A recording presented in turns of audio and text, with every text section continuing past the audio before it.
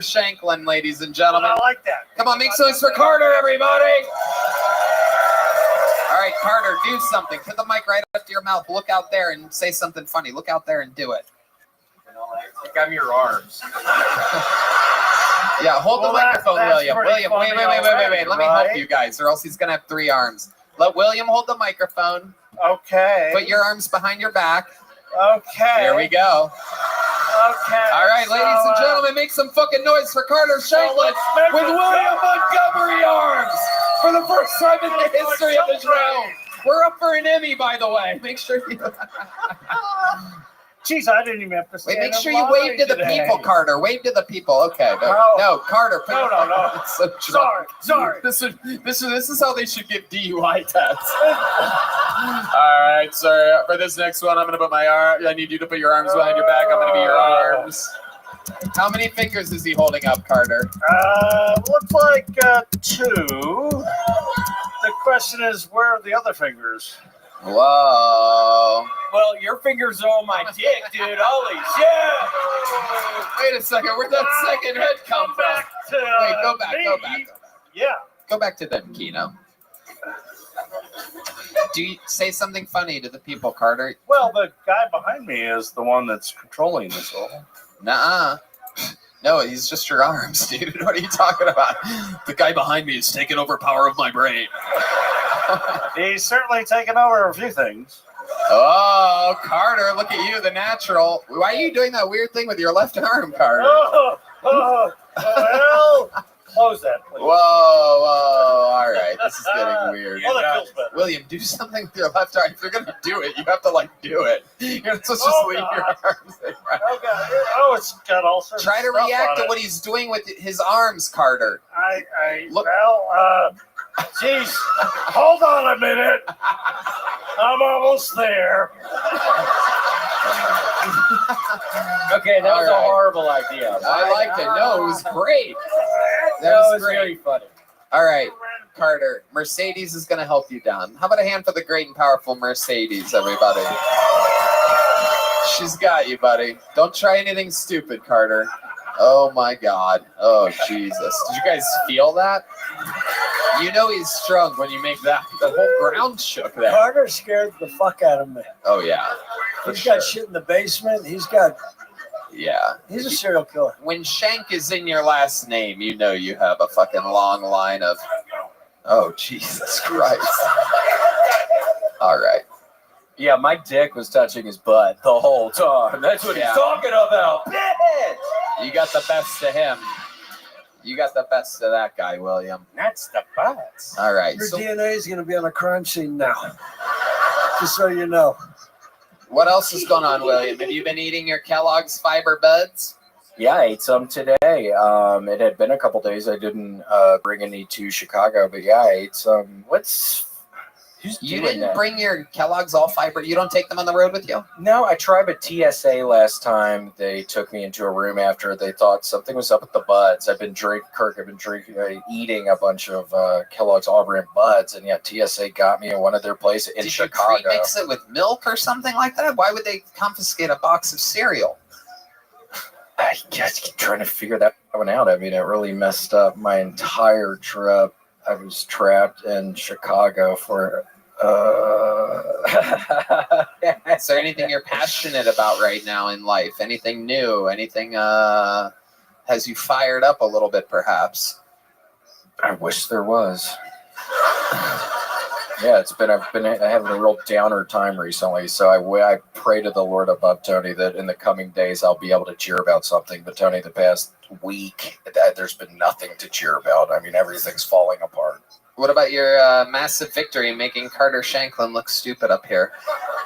Does that fire you up, the fact that you made Carter look a little bit stupid? Yeah, I mean, I actually really loved making Carter Shanklin happy up here. I mean, it was the first time he had ever been on a thing. I loved making Carter Shanklin happy. Oh, shit. Oh, wow. I hated it! Oh, shit. It was a horrible mistake! Wow. Are you ever going to stop? I'm never going to stop loving Carter Shanklin. All right. There he goes. William Montgomery, everybody. The drawing from Ryan J. Ebelt is in. and it is fucking more awesome than ever. Make it loud for the great and powerful Kirk Box, ladies and gentlemen. Reservation Dogs, Parks and Rec, Jury Duty, out now. Check it out on Amazon. Fucking unbelievable comedian. See him any chance you get. He's still based out of LA, but one of the highly recruited now people to trying to get him out here. And how many of you think Kirk should move to Austin, Texas? If Earl Schenkel's got a room, I'll stay there. I think Carter Shanklin's got a fucking outhouse for you, my friend. Look at that. Oh, yeah. Look at that. Fuck. If you like the sound of guys that both pee and vomit at 5 a.m. in the middle of the night, Carter Shanklin. One more time for the great Kirk Box, everybody. And how about one more time for the best damn band in the land? That's Michael Gonzalez on the drums, Paul Deemer on the horns, Deep Madness on the bass, John Dees on the keys, and the great Matt Mueling on the electric guitar. Thank you to Gel Blaster, Red Rose, Yellow Rose, NinjaBuses.com, Hull Law Firm, Austin Security Guard Service, and Connect Mobile Health. Red Band. Check out the secret show at the Sunset Strip, ATX.com. I love you guys. We love you. Thank you. Good night, everybody.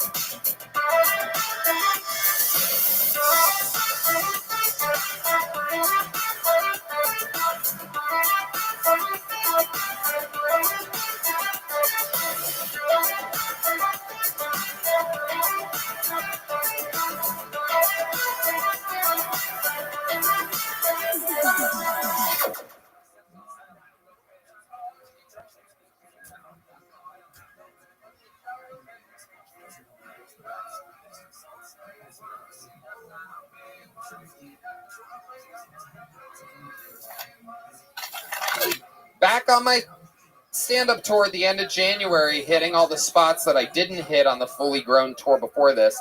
Vancouver, Portland, and Seattle. You're next. January 25th, 26th, and 27th. And then Los Angeles, California, I do stand-up. Denver, Colorado. Cleveland, Pittsburgh, Boston, Baltimore, Salt Lake City, San Jose, Dallas, Houston, St. Louis, Nashville, Fort Lauderdale, and Orlando. I'm so pumped for these upcoming dates. Really excited for you to see it. Taking some of my favorite openers with me. You may recognize some of them. Get tickets now at TonyHinchcliffe.com. This is going to be my last stretch of the stand-up tour for the rest of 2024. It's all just performing in Austin and Kill Tony from there. So hope to see you soon.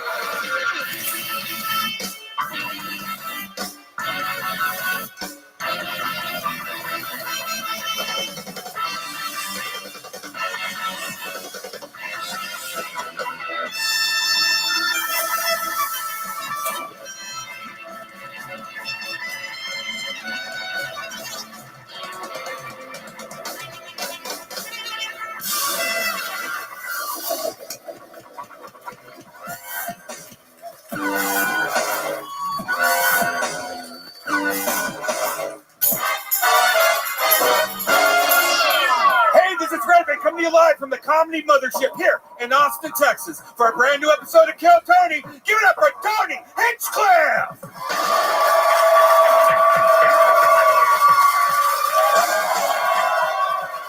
Who's ready for the best fucking night of their lives tonight, huh? Fuck yeah. Thanks so much for Red Band, everybody. Live in the flesh, the real deal. This is Kill Tony, the #1 live podcast in the world, brought to you by Gel Blaster, Red Rose, Yellow Rose, NinjaBuses.com, Hall Law Firm, Austin Security Guard Service, and Connect Mobile Health, where you can get an IV drip by using the promo code KILL15 and save 15%. Become fully hydrated. How about a hand for the best damn band in the land, everybody? Michael Gonzalez on the drums. Paul Deemer on the horns with the new Coca-Cola sponsorship. That is the madman Matt Muelling on the electric guitar. The great John Dees on the keys. And indeed, the backbone, D Madness on the bass guitar, everybody. Very exciting stuff ahead. Before we start, here's a little bit more from the amazing sponsors that made tonight's episode available for you here, right now. The Sunset Strip Comedy Club in Austin, Texas is now open. Check out Red Band's secret show every Thursday. Go to sunsetstripatx.com for tickets.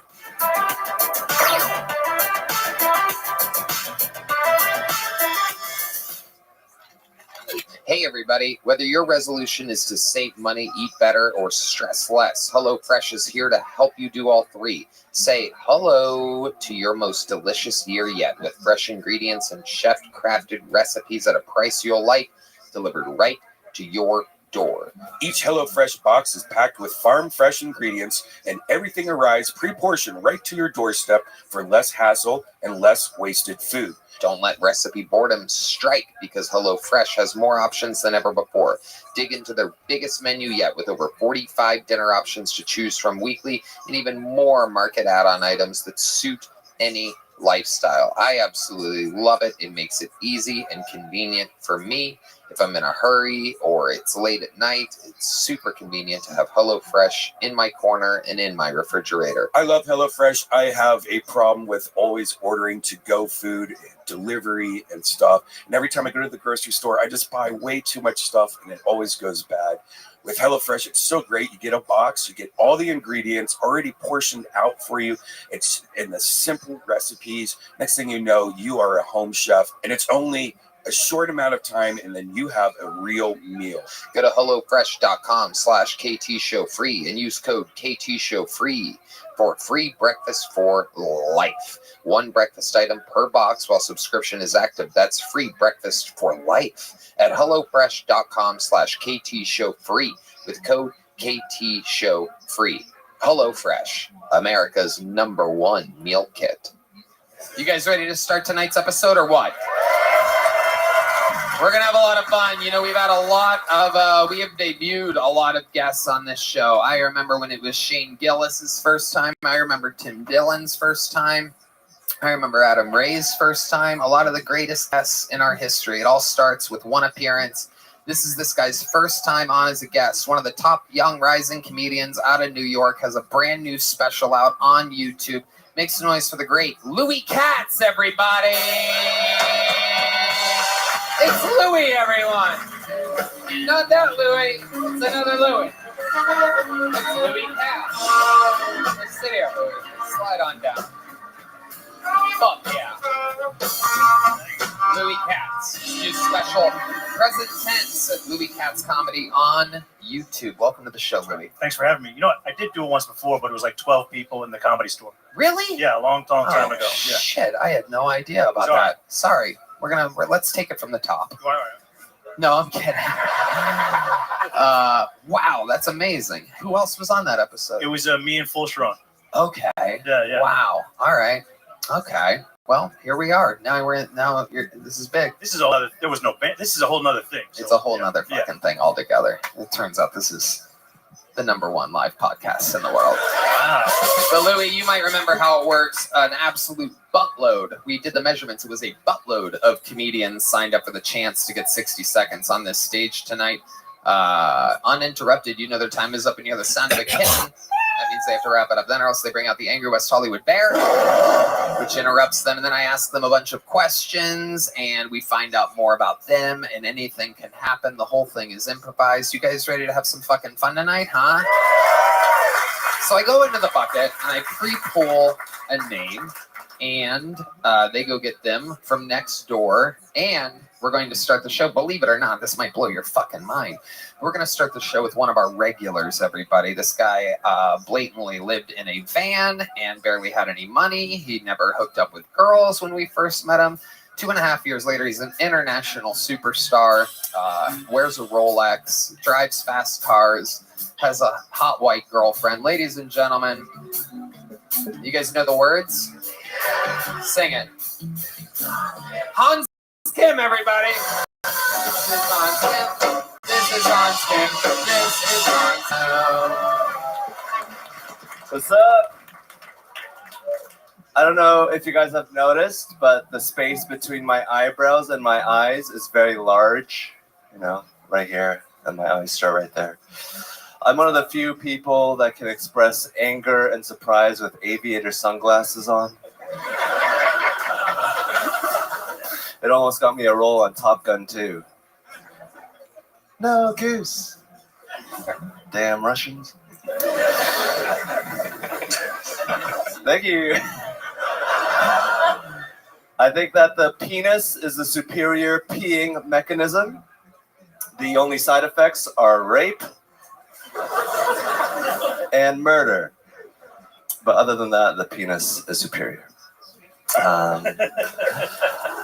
I do not give a fuck about polar bears. Sorry, polar bears. I don't give a fuck about you. Sorry you evolved the camouflage against something that melts. Try the sky or water next time. Some helpful tips for the polar bears. All right, thank you. Oh, Jesus Christ. Oh, Jesus. Hans. Fuck you guys. Oh, shit, he's mad, folks. We got mad Hans Kim here. Doing jokes for the polar bears to the polar bears. That's a first. Base, Hans. A lot of white gay men, so. Okay, back to this penis peeing mechanism thing, because that's where I got. Are you saying penis is a perfect mechanism for peeing? Yes. But it's bad for rape and for murder? It's bad because the side effects include rape and murder. Getting raped and being murdered? No, that causes rape and murder. But why would a penis cause murder? Because it has testosterone and evil juices. You think that's where the testosterone goes? You think it goes to your penis from your brain and puts off chemicals in your penis? I'm sure it couldn't help. I mean, if you have murderous thoughts, try chopping your dick off. I think chopping your dick off might cause more murderous thoughts. I think it's the balls, the testicles, which would hold which would be the main. I think cutting off your penis would force you to not be able to come, so then your balls would have even more. Does this make sense at all? Is there a trans person here who could help with this? I believe Hans thinks cum comes from your penis, everybody. This is what we're finding out right now. Well, the penis causes murder, you know, like lots of men, you know, get rageful because they have a penis and they want to stick it in things. So if you don't have a penis, then you don't want to murder as much. How many murders have you done? 17. Wow. All on stage. Oh, yeah. Just not in front of this audience. Interesting. Has your penis ever led you to want to actually kill somebody? Yeah. It has. Yeah. I don't know how much I should reveal. But yes, I have had murderous thoughts. You know, Wow. haven't we all? Wow. I don't know how much I should reveal is one of the scariest things I've ever heard you say every week for 2.5 years we've been doing this, and that's pretty frightening. What can you, why don't we just reveal everything and then we'll edit out if you've actually murdered somebody. Hans is extremely honest, for those of you that don't follow the show closely. He cannot lie. He's like George, who was it that didn't lie? George Washington. Johnny Appleseed. Oh, the stripper thinks it was Abe Lincoln. Yeah, it was Abe Lincoln. Oh my goodness, you are. The Red Rose Girls would never get that right. That's a true yellow rose. Abe Lincoln. Oh, yeah. Tip of the bucket hat to us. Absolutely. Hell yeah. You want to know us, go with the boa. You know what I'm saying? Okay. So when I was in high school, my dad wouldn't let me watch TV on the weekdays, and I punched a hole in the wall, and I burned up a bunch of papers in the toilet, in the bathroom, in the sink. So that was my, and then I cut my hand also. I cut little cuts in my hand. You were a little cutter? Yeah, I was just trying it out. Did you end up getting attention from your parents from the cutting? Yeah, it was just, they were kind of like pitying me. They thought I was pathetic. Like, right. Yeah. Cutting yourself isn't a sign that you're a murderer. It's a sign that you might shop at Hot Topic or something like that. But that doesn't make you a murderer. Thank God. It just means I'm a pussy. I was implying that, but you said it, yes. So the hole in the wall, how did you punch a hole in the wall? Oh, yes. Very Asian. Very Asian on the punch. And the papers in the sink, what made you do that? I think I just wanted to watch something burn. I think I was actually trying to like forge my parents' signature on our band's timesheet for saying I practiced the trumpet, and I was trying to forge their signature, and I messed up, so I burned up a bunch of them. But it was pretty thrilling for me. Wow, what was the worst punishment you ever got from your parents? You seem like a very rebellious Korean boy. The TV thing was pretty harsh, in my opinion. No TV on the weekdays. Another thing that they did to me was, when I was a little boy, my dad brought me upstairs, and he hit my calf with like a stick. He had a special stick? Yeah. Was it from outside, or was it something else? It was like from a TV antenna or something, and he was like, see, I need to hit you. This is for your own good. Here, I'll hit myself. And he hit himself, and then he's like, okay, now I get to hit you. And I was like, this is so weird. This is like even worse than if you just beat me. Yeah, Louis. It sounds vaguely sexual, I would say. It sounds kind of hot. Yeah. Have a ball gag in during this? I don't want to hear you cry. Put the ball gag in your mouth. I hit me, and then I hit you. You've been a bad boy. You're so much more masculine when you're Korean. It's really impressive. It really is. I have a fully grown Korean man deep inside me. Not the first time. Anyway. All right, Hans. Well, you got tonight's show started. You fucking did it again. Anything else you want to say? You seem like you have fucking something on your mind. Seems like you have unfinished business up here. Yeah, I mean, I don't know. You guys must not think about polar bears as much as I do. But yes, I'll come back, and I got some new bits that I'm trying to work on. I love it, Hans. Everything's good. Just you have one of the hardest jobs in fucking stand-up. William has a bunch of amazing trademark things he can do. Cam is still in his first 6 months of doing it. He's burning through material, writing new material, and this and that. You've been doing this for 2.5 years. It's not easy to do what you do. Don't take it hard on yourself, but you did kind of bomb tonight. But don't take it that hard on yourself. It's the craziest thing in fucking comedy history to have to do a new minute every week with millions of people watching. Literally, people don't make it a minute into most of the specials that go out nowadays, like on fucking Netflix and shit. Wow, both of the band members just said it's true at the same time, just to let you know how spot on I am. How spot on I am. Fuck yeah. But yeah, it's crazy what you do. Louis? Yeah, don't be so hard on yourself. Just go back home and get back to cutting yourself. Yeah, you did pretty good. All that I asked you is 10 Hail Marys and 5 self-whips with an antenna. There he goes, Hans Kim, ladies and gentlemen. Did I pull a second name out yet? That's first. Second. Ooh, that's inside. Look at that. Oh, that's inside. Go let him know that he's up second. That's incredible. All right, your first comedian tonight out of the bucket. We're going to meet them all together. I think you guys know how this works. This is where we found everybody. Anything can happen. Everybody has a chance. Make some noise. for your first bucket full of the night. 60 seconds uninterrupted, going to Austin Young, everybody. Austin Young. What's going on, guys? What's up? You guys drinking tonight? Dude, I fucking love drinking. I drink a lot of beer. Love Bud Light. Fucking love it, dude. Just want to say, as a man with a dick and tits, it's so great to finally have a beer that makes me feel seen. I fucking hell yeah. I love drinking, dude. I can't smoke weed. I'm too dumb regularly, and I get even dumber when I'm high. Like, I got really high, and I was at this park. I was walking, and there was this Indian family ahead of me. And when I say Indian, I mean, there's two types. But it was these guys, and I was listening to them talk. They were speaking Hindi and then English and then back to Hindi. I was so high, I was like, wait, can I understand them? And then I started listening to some more, and they were speaking Hindi and then English, and then they just kept speaking English, and I slowly started to realize that they were speaking English the whole time.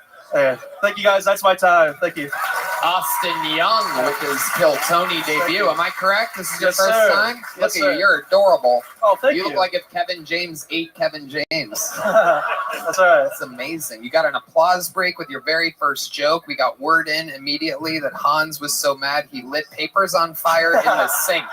Currently, one of the sinks has papers burning in it. But you're wearing a fire department shirt. Do you work at the fire department? I do not. This is my brother's station here, so I'm just repping his station here in Mount Lachey, Florida. So. Stolen valor. All right. Yep, that's right. Thought you were a goddamn hero. No, I'm a truck driver and I shovel horse shit on the side. So. Yeah, that makes sense. Yeah. The only 9/11 you're part of is when you look at the number on the scale. Yeah, that's right. I'm a big boy. You are a big, big boy. Yeah. I love it. So, what do you do for work? I'm a truck driver and I shovel horse shit. Shovel horse shit. Yeah. Wow. How often do you shovel horse shit? Like every weekend. Every weekend. How many hours on a weekend do you? Just depends how much they eat. So. Right. This guy has a job from another time. I didn't know people still did that. That's incredible. Yeah, it's pretty cool. What? Do you have to find the horse, or how do you? No. It's a horse boarding spot. So then I just shovel horse shit. When you say shoveling horse shit, Yeah. is it like real horse shit, or is it like Hans's polar bear joke from earlier? No, it's real horse shit. They're thoroughbreds, dressage and shit. It's pretty cool. Thoroughbred is another bread that you love. Yeah. I prefer sourdough, honestly, but I don't mind. Absolutely. I like your style. So you live in Florida? Yes. What part? I'm from Fort Myers originally. Okay. Yeah. And you drive trucks all around the country, or what? I used to. Now I'm local. Now you're local. Yeah. What are you doing? You delivering stuff? I deliver parts, car parts. Okay. For GM. So that's pretty cool. Yeah. Okay. Yeah. Absolutely. And what do you do for fun? This. How long have you been doing stand-up comedy? I've been doing it for 4 years. 4 years. All of it in Fort Myers? All over Florida, and then I just moved here about a year ago. You moved to Austin? Yes, sir. Amazing. And your name is Austin Young? Yes, I know. And you're new to Austin? Yes. And you're Austin Young? Yes, sir. Okay. Easy to remember. Yeah, absolutely. Until you've been here a while. I know, yeah. Okay, so other than stand-up comedy, what do you do for fun? You seem like you have some hobbies. You have like one of those little miniature train sets or something like that. Put on a special hat, take it very seriously. Trains are pretty dope. I watch a lot of movies and shit. Are you allowed to watch movies on the weekdays? Sometimes, if I'm like really good, my parents will let me. Right. It's pretty dope. But yeah, I'm a boring guy, dude. How old are you? I am almost 30. Okay. Yeah. Why'd you laugh when you answered? Because people just think I'm so young. I'm like, right. Yeah. I thought you were 11. I have that sweet baby face. Yeah. I have a sweet baby face. So. You do. Very, very sweet. And by sweet, I mean diabetic. That's right.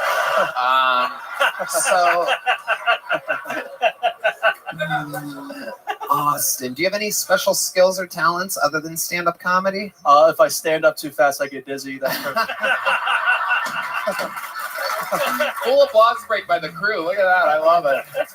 The Kill Tony team loves that response. We love honesty here. A little fun fact about killing in the interview is just be honest. Gotcha. If you're honest, it automatically works. And you are. We believe that you get dizzy. Yeah. Have you ever passed out or anything like that? Nah, I ain't no bitch. So. Whoa, jeez Louise. I mean, it's a medical condition, but It is, and all those people that faint are bitches. So. Wow, Yeah. that's absolutely. Just power through it. Just grab a wall. You'd be You think good. Tony Soprano was a bitch? I do. Oh my God! Wow, That's that's on site. on Hey, site. Guess who's standing though? Oh wow, He's dead, right? Yeah, but he died older than you will ever be. So it's kind of a catch 22 over there. You know what I mean? Rest in peace, the great James Gandolfini, one of the best television actors of all time. Anyway, what would we be surprised to know about you, Austin Young's? A little fun fact about your life. Fun fact? I don't know, dude. I don't have many fun facts. I'm a boring dude. Fuck. Is your brother that's a firefighter more fit than you? Of course, obviously.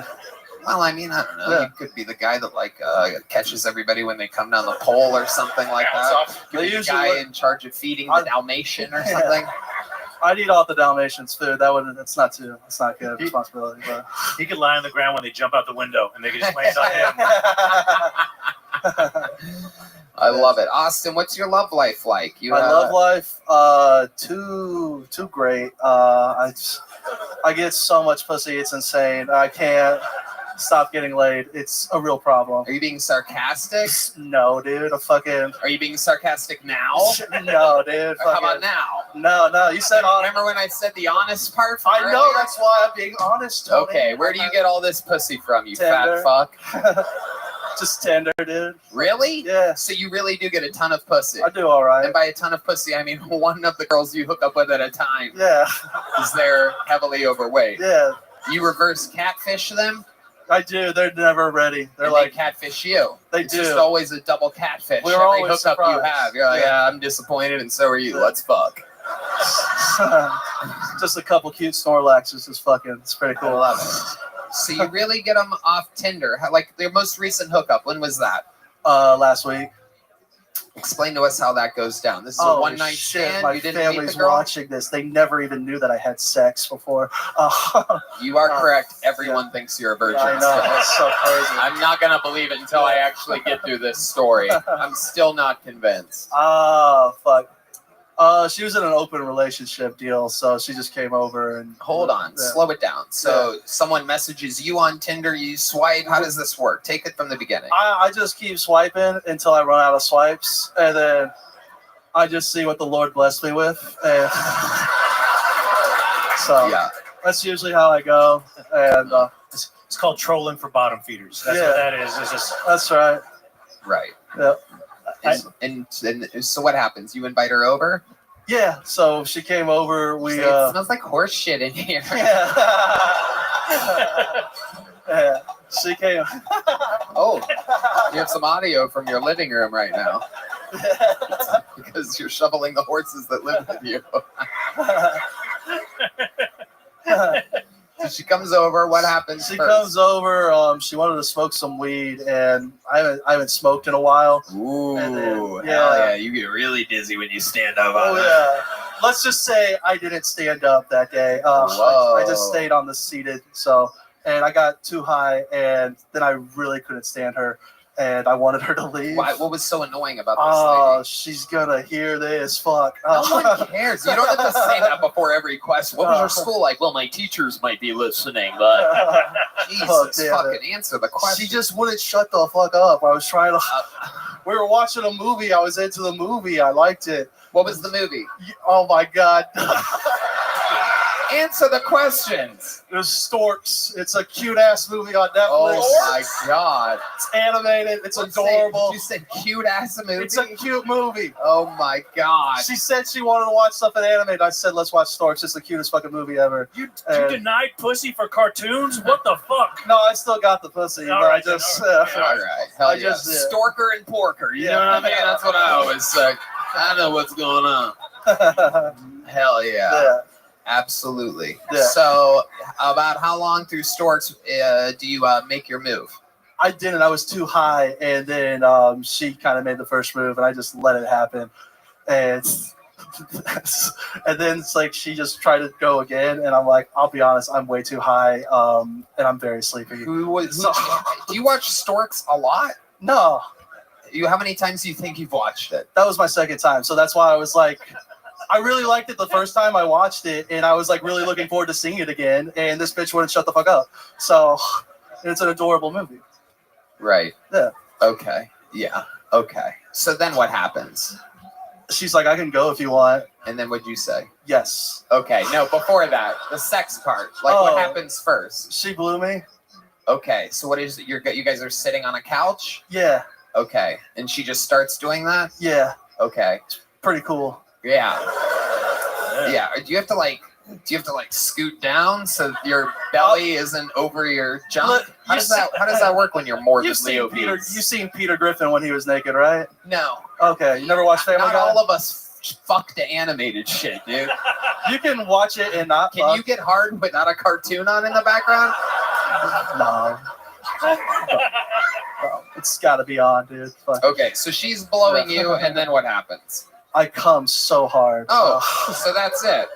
I mean, what do you think? She was blowing me. That's like. But that's I what mean, happened. so no sex, nothing for her. You throw one of those meaty fingers in there or anything? Look at those fucking hangers you got. Look at those fucking trucker hands, dude. You got that fucking, you got that muscle milk running through you. Yeah, there it is. Is that what it sounds like when you come? Here, do it again. That's my impression of you coming. It's pretty spot on, Tony. Hell yeah. All right, Austin. Well, welcome to the show. Congratulations. I appreciate Great it. set. Thank you Here's so a big much. joke book for a big man. Thank you, guys. Thank you so Austin much. Young, ladies and gentlemen. Hey, everybody. We all get down sometimes, and this is the season post-holidays. Maybe you feel lonely. Maybe you need a vacation, but you can't afford one. And I have learned that Talkspace is one of the most convenient and comfortable ways to get to talk to a therapist. It makes a huge difference in my life and can make a huge difference in yours. Sometimes people wait until something bad happens to talk to a therapist. Why wait? You can get a therapist through Talkspace. Therapy can help you shift your perspective, find tools to cope in difficult times, and be a guiding light. Talkspace lets you send messages to your therapist so you don't have to wait for your next session. It's incredibly convenient to have virtual sessions with your licensed therapist from the comfort of your home. There's no need to commute to appointments, miss time at work, or line up childcare in order to attend sessions. It's mental health care made easy. Talkspace is secure and private, using the latest end-to-end bank-grade encryption technology to store client information and complying with the latest HIPAA regulations. Talkspace is affordable and in-network with most major insurers. And as a listener of this podcast, you'll get $80 off your first month with Talkspace when you go to Talkspace.com/Tony. To match with a licensed therapist today, go to Talkspace.com/Tony to get $80 off of your first month and show support for the show. That's Talkspace.com/Tony. Hey y'all, Mood is known for their federally legal THC. Now they're adding their most potent product yet to the lineup, introducing hemp-based THCA flower, the future of legal THC. Try it along with all of Mood's amazing other offerings, like Delta 8 flower, gummies, vape cartridges, and more. And for a limited time, Mood is giving our listeners a free THCA pre-roll and 20% off your first order. Just visit hellomood.com and use our code KILLTONY. All their products are regularly third-party tested in Drug Enforcement Agency registered labs, sourced from small family farms and grown organically. There's something for every mood. They're tested and tailored by in-house experts. Each strain has specific moods, from euphoric to energized to creative to chill, and plenty of versatile products that go with whatever mood you're going for. It's great for beginners and veteran users, great tasting gummies, classic flower, convenient pre-rolls, and so much more. There's no doubt about it. I absolutely love it.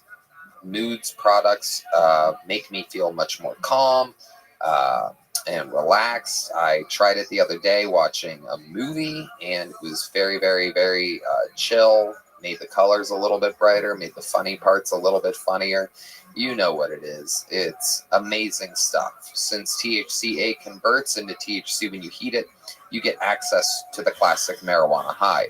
And Mood has 10 high-inducing strains, the most potent they've ever offered. It puts an end to guessing games with federally legal forms of THC extracted from hemp plants. Try Mood's new THCA flower today, and for 20% off your first order and a free THCA pre-roll, go to hellomood.com and use promo code KILLTONY. That's hellomood.com, hellomood.com, code KILLTONY for 20% off your order and a free THCA pre-roll right now. All right, this is very cool. We know this guy. He's on the inside because we know this guy. We love this guy. He was a fucking makeshift random fucking friend that we made very, very early on. He was really just working security and hanging out with us and smoking a bunch of weed for a few months. And then he started doing stand-up himself. He's been on the show a couple times. He works a lot. So I'm excited to see a brand new minute from our friend Hank Garza, ladies and gentlemen. Big Hank. Big Hank Garza. Come on, make some noise for Hank, everybody. I get it. You're thinking, hey, Beaner Ray Cyrus, tell us a joke in Espanol. Well, here you go. En Espanol no se dice Ren and Stimpy looking motherfuckers. En Espanol se dice Tony Hinchcliffe y Brian Redband looking motherfuckers. I believe anything could be a cum rag if you have enough regret. I grew up in South Texas. We did things a little different, that's right. We weren't exposed to white wine like the rest of y'all. When somebody asked me, Hank, what's your favorite white wine? I'd say, you're in America, speak English. Do y'all like impressions? Here you go. Ah, my dick, where's my dick? That is somebody that got a sex change, but then got Alzheimer's later in life, sir. One more. All right, here we go. One more. I need somebody to act stupid retarded. There, you right there. Do it. The future, ladies and gentlemen, and golden ticket winner. Thank you. That's my time. All right, Hank Garza. Hank Garza coming out angry. Look at him smiling now, but he comes out like, who the fuck likes impressions out here? So angry. It's very, very, very aggressive comedy. My bad. What do you think happened there? Like, look at you. This is who you really are. Look how happy you are.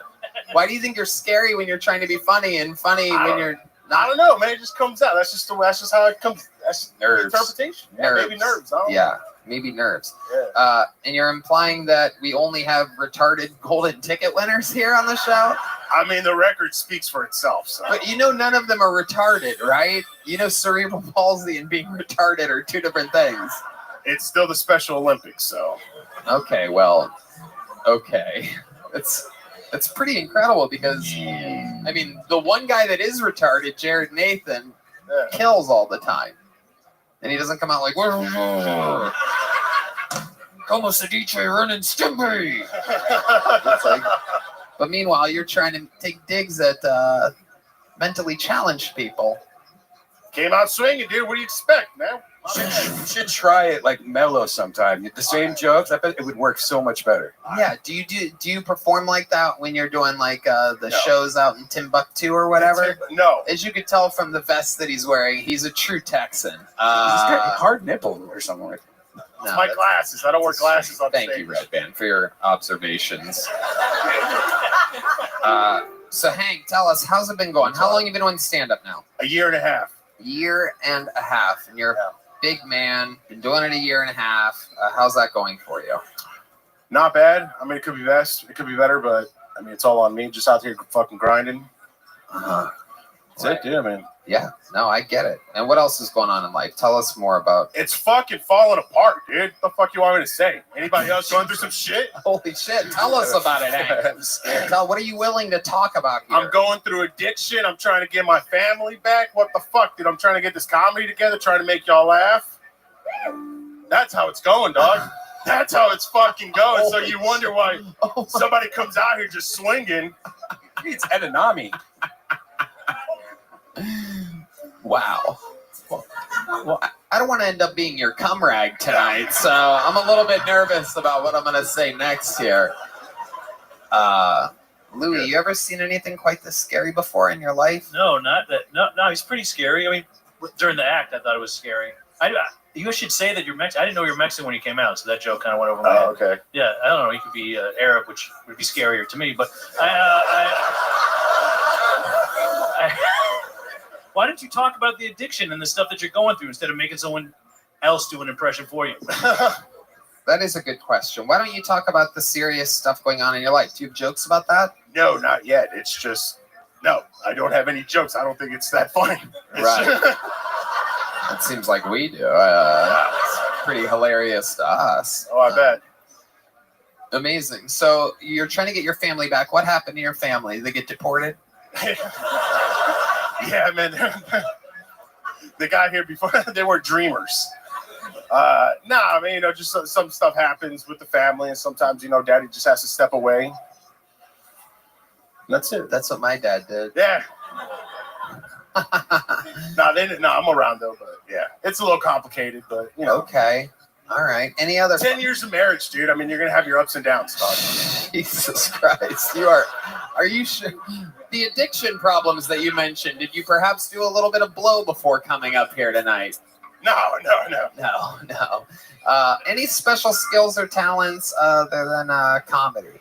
I sang last time. I don't know. I do a lot of yoga, but I'm not about to flex my ass. Don't do yoga. No. What did you sing last time? Like a Mexican song? Yeah, mariachi. I was a mariachi. All right, do it again real quick. Let's get some fucking energy in the room because I think a lot of the audience is scared. Yeah, we got to bring this shit up.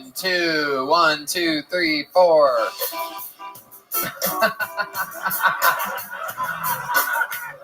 It's a ring of fire, everybody. Oh, I fell in. Okay, stop. Yeah, I sing in Spanish. I sing in Espanol. Holy shit. I love it. Well, Hank, you already have joke books, fun times. Congratulations. Yeah, man. Next time, smile. I'm telling you, it's going to be 100% different. All right, I will. How about a hand for Hank Garza, everybody? Wow.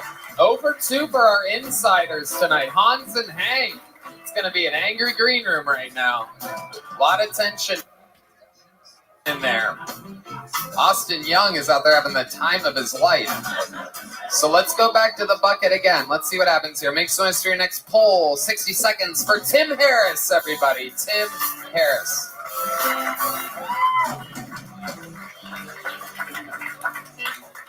I like to keep up with the space news. I stay really in tuned. I learned recently there's a hole in the sun size of 60 Earths. But don't freak out. NASA released an update. A new celestial body is coming from outer space. It's going to fill the hole. They're naming it the Uncle. Yeah, so don't fret. I would have liked to grow up in ancient Greece. I think like growing up in the US is cool, but ancient Greece would be cooler. Like you just get to sit around thinking about thinking, having orgies with your friends, fucking boys. It's just a freer society, and they gotta look at the stars and shit. And speaking of fucking boys, I grew up Catholic, and yeah, it's always odd to me that priests, they pray, but they're predators. I don't know. It always confused me. Thank you. Okay. They pray, but they're predators. Tim Harris. Welcome, Tim. How are you? I'm well, dude. My leg's shaking, but I'm here and I'm present. Okay, leg is shaking. Dude, This is your first time on the show, right? Yes. How long you been doing stand-up? 2 years, but like 3 months consistently. 3 months Yeah. consistently. Okay. Yeah. What do you do for work? I work at a dog kennel. A dog kennel. Yeah, dude. Yeah, dude. Fuck yeah, dude. Fucking hang out with dogs all day, dude. Fuck yeah. Yeah, dude. You're like a real stoner. Oh yeah. Yeah. Yeah. You look like you sleep on a surfboard.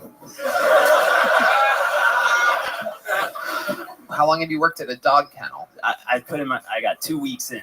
You're 2 Yeah. weeks in. 2 weeks in. What's the longest you've ever had a job? Because you Shit, said that bro. like you were very proud of Year and a yourself. half. I got year 2 weeks under my belt, Tony. Unbelievable. What do you do at the dog kennel? Dude, I clean up shit. Everybody here shoveling shit. Very interesting. Everybody here shoveling absolute shit. There you go. There's your one fart sound for the episode, Thank you, brought Red to you Band. by Red Band, everybody. Okay, so you're shoveling shit. Louis? It was crazy. You talked about like the stars, you talked about Greek history. Yeah. It's a lot of nerdy topics, but you also seem kind of dumb at the same time. Oh, And shit. it's such a weird like who calls it the space news? That seems I'm into Star Wars. I am pretty dumb. okay, but- all right. The space news. Gotta keep up with the space news. Where do you get your space news from? Shit, dude. TikTok. Fuck yeah, dude. Absolutely. TikTok all the way, dude. Hell yeah. So you're a big Star Wars fan. I am. That's why you have that Luke Skywalker haircut. I love it. Absolutely. Did you have a dad in your life? I did. Yeah, he's good. I still do. Right. Yeah. Huh? He actually just started getting into gaming recently. Okay. And it's nice because my mom always used to get fucking pissed at me, and now she's yelling like, "Dad, get down to dinner!" And he's like, "1 second, like I'm in a multiplayer lobby." Your mom doesn't play games at all? No, she does not. You think that if she knew that some of the controllers vibrate, that she might? I think so. Yeah. Right. Because your mom's a horny bitch. I once. Did you know that? Did you know that? Did you know that, Tim? Did you know that about your mom? Did No. you know she's a horny bitch? No. I think you did. I think you did, Tim. I think you had a little bit of an idea. Okay. So how old are you? I'm 25. 25 years old. Been doing it seriously for 3 months. What else are you up to? What are 25-year-old stoner fucking nerd dorks up to? I was doing like trail work, so I was living all around the U.S. Did that for 2 years. Trail work. Yeah. What do you mean by that? So just like swinging like tools at the ground, just making trails. You made trails? Yeah, like prison labor, you know. But you did it just on your own? dude, yeah. So you're just ruining parks? Yeah, no, they love us. They love us. They Who's love us. us? The trail workers. The trail makers? Yeah. Or workers? But you weren't really working. What? Were you getting paid? Not well. But they paid you. Yeah. Okay. Where were you making trails at? Mammoth Caves, Kentucky, Florida. Speaking of Mammoth Caves, how's your mom's vagina, dude? You know what I'm saying, dude? What's up, dude? Fuck yeah, horny bitch. I normally don't make fun of people's moms like this, but there's something about you makes me want to do it. Go in. Seem like you're easy to bully. I am. I've been bullied like for 3 hours straight in the Kilton, like in the What lobby. have they been saying to you? They've been like, "I'm gonna rape you." Wow. This is what it's like. If you listeners around the world have ever wondered, what's it like waiting and hoping to get pulled out of Kilson? People built like Hank saying, "I'm gonna rape you." Do you keep him in a jail cell? Why is there so much rape? Wow, it is a fucking, it's one of my productions. So, I mean, butt rape comes along. Oh, this guy's got to go jerk off real quick. Look at this guy. Hey, all this talk about butt rape. Anyway, what would we be surprised to know about you, Tim Harris? I got 1 ball. Whoa! Gross. Look at that. Wow, the biggest applause break you got here today. I'll take it. I'll take what I can get. How did you end up with 1 ball? It just got twisted. It got twisted when I was young. Wow. Yeah. Were you sleeping? Were you doing an athletic thing? No, I was a baby. It was just like You were a baby? Yeah, I was a baby. Like how like a true baby? Like a True baby. like I an just had infant? too big of balls. Like yeah, I was a little baby. Yeah, like an infant, less than 6 months. Wow. And I was still a sperm donor. What do you 1 mean? ball. Ew. You're a sperm donor? Yeah. How often do you do that? Dude, I'm retired now. They retired me. They put your number up on the ceiling and lower it. Number 1 for how many balls you have. No, they did. I did it for like a year, and then one day I came in and they were like, "We have enough." Yeah, they're like, you're high as shit and you have 1 ball, you fucking weirdo. Get out of here, you broke fuck. Hell yeah. Okay, what's your love life like? You swinging that fucking ball around, No, dude? dude, You out there I- fucking making trails, dude? That You kills out them. there fucking working the kennel, dude? Fucking making those dogs bark? I got the most action I've gotten was getting threatened to be raped, like Wow. pretty Look at that. recently. Look at that. You live in Austin? I do. Yeah. Right. How long have you lived here? I moved in August. Okay, so you haven't been with a girl since moving here. No, I hooked up with a girl about a month ago. Okay, what happened there? I came over. One of the first things I told her I wanted to be a stand-up comedian, and she laughed in my face. So that was refreshing. Everyone's Wow. bullying. And yeah, I hit it. What? Everyone's bullying him. Like the women, like Oh, every yeah. single person is. Yeah, you let her fucking talk to you like that, dude? Dude, I'm a bitch, Tony. Right. I'm like a Absolutely. Yeah. Leave it to you to drop the ball. Yeah.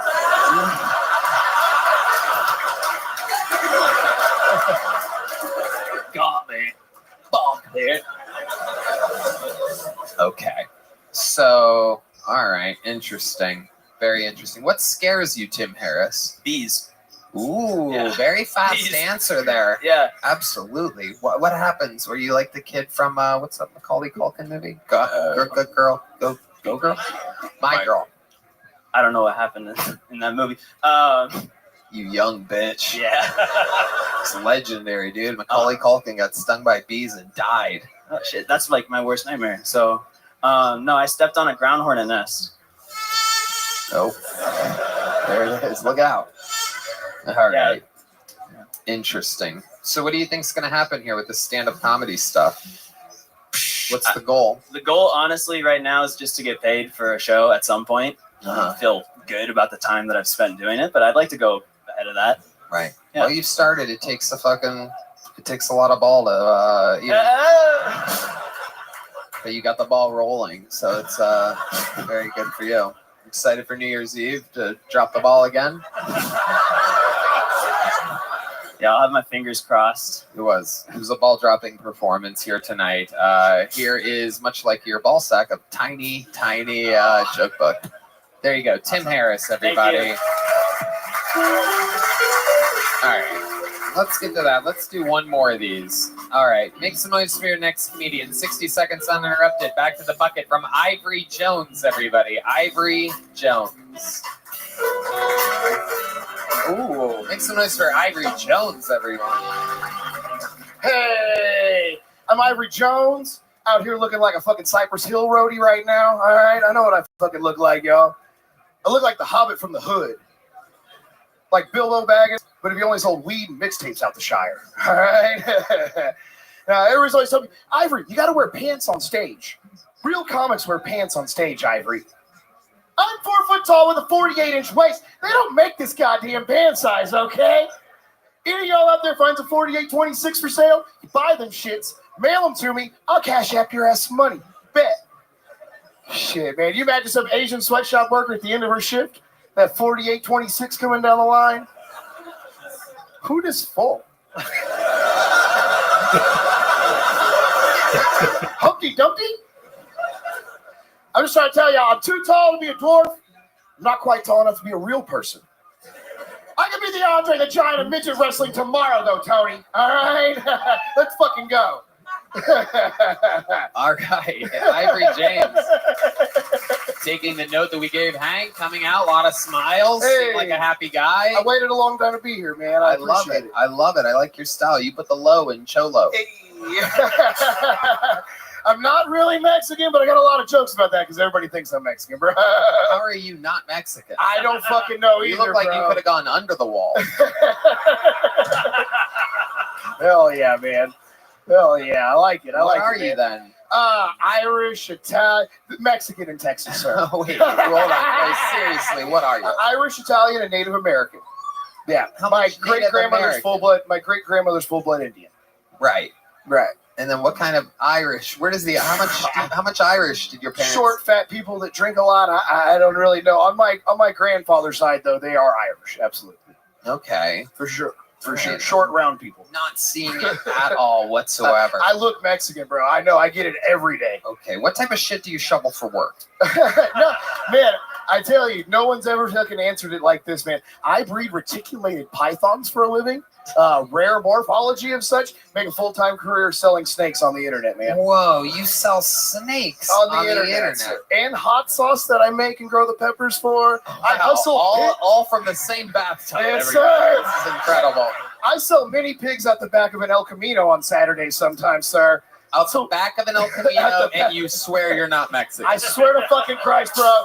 No oranges, just pigs for sale. This is absolutely incredible. An Do anomaly. you like that? Hell yeah, definitely. Hell yeah. Okay, so how much money do you make selling snakes? Man, you know, on a good year, $60,000 to $70,000 is pretty average. 16 to 7. $60,000 to $70,000 a year is a pretty good average All right. income. It costs a lot to do what I do too. So half of that goes back into feeding, housing, heating, keeping all these guys So how alive many and well. like tiny mice do you have? That was an entire business I ran for a very long time. They kind of priced me out of it. The feed keeps going. Everything keeps fucking going To up. feed You know the what I mean? mice. Right, exactly. Right. So now I sell pigs to supply my rodents for my other animals. Something feeds something all the way down the fucking chain, man. I get the feeling you're eating all of it. Hey! My smoker stays busy, sir. Absolutely. Louis, what do you think about this? I think your house must smell really bad. I smoke enough weed to keep it fucking under wraps, bro. Oh yeah. Does someone live there with you? No, I'm single currently, but I have had people that have lived there with me in the past. Absolutely. In the snake zone. In the snake zone, for sure. It's a weird little niche, man, but I made my world in it. Right. So, my goodness. These snakes ever bite you? Oh, that's part of the game, bro. For sure. For Right. sure. I almost died in my living room from a snake bite once upon a time, man. A python. From a very large python, Or just a absolutely. pie. No, yeah. No, from a very large python that I was being like middleman transporting. It had to be with me for about a week. I was sending it out to its new owner. I had my leg on top of this box it was going into, and it was bigger than the box. So when it flexed, I went in the box with it. It came out with me, and its whole bottom jaw had the back end. Looks like a bear got me in the back of my knee. Oh yeah, here. it does. You know what I mean? Is that fat? Yeah, that is fat. Yeah. That was dude. all just flopping out of there, bro. Holy It was rough. shit. 137 stitches, man. I had to tie a hoodie tourniquet around it. We tried to super glue it back in my living room because I don't do doctors, hoodie bro. tourniquet. Known as a lot of Irish Oh, yeah. people end up with a hoodie tourniquet. It's you a know? miracle I'm alive, bro. Right. I like it. How old are you? 38 years old, man. 38. Okay. We're close. To Right? death? Yeah, well, I guess we are, sir. Oh, no, Yeah. I was talking about you. For sure. For sure. 38 years old. Yeah, Where do you live? Elmo, Texas, man, which is like 45 minutes east of Dallas. I work the DFW comedy scene, though. Okay. Absolutely. All right. So you're selling snakes. Very hot sauce and interesting. pigs and How's what the else hot- do you need? How do you make the hot sauce? I grow all the hottest peppers in the world, and they're the top 9. So we're into like that excessive heat stuff, and there's a really weird niche market for that too. Those really excessive hot peppers bring a high end dollar amounts, man. Okay, 10 so- peppers on the internet go for like $20. How much bro. do you make a year doing the hot Probably sauce? another 20 grand or so a year, just So hustling another hot 20 sauce, grand. And what was the third job you have? selling pigs and farm animals How much as well. do you make a year selling pigs? 10, 15 grand a So year, you're maybe. about 100 grand a year. Hey, that's just about fucking what I do, hustling. man. That's wow, about what look I at do that. a What year. do you like to spend some of this money on? Oh. You know, it's crazy. I just put it all back into my businesses, honestly. I never spend a dollar hardly on anything other than rolling my other business and continuing to grow everything. It all started in a 10 by 10 bedroom with some snakes, and now I own a farm, kind of. So, like, it just keeps kind of snowballing, man. Oh, look at that. The Texas Yeah. economy. Hey. The booming Texas economy respects that. The American dream. Hell Snakes yeah. and hot sauce. Right. Or the Mexican dream. The if I'm Mexican being dream. honest, but- right. Okay. So, what else would we be surprised to know about you, Ivory James? Oh, man. Jones? Ivory Jones, man. I've had a pretty wild ass life, man. I was a rapper for a while, man. Really? Yeah. You were a rapper? I know, it's crazy. Oh, shit. The dude. notorious P.I.G. Yeah, actually, Y'all just had Michael White on the other day. He's an old friend of mine that I knew from the rap game, and now we kind of re-met each other through this stuff. So, yeah, the spaghetti guy's Wait, a good friend. hold on. I've known the spaghetti guy 10 years. Stop. Shut the fuck up, I'm so Irie. sorry. How do you know the spaghetti guy? Through the DFW, used to have a Battle League group there, and he was like the king of Battle League, bro. Did you ever go against him? No. I was never a battle leaguer. I just kind of roll with those guys. I made music in the same realm. All right, ask for a beat. We want to hear you rap. Oh, you guys want to hear this fucking guy rap? I've rapped with D Madness at the old Okay, no one cares. Fucking rap now, you retard. Hey, let's do it. Hey, I've done it before. Hell yeah. Here we go. Yeah, here we go indeed. Ivory Jones, everybody. Bring the thunder, get lost in the storm. A day of my life is like watching a porn. Being this way since the day I was born, and only got worse than the son of the born. Bump to the board, catches the door. Purple pouring till we store it. Turn your company to a whore, then we out. Toe. I didn't understand a single fucking word. Anybody can do that. Hickory dickory dock of a divot. Yeah, man. Slow it down. We want to hear what the fuck you're saying. This is a show for Oh, wordsmiths. shit. All right. So now we're going to really slow it down even more. Okay. Slower. Bum, bum, bum. Yeah. There we go. Let's see if you really got it. Bring the thunder, get lost in the No, storm. louder. Fucking project. Bring the thunder, get lost in the storm. A day in my life is like watching a porn. It's been this way since the day I was born. It's only got worse since I started a porn. Yeah. Blunt in the morning, Texas the north, purple pouring till we store it. Turn your girlfriend into a whore and then we out. Talking above him and digging him out. Licking a trout. Okay, stop. Digging her out. Stop. Not bad. Hey. Hey. I like your style, Ivory. You have a real good attitude. Louis? Yeah, you definitely like M&M's. Hell yeah. Hell yeah. You ate Mile. Hell yeah. Goodness. Hell yeah. My goodness gracious. That is absolutely unbelievable, Ivory. You're such an interesting character. Yeah, there's only one, bro. That is true. That is true. I've never seen a 46-28 before in my life, or whatever it was. Yes, sir. I like your style, man. Welcome to the show. Here's a big joke book. There you go. Ivory Appreciate Jones, you, brother. everybody. All right. Got a special treat for y'all. One of the greatest regulars in the history of the show. An absolute fucking phenom. A sensation, if you will. This is a brand new minute from the one and the only Cam Patterson, everybody.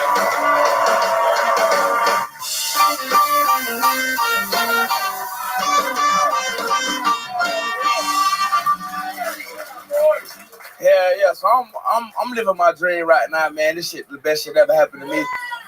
I'm doing a lot of shit I wish I could have did as a kid. Like I almost got to be a fucking porn star a couple of days ago. I didn't, and I blame Uncle Laser fully for that bullshit. We was in LA, and there were 3 porn stars came to the show, and they wanted to fuck like immediately. They was like, "We gonna suck y'all dicks long as we get back to the house." So all you had to do was get the bitches back to the house. That's it. All you had to do was get the bitches back to the house. I was finna get the condoms and the liquor, and then I was gonna get the bitches at the house. Right?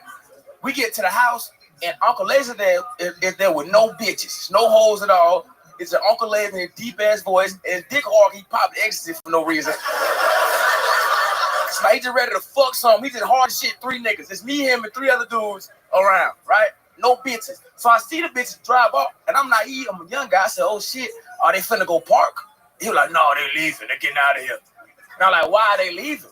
And he went, "Well, the porn star. We was in the car. We was kissing. That's crazy. This bitch suck dick for a living. That's insane, right?" Like, we was in the car and we were kissing a lot and stuff like that. You know what I'm saying? And out of nowhere, she got a text from her dad, and he said that he was finna kill himself. And her whole demeanor changed. And I want to tell y'all something, man. I hope that nigga is dead. I hope he is fucking dead, dog. That's my time. I love it. I fucking love it. That story originally came out in one of the interviews that we did, which I love to see you turning that into actual material.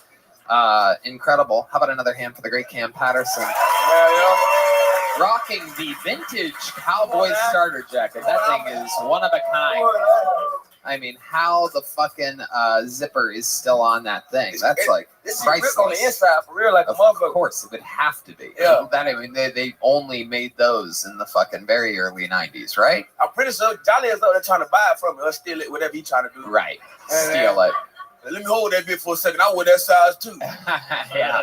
I could fit that size like a motherfucker. Did you have a starter jacket in the early Of 90s? course. The I had Raiders? multiple starter Raiders. jackets. Buckeyes. I was a Magic. Dolphins fan growing Me up. too. So, yeah. Huh? Yeah, I want to get a magic one. If anybody got a magic one, you want to send me, you know what I'm saying? Fuck with a nigga. Where the camera at? I have no idea what you just said. I understood more of Ivory Jones's first rap than I understood of what you That just nigga wasn't even saying words, bro. That shit was crazy. That's what I heard too. Would you say we should get matching starter You jackets? should get matching starter jacket. That'd be hard. I like that idea. Yeah. Gang That violence. shit would be hard. Yeah. Gang violence. Absolutely. What else is going on in your world, Cam Patterson? No, just right, man. Just trying to, you know what I'm saying, get it done. I'm that's about it, though. Trying to stay on top of shit, you know what I'm saying? Yep. A lot of pressure, so we got to keep, you know what I'm saying, going. It is a lot of pressure, a lot of eyes watching, a lot of judgmental fucks out there. Yeah, fuck them. We'll kill them later. Absolutely. Yeah. We'll Yep. kill them niggas later, dog. Why'd you look right at me when you said that? I don't know why. You looked right in my eyes and said that. I like you, Lou. You a good nigga, you know what I'm saying? Hell yeah. You a good nigga. I love you, dog. You know, we locked in. But other niggas, they can die. Yeah, You know what I'm yeah, saying? All right. We can kill them, real shit. We'll kill them. We're going to kill them together as a team, right? Me and you, Lou. Hell yeah. You just agreed to killing the other N-words? You know, it's Damn, Lou, you racist? No. What the fuck what are you agreeing It to? sounds like a fun thing we could do together. You know, I You're don't not know. wrong. It's going to be fun. We're going to have a good time. Hell yeah. That's the way to get people to watch your special. Get canceled. Work for you. Hell yeah, it did. It did. Big time. So I love it, Cam. Where did you get that jacket We from? was in Milwaukee, and they had like a little thrift shop in the back of one of the shitty shows I went to. Okay. And I was like, oh, hell yeah, I'm gonna cut this shit. It was like $40. Yeah, you stole it. You looted it? No, it was like $40. Right. It was. It was, and I would bought have been. It would have been $40 if you would have bought it.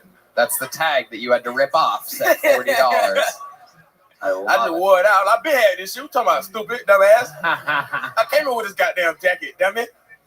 I love it. So much fun, Cam, as always. Now, you talked about, like we talked about in the interview before, you talked about this. So you were making out with a porn star. What's No, I was not making out with a porn star. No, I don't Okay. kiss porn stars. Who was making out with a porn star? Uncle Laser was kissing the porn star. Right. You know what I'm saying? In the backseat of the car with other porn stars. That's what he was doing. Right. He fucked up the mission. It's amazing because Uncle Laser asked to be on this show, and then I caught up with you guys in the green room for a second, and you said, is it cool if we go back to back? So we're about to catch Uncle Laser, and then we're going to ask him about this, and then can you come back out during his 100%. interview? Yeah. Okay. What's up? Louis, anything else for Cam? It just sounds like Uncle Laser really let you down. And if you can't depend on a guy named Uncle Laser, who can you depend on? You know, that's That is true. That's what I said, man. So fucked up. Yep. Okay, how about one more time for the great Cam Patterson, everybody? And like that, I think you know what's coming next, back to back. Let's find out the other side of the story here as I present to you another new minute from Kill Tony, friend of the show, Uncle Laser, everybody. Here he is. Oh, shit. Oh, he's putting his zin in. Uh-oh. Very serious. Very big Hank energies out here. How about one more time for Uncle Laser, everybody? One more time for Uncle Laser. Cam's motherfucking lying, first off. But I'll do my joke first here. Listen, I just saw my ex-girlfriend in 10 months. Took her out to the Olive Garden, right?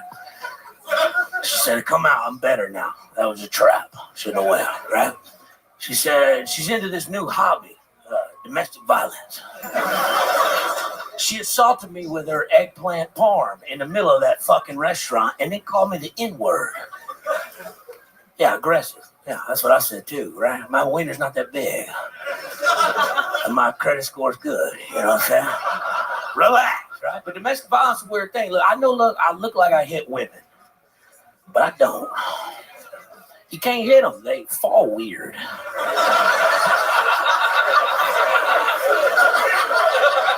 They fought like newborn deer. You know what I'm saying? And there's no winner for a man in domestic violence now, right? You hit a woman, you're going to jail. But if you get taken advantage of in that fucking Olive Garden, you're a faggot. She got a pussy like a snapping turtle. So did I learn my lesson? No. Am I going to see her again? Probably. She jerked me off in the shower with a rubber glove. Behind, like a stranger. You ever jerked off that frog in the science project? That's what I'm talking about. I'm Uncle Leisure. Thank y'all so much.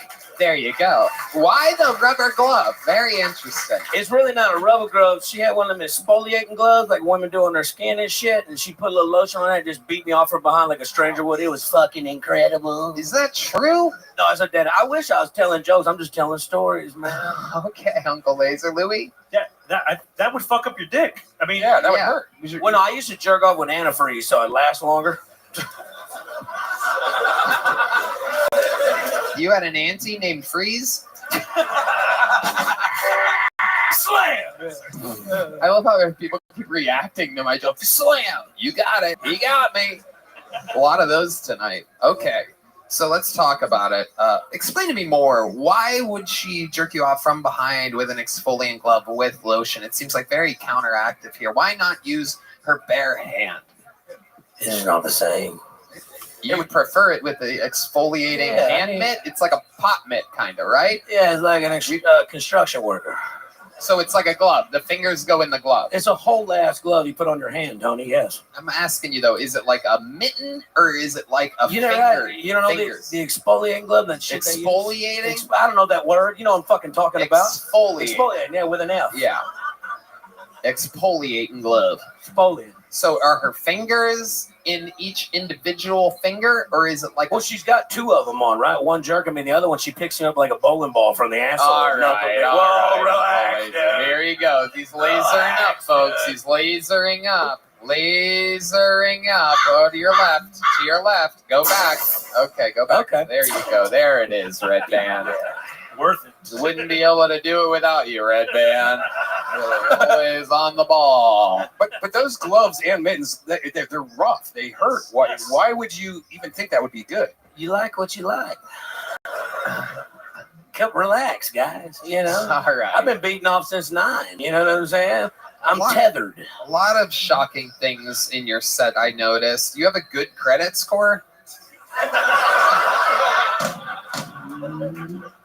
I did. I'm about to file for bankruptcy and kill myself. But yes, I used to have a good credit score. How did you used to? What happened? Well, I was an old fool for us. I made a lot of money. I had a house. I pay my bills on time. And now. Now what? You know, hey. I'm here.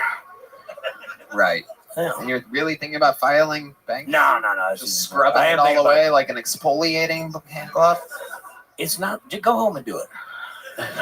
Then we'll circle back to this. You're welcome, buddy. No way. No fucking way. Your dick's fucked up, dude. It's got a big vein in the middle. It looks like a ripped condom all the time. D Madness knows what I'm talking about. I heard him back there. I know you. Come on, dude. I know you got a big old hog back there. You're throwing pole. There's no doubt about it. That's why you play bass, baby. We all know D Madness as a fucking absolute goddamn fucking. He's smuggling something. Oh, dude. Hey, he don't put his bass in his case. He carries his dick around in it. You know what I'm saying? Absolutely. 100% carries his dick in his. Well, can we get in this Cam shit? Because Cam's lying. All right. He's lying, dude. Okay, the coke is kicking in. No. For Uncle Lake. No, we do this shit already. Come on, I got something in my head I want to do. Can we bring out that goddamn exfoliator? Cam, get my exfoliating. Make some noise for Cam Patterson. Here Come on, he is, Cam. everybody. He knows how to take his time. He's a show business master. Look at this. Oh, that's what the seat was for. Okay. All right, first off, let me put this in perspective for y'all. Cam, is that mic on? Touchdown. Okay, sweet. Put it into perspective for us. Come on, put it into perspective. Come on, let me just put it in this perspective. Come on, here we go. I'm gonna detective. Come on, a little bit of They took my exfoliating gloves to TSA. And look, I get out to LA, Cam's like, come on, we're doing it in Hollywood Improv. All right. Enough TSA. Let's talk BET. Cam's out here. Let's go.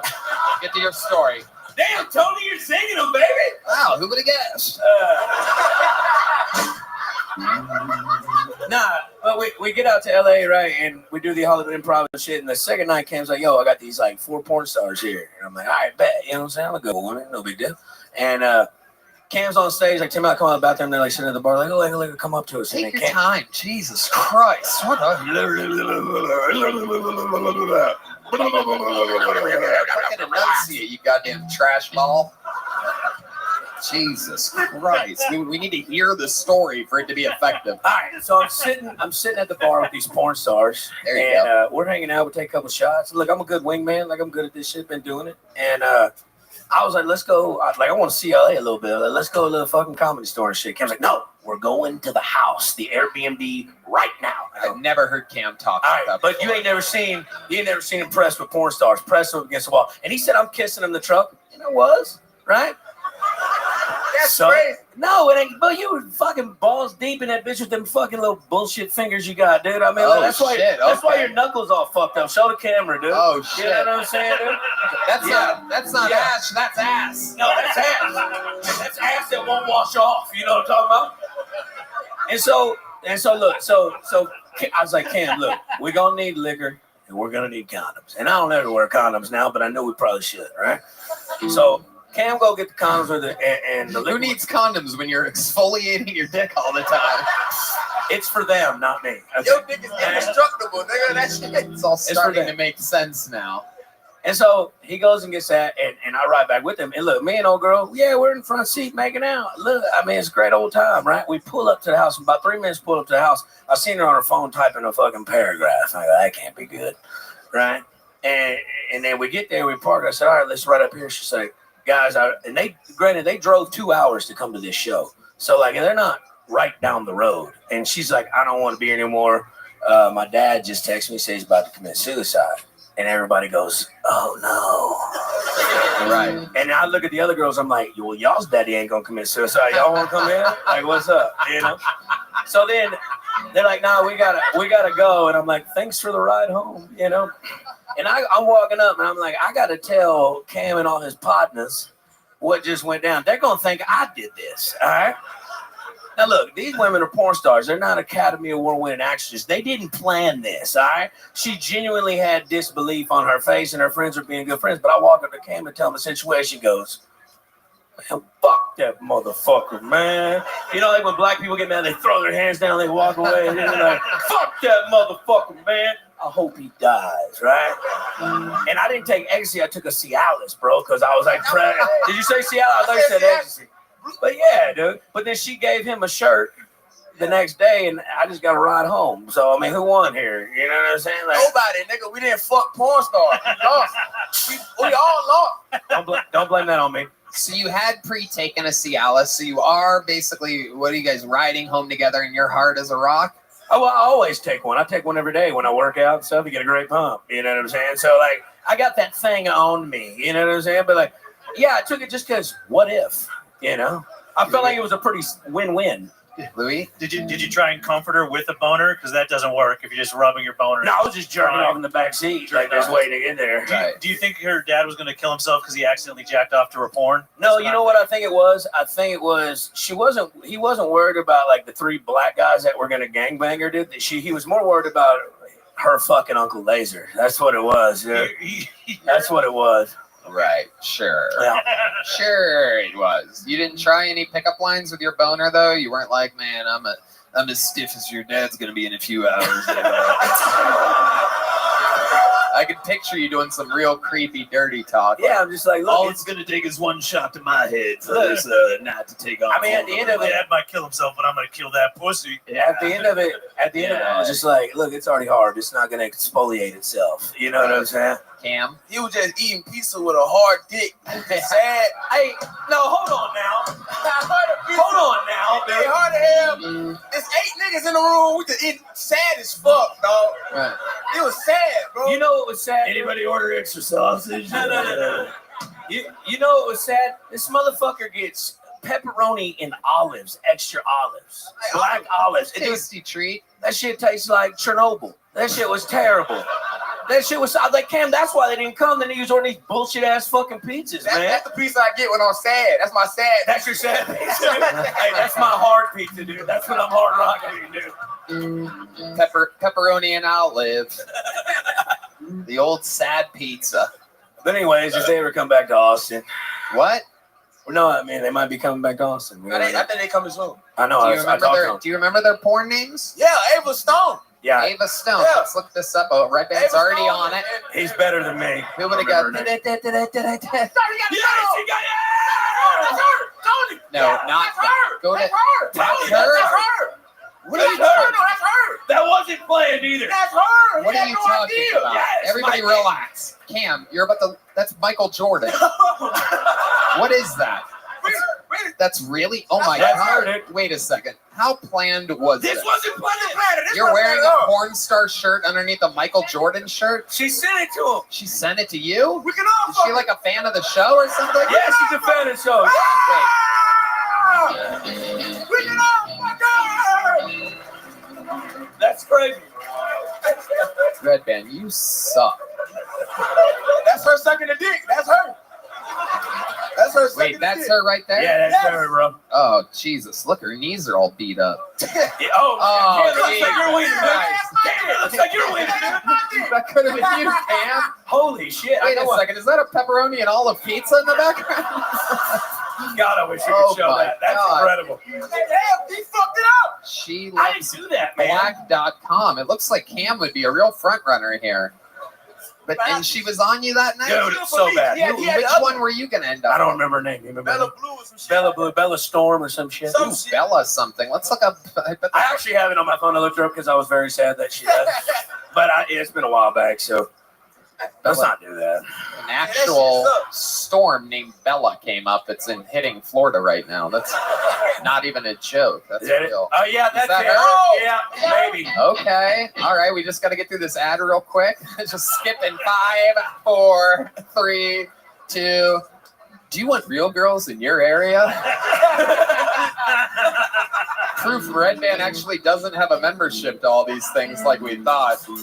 They're huge. Oh, they are huge.com. Okay. Oh, Play your that's fucking not her. guitar for a second. That's not her. Jesus That's her. Christ.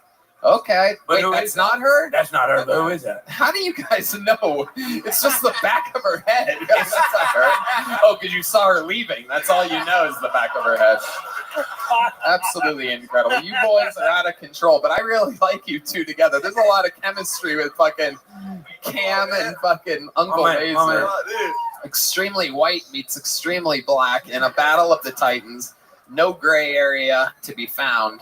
I wonder if her dad died, though.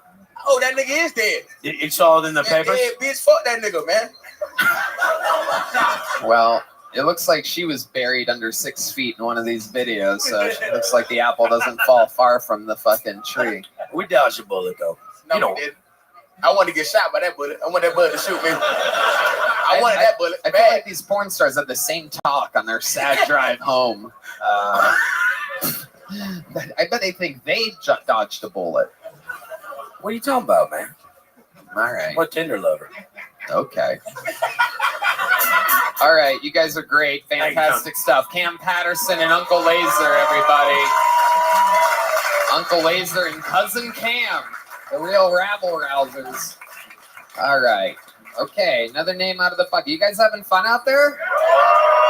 It's fun being a Kill Tony live, isn't it? Half-ass audience.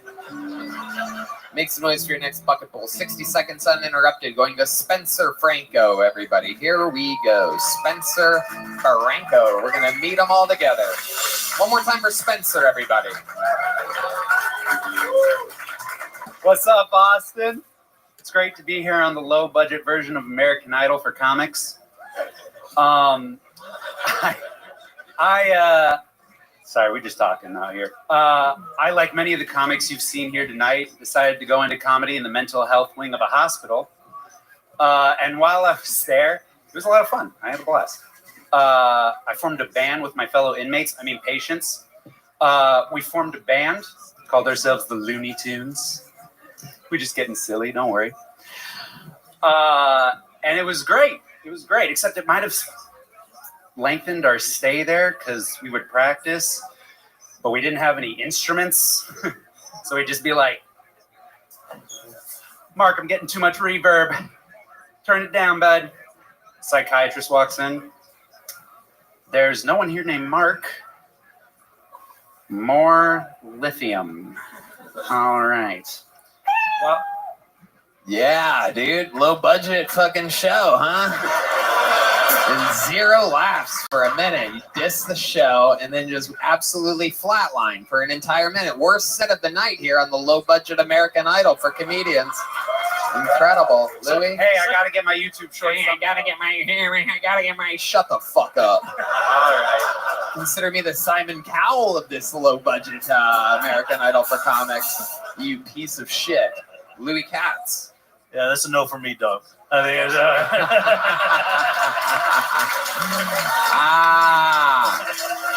I love Same it. here. Let's talk about it, Spencer. Absolutely horribly god awful. How long you been doing stand-up comedy? A month. A month. All of Yeah. it here in Austin. Is this where you're from? No, I'm from Baltimore, Maryland. Okay. So you're just visiting? Yeah. For how long? Tonight. When did you get here? Not tonight. Good one though. I got here yesterday. What just happened? Someone in the back said tonight. Oh. When they asked. Okay, you heard that because it's so silent when you're on stage. It's incredible. So when did you get here? Easy question. Let's try again. When did you get here? I got here Sunday. Okay. It's hard because I got to Texas on Saturday. Okay. So. And then I'm stupid as fuck. So. All right. When do you leave? Tonight. Don't worry. Yeah. You leave tonight? For where? Where are you going tonight? You getting a red eye out of Austin, direct to Baltimore? No, I'm just driving as far away from this embarrassment as I can. Aww. That's good. Come on. It was fucking unbelievably great what you did here tonight. Why would you be so ashamed of yourself? What made you sign up for this show a month in with absolutely no talent whatsoever? Because I used to be a big fan, you know? You used to be. I like it. I like it. Absolutely. What do you think it's going to be like watching the show now, knowing that on this night, on this episode, people are going to say, Spencer didn't do that He great? blew it. It's going to be like I'm finally understanding my father with how disappointed it is. Is your father really disappointed in you? Maybe. I don't know. What do you mean, maybe you don't know? I mean, I don't talk to him that much. Okay. So yes. Does he not talk to you? Is it his choice or your choice? Mutual. Yeah. Well, if he sees this, he might try to kill himself, which basically makes you a porn star, from what I understand. Yeah. It's great. Spencer, what's interesting about you? You're supposedly a former fan of the show, so you've seen it before. You know how this interview portion works. Yeah. What about you, Spencer? Where do you fit into the historical interviews that have happened on this show? What's interesting about you? I've worked with kids with autism for the last 4 years. Uh-huh. And I've worked with a kid with autism for 2.5 years, Hans Kim. Okay, so you drove here from Baltimore. I drove here from Salt Lake City, Utah. You flew into Salt Lake City. I lived in Salt Lake City for the last 3 years, and I just recently bought a place outside of Baltimore again. That's where I grew up. And then I moved to Salt Lake, didn't like it, so I'm moving back. Why don't you like Salt Lake?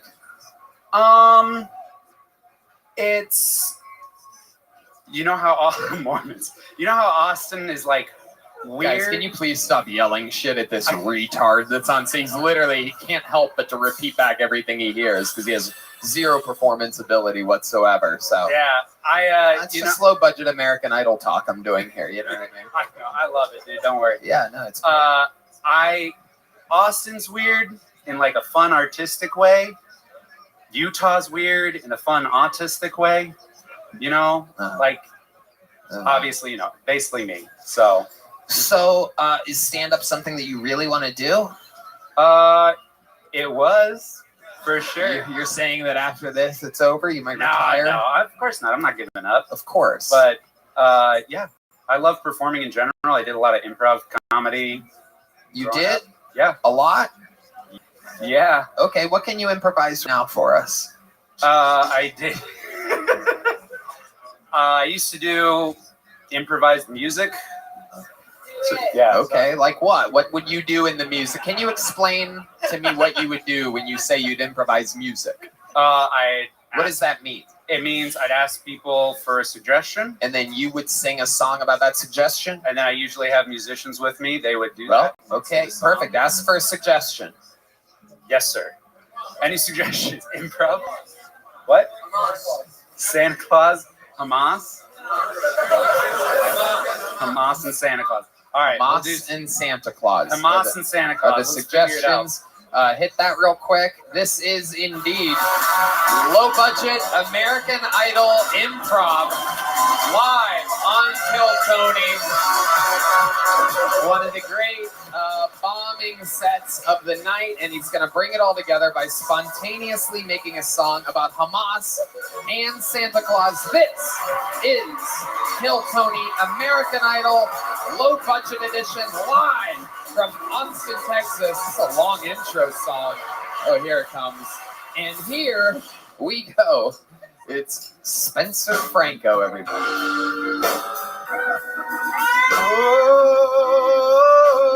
Oh, yeah.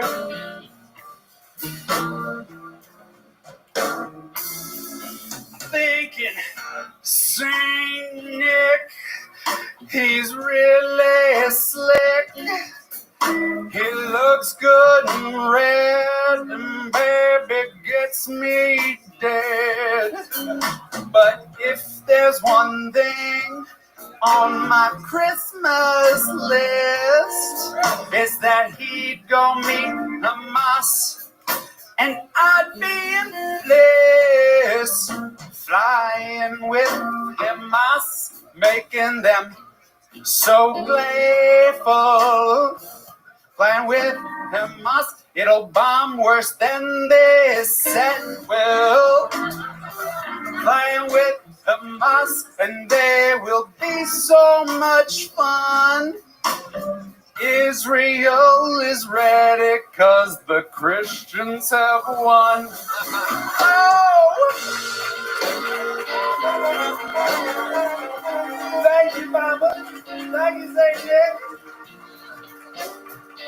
That's the one present I needed from you, Papa. Don't worry, I'll keep Mrs. Claus nice and warm. Hanukkah's done, but we still got that fire going.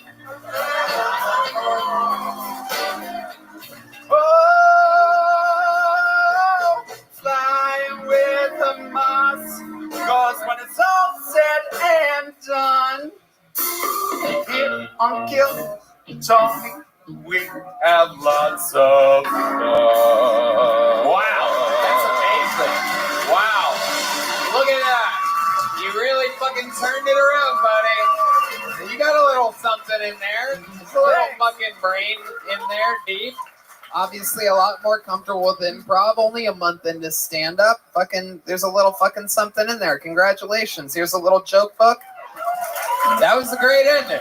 You fucking turned it around. I saved your ass. I put you in position to win. Get the fuck out of here. Spencer Franco. This guy's got to go jerk off real quick. That's all I say every time somebody goes to the bathroom. She's got to jerk off. He's got to jerk off. All right. Make some noise for your next bucket poll. Anything can happen, obviously. It's Lexi Esposito, everybody. This looks like a new name. Here's Lexi Esposito, everyone.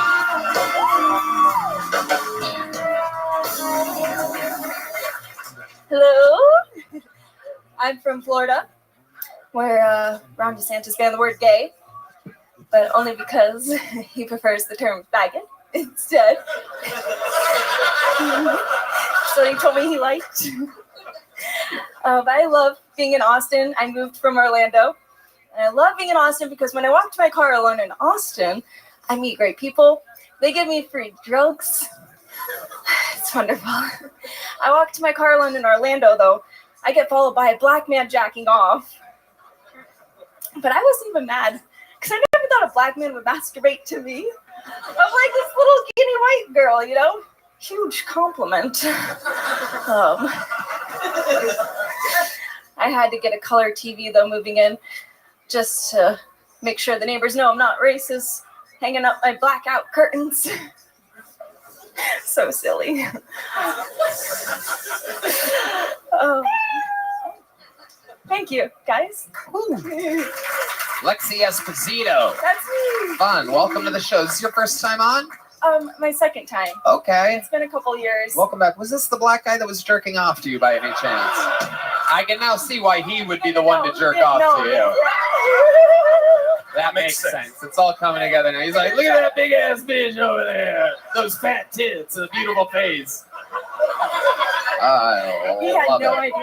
I love it. Now, I can relate to you, Lexi, because I, too, am a white, flat-chested lesbian. So, this is incredible. You said you were gay, correct? No. I felt like I heard that. Maybe I just like, you just exude that energy. What? Ron DeSantis banned the word gay. Ron DeSantis what? Banned the word gay from Florida. Did he? Like the use of it. Did he? Yeah. Did he really, though? I mean, no. You watch MSNBC? Is that what happened? You catching the mainstream news or something? Oh, what I kid. Right. But you know we didn't really do that. Right, because you can't do that. Okay. All right. Okie dokie. So, Lexi, you moved from Orlando to Austin? Yeah. When did you do that? 2 months ago, 3 months ago. 2 months ago. How long have you been doing stand-up? This is my 6th time. Your 6th time ever in your life? Yeah. Oh my goodness. Wow. Where else have you done it? Just a bunch of open mics? I wanted to start here, so yeah. I'm Okay. getting out when I can because I work. Was your first time on the show? It was on? It was. I had no idea I was going to do stand-up. How did that go? Remind me, It because went I don't. terrible. Yeah, Because I was so high. you were. I had an out-of-body experience, but yeah, I had the mic out here and the just. Okay. All right. Yeah. D, you're throwing people off a little bit, D. All right. There you go. He's asking his But I own tried. separate questions, everybody. I love it. Okay. So, Lexi, let's talk about it. What did we not talk about? What did we talk about on your last interview? What did I find out about you that was interesting that people might remember you by at all? You are said absolutely I was unmemorable. I know. Well, No you one said I was remembers too nice you. to do comedy. What? You said I was too nice to do comedy. I said that? Yeah. I still think that. I know, but I just want to keep doing it. Okay, no, I love it. I'm just kidding. No one is too nice to do comedy. Okay, what else did I say that stood out to you? You remember anything else? No is a fine answer as well. No. Okay, so tell us, what could we have talked about? Have you thought about that interview since then, about your life that would be interesting to people? I do, I sing, I love music. You do? You sing. What Yeah, type of have things fun. do I you dabble. sing? Go-to is What's Up for Non-Blondes. Oh, so you do karaoke. I mean, that's when I can only get out. That's what you can get out. Yeah. Right. Okay. You guys know that one? Yeah. 1, 2, 1, 2, 3, 4. So I cry sometimes when I'm lying in Oh, wow, bed right just into to it. get it all out. What's in my head, and I feel a little peculiar. That's enough. People love it, but oh yeah, I think we have another lesbian here in the front. Oh shit! Look at this fucking guy. Sorry, sir. What? All right. Okay. Here we are with fucking Lexi. female Waldo over here. So Lexi, what else about you? What do you do for fun? What are some things that would surprise us about you? I walk my dog. I feel like your dog walks you. She does. Right. Absolutely. You're a beta. Yeah. You're a beta bitch. Beta bitch, baby. Hell yeah. So your dog walks you. What else? Oh, listen to music. I just work. What do you do for work? I do room service at a hotel down here. Okay. Like, hello, here's your thing. So nice talking with you. Okay. Do you get good tips doing that? You ever see anything weird? No, I have to take the beating. Yo, like, whoa, oh my what's God, going sorry on? to get your dark Oh, you chocolate number covered 7? strawberries, you know? Right. Now you live in Pimp. What's good in your neck of the woods? How'd you find out about me, number 7?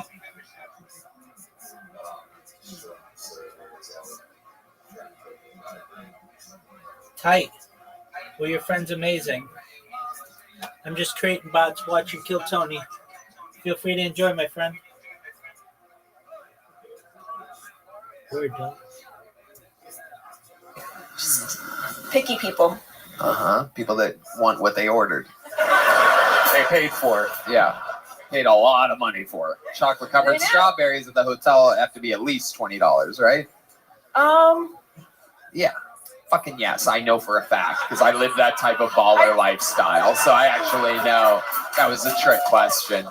I get chocolate covered strawberries at every hotel I stay at. That's good. Hell yeah. The boys insist on it. Absolutely. 100%. I put one in my ass and have my buddies use exfoliating gloves on my hard throbbing cock. Anyway, all right, Lexi, you got a little joke book last time you were on? I did. See. Well, there you go. Thank you. I There you appreciate go. your time. Absolutely. Adorable. Very sweet. Lexi Esposito, everybody. One of these days.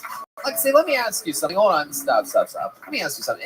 Anything traumatizing or terrible ever happened to you in your life? Because you seem so sweet and innocent that I feel like it's going to take... You got a DUI? Yeah. Okay. All right. How drunk were you? 09.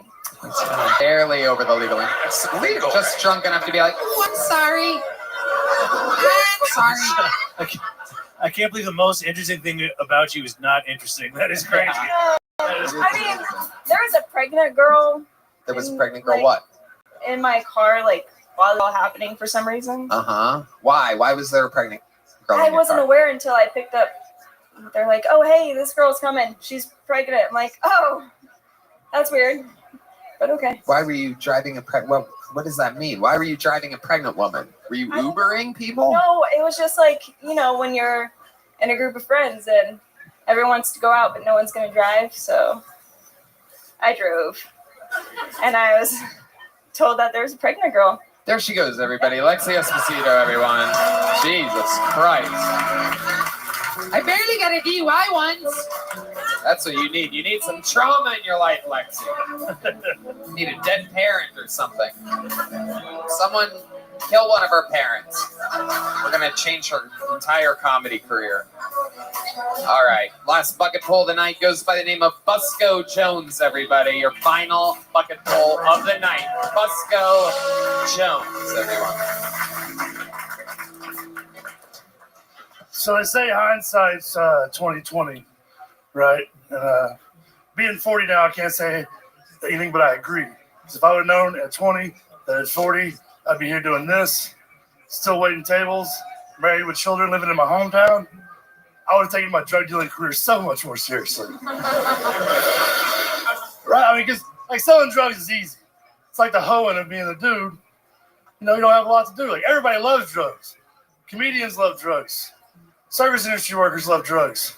Americans, we love fucking drugs. Why do we love drugs? Same reason we love Mexicans. They fucking work. Highly fucking effective. It's hard to know what to trust these days, but I'm finding myself really happy and trusting in convenience store branding. Like Buc-ee's, right? It's like a wonderful world of like convenient capitalism with its mascot. Quick Trip and Racetrack, real quick, real fast. 7-Eleven, you're going to be waiting 7 to 11 minutes, right? Makes me really want to go to a come and go. Ben Busco Jones, thank you very much. Busco. Am I saying that right? Yeah, Busco. Okay, so it's Busco. B-U-S-C-O. I've never heard of that name. What is that? It means I looked for in Spanish. It's a nickname I got. Means you look what? I look for. It's like the... You look for it or forward? I look... It's literally... I mean, it's I buscar. Now I double don't know what the fuck. You're interrupting him answering a question. I'm not, yeah. He's not saying his own name correctly. Michael is correcting a man saying his first name, a fully grown man. How do you say it, Michael? Buscar. It's Busco is the personal, like, I look for. It's Yo Busco. Yo Busco. Still don't know. Are you It's a saying nickname. It's a nickname. forward or for it? For it. For. Just for. I look for. For. Yeah, That's right. That's so stupid. To search. Oh, Yoni is aggressively answering the question out of nowhere. It was. Is it a Jewish word or something? Why are you so aggressive about this? To search. To search. It was middle school. It was a nickname. It was a joke. So yeah, it's a nickname. Thank you, D Madness. Following up with questions tonight. Somebody slipped Adderall into his fucking drink. A lot of fucking talking back here tonight from D Madness during a live podcast. No big deal whatsoever. Doesn't affect anything at all talking throughout a podcast.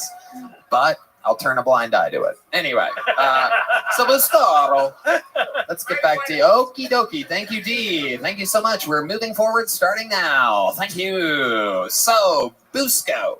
Yes, sir. What do you do for work?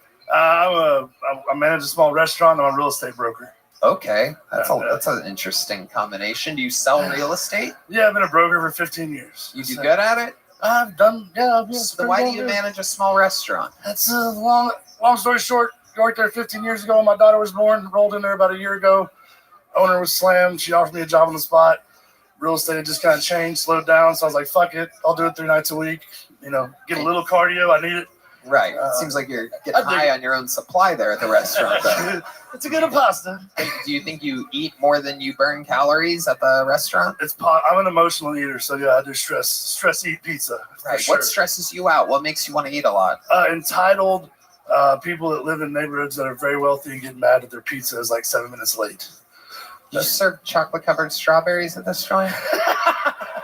No, we will for Valentine's, I bet. So I'll suggest that. Yeah, absolutely. I like your voice. Very. Thank you. Yeah.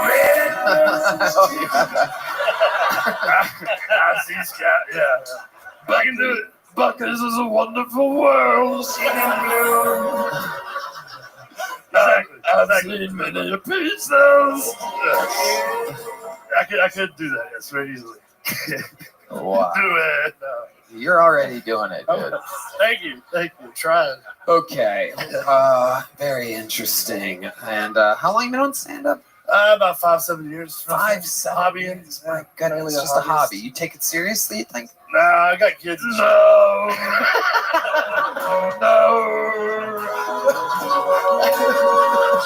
I see drugs flip on. All right. Whatever.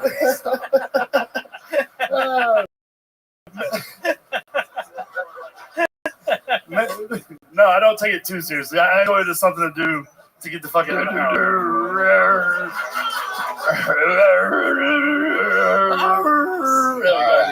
We got you. Okay, what's your love life like? Busco, you seem completely unfuckable. Very true. No, I'm married. Yeah, so we're married. We're in the 90s. I met a wonderful girl. Yeah. All right. Yeah, she's great. Yeah, she's great. Right. Is she? Yeah, we're we've been friends forever. So it was. Louis, what do you think about this? I like your assassination themed sweatshirt. Thank you. America's Greatest Hits. Was your 9/11 themed shirt in the wash or what the fuck? I didn't have my Tower 7 one on me. I apologize. Wow. That is incredible. I didn't even notice that. What made you buy that hoodie? I actually had them made. Yeah. You had that custom made? Yeah. Wow. I'm from Dallas. Like I like the assassin. We killed the president in our city, and it's great. Very interesting. Buscaro. To search. Yeah, for a laugh, right? Interesting. You need to search for more punchlines. That's Thank you, sir. For sure. For sure. Man, very, very, very interesting. So what made you want to do this? What makes you want to do stand-up? That's long story short, I was doing really well in real estate about 7 years ago. I wanted to get out of the house because I was breaking up or splitting up with my first baby mother. I got into promoting comedy in Dallas because there's a lot of great local comedians that were up there. And that was really how I wanted to start. Did a festival. A few comedians kind of fucked me over. How did they fuck you over? They just basically took the festival and just took off with it after. Right. And said, because I said mean shit online. I mean, we know how that goes there. And what did you say online? I honestly don't remember because it wasn't anything mean. I was making jokes I think is funny. And as an unfuckable 40-something-year-old white dude, I don't resonate with the 20-somethings. Believe it or not. Not very easily. They didn't realize I was just fucking with them, and they took it personally. Anyway, since then I just kind of been doing it as open mics, just going to open mics and just trying. I had a very bad stage fright. What do you think the funniest thing you've ever done is in your life? In my life? Yeah, in your entire life. I mean, I got some great reviews on Yelp at our restaurant. I told some people the other day that this isn't Olive Garden. If you want something done real fast, you need to go to fuck there. Like, and they posted a Yelp review. Olive Garden. I'm a lot funnier at the restaurant. Yeah, like what have you done at the restaurant? That's like I said, those when you're in the moment and somebody's busting your balls about they have to catch a flight. You came into a small hole in the wall restaurant with 10 tables, and you're being an asshole. And I tell you to what go to did Olive they say Garden. that was like an asshole thing? That we're going to catch a flight and you are taking too long and you only have so many tables. Why isn't this happening faster? So how long do you think it took after they ordered their entrees for them to get them? They got the fuck out right after that because I told them it was going to be about another 10 or 15 minutes. And then they left. And then I told them if they wanted something faster, next time they should go to Olive Garden. Because if they want fast service, you should go to a fast service place. That's the funniest thing you've ever done in your entire life. That's just recently. My God. That's just recently. I was class clown 4 years in a row at high school. At a very unfunny high school. A very school. unfunny small Here, school. here's a small joke, but get out of here. There goes Busco Joe. Busco Jones. Second Jones of the night, I do believe, right? Was there Ivory? Yeah, Ivory Jones. My goodness. My goodness. What a night we've had so far. Everyone have fun tonight? Well, as you may know, there's only one way to end an episode like this. It's with the Hall of Famer, the guy that's done it more than absolutely anybody ever in the show's history. It's been 5 years of him gracing our stages all around the country, all around everywhere. Sold out shows his entire career. Every single show he's ever done has been a sold-out Kill Tony. He's only known us during the great era of thriving, and he's a big part of it. Ladies and gentlemen, I present to you the Memphis Strangler, the Tijuana Tarantula, the Raleigh Rodeo Riot, the Bulgarian Ball Hammer, the Big Red Machine. This is indeed William Montgomery, everybody.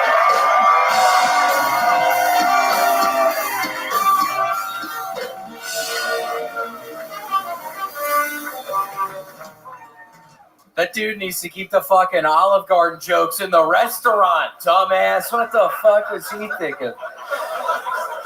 Also, you'll be happy to know the idiot who couldn't really sing that well, who called this show a low-rent American Idol. I literally killed him out in the thing back there after the fun. What a fucking pussy that idiot was. Holy shit. You were nice to him. Oh, and also it has been super tense in the green room. Hans Kim won't even look at. I don't know what happened up here tonight, but he's pacing around up there. He's not making eye contact with anybody. Last week, an 85-year-old man stabbed his wife to death for messing up his pancakes. So what's the fucking problem with that?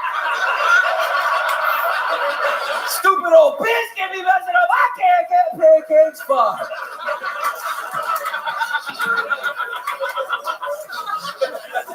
I saw a fat woman described as a plus-size influencer, and I couldn't help but wonder, what is she influencing people to do? Buy more candy? Which couches are best to sleep on? It's like, we get it, bitch. You're not moving along. Okay, that's my time, Tony. Thank you. William Montgomery. Hell yeah. Absolutely fantastic. 1:20. You did it again. Hilarious the whole way through. Absolutely the standard setter of the show. Looking fantastic. The red to blue ratio. Everything is unbelievable. You have the head of a fucking star. I've said it a million times. I'll say it again. Do say that, Tony. You are built for comedy. You are built to be the machine that you are. Oh, he's eyeballing the people in the front. Yeah, oh my God. What is wrong with your fucking bitch's stomach, man? What is going on? Are you, my God. Are you a fucking influencer that I was talking about, bitch? What are you saying, William? What are you saying? The girl's laughing. I don't know what. I'm not seeing. I have a bad angle. Stand up. Can you stand up? What's happening? What is going on? Oh my goodness.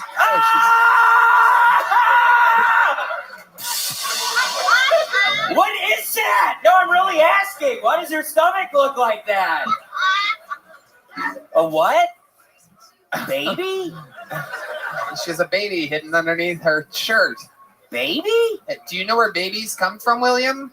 Have you ever seen a pregnant woman? I always heard the mailman delivers it to your house, and that's what I always believed, Tony, that there's a stork and a mailman. Wow, And second stork reference tonight. This is unbelievable. I bet nobody. That would have been, if you bet $1 in Vegas that there'd be 2 stork references this episode, you could have won $3 billion here.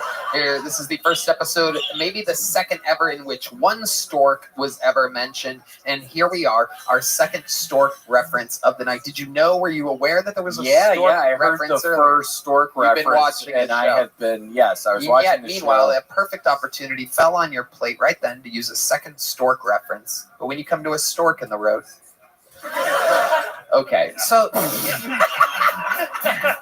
have you never seen a pregnant woman before? I don't think I have, Tony. I'm not even kidding. I'm not It's kidding. incredible. Saudi Arabian guy who we know, he comes to a lot of episodes. Is that your baby in there?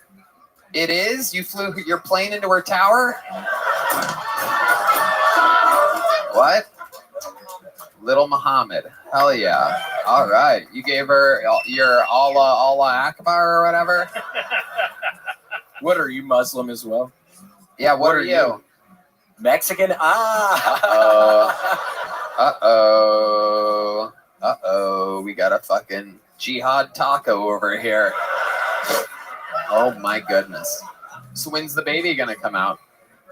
February 10th. Okay, look at that. Absolutely. Maybe it can happen here on Kill Tony. At least that'd be one good delivery tonight. You want to blow some more of that smoke in her face just to let it... Yeah.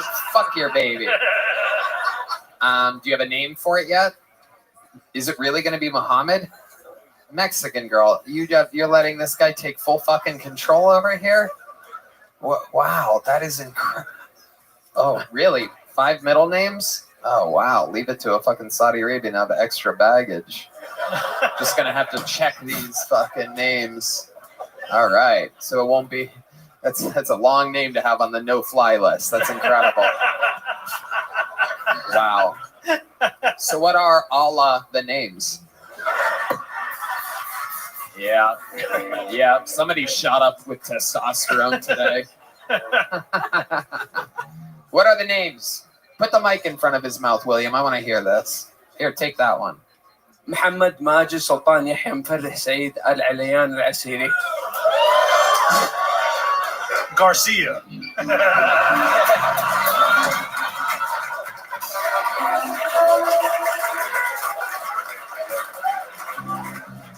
My God. If there was one more name there, I think Indiana Jones was about to pop up out of nowhere to fucking... Yeah. Hell yeah. Very good, Deemer. Quick on the Indiana Jones on the trombone. All right. William. Oh, look at the daydream happening. He's rock solid statue. I have had the worst day, Tony. I went to an Enterprise car lot at the airport, and again, I had to get that new credit card that only felons can get because I have no credit history. So I had to get this. And damned if the rental car that I got for the next week wasn't like it was. I swear to God, it was like $23 over my credit card limit. So I had to have a whole 2-hour nightmare right before this, trying to talk to the Discover people, trying to talk to the Bank of America Discover? people. You started your first card is a Discover card? Yeah, that's what I was. Why? What's funny about that, Red Man? That's weird as fuck. That's weird as fuck. Yeah, I have a fucking Discover card. You didn't dude. start with like a chain, your bank? I couldn't. What is your bank? I actually, when I told you all the other day that I didn't have any debt, I actually have a shit ton of debt.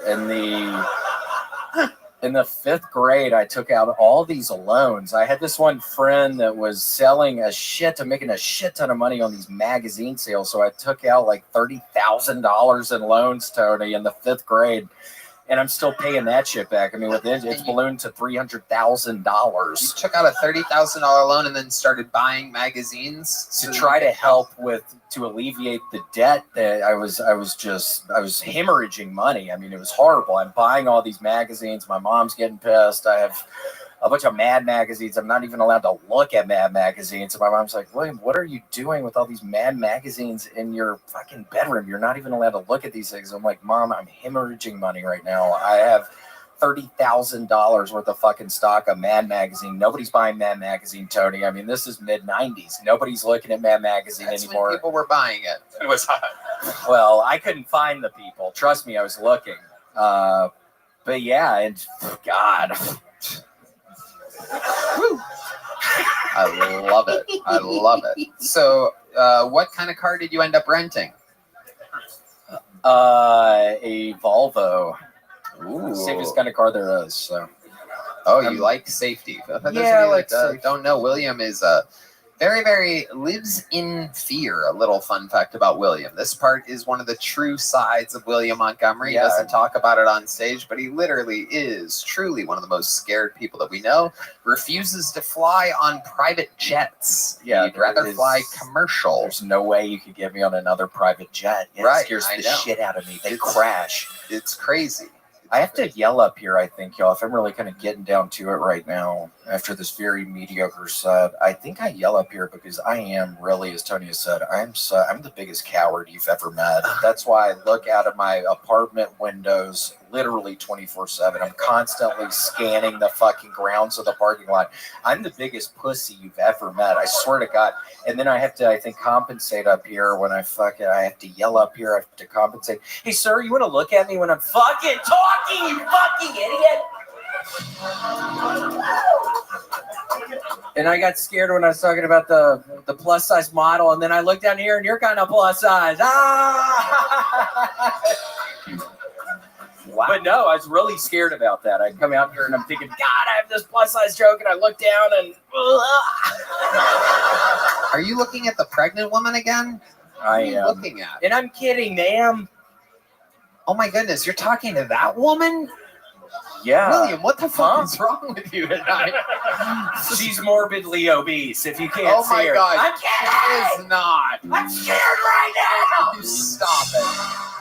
What are you scared of right now? Why are you calling I women? feel bad, and she has a sad look on her face. I made a mistake. Oh my God, William. This is crazy. I feel genuinely bad right now. It was scary when you did it to the pregnant woman. It's a whole different thing when you're doing it to innocent bystanders. Well, I was going to take it out on somebody. I was waiting at the fucking Enterprise car lot 2 hours earlier. So I was sure she's going to take it out on somebody. So I'm sorry it was y'all. Y'all look like wonderful people. I'm sorry it was y'all. I've been fucking on edge this whole day ever since the Enterprise. Maybe you can make it up to them. Maybe you can do a little private meet and greet with the two of them after the show right over here in the corner, huh? How about that? Yeah, my gosh, if you want to. Yeah, I'd love to. William in rare form tonight. Have you been eating your Kellogg's All Brand Fiber Buds? I didn't eat them today. Hey. I can tell. You are low on fiber. Oh, he's analyzing Why do you the think guest. that's funny? Oh, Why did you think that was Here he funny? goes. We've seen this before. I don't know which parts are funny. I'm just laughing, man. This is not the energies of someone that has a Volvo. You're still looking at the guest. We've seen this before. Sometimes he just eyeballs the guest, makes them very uncomfortable. Who do I look at, Tony?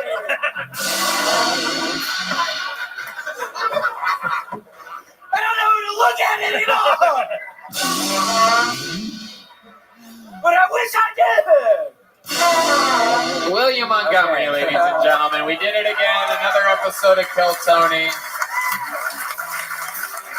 The drawing from Ryan J. Ebelt is in. It's amazing. RyanJebelt.com. Let's look at some local art from the local Chris Rogers. Ooh, a William Montgomery South Park hybrid. I love it. How about a hand for the great Louis Katz, everybody? LouisKatz.com for tickets. Catch him in Colorado Springs, February 23rd, 24th. This weekend at the Creek and the Cave. Sacramento, January 18th to 20th. And his new special, Present Tense, is out now at Louis Katz Comedy on YouTube. He's Louis Katz Comedy on everything. That's LouiSKatz. One more time for Louis Katz, everyone.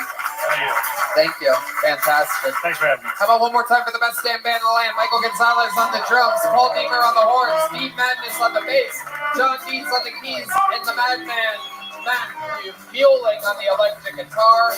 Thank you to Job Blaster, Red Rose, Yellow Rose, NinjaBuses.com, All Law Firm, Us, and Security Guard Service, and Connect Mobile Health. Get a fucking IV drip. Don't be an idiot. Rehydrate. Kill 15. Check out the Sunset Strip Comedy Club, SunsetStripATX.com. Thank you. We love you guys. Good night, everybody. Have some Zippix, toothpicks. Who wants some Zippix? Huh? Oh, the Asian guy. How about the pregnant lady? You want some? There you go. There you go. All right. How about you guys over here? Oh my goodness. Oh my God. I think I just killed somebody. Here you go. All right. Good night, everybody. Thank you. We love you. Good night. Thank you. You guys got to get the fuck out of here now. Some exclusive Kill Tony for sale in the lobby. We love you. God bless America. Good night, everyone.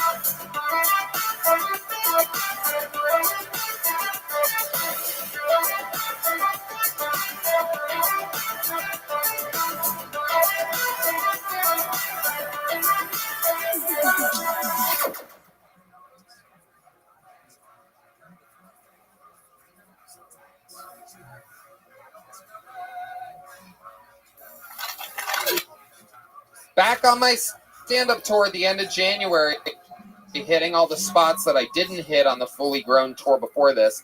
Vancouver, Portland, and Seattle. You're next. January 25th, 26th, and 27th. And then Los Angeles, California, I do stand-up. Denver, Colorado, Cleveland, Pittsburgh, Boston, Baltimore, Salt Lake City, San Jose, Dallas, Houston, St. Louis, Nashville, Fort Lauderdale, and Orlando. I'm so pumped for these upcoming dates. Really excited for you to see it. Taking some of my favorite openers with me. You may recognize some of them. Get tickets now at TonyHinchcliffe.com. This is going to be my last stretch of the stand-up tour for the rest of 2024. It's all just performing in Austin and Kill Tony from there. So hope to see you soon.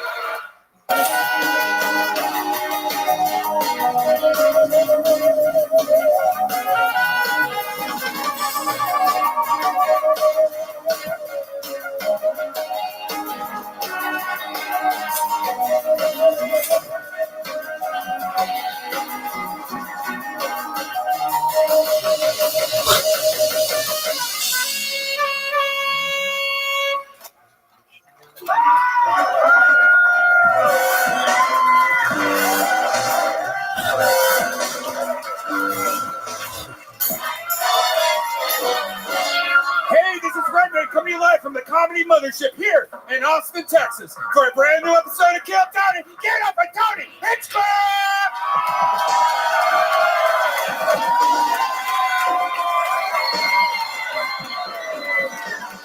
Who's ready for the best fucking night of their lives tonight, huh? Yeah, it sounds fucking great. I'm gonna hand for the Great Red Band, everybody. This is Kill Tony, the #1 live podcast in the motherfucking world, and you're at it. Brought to you by Gel Blaster, Red Rose, Yellow Rose, NinjaBuses.com, Hall Law Firm, Austin Security Guard Service, and Connect Mobile Health, where you can get an IV drip right now. Save 15% using the code KILL15. How we doing tonight? You guys happy? Fuck yeah. How about one more time for the best damn band in all the land? That's Michael Gonzalez on the drums, the great Paul Deemer on the horns, Matthew, the madman of Michigan Muling, ladies and gentlemen, John Dees on the motherfucking keys. This, of course, is the great and powerful D Madness here on the bass guitar.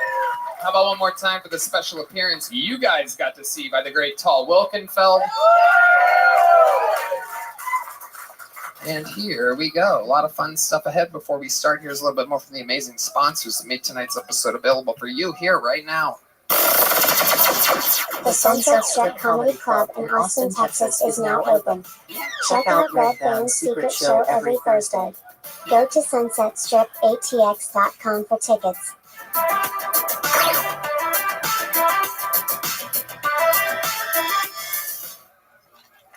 Hey y'all, the NFL playoffs are here, and we have teamed up with DraftKings Sportsbook, an official partner of the NFL, who is kicking things off with a huge offer. Throughout the playoffs, all new customers will get $200 in bonus bets instantly when they place their first $5 wager on anything. Get in on the action this weekend by downloading the DraftKings app, and don't forget to use our promo code KILLTONY. That's right. New customers who just bet $5 will get $200 in bonus bets instantly. Red Band? Wondering what you can use your $200 in bonus bets on? Combine multiple bets together from the same game for a shot at an even bigger payout. If you're already signed up for DraftKings, like me, you can get a no-sweat bet. Get a bonus bet back if your same-game parlay, SGPX, bet doesn't hit. Max reward limits applied. If sports betting is not yet available in your state, don't worry. You can still join in all the fun at the DraftKings Daily Fantasy and have the chance to win cash prizes.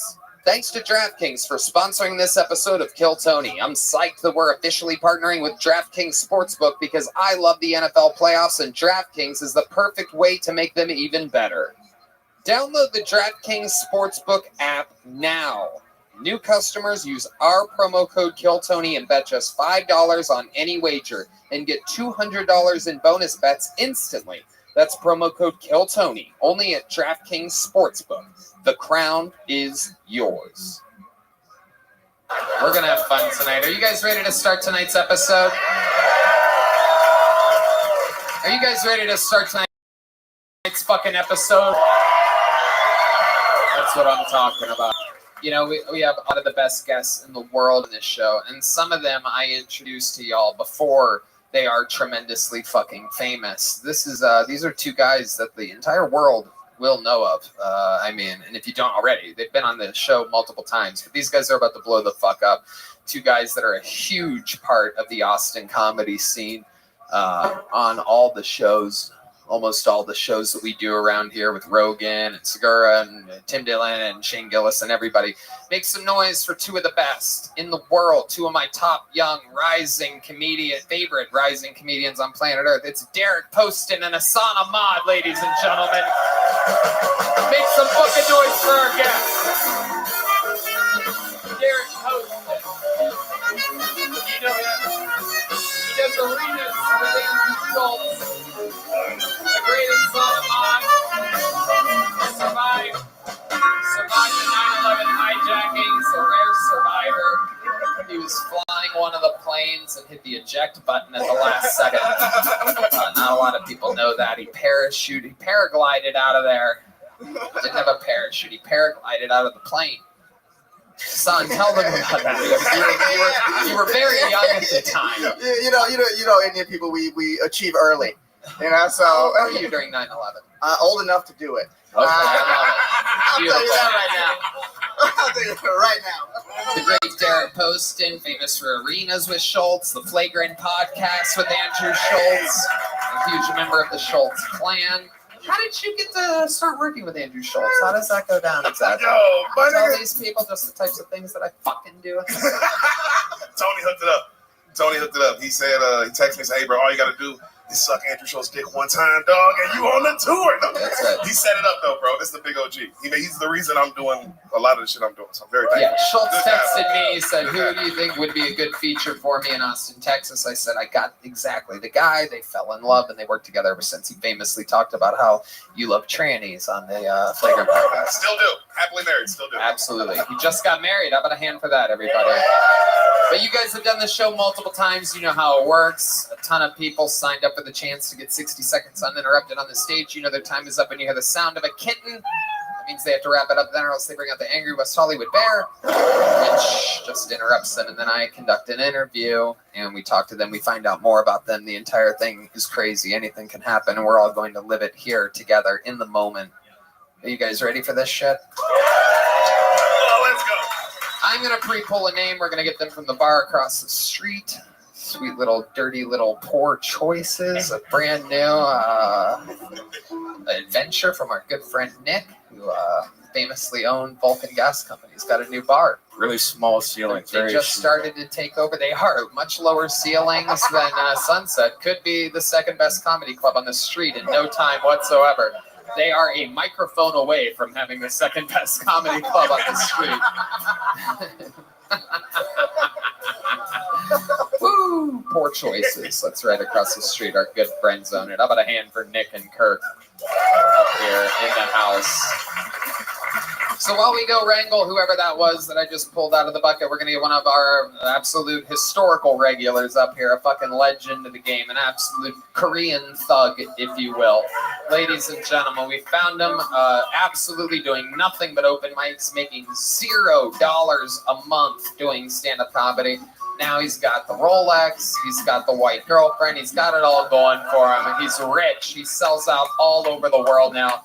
This is Hans Kim. This is Hans Kim. Make some noise for motherfucking Hans Kim.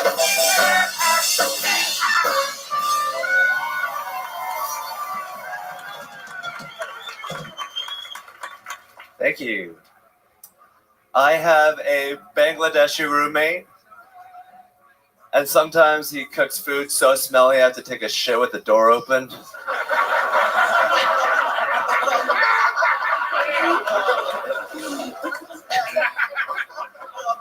Just to get rid of the smell. I've been sending a lot of Ozempic to the Palestinians in Gaza, so it's easier for them to dodge the bombs. And if they do get hit, there's less mess to clean up. I hate it when ugly people act like them dating is the same thing as when hot people date. Like, it's like the difference between the NFL and Major League Soccer. It's like, yeah, you're playing on the same field, but no one wants to see what you're doing. All right, thank you. That was Hans Kim. That was Hans Kim. That was Hans Kim. That was Hans Kim. Yeah. Thank you. Fantastic, Hans. How are you? Good, I'm good. That was great. Good set. Thank you so much. That means so much to me, Tony. Jesus Christ, this guy is the most autistic fucking robot. How do you have both? How is it possible that you're autistic and robot-like? I just am Asian. I think this is what Asians are like. Hello. Hello, indeed. I love it. So, how much of that's real? Because we heard recently that a roommate complained about the smell of your kimchi, and now you're complaining about the smell of your roommate's food. So it seems it's totally made up. I don't even know where I came up with that shit. I think it was from a long time ago, and I looked through my notes, and I was like, oh shit, yeah, I could do that. You know, that joke. On Yeah, Kill son Tony. of a. So full disclosure, I am the Bangladeshi roommate that he's talking about. This nigga stinks. And no, first of all, I don't cook. Second of all, bro, this motherfucker is the worst roommate when it comes to food I have ever seen in my entire life. This guy once cooked ribs and then left the state. I'm talking about put the ribs in the oven, set it to 45 minutes, and then caught a plane to go to a weekend somewhere else. Just left the This ribs. is amazing. Only recently did we get to talk with Hans's father, Hans, on every single week, and now we are finding out the roommate perspective of Hans Kemp. Now we know famously Red Band has it right here in front of me. This is my actual first time seeing it. I've only heard of how he has a camelback water hanging above his bed with a tube so that he can lay in bed and just feed himself like some kind of fucking Korean hamster or some shit like that. And it is absolutely unbelievable. I mean, yeah, your pillows are hanging out of the pillowcase, and you have the tag side of the pillow coming out the hanging hole. out of the hole. You know, you're supposed to put that on the inside, Hans. So that's my girlfriend's bed. Ooh. Wow, she should know this. I used her bed as a thing, so now everyone thinks that's my bed. They're commenting about how poor I am. Yeah. It's the tag. It does look very shitty. There's like shit on the walls. So it turns out your white girlfriend is like one of the dirty whites. I can say that. I'm a white guy.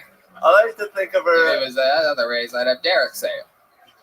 Okay, all right. I don't think maybe we were all thinking of something else.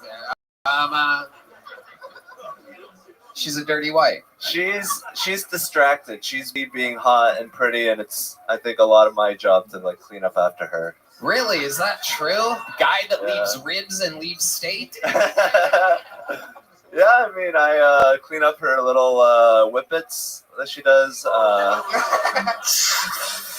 I have come home before, and there's just been a box of empty canisters. Hold on a second, 'cause this is brand new. This is unbelievable that we always find out something new about you. How your girlfriend has a serious whippet addiction? Yeah, like I'll bring it up as a joke, like, yeah, that's what the whippet queen would say, and she's like, why'd you have to bring it up? I have to go get whippets now. It's fucked up. Shit. Does she do them every day? No, she does them like when her friend is around her. She has a specific friend that they do whippets together? Yeah. Oh, that's nice. She's been on Kill Tony before, the friend. Okay. She's ratchet. Okay. Very good. She's the one that had the police thing around her ankle, the ankle thing. I kind of remember. Who gives a shit? Okay. I don't need to know his girlfriend's friend. Who gives a fuck? All right. So have you ever talked to your girlfriend about not hanging out with this ratchet whippet queen? No, I think she's pretty nice, you know. I think whippets are just what the kids are doing these days. When you say the kids, how old is your girlfriend again? 25. Very good. Very good. Okay. What is she like when she's on the whippets? Does she do anything in particular? She's like, Does she ever make that noise when you're inside of her? Never. I had a feeling. Ooh, whip it. Ooh, whip it good. All right. I love it. So she does a lot of whippets. A box of empty canisters? Oh, yeah, next to some chicken McNuggets. That's what they had left just this with. absolute trash. Hey, what can I say? I love America. Hans, amazing. Every interview we find out more and more about you. Really, really good set. Fun times tonight. Hans Kim, everybody. Thank you, How about Tony. Hans Kim? Make some fucking noise for Hans Kim, everyone. I pre-pull a name, and I go to the name that we pulled before. This is our first bucket pull tonight. So essentially, we meet these people together. Sometimes they've been on before. We're all going to figure it out together. The whole thing's crazy and improvised. You guys ready for it? Make some noise for Camilo D. Camilo or Camilo D.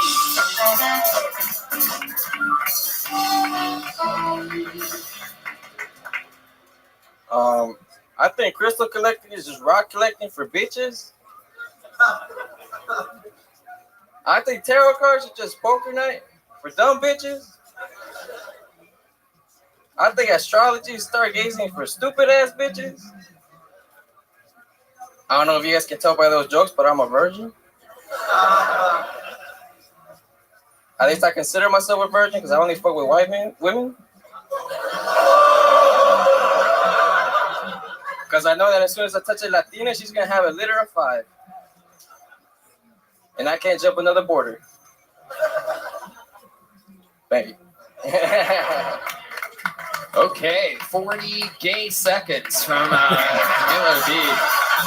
Unbelievable.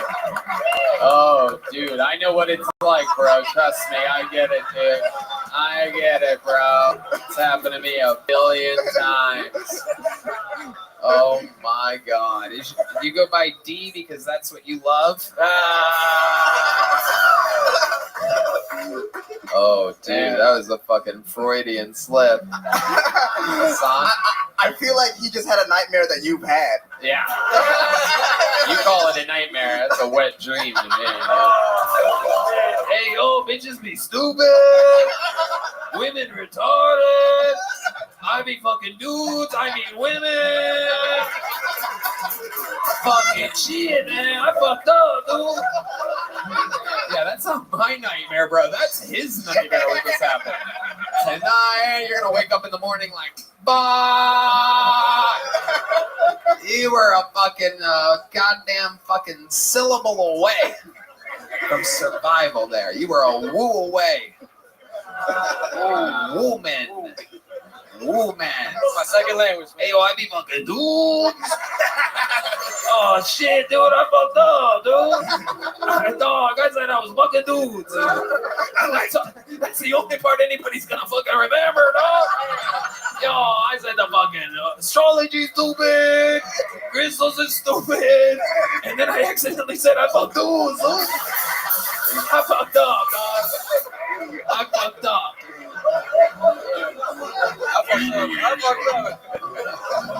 I fucked up. Is it Camilo? Camilo? Camilo, yeah. Camilo. Yeah. Camilo D. How long you been on stand-up? 2 years. 2 years. All of it here in Austin? Yes, sir. What do you do for work? I'm an electrician. Electrician. Hell yeah. You ever gone on a call and you go in somebody's place and it's a fucking just dude in his shorts? He's like, hey, I need some help over here. You don't remember me? Oh, you son of a bitch. You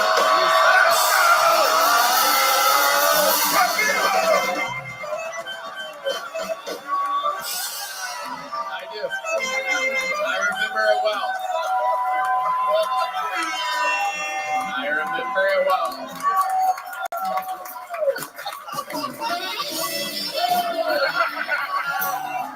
It was a magical moment.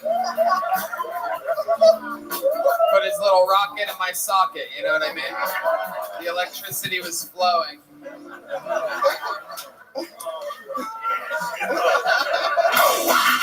Okay, Jesus Christ, Redman. You don't remember me? And then I saved it, dude. I got the fucking guy. Dude, it was fucking huge, dude. Like, at first, that me being gay was bad, and then I turned it around like I do with dudes. I took the opportunity and I fucked it in the ass.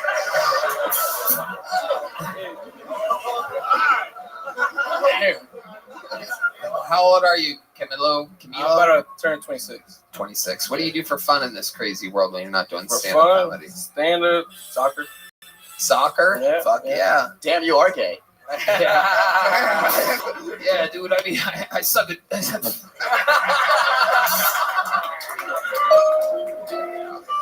So you like balls on your feet and your hands? That's great. You like them on your face? Oh yeah, absolutely. I bet when you're hanging out with dudes, it gets a little messy. Soccer reference. Shut up. Relax. All right. What else about you, Camille? What would we be surprised to know about you? I'm training for the half marathon here in Austin. You're training for the what? Half marathon. Okay. All right. Well, I'm running a lot. Drinking half a drink tonight. What the fuck does that mean? That's what I'm doing right Why now. are you training for a real marathon? And That's too much. Why don't you just do it and then finish halfway? Just stop, and then brag to your friends about how you did it. That's a good idea. Hell yeah, dude. Absolutely. So a half marathon, do they just give you like a fucking half a medal if you finish that or something? Like a half a trophy? I can have a dick. Wait, what? Hold on. Now he's gay I'm again. I'm gay again. So look, I was doing my set, I was super gay, and then I flipped it on Tony, and then I was gay again, dude. It's like a trilogy. It's fucking Return of the Jedi, but it's me being gay, dude. I fucking fucked up again, dude. All right. I love it. So what is your love life actually like when you're out there with the women? Nothing right now. It's dead. Nothing right now. It's Yeah. dead. You're fucking a dead chick. Yeah. Okay. But seriously, like the last time you were with a woman, you're 26, you're Latino. You are ready to breed. So let's talk about it. I'm a little late, actually. What? I'm a little late on breeding. You're a what? Late. Right. Yeah. Yes, absolutely. Okay, so Yeah. let's go to my question. What's going on? Last time you got laid, what happened there? What happened? I don't know. Nah, I'm kidding, man. I know you're kidding. I always know when you're joking because the room goes completely silent. So, like, when was it? About ballpark? How long ago? 3 years. Oh shit! Trace? You basically are a virgin. Yeah. If a Latino goes 2 years or more without getting laid, they are re-virginized. Not a lot of people know that. Yeah. Okay. When's the last time you saw, speaking of virgins, when's the last time you saw Virgin Mary in like toast or something like that? That happens to your people a lot. You're like, oh shit, God's talking to me or something. All right.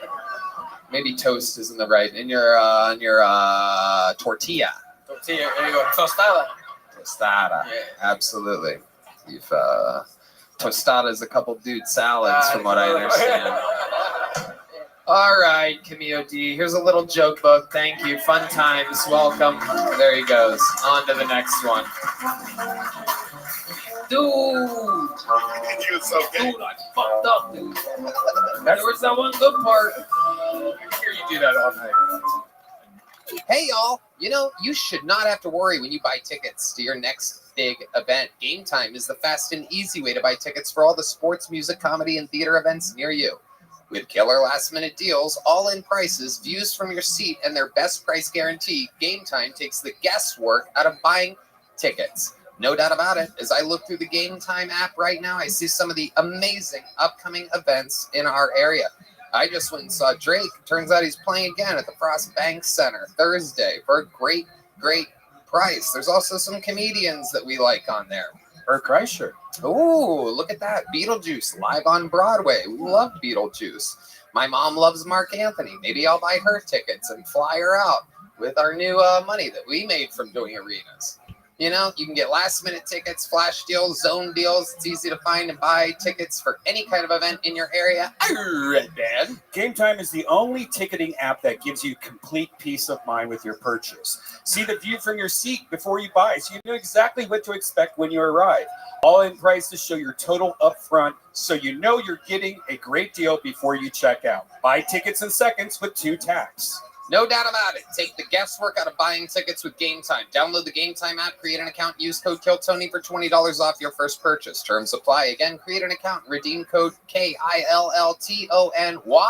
for $20 off. That's why. Download Game Time today. Last minute tickets, lowest price, guaranteed. Sometimes we all get down. The extreme highs of being in front of sold out arenas and living your dreams can be exciting. And then all of a sudden you're all alone and it's all quiet. And there's no way to chase that serotonin and dopamine levels that you had going on before. Thank goodness there's Talkspace, which makes it easy to find a therapist that anyone could like. It's convenient to meet online, at home, or wherever you're most comfortable. Do you think seeing a therapist or a psychiatrist would be helpful, but you don't have the time to actually find one and meet with them or afford them? Try TalkSpace. By doing everything online, TalkSpace has made getting the help you want easy, accessible, and affordable.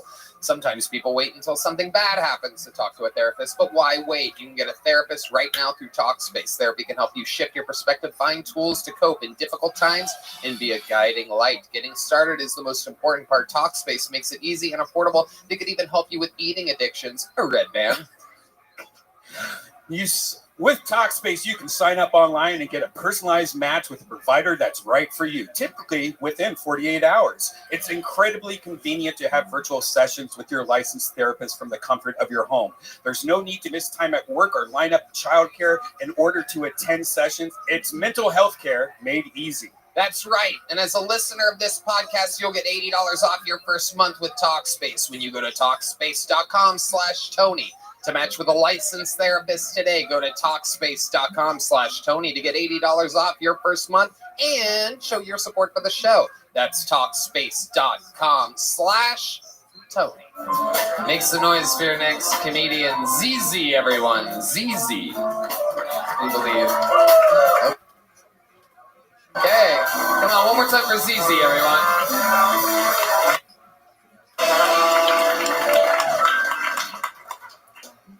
What's up? Okay, is the minute started? Okay. Hi.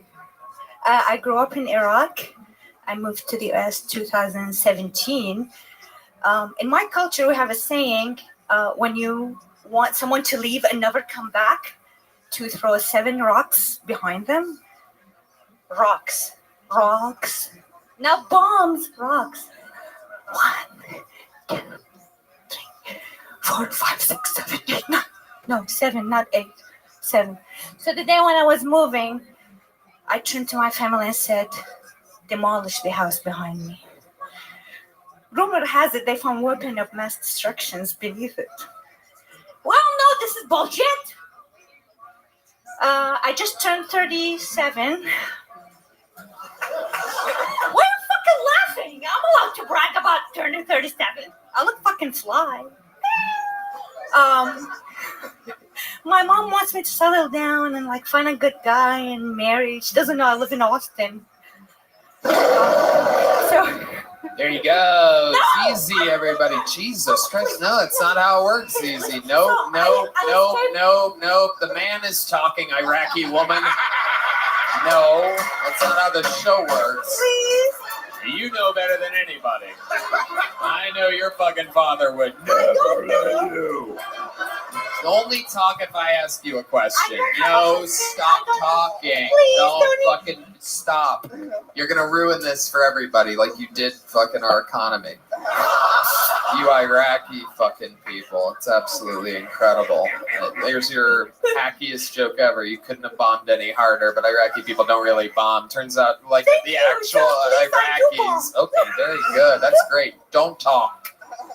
Yes, sir. Like most Iraqis, you had no weapons of destruction here tonight. Absolutely incredible. You suck at this. How long have you been attempting? Shh, don't talk unless I ask you a question. You're fucking unbearable. Relax. Only answer questions and answer them honestly. Okay? Sure. How long have you been doing stand-up? 3 months. All here in Austin, Texas? Yeah. This is where you live? Yeah. What do you do for a living? I work at UT. UTI? Is that the only UT you know? You look like it. Yeah, I look like I have a urinary tract infection. You look like you've never been to college. Okay, very good. Yes, Okay. good one. You're Never come back, Zays. Can somebody throw a shoe at her? UT Austin. What did you say? ZZ, you are unbearable. Stop talking. Have you ever seen this show before? No, only on YouTube Shorts. Right. Okay. All right. Yo. You said to respond honestly. I am honest. ZZ, you are unbearable. Oh my God. What do you do at My UT? mom would agree. Okay, there she goes, ZZ, everybody. You're the worst. There you go. Very good. Never sign up again. You're unbearable. Nope. No goodbye. No joke book. No nothing. The worst. How about a big boo for ZZ, everybody? Come on! You can boo harder than that. All right, got another bucket full here. Anything can happen. Let's see if a good. This seems like the name of a good old American girl, huh? Make some noise for Corinne Aliyah, everybody. Here we go, Corinne Aliyah. Do you guys ever realize that God doesn't answer prayers because he keeps killing all the wrong people? Yeah, I figured that out recently because my dad is still alive. Yeah, I have daddy issues in case you can't tell. He didn't leave or anything. I just fucking hate that guy. You know? But it's okay. It's okay because he still follows me really close on OnlyFans. Yeah, he'll leave comments under my stuff. He'll be like, I miss you, sweetheart. You have your mother's tits. Please return my calls. Love, Dad. You guys, in case you guys didn't know this, women in comedy aren't actually funny. We're not. It's because we aren't having the shit beat out of us anymore. Like the good old days. You know? At least the Middle East is doing one fucking thing right. Making women funny again. That's it. Thanks. Fuck yeah, Corinne Aliyah. That last joke would have hit a lot harder if that Middle Eastern bitch didn't eat it right before you. I gotta tell you. She ruined you. That was incredible. They missed one. There's one not getting beat hard enough out there. That was amazing. That was good stuff. Corinne Aliyah? Yeah. Absolutely. Have you been on this show before? No, I've never been on. Welcome. How long have you been on stand-up? 5 months. 5 months. All of it here in Austin? Yes. This is where you're from?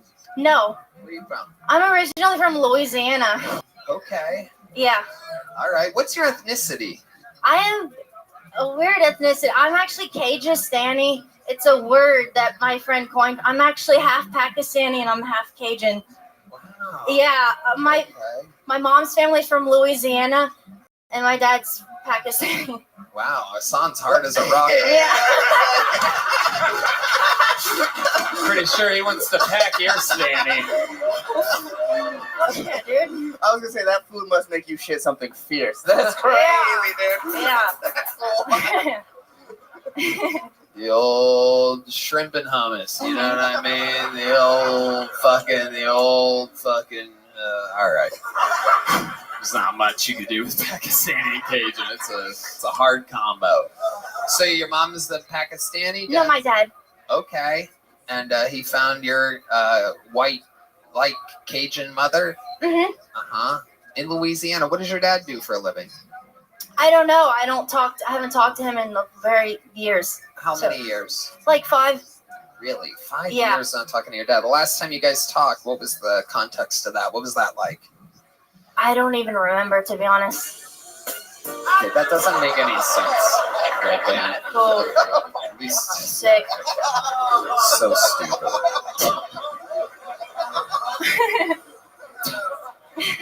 Yes, his dad tried to fuck her is what Redmond's Yeah. For those of you that are in 7th grade and have yeah. an absolutely moronic sense of humor during a serious part of an interview. So you said that you wanted your dad to be murdered in your 60 seconds, and you're saying that you haven't talked to him in years, but you don't remember any of the trauma that he instilled upon you exactly? Oh, he definitely did traumatize me as a child. Let's talk about it. No, just like when I was growing up, just emotionally just ignored me and was absent. So he was a dad. Yeah. Okay. Yeah. Good. Okay. How long have you lived in Austin? I've moved here at the end of January. And how's it going for you? How do you like it? I really like it out here. Yeah. Yeah. What do you like to do? What do you do for fun? I fight. You fight? I do Muay Thai. Oh, shit. Okay.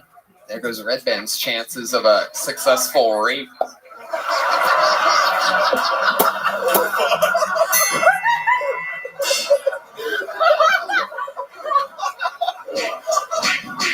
All right. Okie dokie. Hell yeah. Wow. You do Muay Thai. He does more Thai food than anybody else. So he does pad Thai. Yeah. Those are the only pads. All right. Okay. Very fun, Corinne. So what else is going on? Other than Muay Thai, what else do you do for fun? I'm pretty much. When a girl like Corinne wants to let her hair down, that sweet, sweet, young Howard Stern hair that you have. Yeah. How do you do it? Yeah, I look like Borat if you were trans. Hell yeah. All right. But what else? When you want to get crazy, like what's a wild night for Corinne Aaliyah? I don't know. I don't go out. I don't drink or party or anything like that, like everybody else. So. Because your dad told you better not. Exactly. Precisely. All right. Are you dating somebody? I am. Okay. What does he do? He's around. Oh my God, is it Michael Gonzalez? Holy shit. Oh my God, he seems to be close. Red band? No. Okay. So that's off limits, it seems. It's still pretty new. So. All right. Okay. You've seen this show before. What else do you think's an interesting thing that you could talk about right now that before we let you go? Yeah, something really interesting about me. Or anything that's ever happened in your life, maybe you almost died or saved somebody's life. Yeah, I actually lost my virginity to a pedophile. Amazing. Your dad. Great answer. Yeah. No, not my dad. Not my dad. No. Okay, this is great. This is exactly the type of interview I love. Yeah. Things just took a turn. So, when you say you lost your virginity to a pedophile, what do you mean exactly? Go ahead. Oh, he was my church pastor at the time. Wow. How old were you? 16, going to 17.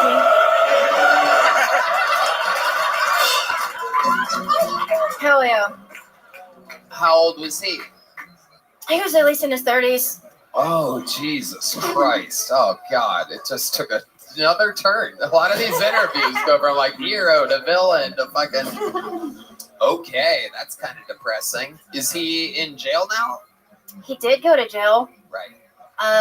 He got out. I don't know I have no clue what happened to him after. Usually it was a Catholic church? Surprisingly, no. What kind was it? Non-denominational. Hippies. That one. We all know how we feel about those non-denominationals. You know what I mean? Right. But it's a church, so they probably hired him right back afterwards. Let's face it. Probably. Okay. And how did that make you? Was that traumatizing for you? Yeah, significantly. Did your dad make you feel bad about it? Did he find out about it? He doesn't know about it. Oh, okay. Do you think your dad's gonna watch this set? I don't know. I don't know. He's in the comedy. One of those things. Like, do you sometimes think about your dad when you think about getting good at this and getting better and perhaps being, how old are you? 25. Right. So you're starting young. You have a lot of time to get really good at this. Is your dad one of those things where you're like, I'm gonna fucking show him, this stupid asshole Pakistani piece of shit? Yeah.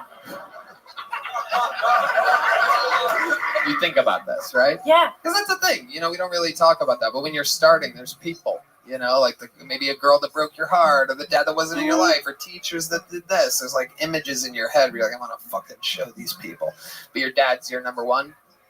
Pretty much. I write a lot of jokes about it, and I think it's funny. You close with your mom? Yeah. And do you talk with her? Is she still with your dad? No.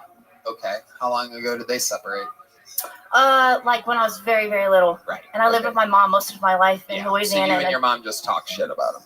Yes, and she's seen several of my sets, and she laughs. She thinks it's funny. I love it. That's so great to have a supportive mom. That's absolutely.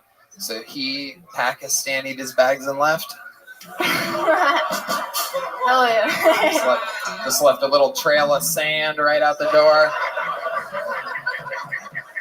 Absolutely. Hell yeah. All right. Well, amazing stuff, Corinne. A great interview. Thanks. Here, have a big joke book. Have one of these. It's for your files. Put it in your files. Your pedophiles. Ah, la, la, la, la. Ah, la, la, la, la. All right. Hey. Hey y'all, this episode of Kill Tony is brought to you by Squarespace. Squarespace is, of course, the all-in-one website platform for entrepreneurs to stand out and succeed online. Whether you're managing a growing brand or you're just starting out, Squarespace makes it easy to create a beautiful website, sell anything from products to content to time, engage with your audience, all in one place, all on your terms. There's no doubt about it. It is incredible. You can customize your merch and create a passive income stream that engages your audience and scales your brand, design your products, production, inventory, and shipping. It's all handled for you, saving you time and money. You could sell your products on an online store, whether physical, digital, or service products. Squarespace has the tools you need to start selling online. I know who knows a lot about this. His name is Rabbi. You know, Tony, you might not know this. I went to college for website design back in 1995, and it was so hard. And when I first used Squarespace, it was amazing how easy it was. You can get started with one of their professional website templates with designs for every category and use case. Then customize your look, update content, and add features to fit your unique needs. You can make any Squarespace template do what you want, so your idea, brand, or business stands out online on every device. So head to squarespace.com for a free trial, and when you're ready to launch, go to squarespace.com/Tony to save 10% off your first purchase of a website or domain. That's squarespace.com/Tony. Pulled another name out of the bucket. You guys having fun out there? Make some noise for our next bucket pull, Spencer Michael, ladies and gentlemen. Spencer Michael. Here we go. 60 seconds uninterrupted for Spencer Michael. My wife says that I can be emotionally insensitive. Like the other day, she calls me up and she goes, "Honey, I've got some terrible news. Uncle Dave was in a car accident. They had to cut him out. It was really bad." I'm like, "Oh my God, Uncle Dave, is he okay?" She goes, "We don't know." "Well, what happened?" She goes, "We don't know." I'm like, "Well, how'd you find out?" She goes, "Well, his daughter called us." His daughter? Hey, my Uncle Dave is gay. He doesn't have a daughter. "Oh, do you mean your Uncle Dave?" "Shit, baby, why didn't you say that? I was worried." Anyway, he's dead now, so it doesn't matter. But, so I can be worried though. Like when my mom got breast cancer a few years ago, I was terrified. But she ended up being okay. She had a double mastectomy though. And I didn't know this, but part of the process of the reconstruction is they suck out some of that tummy fat and they pop it up top, create 2 new boobs. She thought it was cool because she got a boob job and a tummy tuck at the same time. I thought it was cool because now it's not that weird when I check out her tits. It's just her fucking stomach. Thank you all. All right. Spencer Michael, this is your first time on the show, right? It is. Has anybody ever told you that you look like if someone sucked all of the blood out of Anthony Jeselnik? You be the first, Tony. There you go. Welcome. Indeed. Spencer, you're wearing the lucky Italian pepper there. I am, yes. I'm not that Italian myself, but I married into basically a mob family. So okay. Is that where you got the jacket, the t-shirt, the pants? Absolutely, the whole thing now, yeah. Absolutely. If I don't look the part, I stand out. So How old are you? I'm 28. You're only 28. You got married. How long were you with this girl? I've been with her for 10 years now. Married for 5 years. 10 years. So you were 18. 18 years old. Is that the girl that you lost your virginity to? No. Oh, does she know that? Yes, she does. Yeah. Were you the guy that she lost her virginity to? Yes, I was. Just me, no one else. You believe that?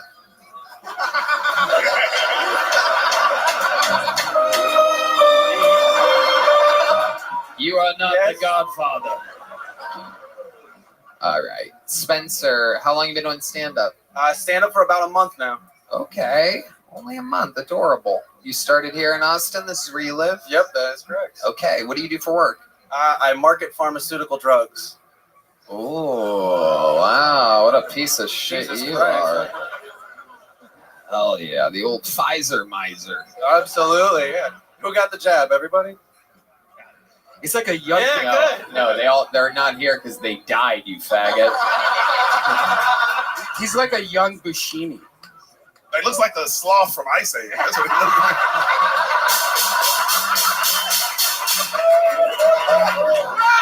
Oh, shit. Oh shit! D Madness is going to watch Ice Age real quick. He's gonna be right back. He's like, I don't get it. Show me that shit real quick. Let me feel the. All right. Okay. So you're 28 years old. You've been in the same relationship for 10 years. 1 month in a stand-up. What made you want to start stand-up? It's a little bit more fun than marketing drugs for the bad guys. So Well, yeah, but you still have to do that to make a living. Exactly. I got a kid now, so I can't walk away from it too quickly. So what exactly do you do? I'm on the relationship side, so basically I'm just the friendly voice on the other side of the phone so that the company that I work for can market more and more drugs for the people that make them. So the company that you're not making friends, I can tell. You're advertising that the drugs by the huge pharmaceutical companies are good, basically, and you're coming up with ideas for that, or you're really just the relation. Really just on the relation side. I'll give them some ideas, but I'm not. Like what? What's one of your ideas that you've given a pharmaceutical company? I mean, I have a couple I signed an NDA for, but one was to show more diversity. They really seem to like that one a lot. Oh, yeah. Oh, say that's that. you causing that, huh? Oh, absolutely, yeah. You gotta have a this Mexican, one, a it's, black, a white, and at least one woman, and you'll be able to sell some drugs. Wow. Incredible. You're the scum of the earth. Now you sound like my mom. Okay. Anyway.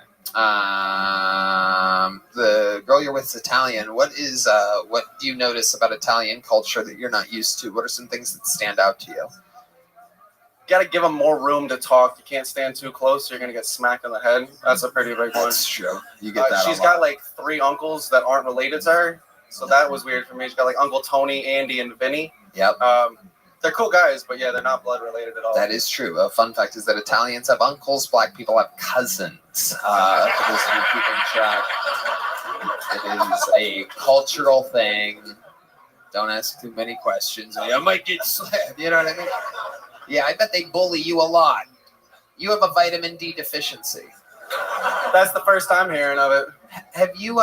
Did you get vaccinated yourself? I don't normally. I mean, fucking everybody. The fucking they got political. Tony moved to Texas. They think it's they're putting the chicken after the egg or something like that. I moved here because of that. I did regret it, but I did get it. Yeah. Did you get a booster? I did get a booster too. Did you get 2 boosters? Just the one. I came to my senses. Just the one. How did it make you feel? Did you feel good? You got COVID immediately afterwards? Oh, immediately. It was like 3 months later. And yeah, it's almost crazy. Instantly came down. Yeah. Yeah. How did it treat you though? You must have been, since you were vaccinated, you must have been just done with it immediately. Not at all. It was like 3 weeks. It was coughing. 3 weeks after being vaccinated. It's amazing because it's so safe and effective. Yeah, it was amazing. Right. I mean, it's crazy because you see all the stats and everything that the big companies pay for, but it almost seems like fucking anybody you talk to in real life has the same fucking story. It's kind of crazy, right? Absolutely. And you sling that as a profession. Similar shit, but you sleep at night. Not well. Right. Very good. Just making sure. Now I like you. Very good. Way to own it. Okay, so Spencer, what do you do for fun? I play music. I'm a drummer. Really? You're a drummer? Oh, well. I got news for you, my friend. I don't know if you know this. Are you a fan of the show? Yeah. You know how this works?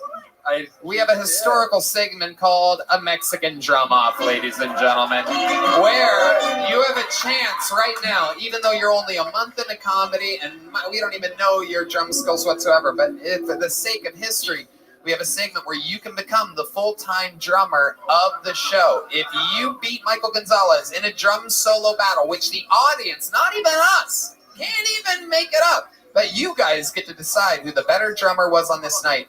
And if you win, you're the new full-time drummer. You get to leave your job as a piece of shit fucking big drug company fucking advertising relations guy. And you get to be the new drummer on Kill Tony every single episode. We're talking fucking arenas. We have arenas. We're an arena act. You could be in arenas with your fucking Italian Halloween costume. Just living your dreams. And by the way, how it works is Michael Gonzalez would have to become a drug-slinging guy, and he would be fucking your ultra-Italian wife. That's another thing. You have to completely switch lives. So ladies and gentlemen, this will be a drum solo. Get back there. This is Spencer Michael, it's been a long time since we've had one of these. Very controversial, this segment, because a lot of people have said in the past that this or that people have done good or bad, but we're going to find out. Spencer, how do you feel back there? You confident? You feel good? All right, here we go. This is a Mexican drum off. This is Spencer Michael, everybody.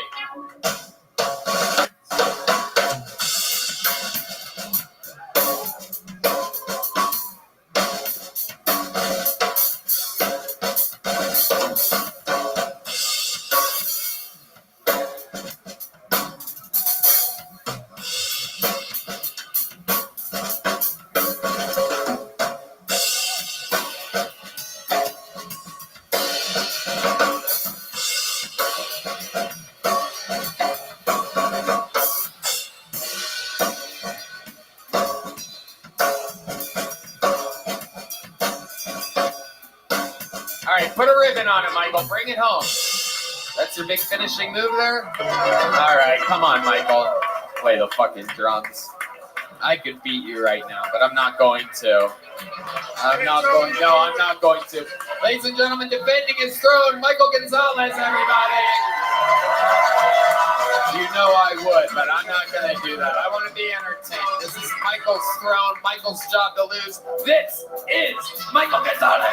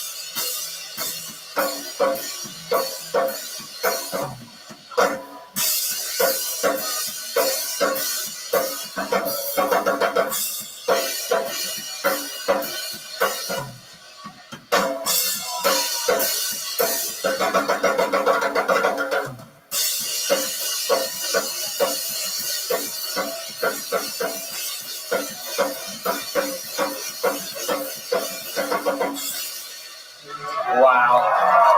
Jeez Louise. A brutal murder is taking place here today. Yeah, good job, dude. Spencer, Michael, how do you feel like that went? Oh, I think I know who won. It was pretty fucking obvious. How many of you have Spencer Michael winning and being the new full-time drummer of Kill Tony? I agree, dude. Come on. There's one retard in the room. How many of you have Michael Gonzalez keeping his job?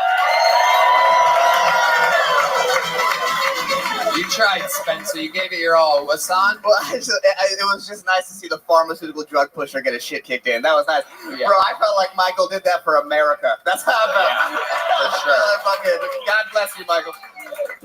For sure. But my friend, since your drum solo was solo energy, I'm going to give you some energy plus caffeine toothpicks from our friends over at Zippix. And here, my friend, is indeed a month in, a little joke book for you to get started. You're going to give Michael his drumsticks back? You're going to let him keep them? Oh, you got a souvenir. You'll always remember the night you got fucking absolutely demolished. Hell yeah. Have a great night. Spencer Michael, ladies and gentlemen. Wow. All right. We're going to keep it moving here. Make some noise for your next bucket pool. 60 seconds uninterrupted for Blake Alexander. Make some noise, everybody. Blake Alexander. These people wait all night for this. Make some noise for Blake Alexander. Hey, I appreciate you. Nice to see you. Family dynamics are interesting. Mom and dad are very different creatures. If you really piss mom off, she might ground you or go cry in her room. If you really piss dad off, he might kill the whole family. What Michael Jackson did to those kids is bad. But wouldn't it be so much worse to get molested by some nobody?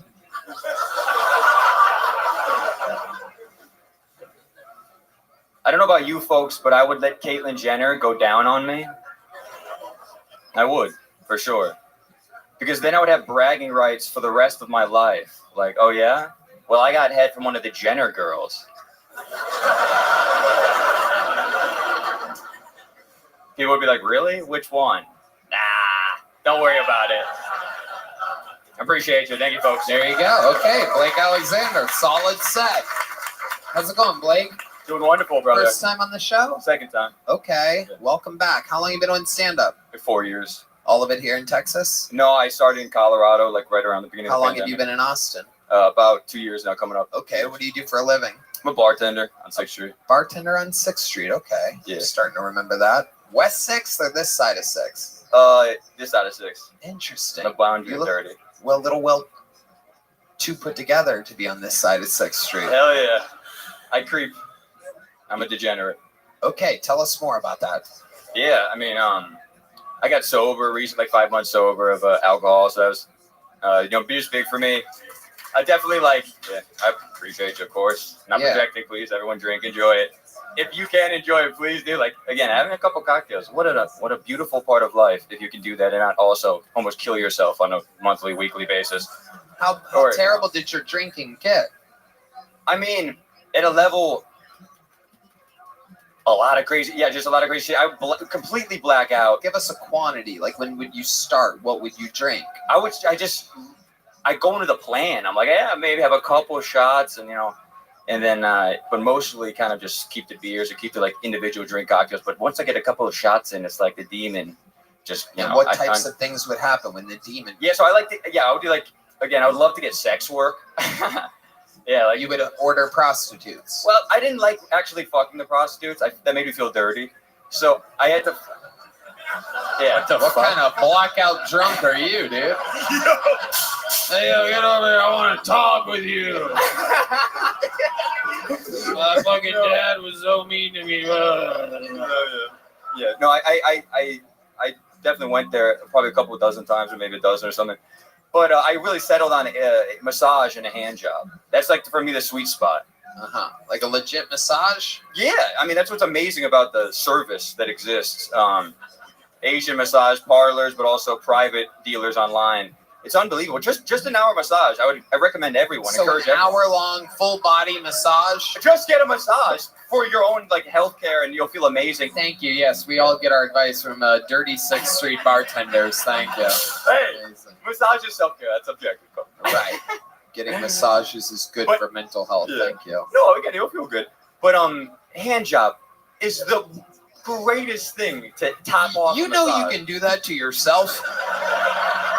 I prefer not. I've had plenty of experience with that. I enjoy the I novelty. don't think. Has anyone ever given you a better hand job than you? Never. An old Asian woman at a massage parlor. For Really? Sure. Oh yeah, son. Oh, my God. Hey, dog. I get you. I get you. I'm alone out here. Wow. It's not even close. So what? it's not even close. There's a Usain Bolt of giving hand jobs, dog. You don't even know. Damn, that is so You interesting. can't give yourself a forehand hand job. A forehand hand job. Yeah, at a level. You get Two girls. Saying an upside down. 2 girls. You're just 2 girls in the room, at a level. There's just fun little creations. 4 hands at once. Yeah. I mean, working the balls, again, stimulating. It seems like there's more than just that going on. I don't think you have the dick that would take 4 hands. No, I mean, I'm not Or literally even thinking of 2. a forehand dick. So But what do you have, someone rubbing your thigh or something like no, that? there's 2 balls, and So they have 1 hand on each ball. Is that what you're implying? I mean, they get creative. They literally try to suck on the nipples. They're like, whoa, Whoa, easy. don't do that. You're not my girlfriend. Whoa, I'm blacked out drunk. Stay away from these nips. Yeah, bro. No. I'm paying you. I make the rules. That's an amazing thing, though. At a level, the sure thing of it. That's what goes kind of addicting. Other than sucking on the nips, what else have they tried to do that you? They try to suck. They try to escalate. And you don't want that. I go, no, respectfully, no mouth, no. Hand And their only. accent, so they understand. Hand only. Yeah. And Why is that? Why would you? Teeth, sorry. Their teeth are what? Rotting out of their mouth. Oh, jeez. These are not all of them. These are low budget. The one that tried to blow me, again, if she had a nice set of teeth, it might have been a different story. Wow. He's just poor. Yeah. How much were you paying No, for these? I haven't only. It's not only these gross, like mangled women. There's a range. There's before I quit drinking. Kind of why I quit drinking. Part of it was I went and signed up for 2 open mics and then got like blackout drunk and then ended up going and getting this Brazilian. Ooh. Private, you know. Oh. Not you don't go to a salon. Yeah, did you give her a hand job? Those Brazilians are wild. If the opportunity presented itself, I may have. But no, she was a real woman. And in call or out call? In call. Yeah. And she, so like they call it. It's amazing. It's a beautiful thing not to blow up their, you know. Thing. All the dirt balls were wondering, in call or out call. Yeah, no, it was a very comfortable in call. Airbnb, safe. But I had trouble with it. It was this horrible thing. Like they were so beautiful. It's unbelievable almost how beautiful they are. And I'm like, wow, are you really doing this? No, again, I'm not. You were drunk. No. You see the pictures when you know if you do your research. You're doing sober research, drunk integration, drunk execution. So have you gotten one of these girls since you've been sober? No, it's definitely. Even though the pictures of them are so beautiful. No, trust me, I still stand by a couple of these Quote, gals. Yeah. Unbelievable. A couple. One could not believe how beautiful these available women are to come over and give a hand job. For the price, I would say unbelievable. You know, for what was the price? What's the price of a Brazilian? It was for a 30-minute, 150. What's the price of an Asian for an hour? What? Sorry. What's the price of an Asian for an hour? Oh, 120 for a massage plus a hand. What's the price for an Asian for a half an hour? I didn't go. I was indulgent. I always go the 60-minute. You always go with the 60. I like the massage. I love the massage. 60-minute 120, but 30-minute hand job from a Brazilian 150. And they don't do massages. They'll just straight to the dick. They will not rub a shoulder. And for 30 minutes, they give you like 10 minutes of a shoulder massage. Ugh. So it's like, yeah, it's pretty much right to business. But again, it's still kind of cute. Yeah. All right. By the way, the massages he's talking about, his price range, are not real massages. It's just a girl doing this to your. Disgusting. I don't even like you. We're here for business purposes only. I'm a loyal boy. That's all this is. All right. So, Blake, anything else crazy we'd be surprised to know about you? Last time you were on the show, you probably weren't sober, right? This is why I don't recognize you. You're like one of those dogs that were like got rescued and like you're all like cleaned up now, right? Like a different shade and shape and everything. Yeah, maybe a little bit. Definitely, probably a little bit healthier. But yeah, no, I mean, I'm chilling. I'm less crazy sex work and addiction and waking up, 4 a.m. at a random gas station. Sure. Lost phone and shit. So again, trying to live, trying to enjoy this miracle of life. And last time you were on, you got a little joke book? No, I got a big joke book. Okay, well, there you go. Enjoy it. Keep it going. Blake Alexander. I appreciate everybody. you. Have a good night. I love you all. Thank you. We're flying through them tonight. Another bucket full. We're flying through them. Make some noise for Samantha Blumenthal, everybody. Samantha Blumenthal. Here we go.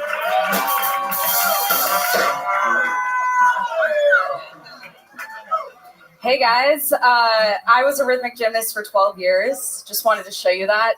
In case anything I say bombs, you still know I'm talented. Thank you. Last night, this guy told me I had resting astrology face. And I don't get it. Guys just think that I just kind of like know everything about zodiac signs and crystals. I don't understand. I don't know things about that, but I do believe in minerals. Men are real fucking dumb.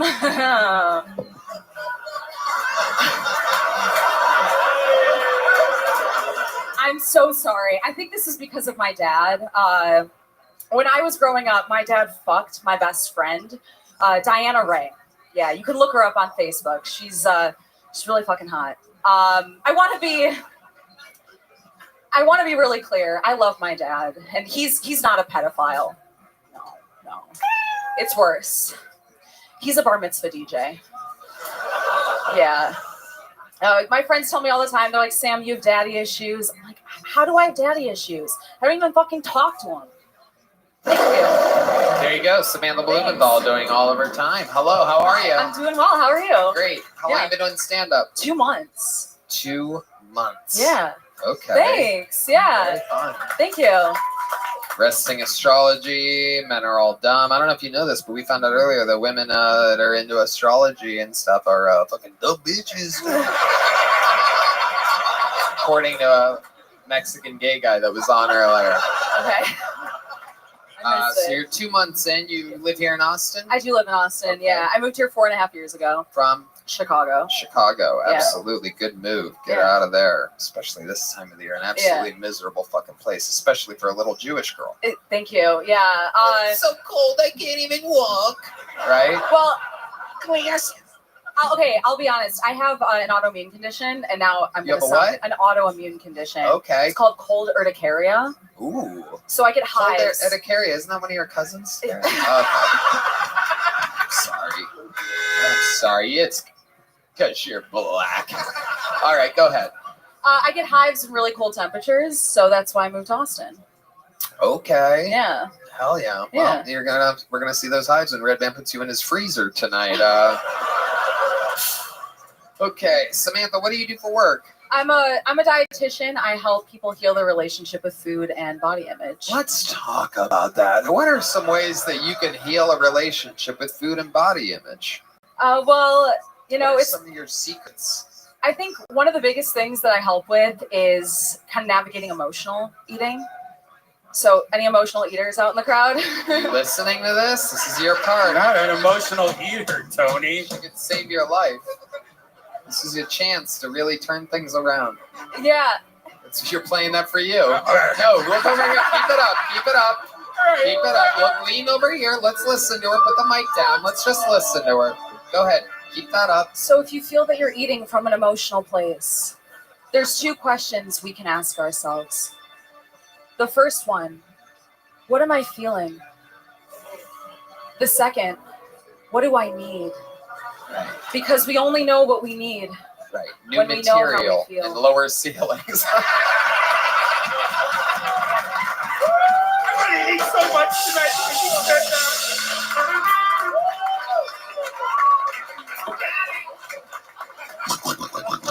Oh, he's a little piggy. Oh, we got a little piggy on the soundboard tonight. All right. I like that. And you've been able to help people. Yes, I have. Yeah. You're good at it? I am good. I just quit my job, though. I was there for 4.5 years. You don't do that now. I don't do it anymore. You got no. sick of those fat, sad fucks. Yes, I did. Yeah. Enough is enough. Yeah. I'll be working as a dietitian again somewhere else, but I have 3 months before I start that. In call, out call. What are we talking about? Red Band. Red Band.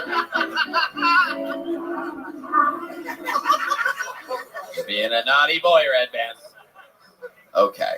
All right. What do your parents know that you're doing this? Your Jewish parents still together? No, they're not. My dad fucked my friend. Oh, wow. That is interesting. Yeah. Usually Jewish fathers are very centered, balanced. How do you think that went down? Do you know why they ended up fucking? Do you know, like, was your friend like a little dirty slut? She was a dirty little whore. How old was she when she fucked your dad? Yeah, there was more to that. She of age? She was 19 years Right, old. So, right. Yeah, your dad was patient. Yeah. I would imagine. I mean, you don't just start liking your daughter's best friend at 19. You're kind of eyeballing them at the pool a little bit. They're slip and slide. Hey. Oh, you better fix yourself. Your floaty's sliding off. Let me help you there. Did her bat mitzvah? So she was a bar mitzvah. She was one of the dancers. She was what? So make some noise if you've been to a bar mitzvah. Okay, what are we doing Okay, here? sorry. Let's just get into it. Answer my question. I'm so sorry. Make some noise if you've done some Yiddish shit. What the fuck? Come on. Oh my Stick with the thing here. Make some noise if you like saving money. Make some noise if you like over-retaliating in a war with barely a competitor. Who loves destroying civilian lives? Make some noise!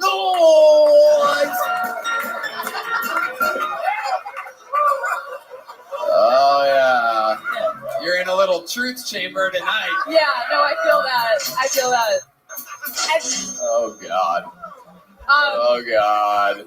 Yeah. Oh, jeez. We love our sponsors.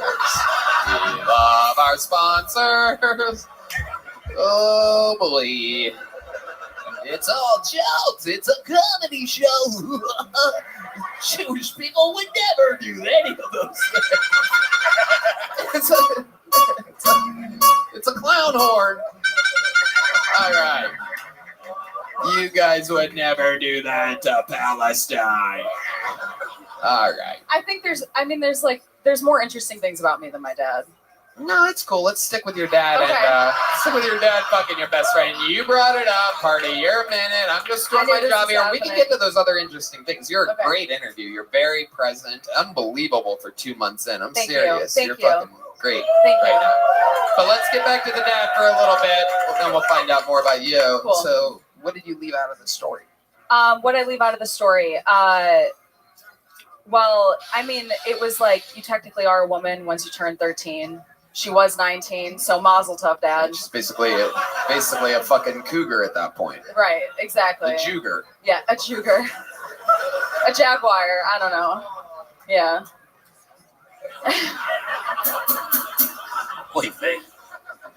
Okay. Yeah. So you said there's more interesting things about you. Let's talk about it. Yeah, so I am a contortionist. I was a rhythmic gymnast for 12 years. I'd love to show you guys something. Absolutely. Absolutely. In call, out call. All right. Okay, here we go. For those of you just listening to the podcast, she is on her hands. Holy shit. She is, oh my goodness. That is incredible. Wow. Unbelievable. Oh my God. I saw her matzo and her balls. I was on our national team when I was in 7th grade. I love that. Yeah. Love that. Yeah. That is incredible. And Thank you have you. to like stretch a lot for that. I do, yeah. I stretch a lot for that. I was I stopped. I have like pretty bad back problems, but Right. obviously. Yeah. But actually Oh yeah, after Red Band also has. You're basically a contortionist, Red Band. Yeah, I can. Yeah, he can sit at a 90-degree angle or lay down. It's unbelievable the fucking range on this guy. Sleeping or eating. That's right. That's right. Unbelievable. Thank So you. let me ask you this, because this is what every dude is thinking in the room right now, dude. Is what's the craziest contortion position you've ever had sex in? Has anyone ever fucked you like whatever that was, like froggy style or whatever the fuck? Froggy Fucking style. upside fucking No, donkey. I don't know. I get pretty tired. I just like laying on my back. Yeah, Jewish girl. Yeah. Come on. That's a fucking Jewish girl. She's more Jewish than contortionist. All the guys that saw her contort that are like, fucking, I'm gonna fucking do some crazy shit with that one. She's just like, are you done yet? Are you done yet? So I tried to do crazy shit with my ex, but I found out that he was cheating on me. I saw videos on his computer. He was sucking dick while wearing my clothes. No way. Oh my That's why God. I started stand up. That's crazy. I don't remember dating you at all. Just kidding. I'm not gay at all. Wow. Yeah. So, what were you doing on his computer? That was the first time I've ever snooped because my intuition was screaming at me. Ooh. Yeah. Hell yeah. Yeah, and I opened up his computer and it was in a file labeled sus.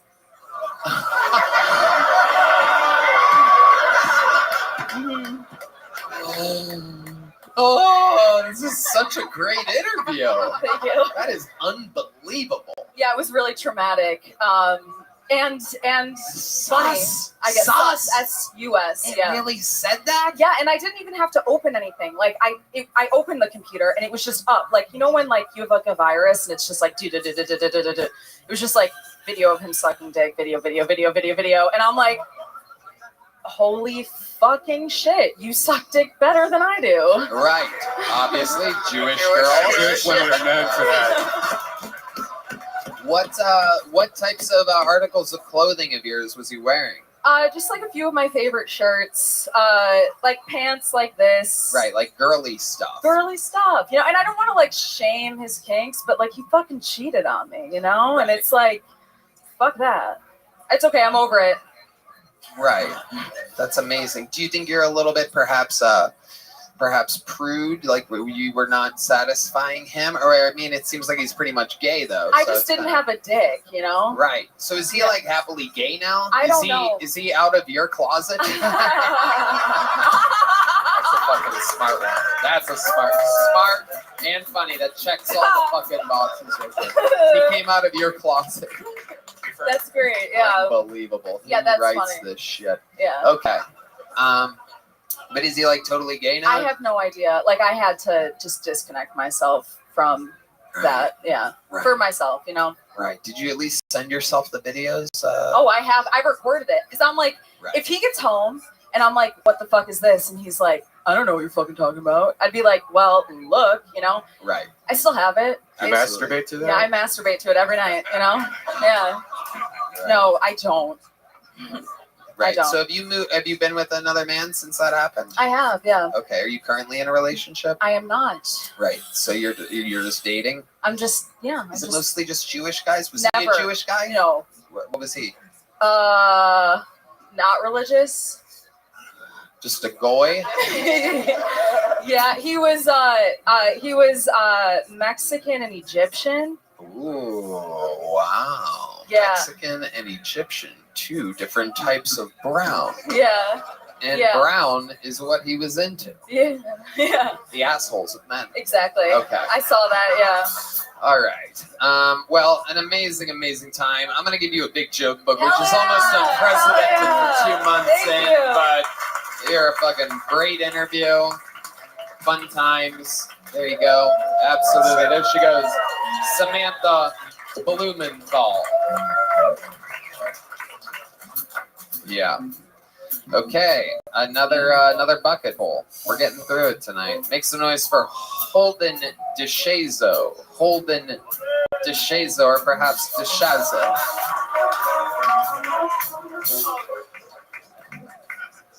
Yo, what's up? If I look young up here, y'all are all correct. I'm 16. Yeah. I was born 16 years ago, and I haven't been in pussy since. You know? This isn't my first time doing comedy, though. The first time I did it, it was in front of a crowd of like 14, 15 people, which was cool to be doing stand-up, much less in front of the same size crowd as the WNBA playoffs. Know what I mean? My mom actually said she was going to wash my mouth out with soap for, like, saying all these bad words and stuff. Like, I don't know who she thinks she's talking to. You know what I mean? Because I'm Gen Z. We did the fucking Tide Pod challenge. You know what I mean? Like, dial soap ain't going to do shit. That's like giving an opioid addict Tylenol. Like, that shit just doesn't work out. You know what I mean? Actually, speaking of drugs, I did get busted for smoking weed recently. It's weird I got caught, though. I ran out of weed. I did what any 16-year-old would do. I went into my mom's room, top drawer in her dresser. I busted into her stash of weed, smoked all of it, and I only got caught when we realized we had the same dealer. And we both left disappointed because my grandma sold all of it. Thank you, guys. That's my time. What the fuck? What the fuck? This is unbelievable. You're a very, very, very, very, very funny 16-year-old. That's incredible. Appreciate it. 16. Yes, sir. For real. Yeah. Unbelievable. I'm not faking like Keith Cordes. I'm real. No, he's real. He's real. I checked that motherfucker's ID night one. I did not believe it. Yeah. But no, he is 21 and looks younger than you. It is crazy. Yeah, that's crazy. So, wow. How long have you been doing stand-up? It'll be a year this month. And you do a lot of it? You put a lot of work into it? Yes, sir. I've been doing a lot of open mics. I'm from Houston, so that's where you live? Yes, sir. I've been hitting up Secret Group, all that stuff. I love it. I love it. We love it over there. We love everything about Houston. It's a very, very, very fun place. So, a year in stand-up, and you're still in high school? I'm actually homeschooled now. Okay. Yeah. All right. To do this. You know, is everybody that just drops out of school, did they just say they're homeschooled? Is that like a thing? Maybe. I mean, I don't do a lot of school for homeschool, but I mean, there's a lot less school shootings, so that's good. But That is true. That is true. People like you staying at home. It's just home shootings. Yeah, I love it. That's it. So this is absolutely incredible. 16 years old, you have definitive punchline setups. Is this something you've always wanted to do? What made you want to start doing this a year ago? It was weird. So like September last year, I went to go see Bill Burr at Toyota Center. Yeah, shout out Bill Burr, hell yeah. Fuck yeah. And I was like, man, that's cool. I could do this. Yeah. And I was like, that's exactly. Yeah. Yeah. Yeah. That's exactly how I felt when Dane Cook's Vicious Circle came out. Oh, yeah. 2004. Yeah. Tell us about it. So then you go to your first open mic. Yeah. 15? I was 15. It was weird because I called around and I was like, hey, I'm 15. Will y'all let me in? And they said, fuck no.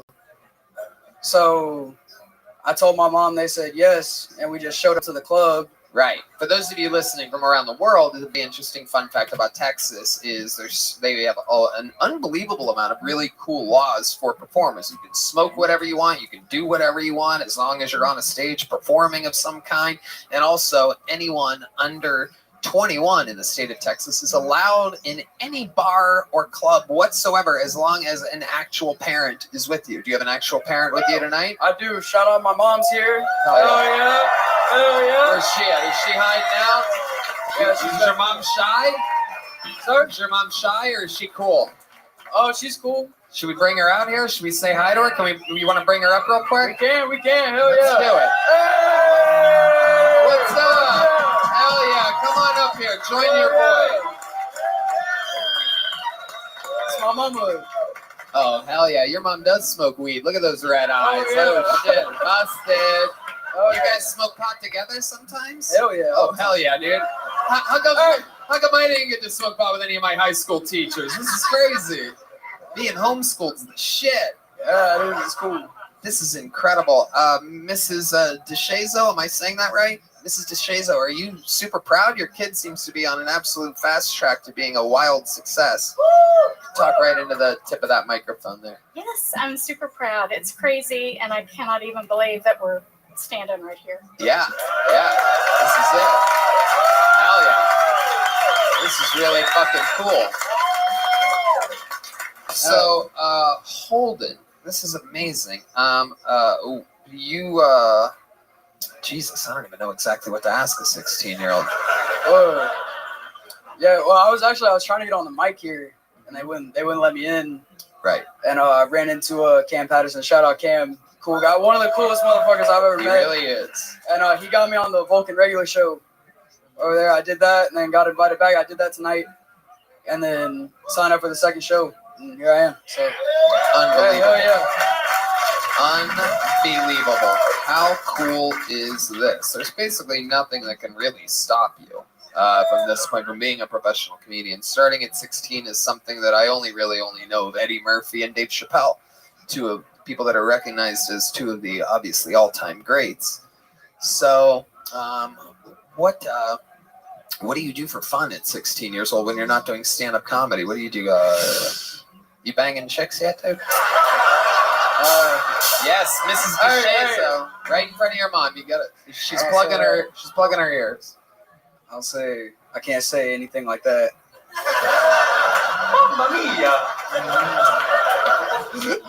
Right.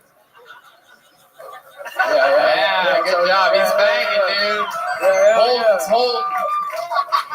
I love it. You ever bang a chick with your mom like in the same house as you? In the same house? No. But my ex-girlfriend tried to fuck me while she went to Walgreens, and I thought she was coming home soon, so I panicked and I threw that bitch on the couch. Right. But mom wasn't home yet.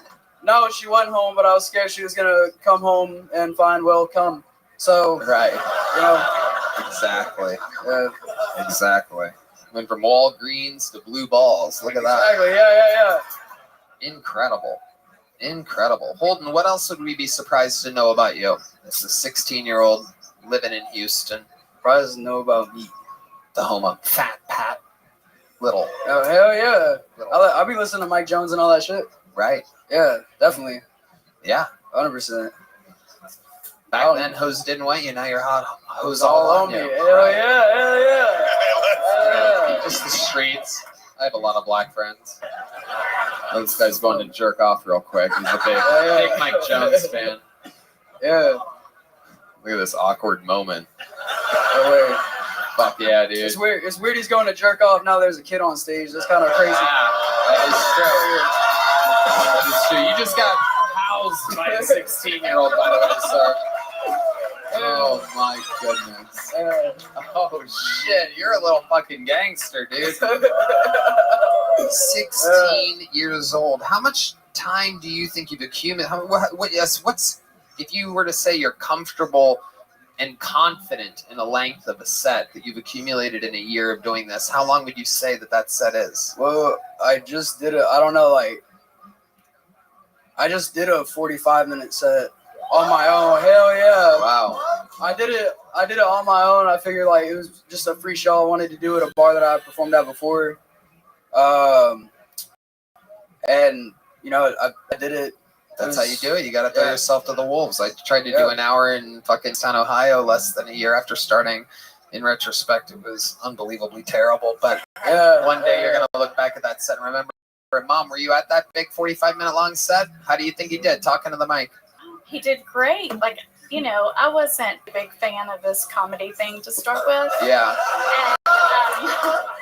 And so it's taken me a little while to kind of get a little more comfortable with it. Right. And I was a little nervous about a 45-minute set because I thought, well, that's a really long time to have to. Mm-hmm. Yeah, that's like a 1% of his entire life. I know, right? But he killed it. He did great. He did. He killed it. That is amazing. Holden, take the mic back. Where's Dad at? He's not in the picture? Oh, he's at home. Oh, okay. He supports you too? He does, 100%. He might be right now, as far as we've learned tonight, your dad might be banging your best friend right now. Possibly. It's possible. Holden, you know, you're a fucking anomaly, dude. I absolutely see a ton of amazing stuff happening in your future.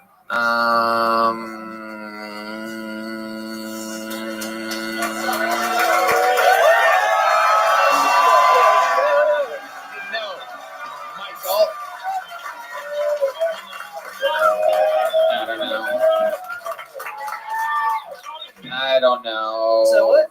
You want to do a Holden? You want to do a minute in an arena on December 30th? Fuck yeah! Okay. Then you will. 16-year-old Holden DeShazo, ladies and gentlemen, with his Kill Tony debut. We'll see you at the HEB Center on December 30th. Hell yeah. Fuck yeah, there he goes, Holden DeShazo. Here, have some nicotine toothpicks. I'm just kidding. I'm kidding. Here's a big joke book, though, that matches your hat and your jacket. Ready for it? There you go. Ooh. That's why I never played baseball. Yeah. Who needs to play baseball? There he goes. Holden DeShazo, everybody. He's going to be performing in an arena at the age of 16 years old, so that's interesting. Ooh, wow, it's getting late, huh? What time did we start this? Oh, okay. Really? You have a ballpark of the actual start time? All right, last bucket pull of the night. Let's do it. Make some noise for Dave Harriman, everybody. Dave Harriman.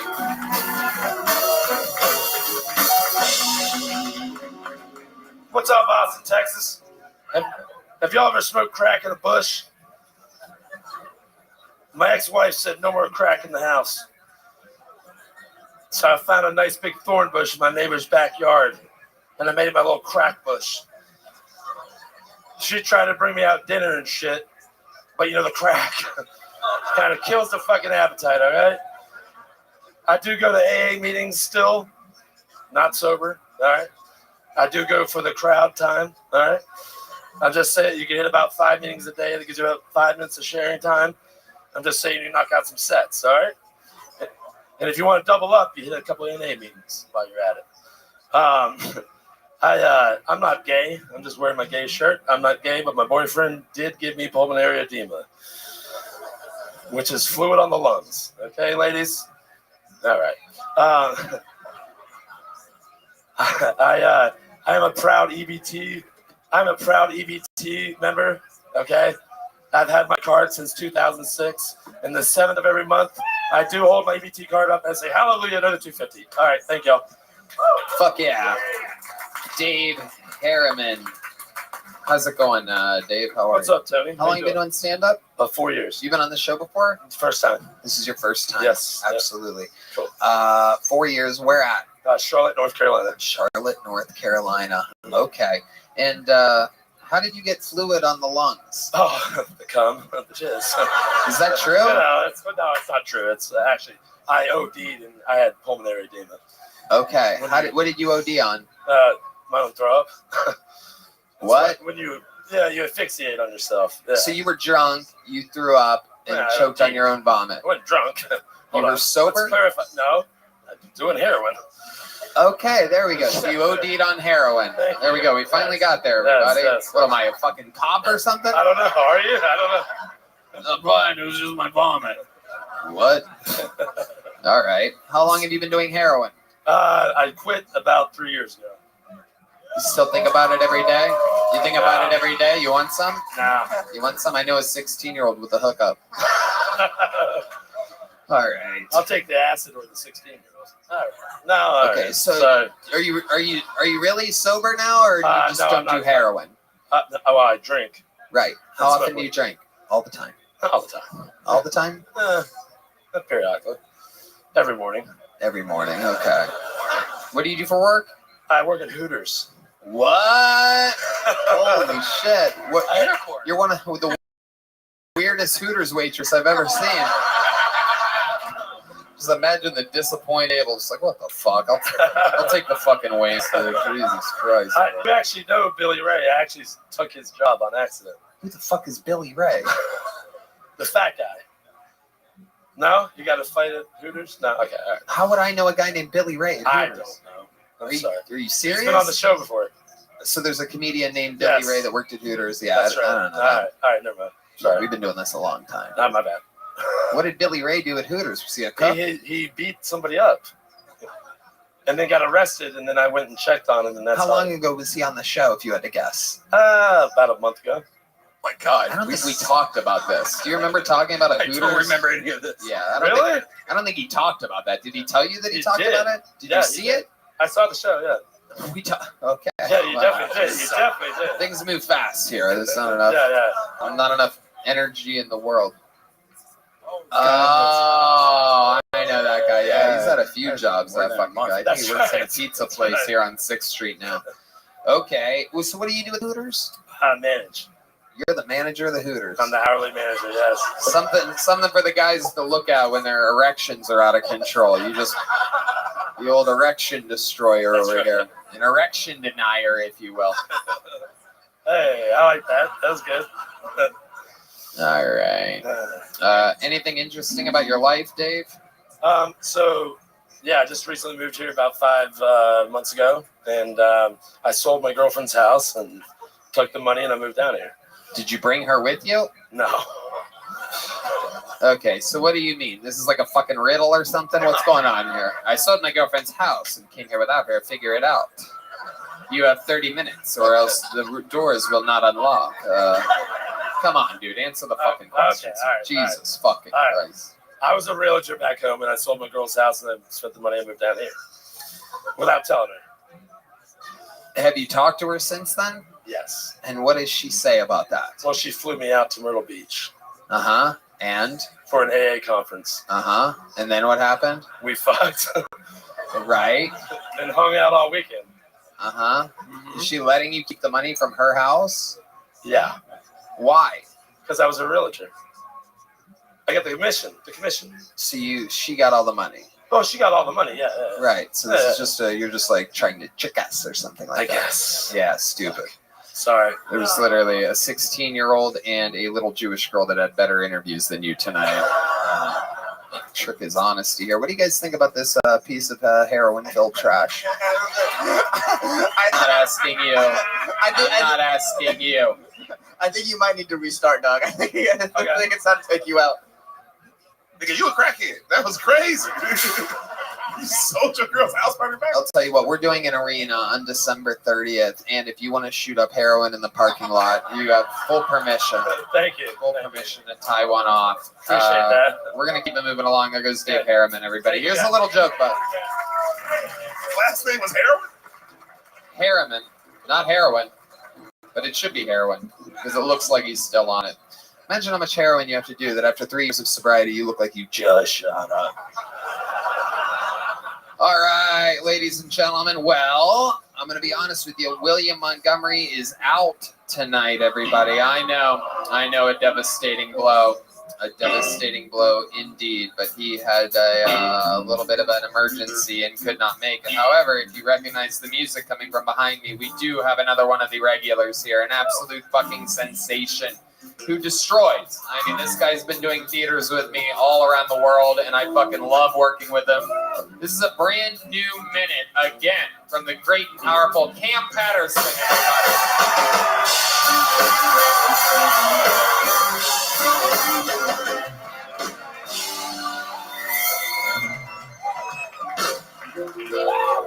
So, I fucked a bodybuilding bitch 3 weeks ago. And let me tell you how it happened. I was on Tinder. It was 3 o'clock in the morning. You know, at 3 o'clock in the morning, you want to fuck something real bad. So I was just swiping like a motherfucker. I was just sending out Hail Marys like a bitch, right? And at one swipe, I just seen some big ass titties. I was like, So I just went, I want to suck your titties. And she responded, well, come suck them then. Touchdown. So I get to the crib, right? And I don't see big ass titties. I see Dwayne "The Rock" Johnson in a wig. So now I am terrified. I'm scared of shit. So when I get out of the house, I lock myself in the bathroom and I start doing research, right? I want to make sure she really elated, right? So I'm in and I'm scrolling and shit, and I found out she was born elated. So I'm like, okay, we can fuck now. But I don't know if y'all noticed or not, but if you ever fucking a girl you think might be a dude, your research never stops. So 30 seconds in, we fucking the missionary, right? And she think I'm trying to choke her, but I'm feeling for Adam's apple. So bitch, you ain't finna get me, stupid. Dumbass. I will tell you this though, at one point we were fucking, I felt so safe in her strong ass arms. I just let myself go, I felt free. I felt so free. And we were fucking, and at one point she bench pressed me out of her pussy. And I just went, wee, I was having a great time. I didn't get back, think I was fuck yes. An absolute fucking anomaly. Our sweet, sweet monster, Cam Patterson. No, what I love about what just happened here is that we heard about this, about the premise through an interview, and maybe even you dabbled in it on stage on the show before. But what I love about what you did here is you showed us what the product has become over time of that bit. That is absolutely amazing. I've actually seen you do that in yours, and it absolutely fucking destroys. It's amazing to see you just be able to kick out brand new, unbelievable minutes. I mean, clearly the set of the night, D-Madness can't even contain what he saw here tonight. So Cam, fantastic work. That is amazing. You're out there just living life, living your life, and the shit turns into material. That's the best shit. You know what I'm saying? It's tough. You know what I'm saying? But you on a pedestal like this, you gotta keep pushing. You know what I'm saying? So trying to push these bitches out. You feel me? Absolutely. It is a high pressure situation. You're absolutely killing it. Asan and Derek, you get to see and work with Cam all the time here at the mothership. What do you have to say about him?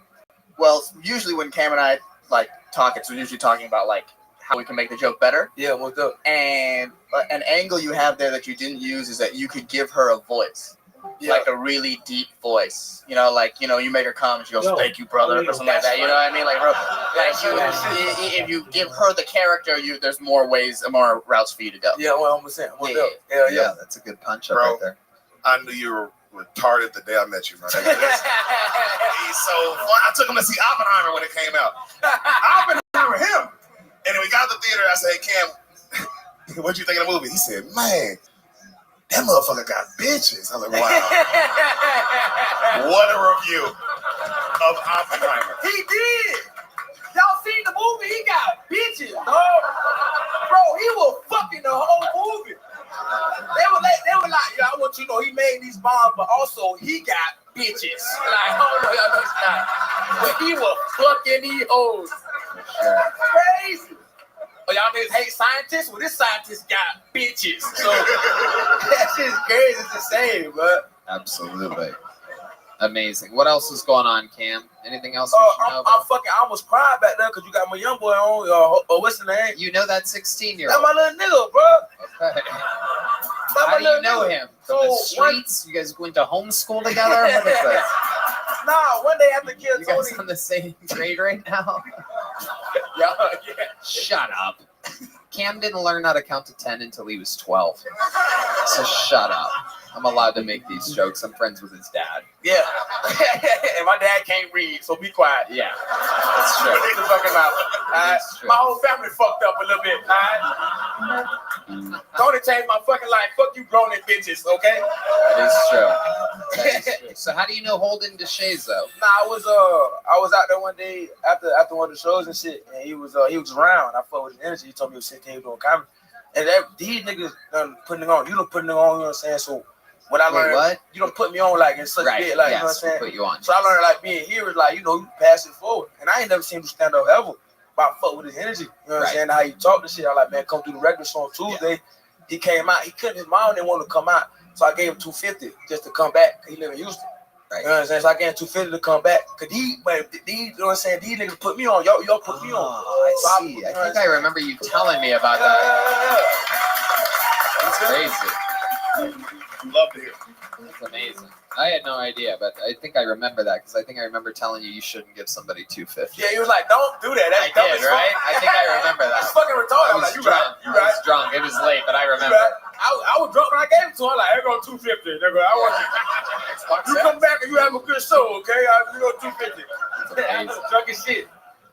Amazing.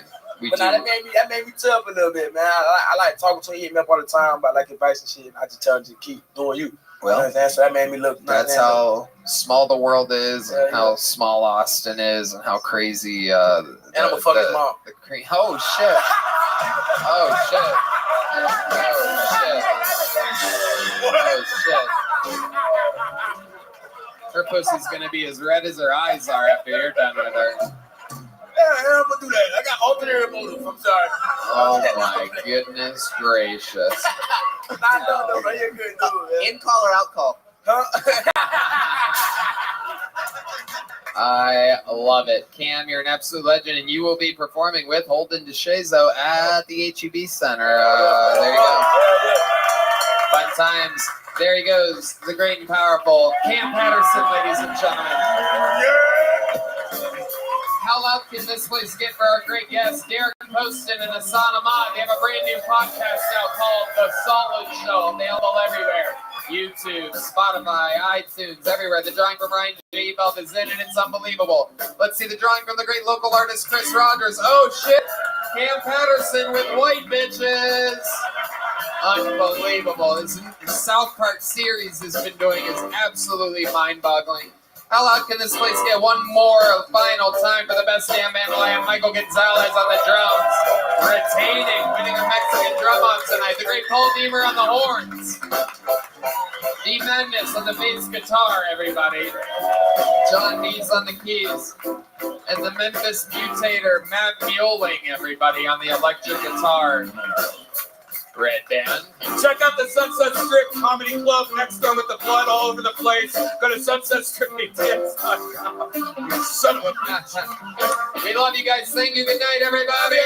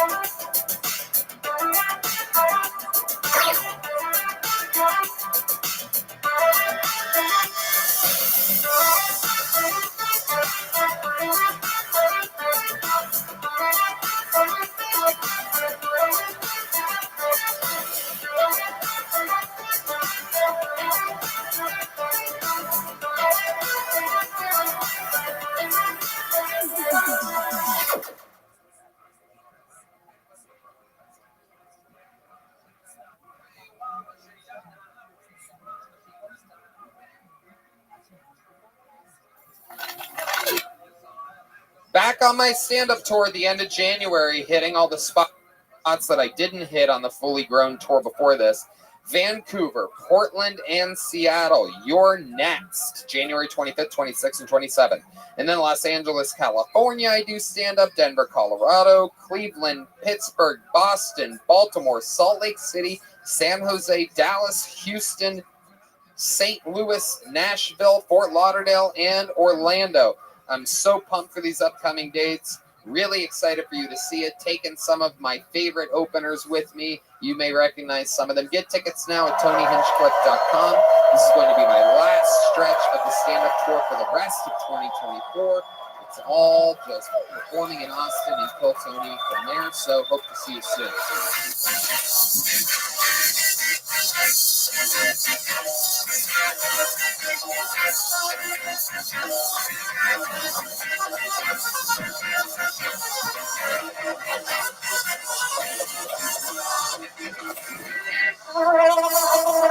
That was fast. Thank y'all. Thank y'all.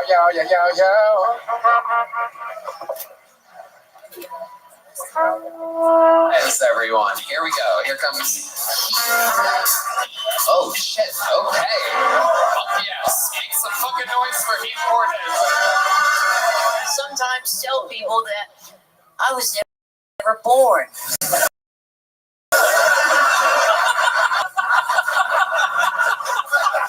I have been present through all of what has been and what will be.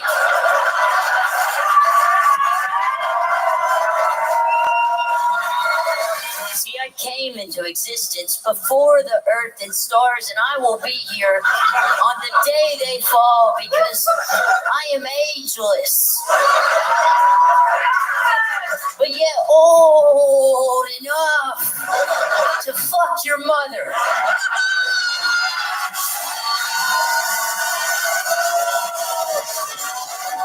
You gotta stop buying them suits from the car wash, nigga. That motherfucker, the Mexicans caught you coming, nigga.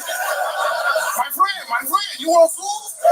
Did your gym burn down?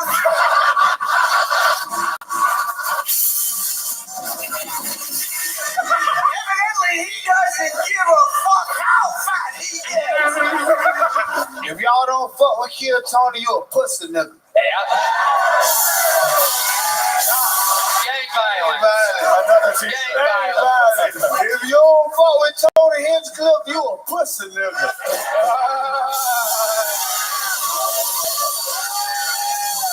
Suck my dick and my pussy and my crab. We'll be right back.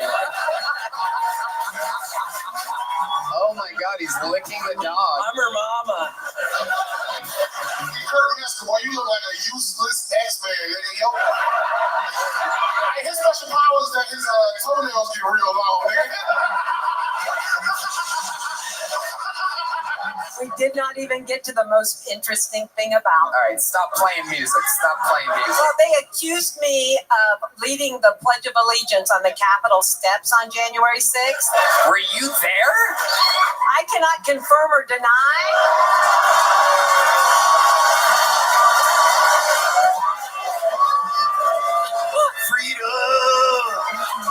Where are you sleeping tonight? Okay. And do you know where you're gonna park your car? Wherever I can find a spot, I guess. As being raised by a sweet Jewish single mom, I can't let you sleep in your fucking car tonight. I'm gonna get you a hotel for 3 nights here in Austin, all right? Oh, look at that! Yeah. Oh my God! Wow! Just keep grinding, man. I can't do that. Just keep hustling, man, and crush that job interview on Wednesday. And don't you fucking jerk off in the La Quinta lobby. November 18th, I'm doing the Celebrity Theater in Phoenix, Arizona. November 18th. That is a massive, one of the biggest theaters in your hometown. Would you like to do a guest spot on that show?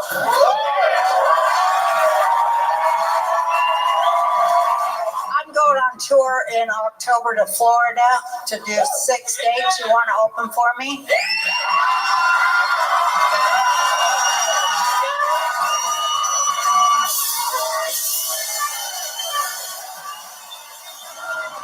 You gotta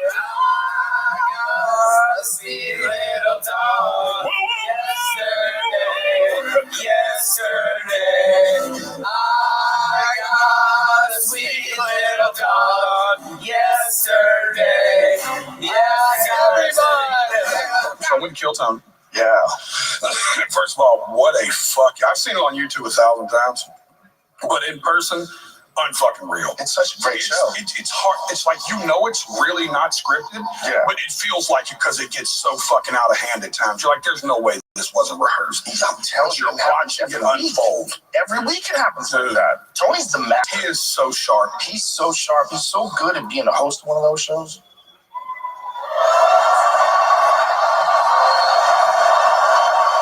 And now, please rise for your national anthem, presented by double Grammy-nominated CMA New Artist of the Year, Jelly Roll!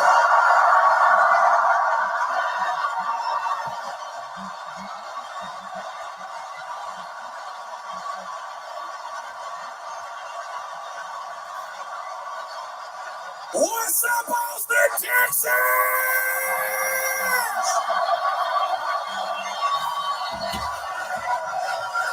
Now, as you could expect, there was no way I was missing Kill Tony live at a motherfucking arena. Now, please, join me, and it's not only encouraged, is it expected that you help me sing the greatest song for the greatest country on earth? Don't let me down. Are y'all ready, Austin?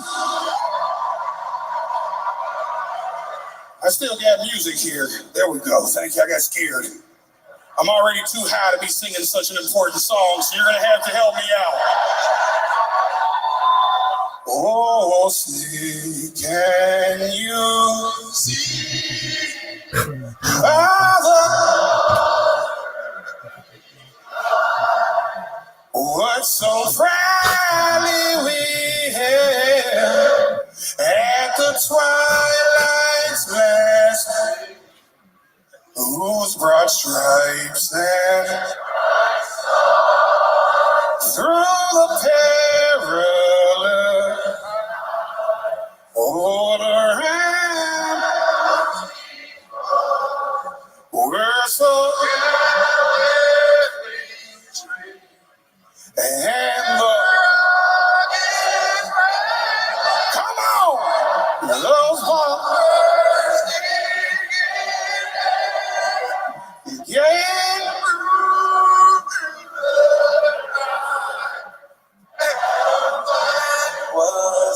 As loud as you can. Oh, say the stars spangled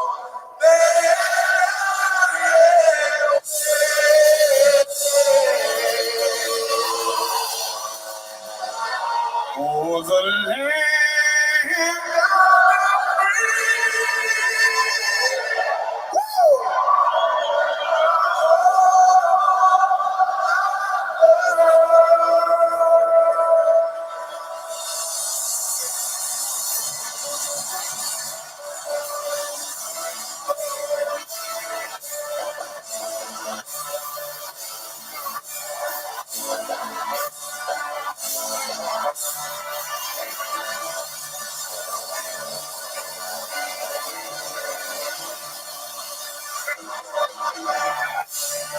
Ladies and gentlemen, are you ready for the greatest show on earth?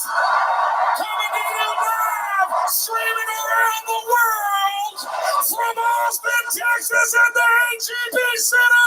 Y'all get ready for my fucking brother, Kill Tony.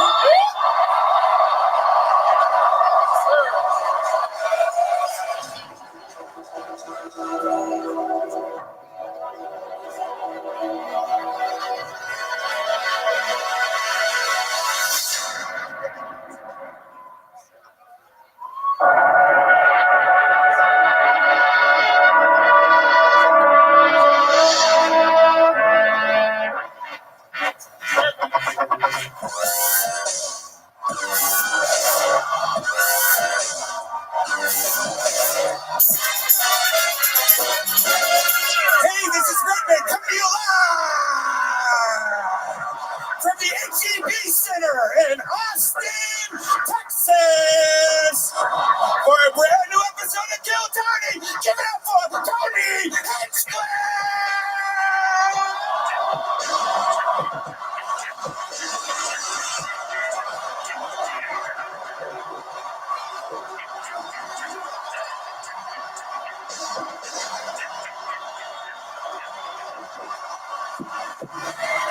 Who's ready for the best fucking night of their lives tonight? Austin, I think you could do a little fucking better than that. Who's ready for the best fucking night?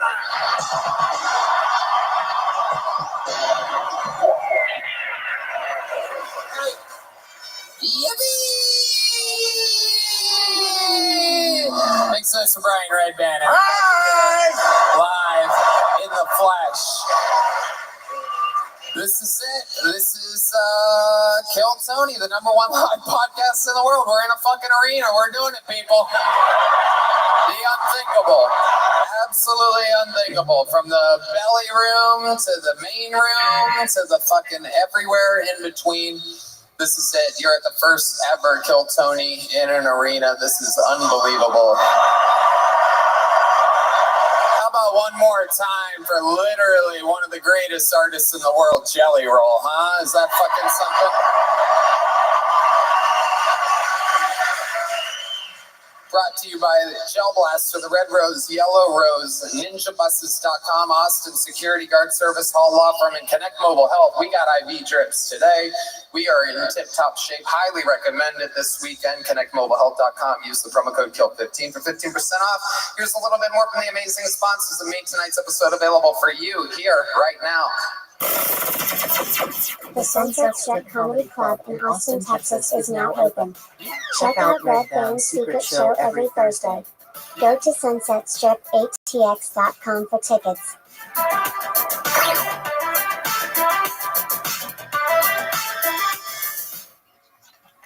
Make this year your most awesome yet with a box of awesome from Bespoke Post. Every month, the box of awesome is filled with carefully chosen gear from the best small brands around the world. Let's see what I got this month. Ooh, my goodness, it is Scorch.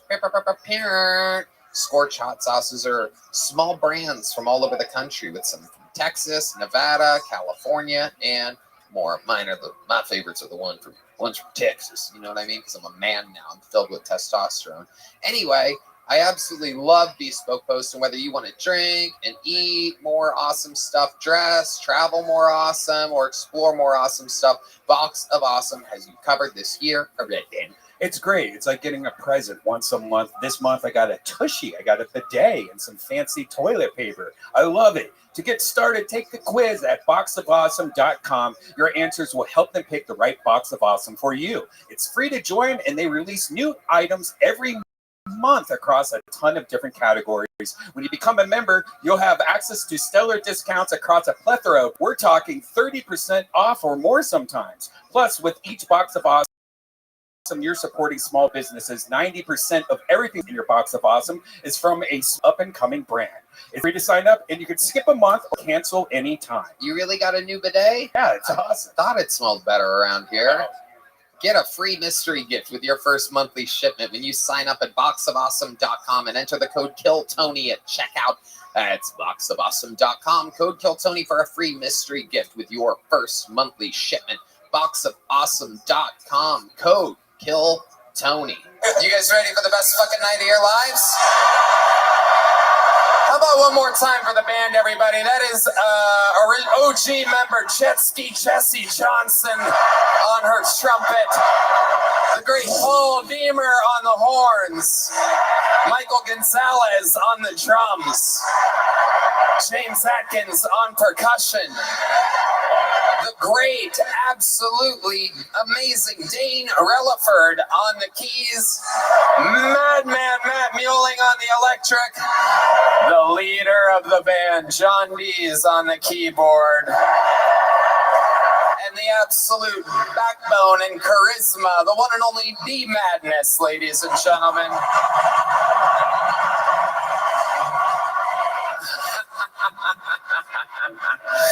Well, let's just jump right into it. I am so excited about the show that we have prepared for you here.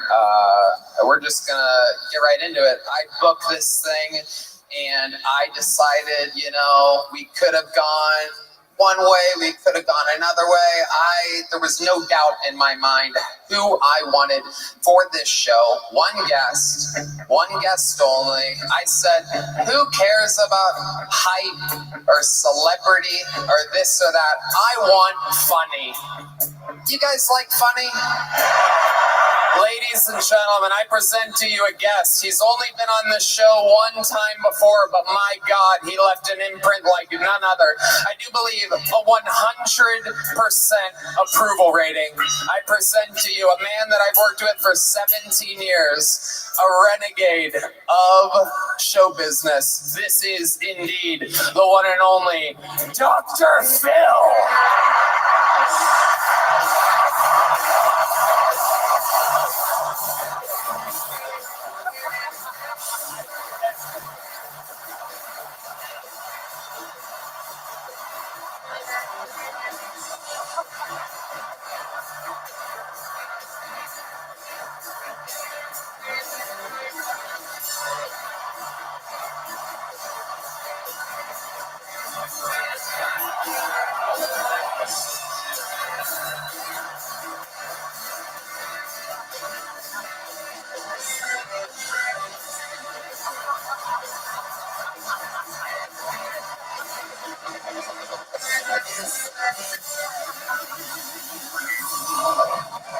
Oh my God.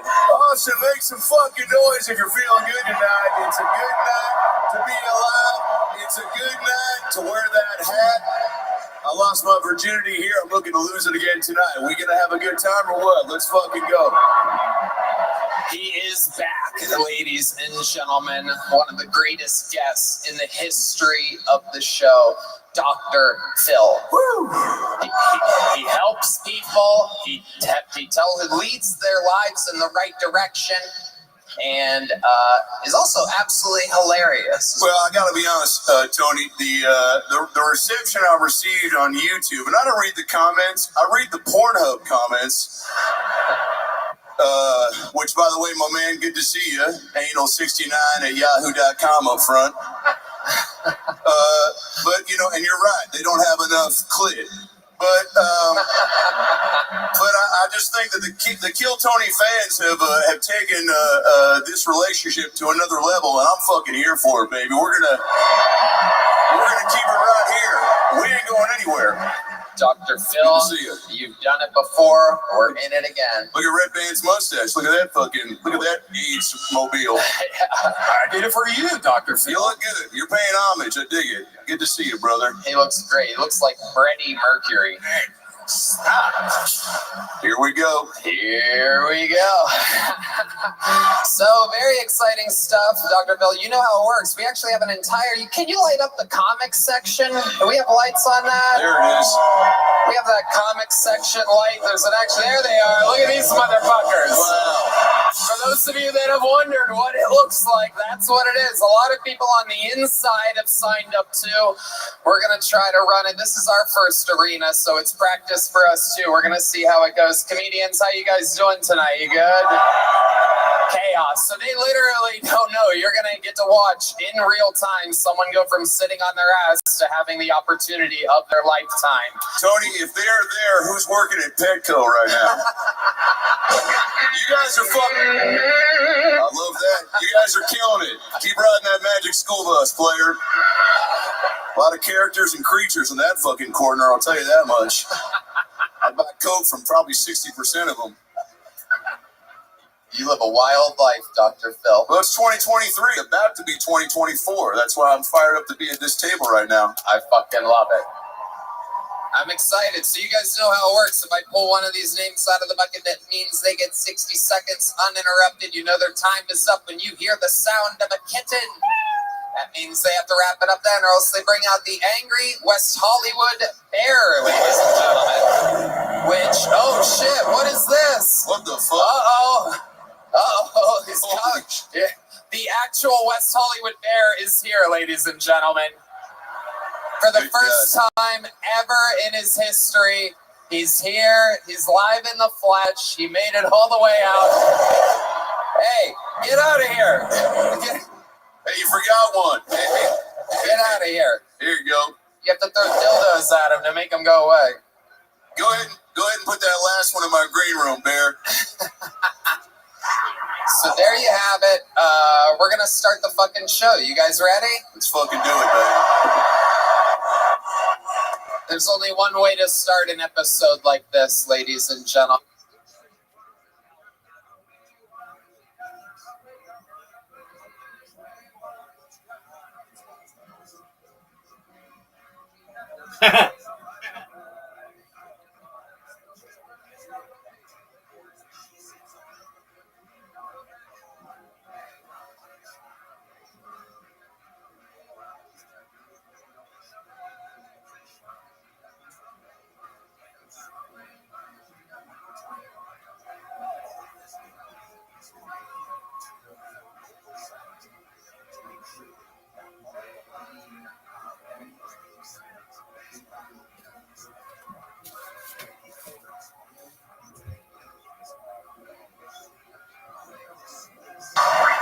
What's up? I think catcalling is horrible, but without catcallers, female comedians would have to write their own premises. Write your own jokes, bitch. I like how when men, when insult each other, we just call each other women. We're like, hey, look, this guy's having a pizza with a napkin. What are you, the object of my desire? What are you, a person whose approval determines my self-worth? You want to start a family together? I am very jealous of white people. You know, white people are awake for 2 seconds and they already have bigger eyes than me. I've been working on this since 11 a.m. today.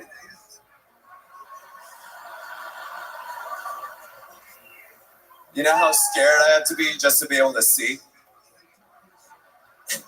All right, that's my time. Thank you. Yeah, okay. Hans Kim, a solid performance. Absolutely adorable shirt. Where do you make those yourself? What is that? This is actually from Amazon.com. I was watching a documentary about cartels, and I thought they had very good confidence for skinny men, and I adopted their culture. And you wore that right out of the little bag, folded, right? I can tell. You can see the fold marks in it still. I think I still have the tag on it. Oh my god! Oh my god! Wow! Of course it does. That looks like the shirt you definitely wear to massage parlors that take Bitcoin. It is incredible, Hans. You got the tag on. Are you planning on returning it to Amazon? I was thinking that would be a cool story to do an arena in a shirt and then return it to Amazon. Yeah, well, that fucking backfired. No, it's a good idea. Now, how many tags on shirts do you have currently in your closet, Hans? Probably 17. All right, next question, Tony. Amazing. And how's life been going, Hans? How did that feel? An arena? That felt amazing. This is a dream come true. Thank you guys so much. Yeah. Oh, yeah. Now, Hans has done a lot of arenas before. Normally, in the round, he's famously opened for Joe Rogan many times. And tomorrow night, you fight for your absolute existence on the show in an absolute barn burner of a battle. It's you versus Rick Diaz. The whole world is talking about it. I saw that an actual betting site opened up bets. You're a minus 300 favorite. Damn. Holy shit. How you feeling, Hans? You nervous? You excited? You hard? I'm hard and excited. I respect bookies a lot more than I have ever respected them. They know their comedy, is what I think. Because I feel like Rick has very basic comedy. Oh yeah. Ooh. Wow. Wow. Now, is there any way we could do, like, if I threw something at you right now, would you have are you ready for that sort of back and forth with Rick tomorrow night, or is it gonna... Yes. Yeah. So if I was Rick and I said, Hans, you look like you eat pussy with chopsticks, what would you say? I would say, Rick, You can't eat anything because there's a space between your teeth and you can't bite down on anything. Oh, flag on the play. Flag on the play. Very controversial response there. Yeah, it got weird. He would still have the teeth would still work. Some food would get stuck between, but he could still eat things. I would say, Rick, you're a little bitch. There we go. And he's back. And he's back. Saved it. Amazing. But you've prepared hard for tomorrow night's battle? Yes, I have a couple jokes about, Hamas. Yes, I don't want to spoil it. I won't say it, but it's about genocide. Ooh, I like it. I'm just kidding. It's not going to be about genocide. Now, is that a topic you bring up on a first date with a gal, Hans? Yeah, I mean, why keep it basic? Let's go to the next level. Yeah. Well, let's pretend I'm a gal of the night real quick, okay? And I'm sitting across from you in a P.F. Chang's or wherever your dad sells fireworks. And I say to you, boy, this is a great restaurant, Hans. Do you think you'll eat my pussy with chopsticks later? And what would you say? I'd say I would, but there's a genocide happening in Gaza right now. So. Okay. And that'd probably be the end of that date, but that's funny. I love it. I can't wait. You're in an arena. Did your girlfriend make it here tonight? Nope, she's not here. Wow. She's sick. She apparently has a good excuse. She's high on mushrooms right now. She's been texting me. She's apparently having a bad reaction to mushrooms. I hope she's okay. But yeah, she chose to do drugs instead of supporting me emotionally tonight. There you go. This sounds like everything's right on schedule with your relationship. Well, Hans, you got us started here tonight. We're going to...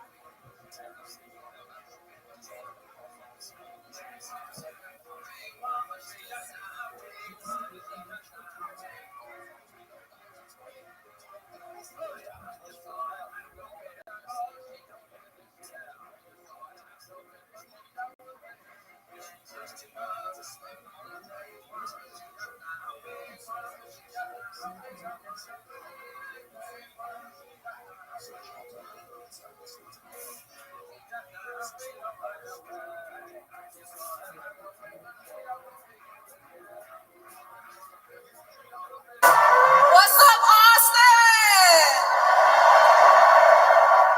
This is my first time ever doing comedy. I came here tonight with my beautiful boyfriend, and honestly, we had an amazing travel here. Got on the train, and I had no clue that I was going to come up here tonight, guys, and I'm honestly just so blessed that I made it here tonight and able to see all y'all beautiful faces. And honestly, Tony, I'm a big fan of you. Me and my boyfriend have been watching you for a while now.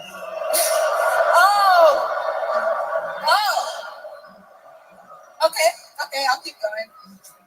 Damn.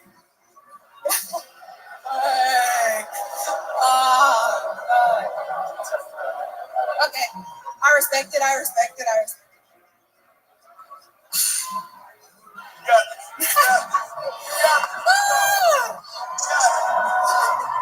Thank y'all. Yeah.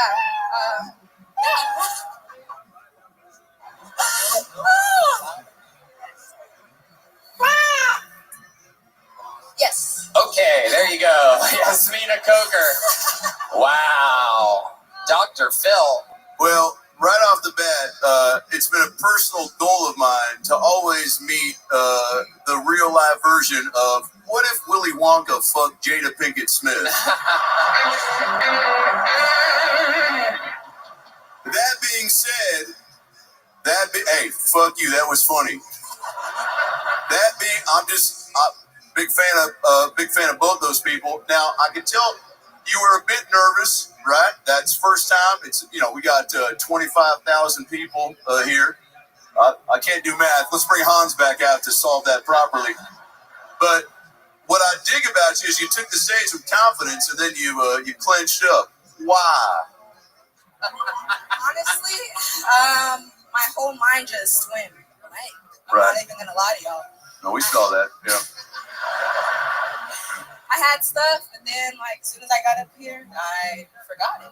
So have you done stand-up comedy before? I've never done stand-up comedy ever in my life. Never done stand-up ever in your life. Never. You're the first bucket full of the night. It's literally never happened. Nobody has ever debuted in an arena before. So how about a hand for that? We can at least give her that. It was terrible. It was god-awful. You completely bombed. Technically, no one's bombed this hard ever before in an arena either. It was absolutely incredible. Did you prepare for this? No. Honestly, no. You didn't prepare. What made you sign up tonight? Hey, let me go first. Boo!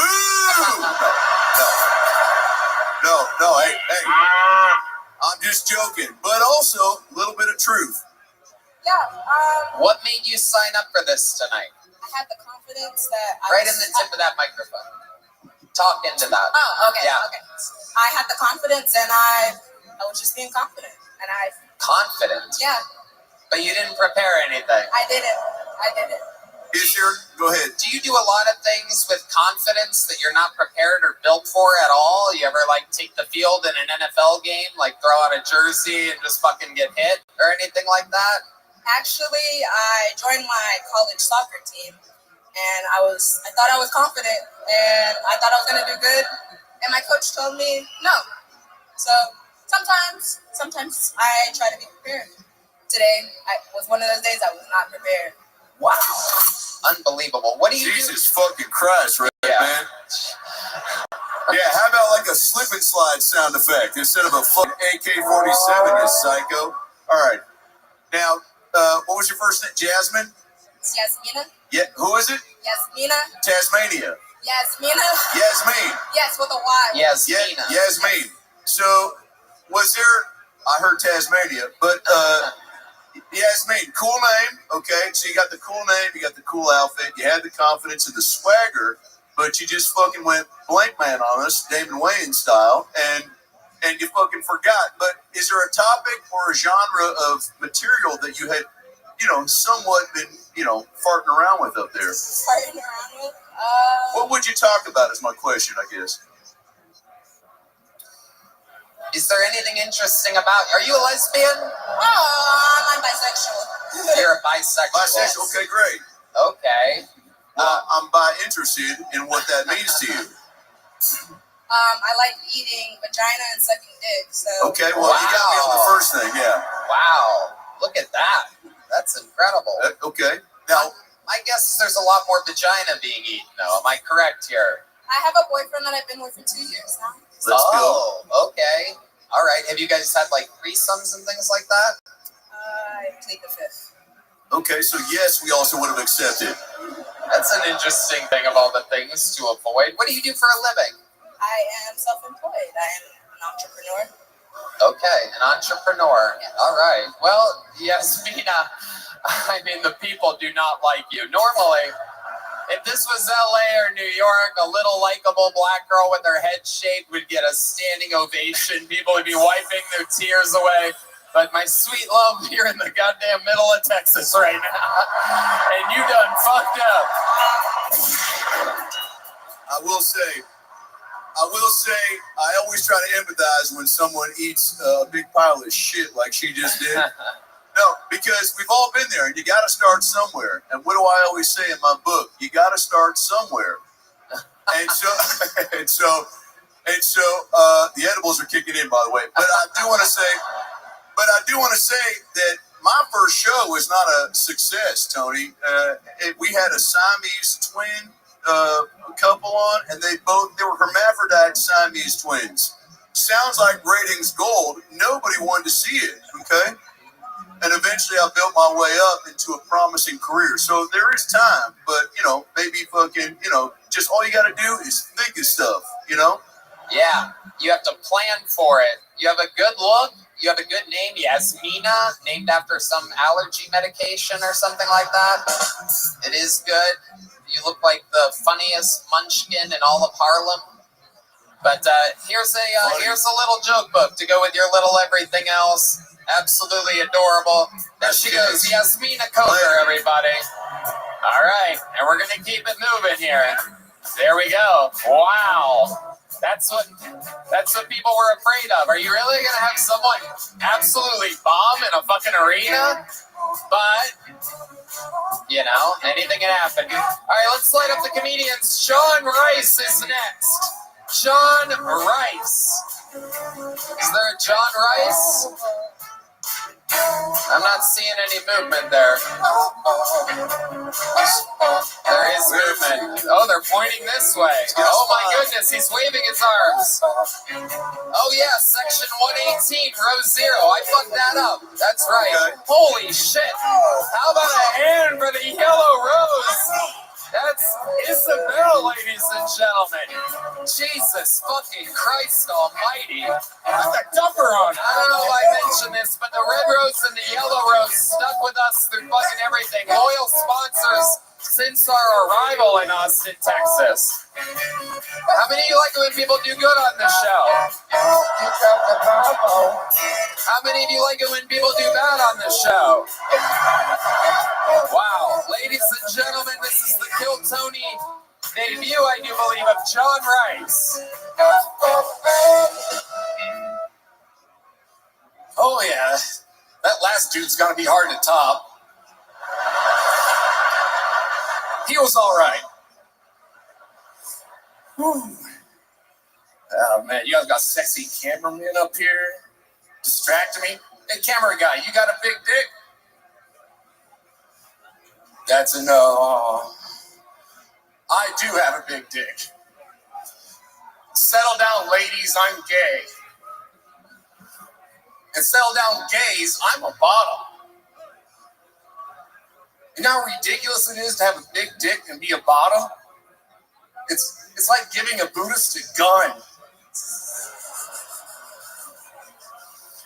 So I get all the dumb questions and comments all the other gay guys don't gotta put up with.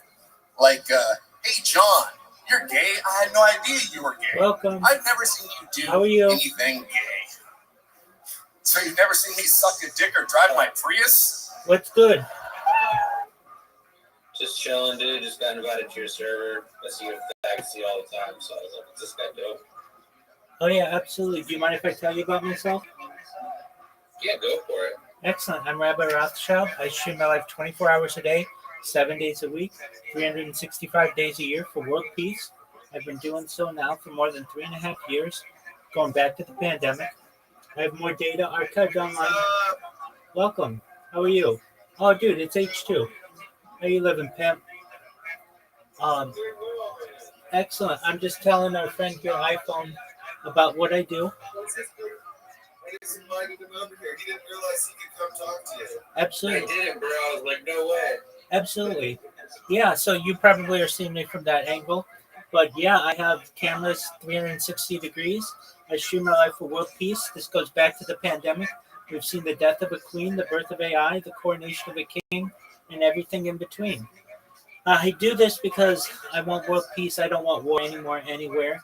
I want to help people and end world hunger through the use of technology such as agricultural drones, floating greenhouses, saltwater greenhouses, vertical farming, cloud seeding, and perhaps hydroponics. I want to help end world thirst. I'm sponsored by a cryptocurrency. That's what all my clothing is and my bedding. It's known as Harry Potter Obama Sonic 10 Inu. It's worth tens of millions of dollars. One thing that we've done with this cryptocurrency is build wells in developing nations, so Nigeria. I want to continue those types of projects. Additionally, I'm a major advocate for the Lifestyle program, but most importantly, I want to mainstream desalination technology, pumping Earth's seawater onto land to make it drinkable for the common person. iPhone, have you ever seen the movie The Truman Show? I love the Truman Show. Well, you're looking at it. Essentially, the only difference between the Truman Show and what I do is that we have my consent to do it, and in that movie they did not. But essentially, if you know about data, data is Earth's #1 resource, according to The Economist magazine. Data overtook petroleum in 2018 as Earth's most valuable resource, specifically human data. And I have more human data archived to the internet and backed up on hard drives than any other person in global history. And that may make me an influential person someday. And if that happens, I'm going to help you. I'm going to help your friends. I'm going to help your family. I want you to be able to pay off any kind of debt with any person that you know, start charities near and dear to your heart, and philanthropic organizations to help the world. Other things that I talk about that I feel are important to society and perhaps to you are things like anti-gravity, antimatter, faster than light communication, alien disclosure, things like de-extinction. I've been talking about de-extinction for years. Most recently, we had the direwolf de-extinction. People don't know this, but the first successful de-extinction actually was not the direwolf, but was the Pyrenean ibex. This took place in 2003. Fast forward to 2011, Bioscientific, the company that does the de-extinction in the United States with the direwolf, is founded. They've made it their goal that by 2028 or within the next 3 years to reintroduce the woolly mammoth into the Arctic Circle using African elephant surrogates.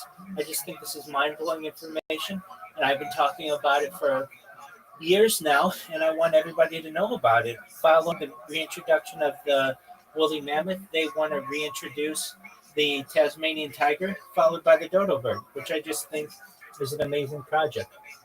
Other things that I talk about that may specifically benefit you, and this is all with your consent, but when I go viral, I'm going to have more money than I know what to do with, and I'm going to help everybody help me along the way, including you.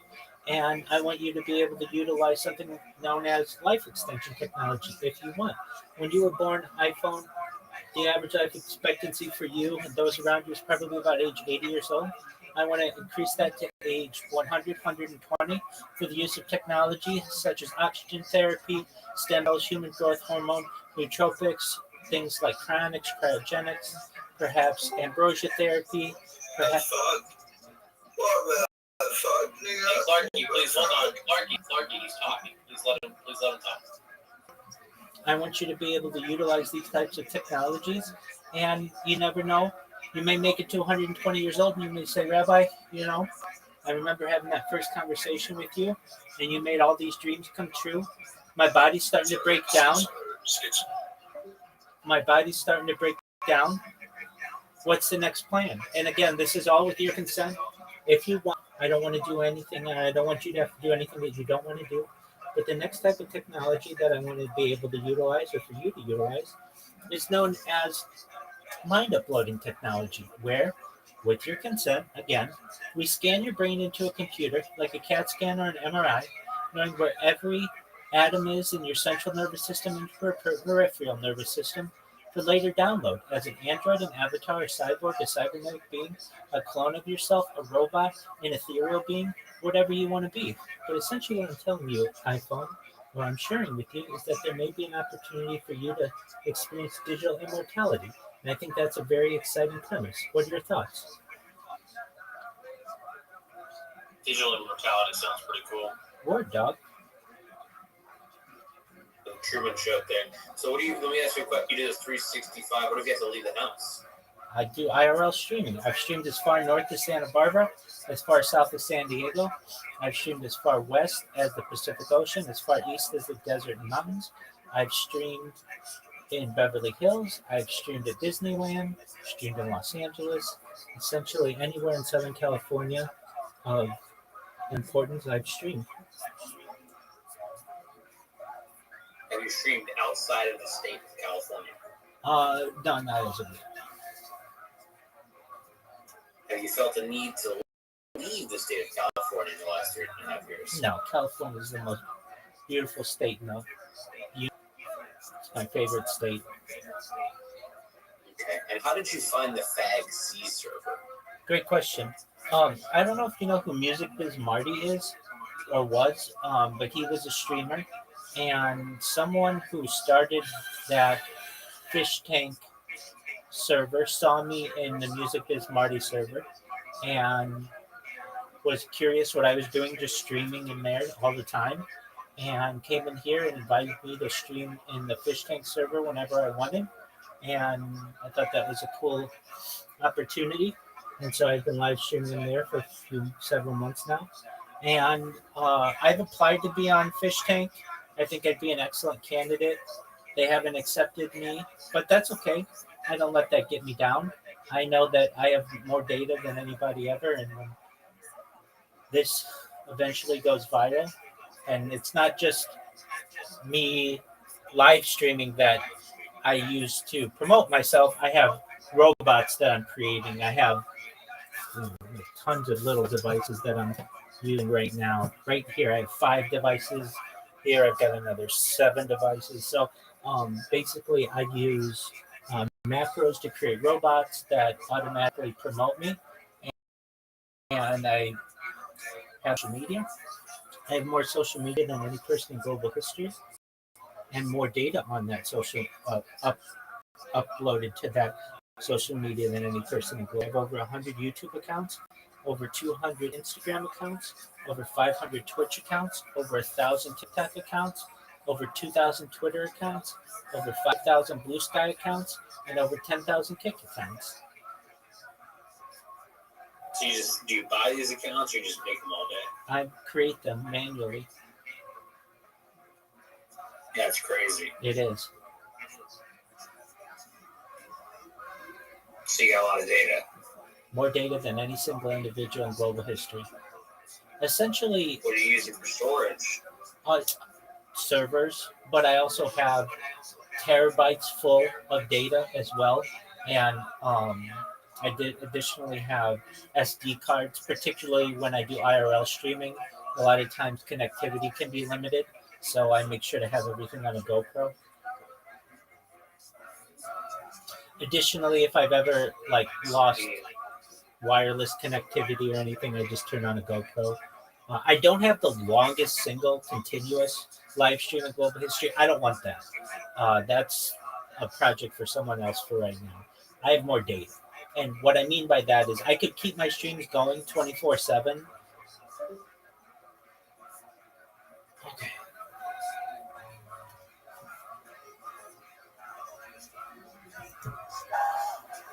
Thank you. That's my time. Okay, John Rice with a good solid set. 60 seconds. Hell yeah, John. How long you been doing stand-up? About 7 years. 7 years. Wow. Where at? I started up in Seattle, and then I moved down here during COVID. Okay. Yes. Hey, sorry about my phone died. No problem at all. So I don't want the longest stream right now in global history. I mean, that's fine. But what's important to me is the data. So right now I'm live on 16 different YouTube channels. And every 12 hours I stop the YouTube stream and restart it so that it's archived. If I just did one long YouTube channel stream, you couldn't go back and watch every moment of my life. So I essentially create chapters every 12 hours. I restart all my different streams. And I'm also live streaming on Twitch, on Rumble, on YouNow, on Bilibili, on quite a few different platforms. Sorry, I was trying to invite my other friend. Absolutely, feel free to.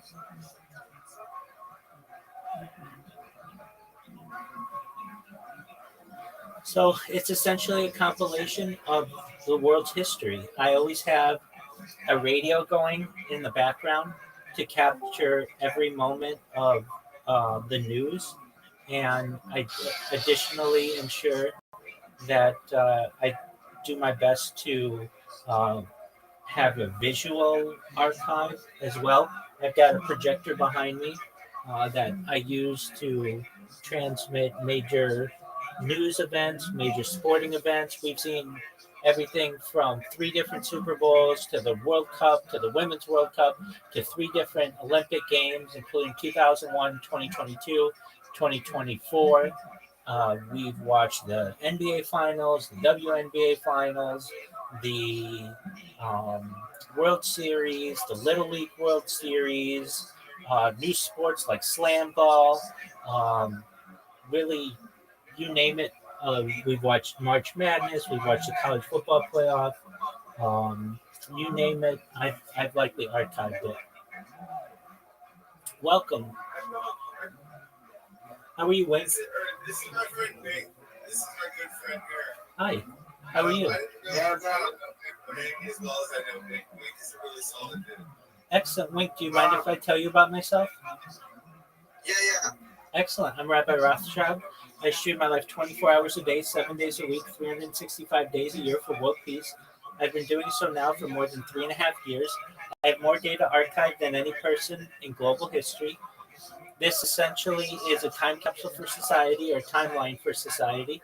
It goes back to the pandemic. We've seen the death of a queen, the birth of AI, the coronation of a king, and everything in between.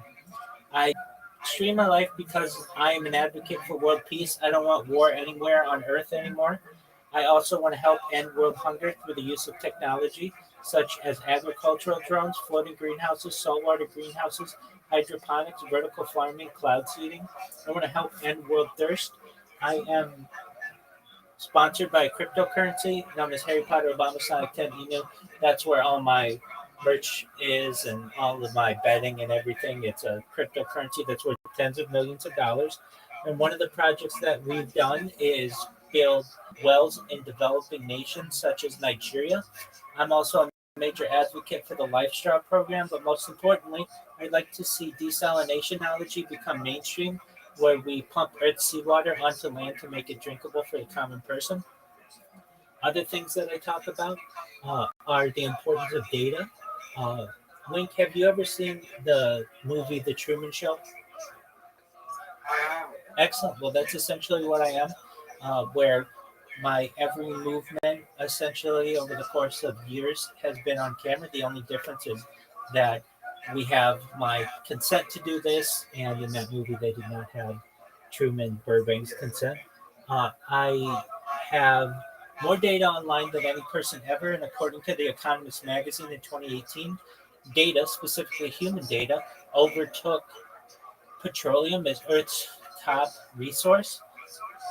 And I have more data, specifically human data, archived online than any person in global history, which may make me an influential person someday. And if that happens, I'm going to help you. I'm going to help your friends. I'm going to help your family. And of course, H2 and his friends and his family become financially independent if you're not already. I want you to be able to start charities to help those around you, and projects that are near and dear to your heart, and philanthropic organizations to help the world. I talk about things that aren't normally discussed in society, things like anti-gravity, antimatter, faster than light travel. We talk about things like quantum computing, faster. We talk about things like faster than light communication, things like alien disclosure, de-extinction.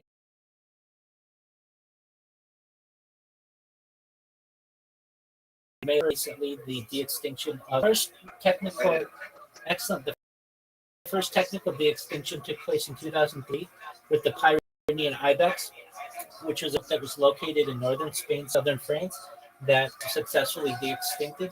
Fast forward to the year 2021, the company that de-extincted the dire wolf, Colossus Scientific, was founded. They've made it their goal by 2028 to reintroduce the woolly mammoth into the Arctic Circle, utilizing African elephant surrogates. I just think this is mind-blowing. mind-blowing information and mind-blowing feat, and follow induction of the mammoth. They want to reintroduce the Indian tiger, followed by the dodo bird. I just think this is a fantastic goal for a company to have, and I do my best to uh, promote it in as many ways as possible. Other things that I talk about that are more specifically targeted at someone like you, Wink, are things like methods of life extension technology. This is all with your consent, but eventually I may be able to give you as much money as you'd ever needed, and you may be able to utilize life extension technology. When you were born, the average life expectancy for you and those around you is probably about age 80. I want to increase that to age 100 and 120, perhaps through the use of life extension technology such as oxygen therapy, human growth hormone, stem cells, nootropics, cryonics, cryogenics, ambrosia therapy, cold shock therapy, to really increase your life expectancy to at least 120 years old. But then you may say, Rabbi, I'm 120 years old, my body's starting to break down. What's the next plan? And again, this is with your consent.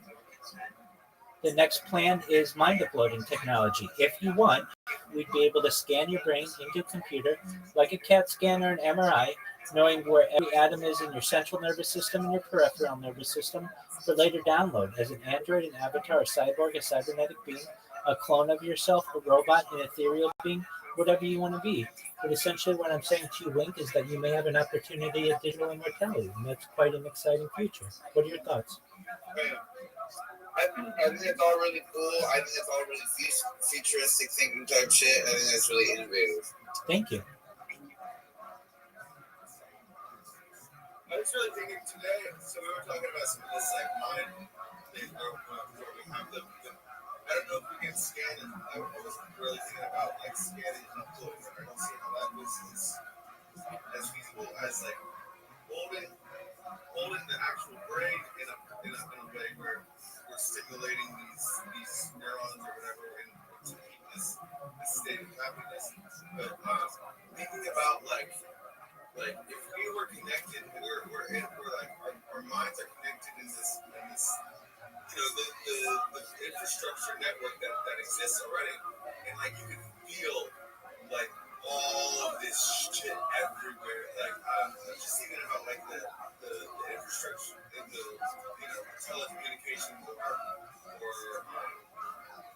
internet infrastructure that exists. It'd just be like this fucking web of like just like a computer can treat it to something anywhere. Your mind being able to and actually feeling it in a different way. That really feels very exciting to me. I'm absolutely in agreement with you. I'm sure I kind of believe in this universal consciousness thing, so I think we can already do that to a degree. But to have another mechanism of doing that, it's really I'm in agreement with you.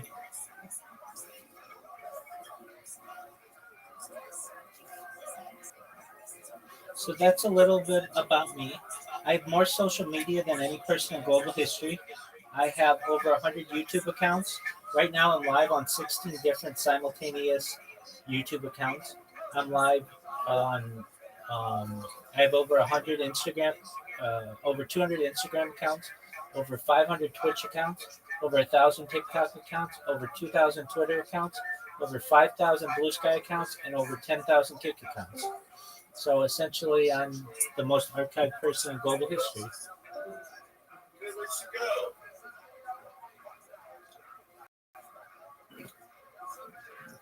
I love that girl's phone. That's my other friend I invited here. Excellent.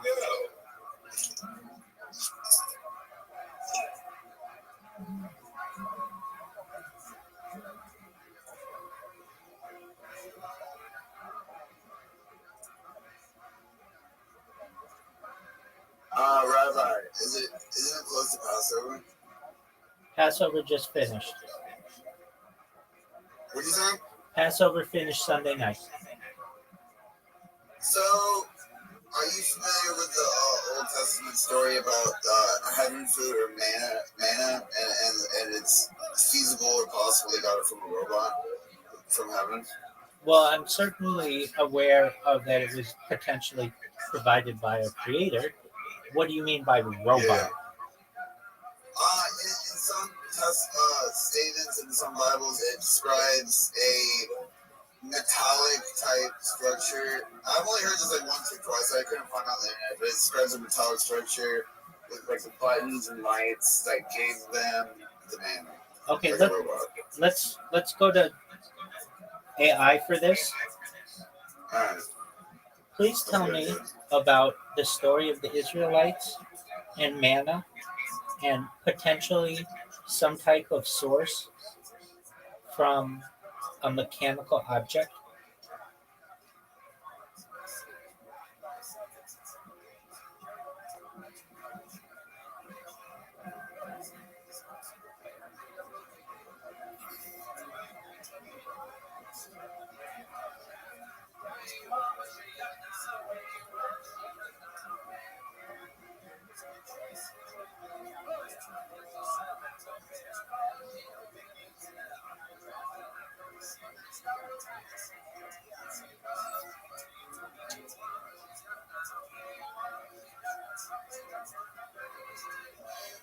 So at least according to AI, the source, and this is consistent with my education, was perhaps the tamarisk manna scale, a scale insect that feeds on tamarisk trees, potentially producing honeydew that crystallizes into a substance similar to the biblical manna.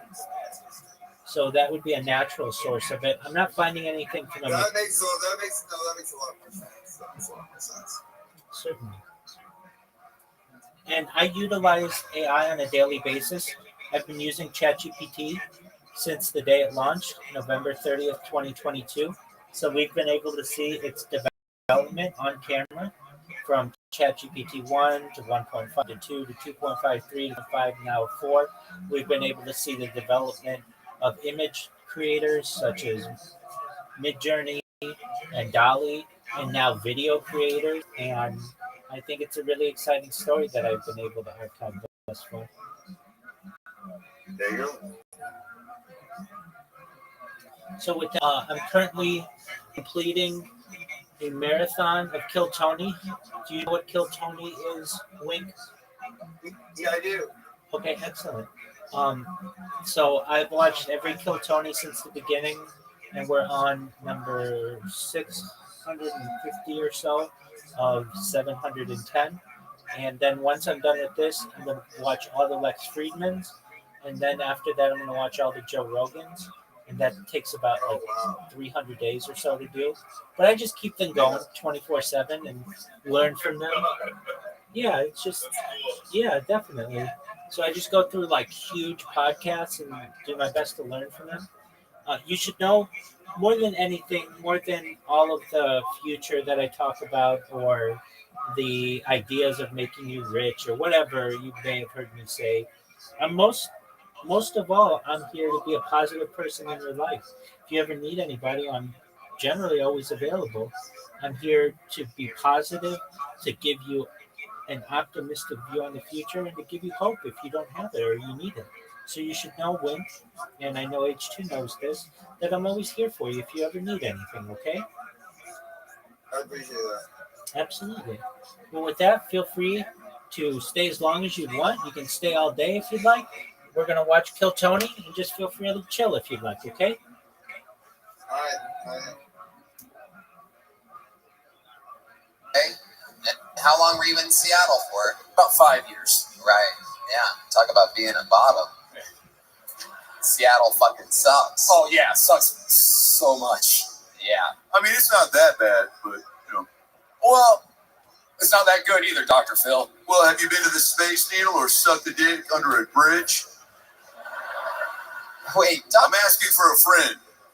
Dr. Phil, I thought you were from Texas. Why are you defending Seattle so much? Because my wife Robin, we went there for like a rekindle the marriage trip, right? Sometimes you got to keep things spicy.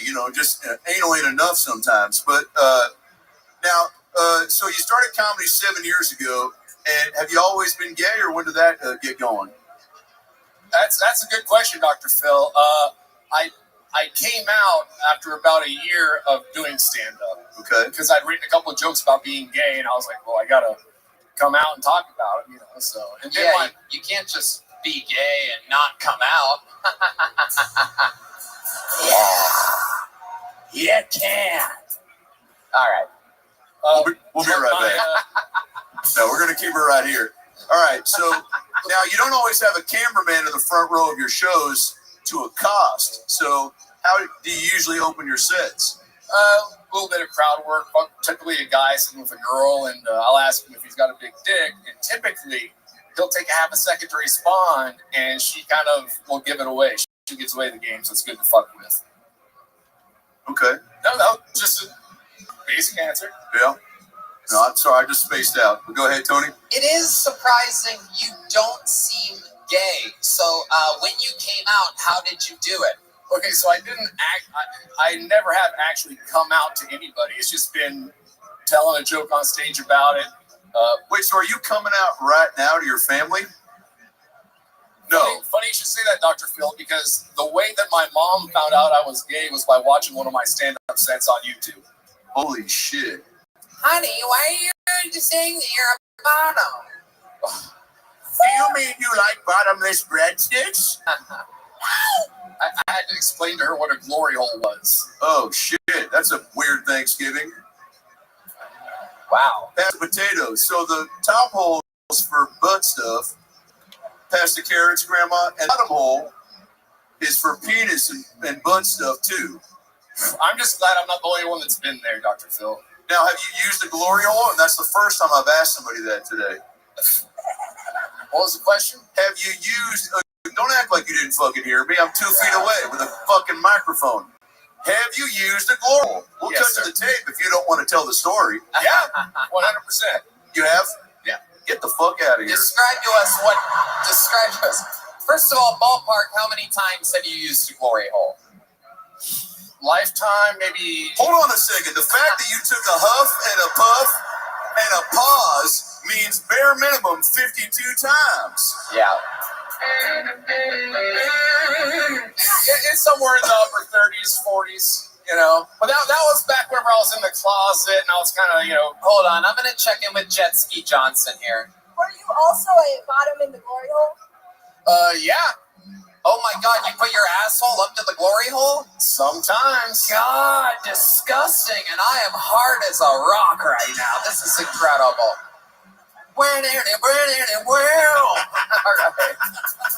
That is incredible. That is so wrong and naughty and nasty. Yeah, thank you for your service, by the way. Eddie, soldier. Now, are these glory holes at like rest stops or in between a Taco Bell KFC combo? So, you got your 1 to 5 star glory holes, Dr. Phil. There's not just one kind of glory hole. There's some that are just in between 2 stalls in a bathroom and someone has chiseled their way through their Andy Dufresne and shit. Oh my God. And there's other ones that are the old shit shank redemption. That was good. We'll keep that in. Who fucking... Go ahead.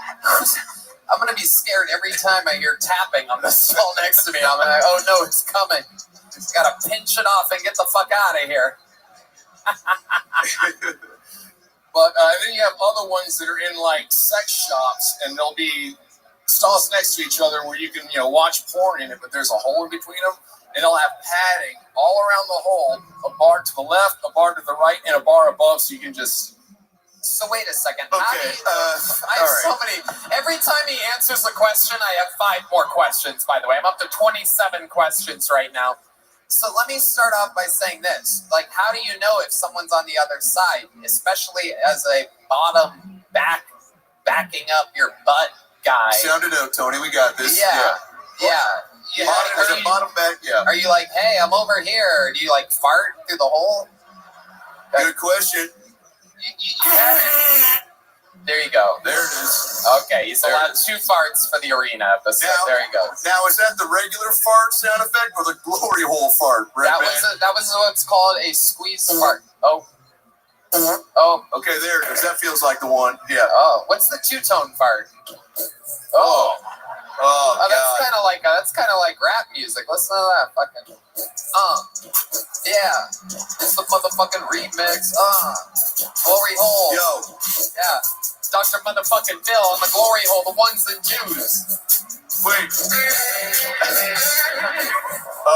Now I will be rapping, so hold your horses. But I need to say this before we get into Tony's 3rd, 4th, and 5th question.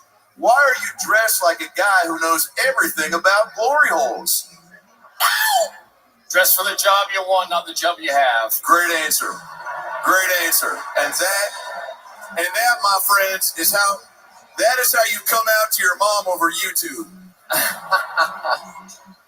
Now, let me get back to question number 43 here. Yeah. Now, when you back up, is there ever like an accident that you have in the glory hole? Like, is there ever what I would call a holy shit?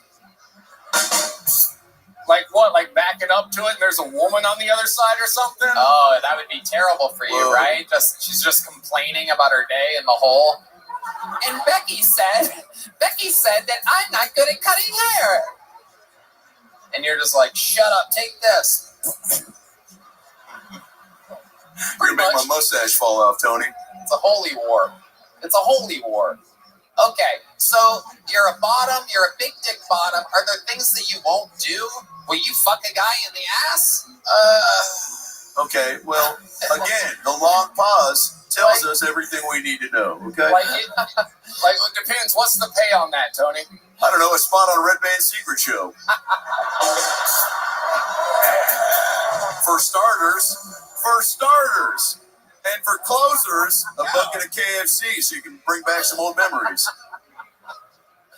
By the way, famous homophobe D Madness is losing his mind right now.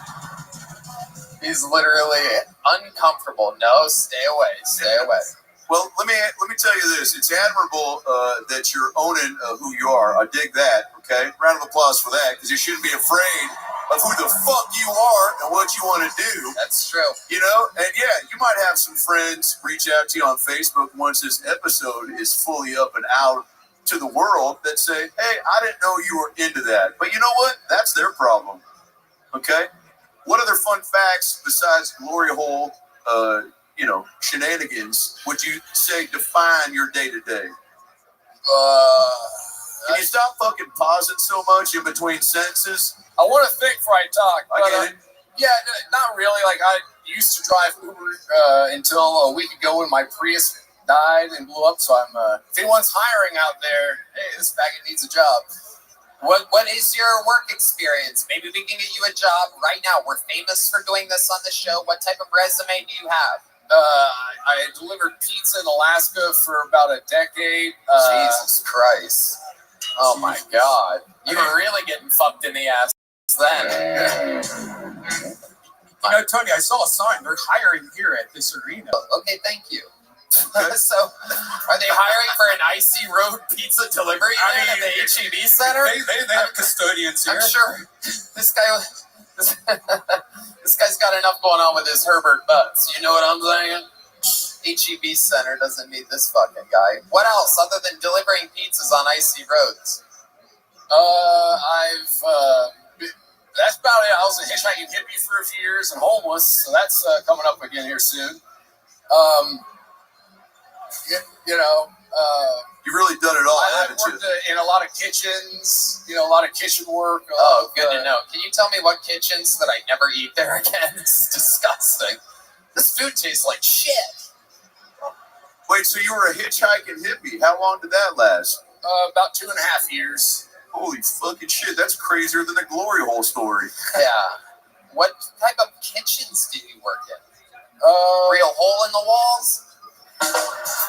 Funny.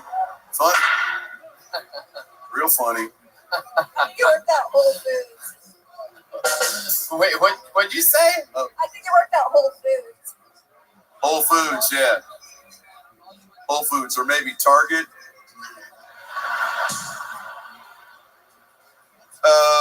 Okay, so kitchen, you hitchhike. What would be your go-to line? Pretend I'm someone driving, okay? Pretend I'm driving. Oh, yeah. We love a mobile Pretend dog. I'm driving, and you try to solicit a ride. Maybe your thumb or your cock is out, right? And I'm driving along. Give me some chill driving music, fellas. Yeah, driving. Perfect. Maybe that's good. Driving music. We're driving. Yeah, this is what I listen to. Oh man, just trying to drive to Vegas. Hope I don't run into any gay guys. Hey! Let me turn down the music real big. Who the fuck? Oh, I just got a shot of your teeth. Okay. Oh, damn. Even God has fucked this guy. I don't usually like to break character during my improvs, but holy fucking shit. I just looked into something that you can't even get to on Super Mario Brothers. All right. Hey, who are you? Oh, hey, man, my name's John. I was trying to get a ride, bud. Okay, and where are you headed to, my man? Doesn't matter. I'll suck your dick. If I give you toothpaste first, will you do it after? That's a deal breaker. Okay, well, you looking like this is a big deal breaker for me, but I'm a good guy with a kind heart. Give me one reason why I should take you in my car. Because I will definitely not murder you. Okay. What? Any other reasons? I have a giant cock? Right. Now, you said that, and I don't want to make you prove it, but I do want to know, have you worked in any kitchens recently? Not recently, no. Okay. I'm glad you're here, John. I know this is a weird freeway to be on, but I've got a surprise for you. I'm your mother. I can't believe that you're gay. And scene. Guys, give it up for John real quick. Very good. John Rice, the man's so gay, he only takes it in the ass, doesn't fuck dudes. So gay that God made your mouth look like an asshole as well, so that you could. Can I give him a shirt? Oh, you have a shirt? Are Yeah, you fucking kidding me? I get a shirt. Guys, so this is a special night, so I want to make some special shit. I got these special Dr. Phil t-shirts and hoodies that say, we'll be right back, and we'll keep it right here on the back. And I've got a handful I'm going to give out to some lucky winners. John, go ahead and fucking that's amazing. I love it. And Sean, here you go. Here's a big joke bug. Oh, he caught it. And by caught it, I mean monkeypox. For sure, that is full-blown monkeypox. Oh yeah, and for sure he's gonna wipe up my shirt. He's gonna, it's gonna be covered in jizz by the time the night's over. Okay, well that was unexpected. That was amazing. That was incredible. I've never heard a real-life glory hole story. I've read about them, especially a backwards one. That's disgusting. It is incredible. That was a lot, but you gotta love it. Very honest interview. Very honest. Very different than Yasmina trying to skate by with just charisma. But here we go. Good energy. Good energy for the first two. You guys having a good fucking time so far, by the way? It's only going up from here. So I have a special treat for y'all. We just did a taping with this guy a week or two ago, and he is literally 16 years old. He can only perform in comedy clubs in Texas with his mom there because they're 21 and over, but you can perform with a parent. The parent is here. He's 16. Let me remind y'all that people that start at 15 like this guy, Eddie Murphy, Dave Chappelle started at 15. So I wanted to bring him into the Kill Tony family and give him his first shot at an arena. You're about to watch the arena debut of an actual 16-year-old. Ladies and gentlemen, this is Holden DeShazo, everybody. Holden DeShazo. Here he comes. Holden DeShazo. Absolutely. Here he is, everybody.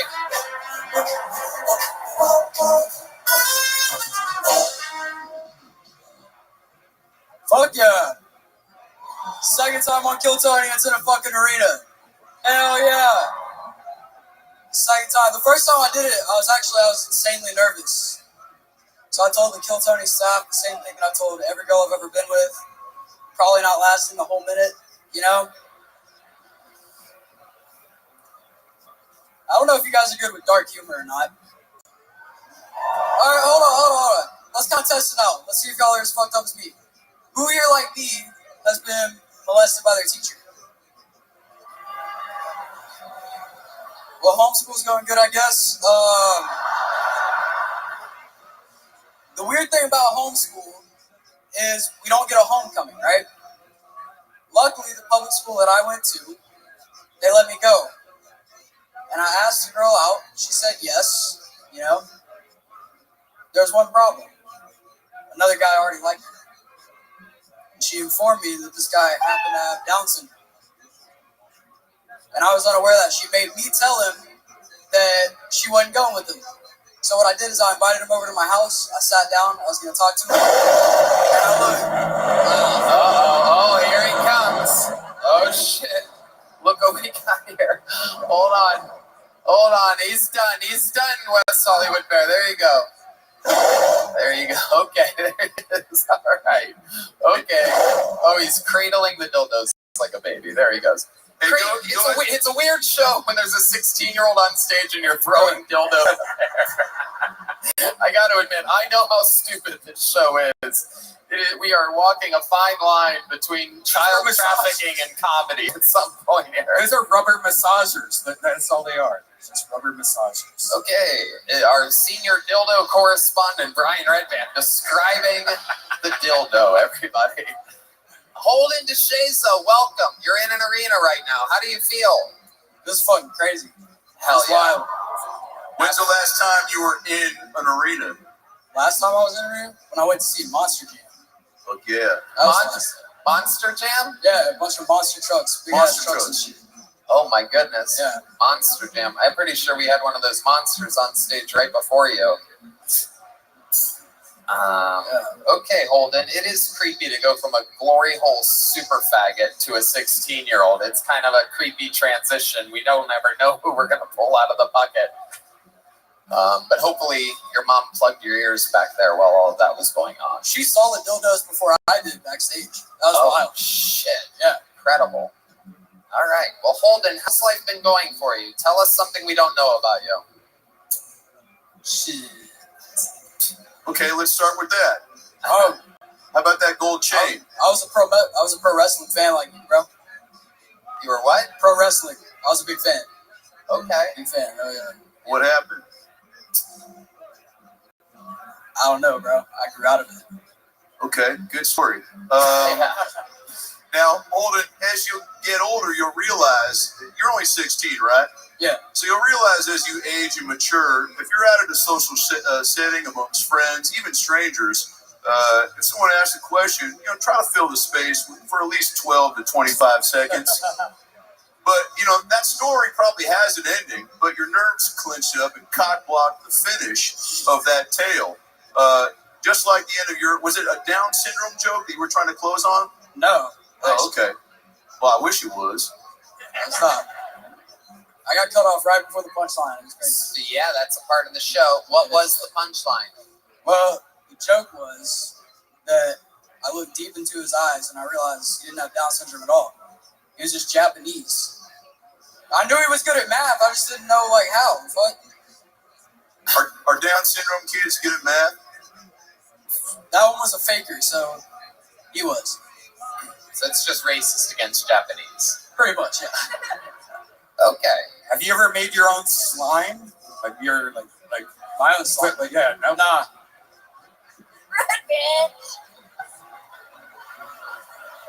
What are you talking about, dude? What the fuck are you talking about? Oh shit! Made my own slime? Even the 16-year-old's like, fuck you, Redband. You put beads in it and stuff? This kid is willing to give away any chance at a secret show. He knows what's good for him. The ceilings are too high there, especially for you. By the way, it's so funny that Redband looks like his dad, who said, "If you embarrass me at this Denny's one more time, I'm going to take away your porn privileges. Are you into porn? Am I into porn? I'm a big fan. Yeah, what's your go-to? Well, you're 16. This is the right age to start developing a passion for different flavors. Yeah. What's your go-to type and category? Latina. Whoa. Hell yeah! Hell yeah! There's a whole section of them over there. Fuck yeah! Unbelievable. Now, have you ever been with? What's your sexual history with women? What base have you gotten to? There we go. That's zero. Actually, that's zero.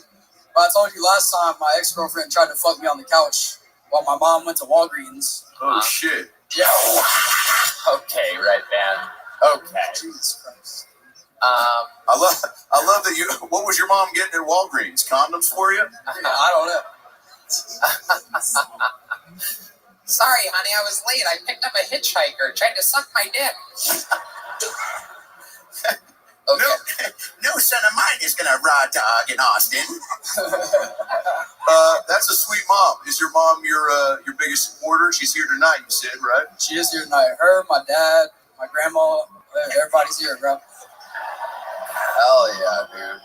Now this guy's got a whole fucking family. You have brothers and sisters? I do. I got 3 brothers, all 25 and up. Oh, wow. shit. I was adopted. So. You were who? I was adopted. Oh, Let's that's go, adorable. I know. So your mom adopted you? She did. Oh my God, that's incredible. How do you go about getting a good white kid from the adoption agency? Like, there can't be many on the market. I'd imagine. It's more money. It's got to be expensive. You're like one of those a purebred puppy. Well, it's weird. It's weird. I was adopted. Actually, my birth father, his sister adopted me. So my aunt adopted me. Okay. So I was like, already in the family. Sounds like you got to get your fucking story straight. Yeah. Now, let me ask you this, and I love that for you. What age did they adopt you at? Because I myself would love to adopt, but I'd love to get like a 29-year-old Filipino woman to make me eggs Benedict and teach me, what time it is in like different countries. So what age were you seized up by the Lost Boys? I was weeks old. I was still a baby. Okay. Yeah. So your uncle is your dad. Yeah. And your dad is your uncle. We'll be right back. That felt like we needed to cut to a sponsor. That's fucking fascinating. On today's show, my grandma's my dog, and my mom is my sister. Hi. That is unbelievable. So, do you have family gatherings where sometimes your wacky uncle Good question, Tony. shows up? No, we don't really do family gatherings. But What is your actual dad up to? Is he a part of your life at all? Play some sad music, Red Band. There we go. How about this? I'll be your dad. You talk to me right now. Yeah. Yeah. Holden. Face that way, son. Holden, by the way, an interesting name because his dad was never holding him as a kid. His actual dad. His uncle was holding him. Holden, look straight ahead for me. Talk to me as if I'm a silhouette of your pops in the mirror behind you. Hey, Holden, it's me, Dad. You came back with the milk?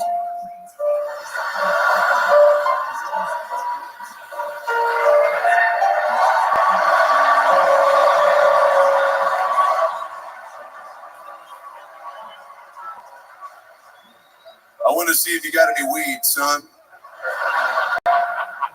Only the stuff you gave me, Dad?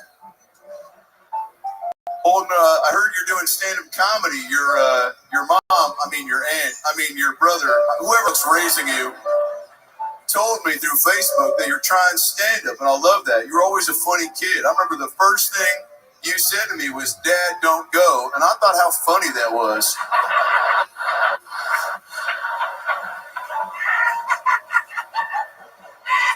But you know what I love? You're 16, motherfucker, and I've never seen so much confidence in a good way on a motherfucker in my entire life. Give it up for this piece of shit. Fucking go. That's the real name. It is true. it. Your entire future is in front of you, and fucking we can't wait to see where it all goes. It seems like you're just gonna get better and better, and you're gonna learn good habits in comedy here in the comedy capital of the world, Austin, Texas. Hell yeah. Oh shit! You want Dr. Phil hoodie? Oh You want a shit! Dr. Phil hoodie? My man. There you go. Hold into Shazo, ladies and gentlemen. Welcome. All right, back to the bucket we go. I'm gonna pull one of these fucking names. Let's light up the comedians. Oh, okay.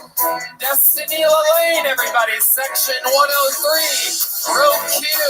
Seat 8. Section 103. Oh shit. Oh, that's so far away. That is so far away. Do we have movement? Whoa, bucket pull number 3. Look at this. This is the great Sable, everybody, from the Yellow Rose. My goodness. We have movement. We got Destiny Lane coming.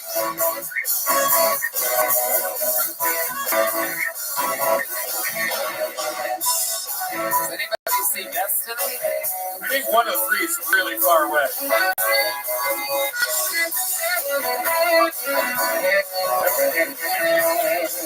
All right. Okay, hold on a second. I guess we don't have movement. Oh, we got her. Here she comes. Destiny Lane, everybody. She's going to be tremendously out of breath. This arena thing is kind of crazy. She was coming from the other side of the arena. Opposite side. We don't know how to do this yet. You guys having fun? I don't think there's any perfect way to do Kill Tony in an arena. Destiny Lane, everybody. Major tech companies recently announced up to $4,000 in travel abortion benefits should employees need to leave the state to seek medical care. And I know it sounds super feminist until you realize these companies don't offer maternity leave. They got you, bitches. Picture this. You walk into your manager's office. They let you know that they're pregnant. He hands you a pamphlet from HR on how to get an abortion. You're confused, you never said anything about an abortion. Instead of throwing you a gender reveal, they throw you a decision reveal. You realize that there's no return on investment on maternity leave, but there is an ROI on sending that bitch on a $4,000 vacation tomorrow. Should one of you guys come inside tonight? A little bit about me in case you guys want to go to Puerto Rico. I'm 4'11" in heels. 120 pounds with a 6-week fetus inside of me, and 115 pounds when I squirted out. Or at least I think that's how medical abortions work. I don't know. We don't have access to them anymore. There you go. Destiny Lane. Oh, yeah. We're good, Bear. We're good. We're good. We're good. We got it. All right, there he goes. The Bear's coming out quick tonight. You should give him a few extra seconds right there. Wow. Destiny, I'll tell you what, for being out of breath and running from the other side of a fucking arena, that was pretty good. Yeah, great job. Thank you. Great job. You were talking really fast, which is kind of hard in an arena. I think you were trying to squeeze a lot of time in there, and you did it. Dr. Phil? Yeah, I heard abortion. What's that, the shocker? Hell yeah. That's how we get rid of them in this city. Fuck yeah. Okay. A little scared. Now, how is it to go through something like that? Like the joke or an abortion? An abortion. Whichever you want to. I don't know. As soon as that question got to my mouth, I in my head I said abort question, but I fucking right. I wouldn't know. We can't get them here, so hopefully soon I'll find out. How long you been in Austin? How about that? I moved here for 3 years ago during the pandemic. I was in LA. We did a shitty bar show together once, like in North Hollywood. Hell yeah. Okay, so Destiny, how many abortions have you had? 2. Okay, rest in peace. Oh, the women go crazy. There's some real sluts out here tonight, I gotta say. Women going wild for abortions. There's some very happy gentlemen out there as well. You are not wrong. These bitches in the front do not look like they're having fun. Learn how to get an abortion, bitches. Yeah, I'll well, talk to you guys after the show. These are the rich wives and girlfriends of the rich fans that fucking had their peasant slaves buy the tickets first. They just show up. This fucking guy's having the time of his life, and he's just flanked by angry wenches over here. Look at this fucking guy. Both just flanked by him. I love it. Why couldn't have they been the two abortions? You know what I mean? Those kids are lucky. So, Destiny, how much space was in between the two abortions? Oh, plenty of time. The second one is what inspired my joke. I was entertained by the laws out here when I was in a little pickle, and I was entertained that my job was like telling me that they basically fund the abortion, but I was like, shit, we don't have maternity leave. Like, I'm starting to realize something's up here. So yeah, all's good. It just inspired my art, and it was, you know, a fun little line that I wrote when I was walking to a show. What the fuck was that, Red Man? Broken glass. I got you. Okay. Are you on Adderall? No, I'm actually sober. Good for you. I'm not actually sober, but I'm sober right now. Oh, so like fentanyl brownies or what? Speed brownies. Abortion brownies. Let me ask you this. That's funny. Abortion Brownies sounds like a great band. The Red Band would probably go see. Yeah. Now, Destiny, when you walk into an abortion clinic and you say, "Hi, I'm Destiny," do they go, "Yeah, we know"? Oh, hell yeah. They just give me the punch card. I'm just saying the name Destiny sounds like an abortion name. Does it not? I mean, it makes sense because I was, my mom was a teen mom, so it makes sense. Holy shit. How young we talking? She was 17. Okay. Yeah. You got a fun laugh. Did she pass that on? Does your mom have a fun laugh? No, she's a fun sucker, so she does not have a fun laugh, but, All right, well, thanks for bringing the energy down. God damn it. Okay. Incredible. What do you do for work now? I'm a freelance recruiter. How do you freelance recruit? What the fuck does that mean? Jesus, what a stupid answer that is. I work for myself doing nothing for nothing. Hell yeah. The fuck are you talking about? It's like being a whore, but for companies. You jump from company to company that's hiring, and you just help them fill roles, and then you just fucking keep it going, get your abortion, carry on. Yo. Okay. Who are you voting So John for? Rice, come see me afterwards. We'll rock that resume of yours. Hell yeah, you're definitely not gonna have a baby with her. There you go. All right. I don't know what's going on here. How long have you been doing stand-up again? 5 years. 5 years. All of it here in Austin? Half here and half in LA. Okay. And what do you love about Austin, Texas? I think it's cool. People are a lot of fun. They like live entertainment. It's just a gorgeous city. A lot of opportunities to go up. So You know the show. You know Kill Tony. What do you think is the most interesting thing about you? What would be something compelling for you to bring up right now? I'm really obsessed with AI and cooking. You can use AI to take a picture of your refrigerator and tell you what to cook. So I think that's kind of fun. It's not. I mean, it's kind of cool. Are you afraid of AI? Or what are you afraid of? How about that? That could be a good topic of conversation at a hot tub party. Afraid of 6th Street. I'm not afraid of AI. Definitely afraid of heights. Afraid of everyone booing me as I walk back to my chair. Hell yeah. Here you go. I'm gonna save you. I'm gonna save you some problems. You had a long run to get here. You were out of breath. It's tough out here on the streets. Destiny Lane, everybody. There she goes. Okay. I pulled this name out. Section 109, row 0, C1. Grant Kelly, everybody. That's right over there. Grant Kelly. Grant Kelly? Is this happening? Okay. Here we go. Oh, shit. It's another long adventure. Come on, Grant. Speed it up, you weirdo. Jesus fucking Christ. I gotta say, it's a beautiful audience we have here today. It's lovely. I love it. Hell yeah, look at that.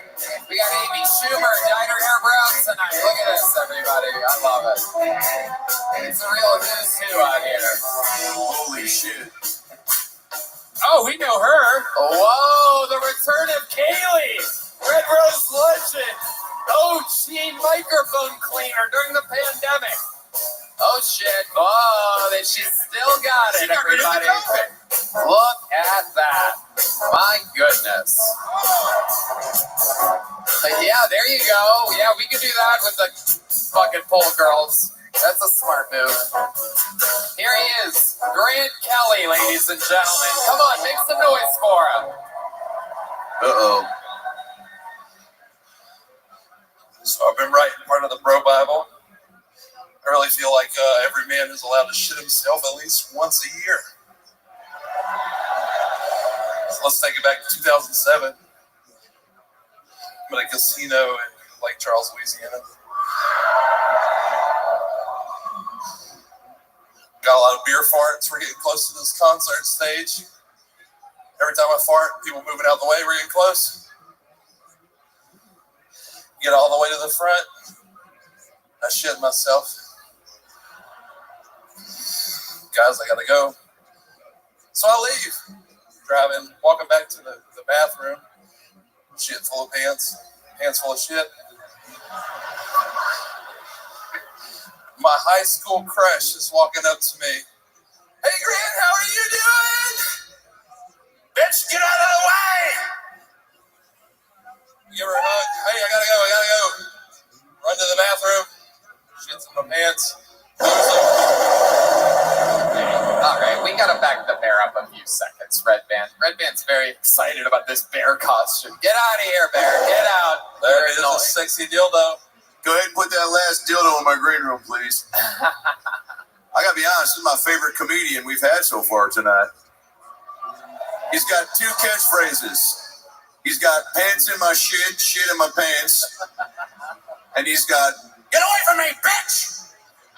Which I feel like you said more than once to a Subway employee in the last 48 hours. Why do you look like the lead singer of Smash Mouth? And the kid from The Christmas Story. I love it. I love it, dude. Good to see you. Funny stuff. Thank you. Welcome to the show. How long you been doing stand-up? This is my first time ever in my life. Wow. First time ever. How old are you? I'm 40. 40. Is this something you've always wanted to do? Only after I listened to your show, bro. Right. Let's go. Okay. That's it. Making dreams come true. Where do you live?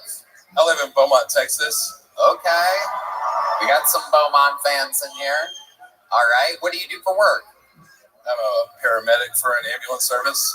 Okay. Paramedic. Absolutely. What are we seeing out there in Beaumont? A lot of fentanyl? What's going on out there? Some of that. You want to hear the worst whenever? Mm-hmm. Of course. You know the show. Yeah, goddamn right I do. All right, man. Well, this one psychiatric gentleman from Bidder, Texas, sawed off his left arm. He was holding his right arm while he was masturbating. Hold on. Yeah, bro. He sawed off his left arm and did what? Dutch rudder. What'd you call it? A Dutch rudder. That's not real. Yeah, dude. No, 100%. Hold on a second. I love that Red Band's calling his bluff. He's like, I've tried it. I've Googled it. It's not real. Thanks, Red Band. Hold on. So a guy cut off his arm and tried to jerk himself off with that dead hand? Yeah, bro. Shut the fuck up. 3 years ago. Are you fucking serious? Yes, sir. So why would anyone ever do that? It seems like the grip would be extremely loose. Man, the SSRIs weren't strong enough for him. I know that.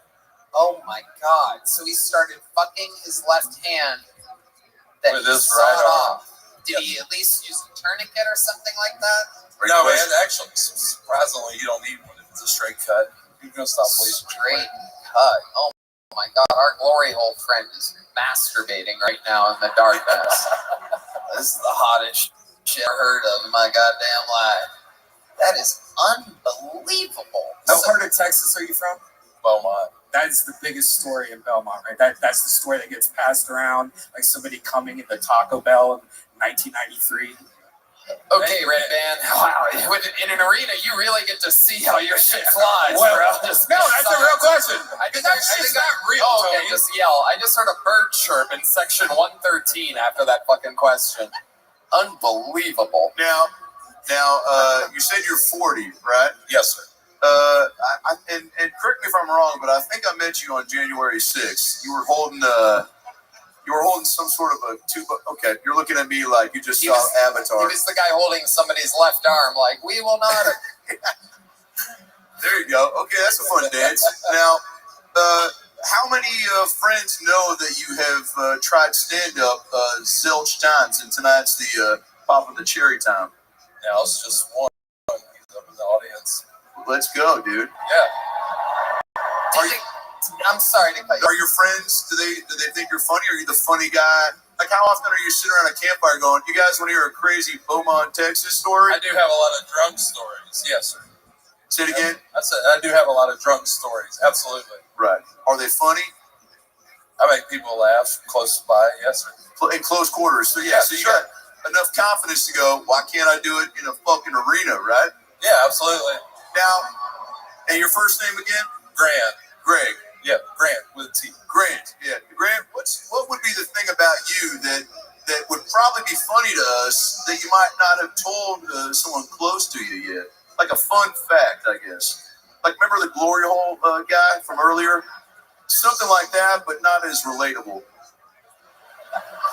Yeah, I can't relate to that one. Did the guy come in his left hand?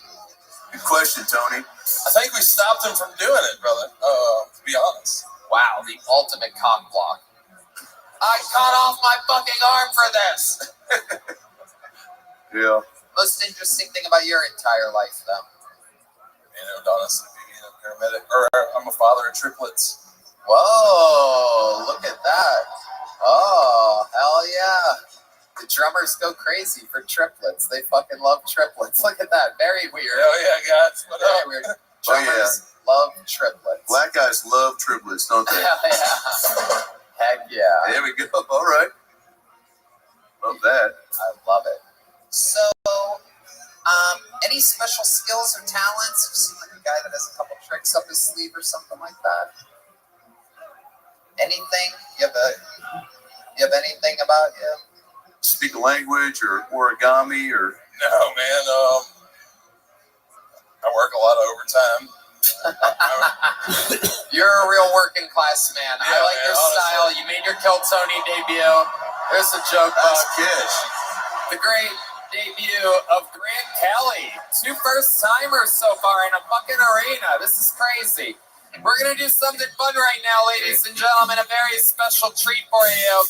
You guys know this next comedian, everybody. I mean, he was given this spot in front of you. Golden ticket winner 2023.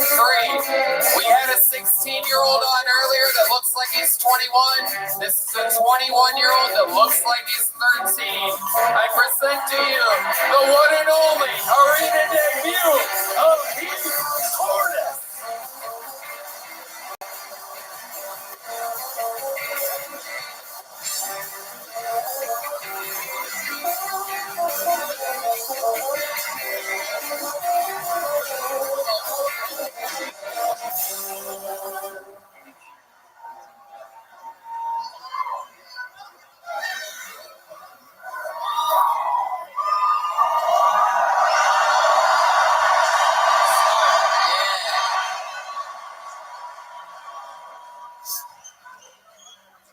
Even with my driver's license, I still have trouble getting into bars, and honestly, I don't know why. I'm just a little boy that wants a little twink. I know I look young, but it's upsetting when I hand my license to some bouncer and he just looks at it like it's made with Crayola. Next time, if my license doesn't work, I'll have to bring my passport for more proof.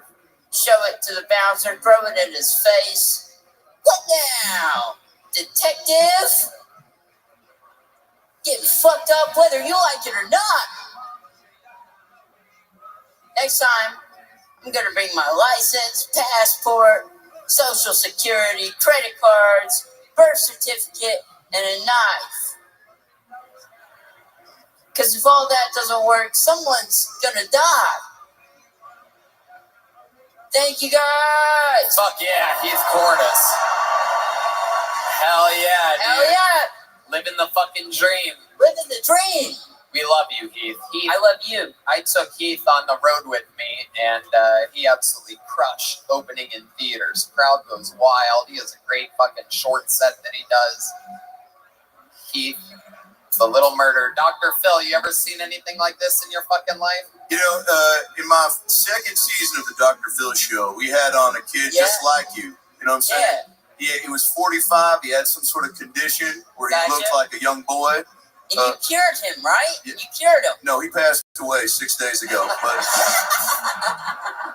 that was a little alley-oop from Heath. But Heath, when you get a massage, do you ask for a Happy Meal ending?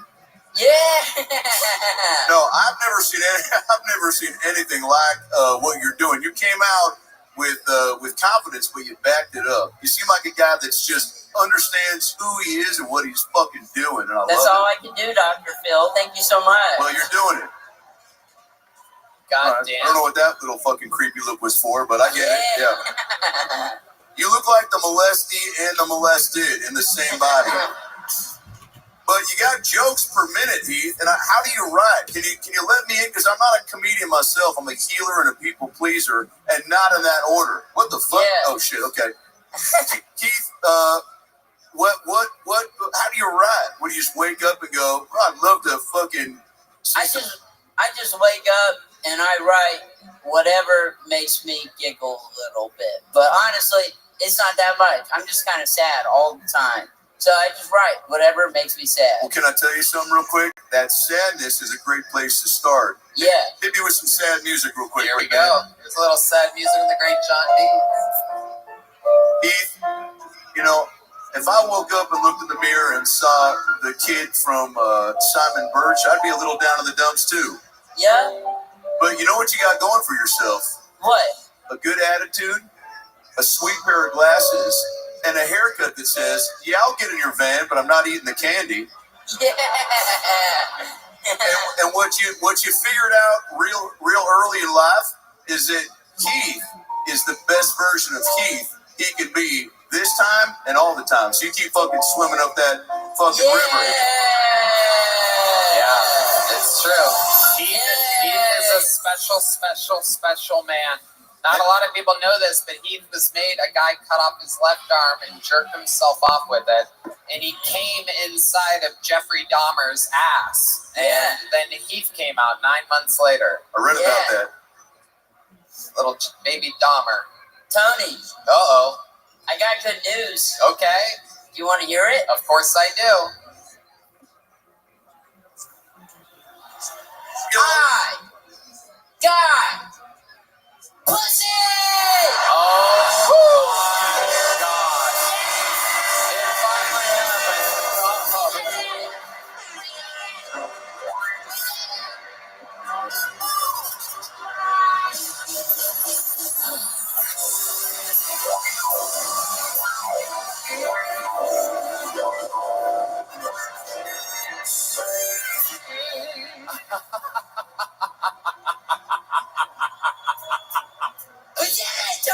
Unbelievable. When did this happen? Yeah, last night. Last night? Last night. Yeah. This is... We did it! You done it! We did it! You done it! Some sugar on me.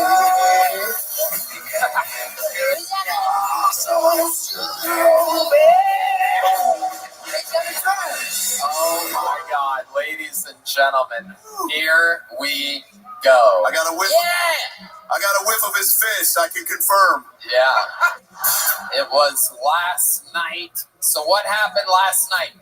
Take us through it. Where'd you meet this girl? I went to a very nice ladies' hotel. She a Kill Tony fan? She's a Kill Tony fan. She's for in sure. town. She came in town for the arena? Yeah, she came in town for the arena. She actually signed up. I bet she did. Yeah. Really? Yeah, if you want to, She can probably tell you about how tiny my penis is. Do if you know want. Do you think she should do a minute? If you want, yeah, I think it'd be good. All right. Keith, I think it's only right that you introduce her. I don't know who she is. Let's do it. All right.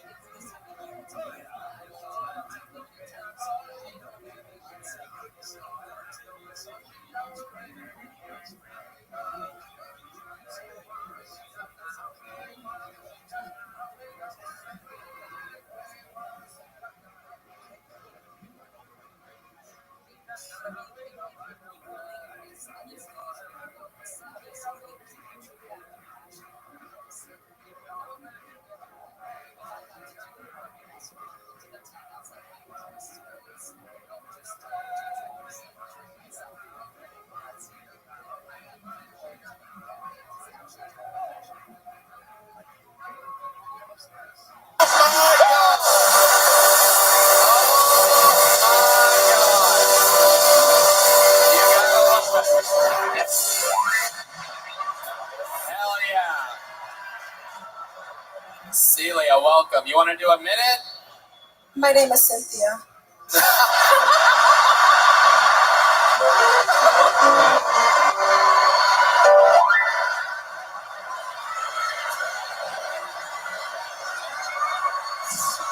Here's my stupid. Heath, you are a baller, dude.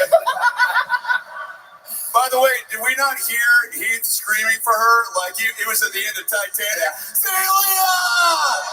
That shit was fucking adorable as fuck. All right. Ladies and gentlemen, give it up for a woman that gave it up for our sweet boy. This is the Kill Tony debut of Cynthia. Ooh, all right. I only have 60 seconds, right? I think that's a good enough time to end strong, right? Tony knows better than anyone else here. I actually met Tony earlier this month, and I wanted to brag to some people that he flirted with me. And the response was, "What's the big deal? Isn't he gay?" And honestly, I got offended. Because that either means I look like a man or they think I confused him for a lesbian. And believe me, I know lesbians. And if Tony was a lesbian, I don't think he would have voluntarily chosen that dick size. You know, my mom hates when I mention lesbianism. She tells me, I want you to find a good man, Cynthia. And honestly, I don't think I should be taking advice from the woman who's flatter than Amy Schumer's heartbeat's going to be in 10 years. All right, Heath, start us off. That wasn't great. I love it. Cynthia, Heath, go stand next to your sweet, sweet Cynthia over there. I absolutely love this. I absolutely love this. So you guys met last night for the first time? Yes. Love. We're in love.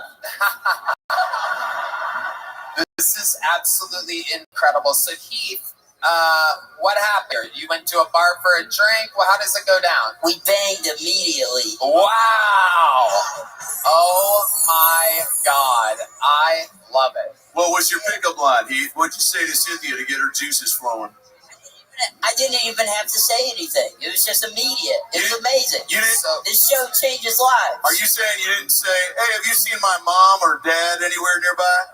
No, I didn't even have to mention my father or mother. You just it was walked amazing. You just walked in and she picked up on what you were putting down. She was completely into the idea of fucking a kid. It was amazing. This is absolutely incredible. I have a mommy thing. All right. Definitely. So Heath, you say you just went straight into it. Like, is there like a first base, second base, or you just absolutely showed up with a condom on? What goes on? I went to every base she would allow me to go. Okay. Yeah. Oh, you went to the bullpen, player. Yeah. And then the dugout. Yeah. Hell yeah. So Heath, how long did you last? Not long. Maybe 3 minutes at most. Okay. Yeah. That's pretty but good. I went 3 or 4 times. He actually lasted a pretty long time. Okay, it's impressive. Yeah, I like that. I love that. And he eats good pussy. Whoa!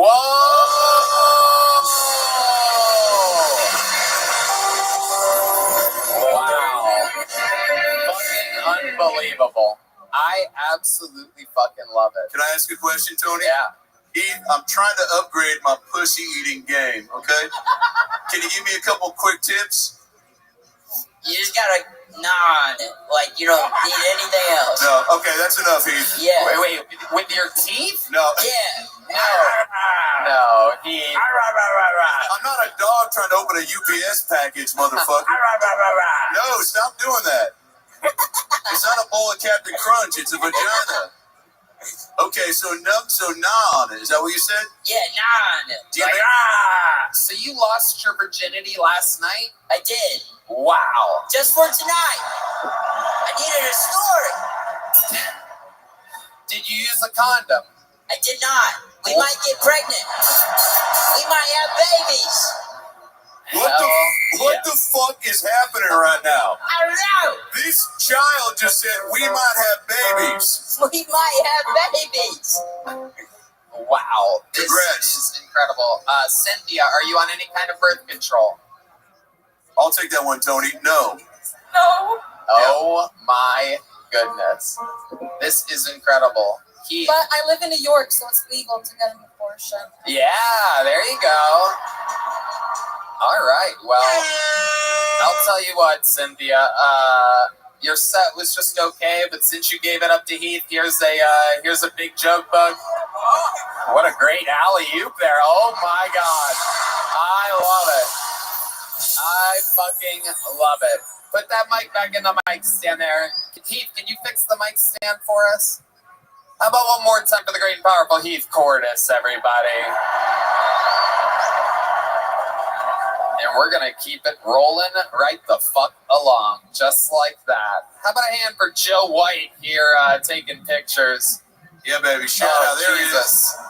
Section 119. Pablo T, everybody. Pablo T. Where the fuck is 119 at? 119. Oh, God. This is going to be another out-of-breath motherfucker. Section 119, Pablo T. Maybe we'll pre-pull. Yeah. We're going to start to pre-pull here.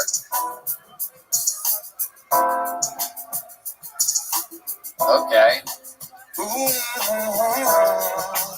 How about a hand for Dr. Phil, everybody? Having a great time. Having a great fucking time. And another hand for Heidi from the Yellow Rose on the ring card. Yeah. There she goes. There goes Cynthia. On her way to check herself for an STD. From Heath. He wasn't wearing protection last night. No surprise. And he's pussy like a rabbit, eating carrots from the garden. Here's Pablo T, ladies and gentlemen, from the other side of the arena. What the fuck is up, HEB? Solid choice for a grocery store. It's a lot better than fucking Walmart. Y'all ever been to Walmart late on a Saturday evening? It's like the fucking Lord of the Rings orcs and the fucking lawn lizards at your typical Texas highway had a baby, like a bunch of fucking babies. You just left them at Walmart, like fucking daycare or something. But anyways, I've been back in Texas. I used to live here when I was younger. My political views kind of lean to the left, a lot like my cock. Hold on. But much like my cock in Texas, beautiful state of Texas, I'm leaning towards the right in the morning, guys. Yes, sir. Trump 2024. I'm just fucking. I'm playing to the crowd right now, honestly. But yeah, that's all I got, guys. All right, very mediocre set from Pablo T. Pablo, how long have you been doing stand-up? This is my first comedy show. My first time ever doing stand-up in my life. Wow, okay. Have you ever done anything on stage before? Yeah, I've performed in this building, in the center ring, riding motorcycles in a cage at a circus. Okay, I can kind of see that. You seem fearless with no material. Dr. Phil? Didn't I throw a paper towel to you in Puerto Rico? I did not. Oh yeah, soy colombiano, pero. Okay. Take it easy. No, I was impressed by your poise. Okay, I always like when someone approaches the mic with a purpose. You came in hot with a lot of Walmart material. Yeah, I just thought of HEB on the way over here, wrote it down on my little note app, and just went with it. Let's go. And are you working at Walmart currently? No, I actually do reads, kind of just travel around, making content, going to events, like fucking Kill Tony New Year's Eve show, main event, night one. Yeah. It's amazing. There you go. Okay, Pablo. And what's something interesting about you that we would be surprised of in the fact that you ride motorcycles in a cage? An amateur boxer of sorts. Oh, okay. Can we get some boxing music and show us a little shadow boxing from Pablo T? Here he is. Oh, whoa. Oh my, whoa. Oh my goodness. Wow. Oh yeah. Mediocre. Yeah. Amateur. Based on that performance, I think I could take you in Mike Tyson's punch out. Tyson, whoever he is. Okay, so Pablo, how old are you? I'm 27. Okay. Yeah. Just got out of a relationship that was in 4.5 years. 4.5 years. How recently did you get out of it? On my birthday, which was in June. Okay. How did it end? Was it her idea or your idea? I'd say it was her idea. Yeah. How did she break up with you? Via text, phone call, in person? Nah, I was kind of finding. I found out that she did something on my birthday. Did she fuck Keith? Was that Cynthia? Was that your ex? Celia! I'll take you to Walmart, I promise! You know who it fucking was? Who? Inigo Montoya, that guy that's done stand-up up here with the fucking Metallica shirt. No You know what I'm way. talking about? What? Inigo Montoya, the guy who wears a Metallica shirt, he's done stand-up up here a couple times. You're wearing a Metallica shirt. Do you know that? He inspired me to do that. The guy that fucked your girlfriend inspired you to wear a Metallica shirt? Yeah, I thought it was like a fucking funny connection. I'm so confused. I'm gonna get you out of here. Here's a little joke book. Oh, the first drop of the night, Pablo T. Yikes. We're gonna fix the energy in the room right now, ladies and gentlemen. We have another legend of Kill Tony. This woman has always fucking made history on the show. One of the most interesting creatures we've ever found. Famous for being on many episodes of Kill Tony. She was on Kill Tony Mania multiple times. One of the most interesting characters in the history of the show. You diehard fans will know her. You love her. It's the one and only Nicole Tran, everyone. Oh, the Asian people with a standing ovation. Nicole Tran, live in the flesh.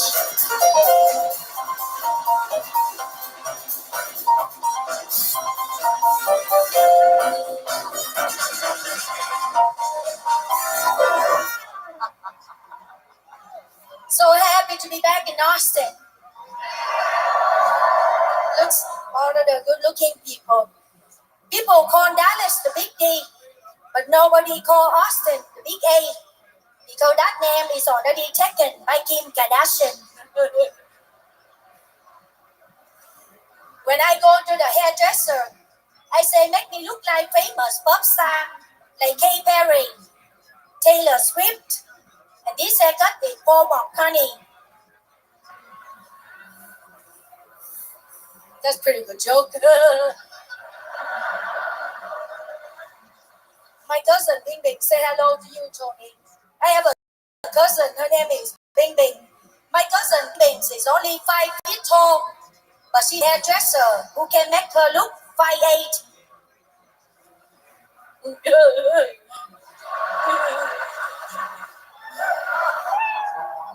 I heard on the radios, the news says there's a mattress in Box Spring in the freeway in West LA. I thought it was strange because Bing Bing says he wasn't moving until tomorrow. I did a comedy show for women for recovery group.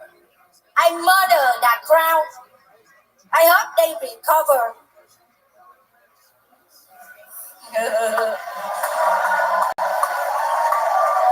All right. I murder so much, man. One time you will see me on the America Most Wanted list. Christ. All right. Okay. Keep going. Finish. Tonight, we're looking for the contract. She fight too with Paul McCartney haircut. Oh, high five! High five. High five from West Hollywood to Austin. Big A. All right, Bear. Get out of here. It's annoying. Hi. Hi, Tony. I'm so happy to see you guys. You look fabulous. Look at the show. All the people show up for you, Tony. 2023. I have a lovely Happy New Year song for you all. You ready? You prepared a song? Yeah. Here she is, That's famous for her surprisingly good songs. Do you need the band for this? Yeah, just go along with me, please. Okay, ladies and gentlemen, live in a fucking arena, Kill Tony legend Nicole Tran, everybody. Here we go. No more champagne, and the fireworks are true. Here we are, me and you, feeling lost and feeling blue. It's the end of the party, and the morning seems so gray, so unlike yesterday. Now the time for us to say Happy New Year.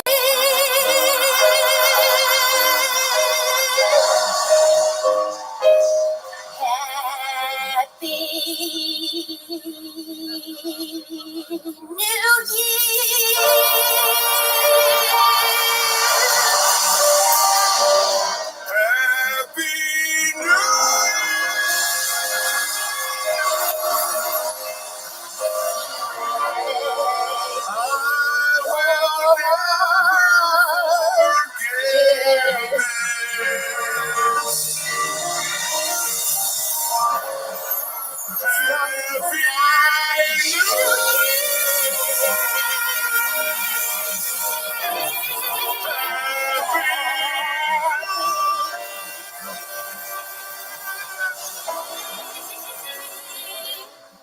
I think I got a massage from you in Grand Theft Auto. Sometime I see how the brave new world will rise, and I see how it tries in the eyes of our lives. It's the end of 2023 and another 10-year time. Who can say what we find? What lies waiting down the line? Happy New Year.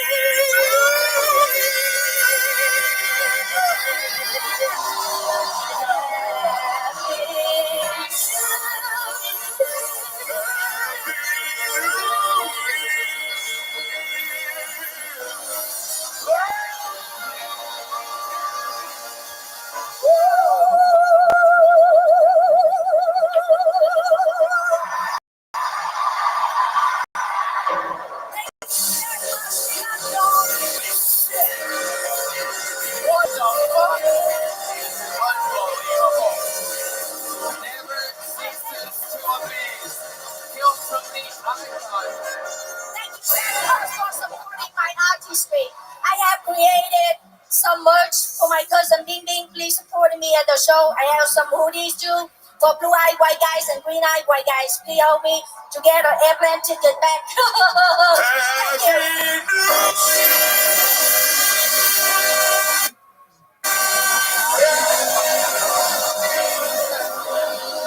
One more time for Big Big. Oh my God. Oh, she just. Tomorrow I sing another song for you all. That is not on the schedule for tomorrow. Totally different show tomorrow. Way to try to jump in there. But you'll do something with the band on the pre-roll. Okay. Okay, very good. Thank you so much for coming. And if you have Instagram, please follow me. I really need your support to be booked at comedy clubs. Okay. Nicole Tran Comedy. Nicole Tran Comedy. There you fucking go. She always has a lot of plugs in the end. Happy Welcome. New Year, everybody. Happy New Year.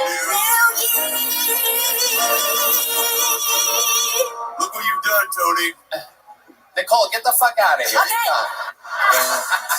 How are you? You invited me to come back sing no more. What's good, Wayne? All right, there she goes. Nicole Tran, ladies and gentlemen. We pre-pulled. I got a name back. Make some noise for your Good robot. fucking pull. Edward Zerowitz, ladies and gentlemen. Edward. On both PCs and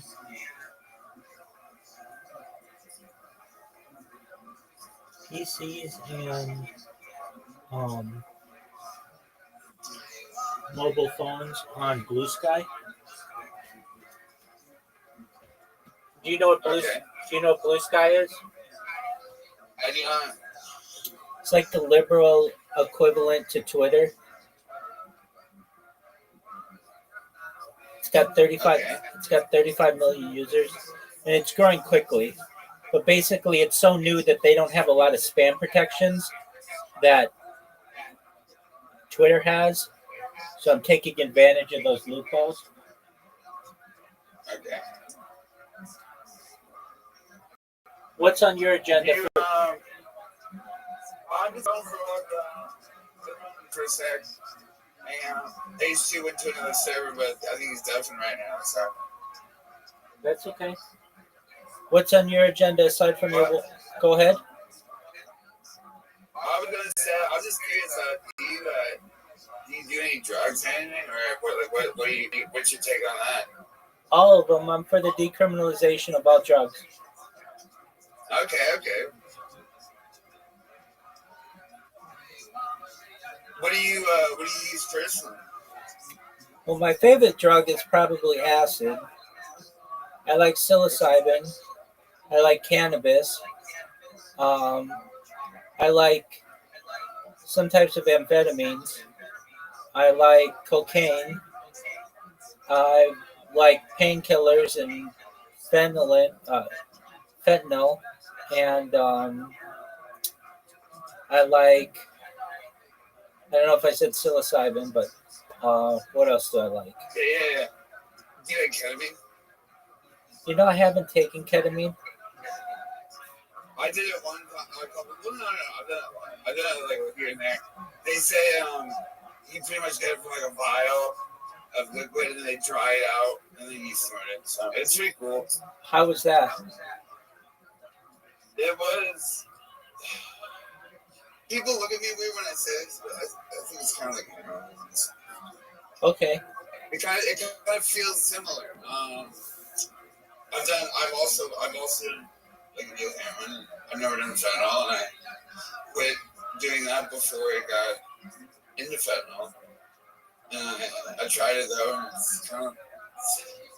It's kind of like not necessarily head nodding, but you have trouble walking, And it's just kind of dizzy, and it's not my favorite. Maybe even heroin is better than something like that. I gotcha. I mean, fentanyl, when done properly, not snorted, but like fentanyl patches, can alleviate just about any pain.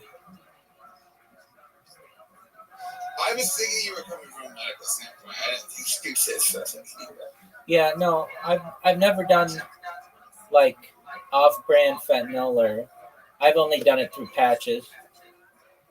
Somebody said one time at a place I was at that you can smoke the gel in the patches. Yeah, I've heard that. I've also heard eating the gel, but the gel lasts 72 hours. So I don't know why you'd want to give that up. Yeah. I will say that, I mean, the first time I put one on, what happened to me was what happens with everyone. You do what's called the fentanyl nod, and you just fucking fall asleep. It's very, it's very powerful. And there are all kinds of things that you do to your body to make it more effective. Like I forget, but there was like some drugs or some foods that would make it not as effective. And then there were other things like you would make sure that, like, if you could like put it in an area where you're hairless or have less body hair, so that surface contact's better. Make sure that area is clean and dry, and you know, just to ensure the most amount of surface area. Are you in the Rabbi, are you in the dabs?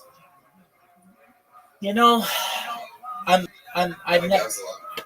never done them. What are they like?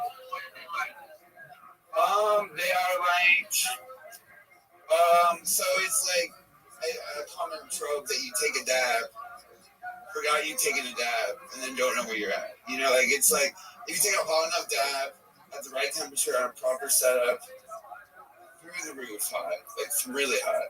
It's cannabis, though, right? It is. So you're getting a really intense weed high, yes. Right.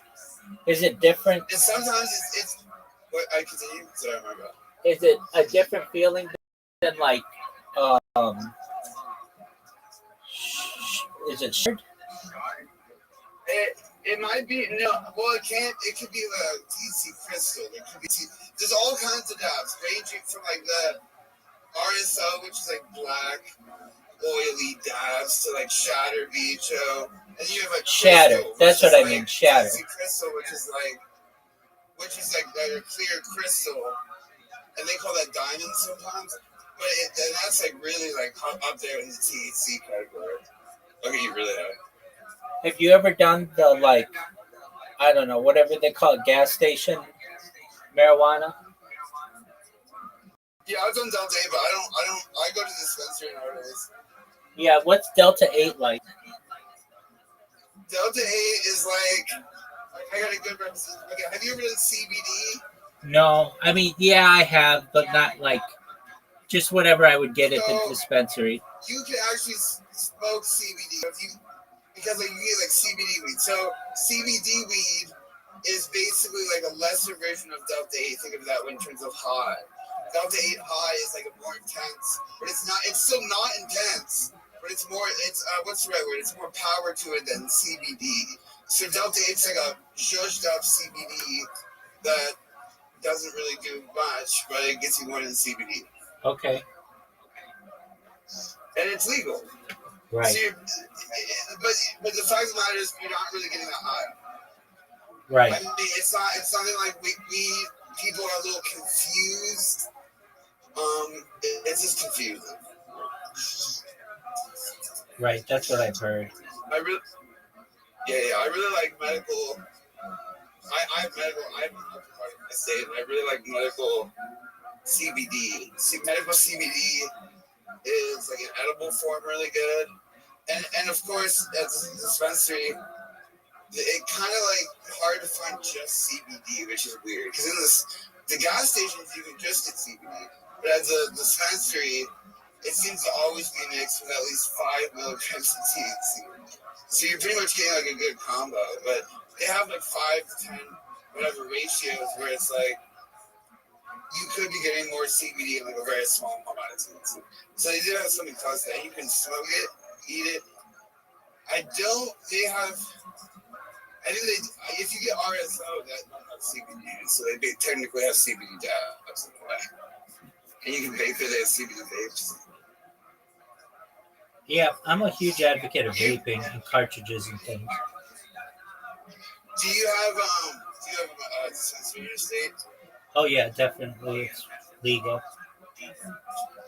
Okay.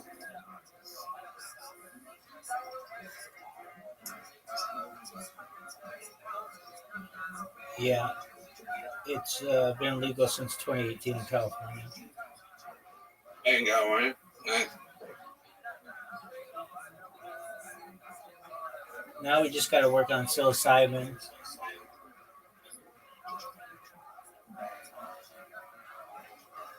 Do you like psilocybin? I've done it. Have you microdosed? No, I took pretty significant doses. Sure. I would okay, so with the I mean maybe just like not like secret big ones, but like with the are you familiar with the psilocybin chocolate bars? Yeah. The mushroom chocolate. I got one with a good extract mixed with they mixed with the chocolate. That got me like I don't know, that was crazy. I had a couple bad chips for that. I did a whole bunch, and I took actual mushrooms one time, like an eighth, so that was cool. You know that movie, Homeward Bound? Yeah, with the dogs.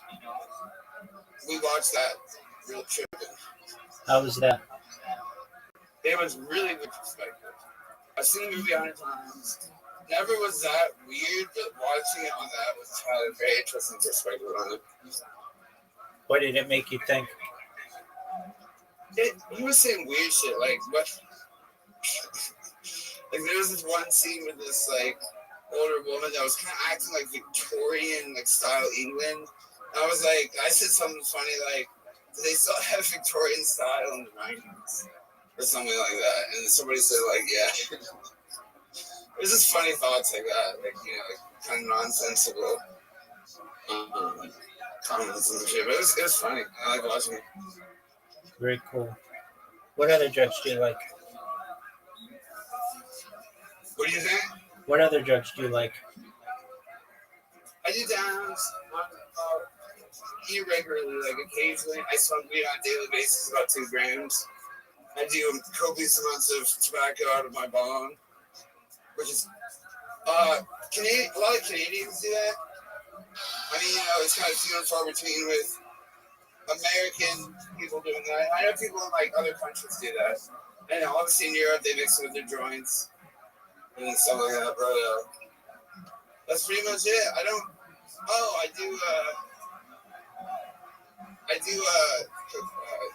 I call it bing bing. That's the communication. You do what?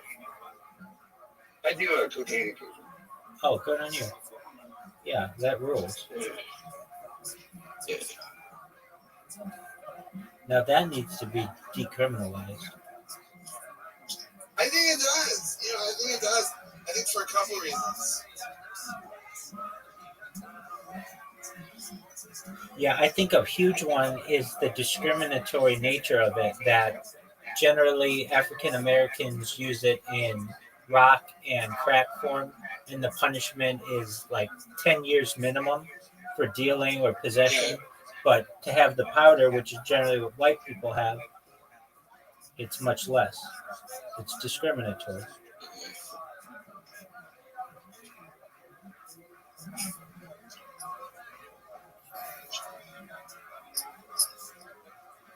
Yeah, I don't know.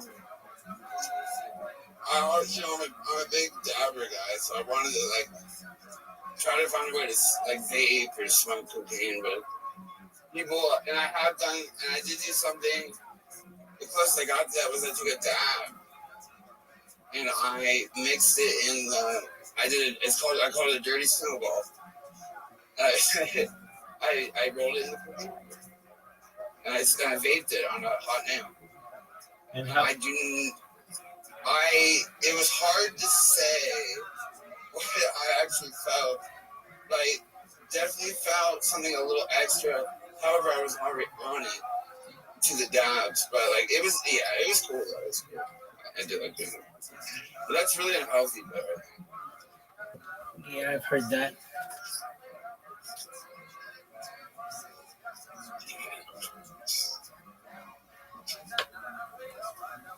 You ever do any designer drugs?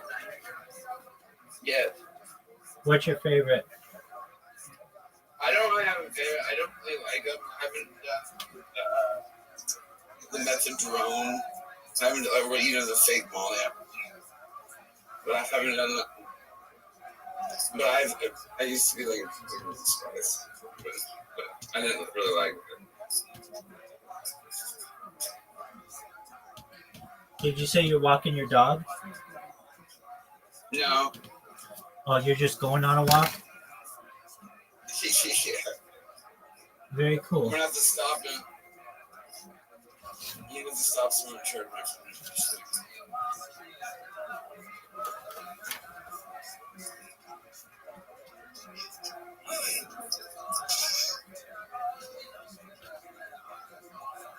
All right, well, feel free to enjoy Kill Tony. Interrupt when you wish. No, interrupt when you wish. You're fine.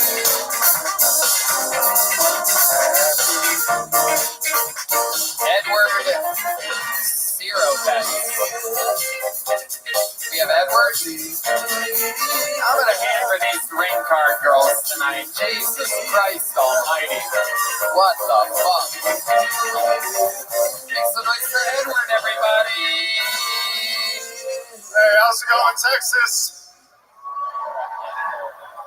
Anybody smoking weed out there tonight?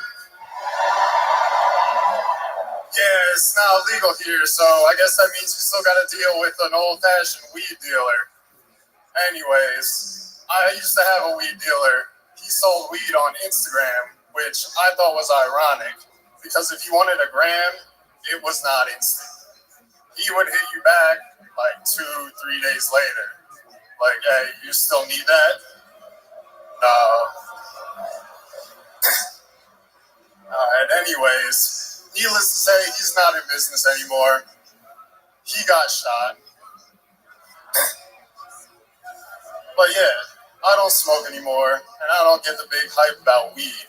Because I drink now, and people say weed is a miracle drug. But alcohol, I had 2 drinks this morning, cured my hangover. Thank you. Wow, what the fuck, Edward? Oh my God, unbelievable. This is a fucking tough crowd we got here tonight. They are not holding back their booze. This is incredible. Edward, have you done stand-up before? No, sir. Holy shit, look at your face, dude. That is something else, bro. All right. Give me a chance to, breathe something. What's your first name again? Edward. Edward, all right. Do you ever go by Ed or Eddie or? No, I go by my middle name, Andy. Okay. Yes, sir. Fuck yeah. Edward. Sounds like they hate that even more. So are you ever Andy? Like, when are you Andy and when are you Edward?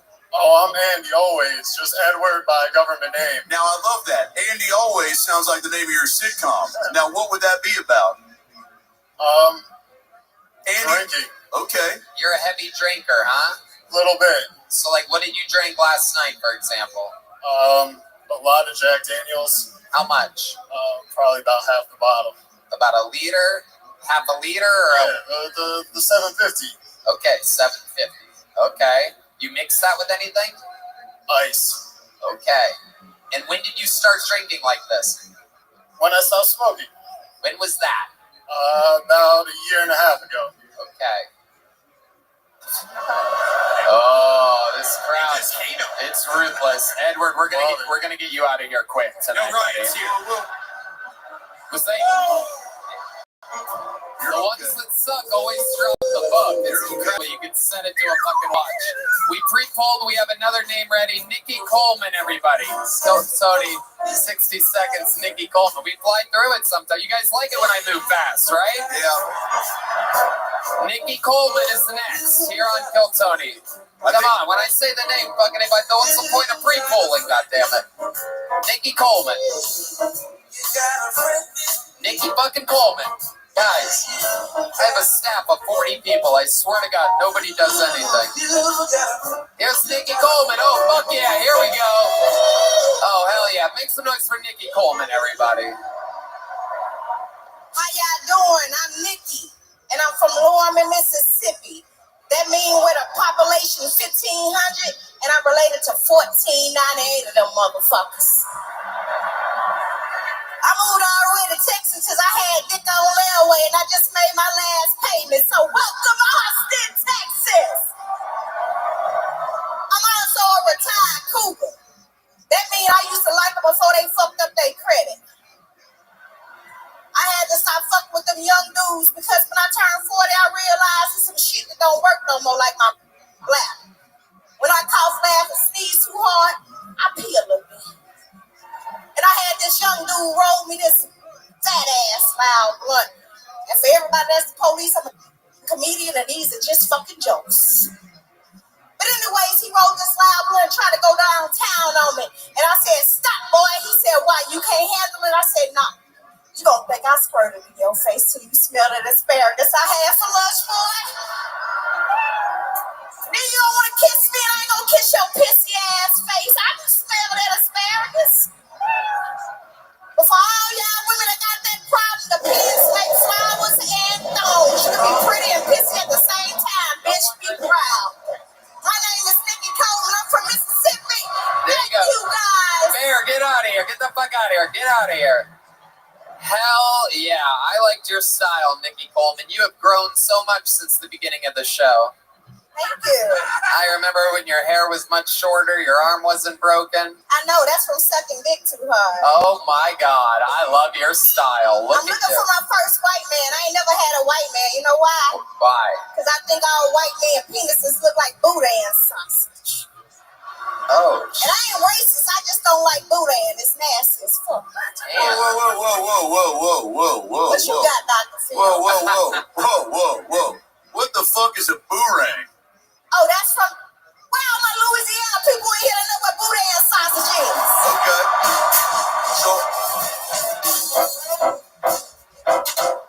Oh, shit. Oh, shit. With the broke hands. So, are they big or small? They just ain't dark enough. Oh, my They ain't thick enough. You know what Kaneka sausage is? What'd you call me? Google it. Okay. I like her, Tony. She's feisty. My goodness. Black Barbie has arrived. Hold on. There's too many white people in here tonight. My name ain't Nikki. It's Nicole with a CH. Okay. All right. I gotta blend in. You're amazing. How long have you been doing stand-up? 7 years. 7 years. In Louisiana? Mississippi, baby. Wow. Did you come here just for this? I came here because my spirit told me to leave the fuck out of Mississippi and come to Austin. I ain't never been here a day in my life. That is amazing. When did you get here? I got here Saturday. This is my week anniversary. Hey! Wow. Play that music, shit. Oh, shit. Oh, shit. Oh, shit. Oh. All right. Saturans. All right. I fucking love it. This is amazing. Well, what? And I'm amazing on purpose all the motherfucking time. I Believe that. love it. Wow. So you got here Saturday. Are you like moving here? Or you're just I moved here. I did. I picked up. I said, fuck them kids. And I came to Austin, Texas. My goodness. Look at this. A black mother acting like a black father. Incredible. What you say? Hold on. I got 2 kids and 3 baby daddies. I don't know what that means, but goddamn it means something. Oh, Y'all hear shit. me? Now I know how you broke your arm. I told you sucking dick too hard. Oh, my God. Wow. What do you do for a living? I'm a professional stand-up comedian and disabled veteran. You're a veteran. Wow, amazing. I just wish God would have told me I was funny before I paid them student loans back and got that master's degree in civil engineering. I did all that shit for him to say, bitch, you funny.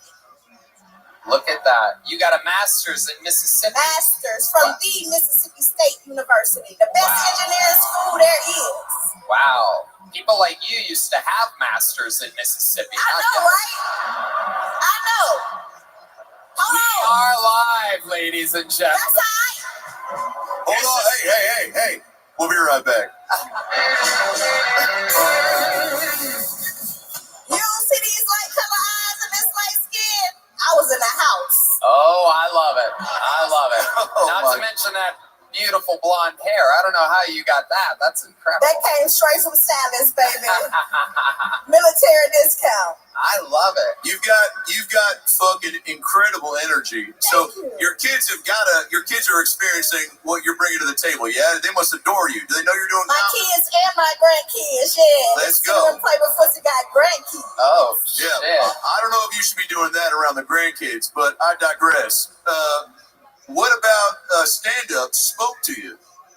Well, you know what? When my husband left me for a man, it ain't too much shit stand-up can't say to. Oh, we'll be right back again. We'll be right back, y'all. Holy shit. Did you know the man he left you for? Nah, I guess he was prettier than me, though.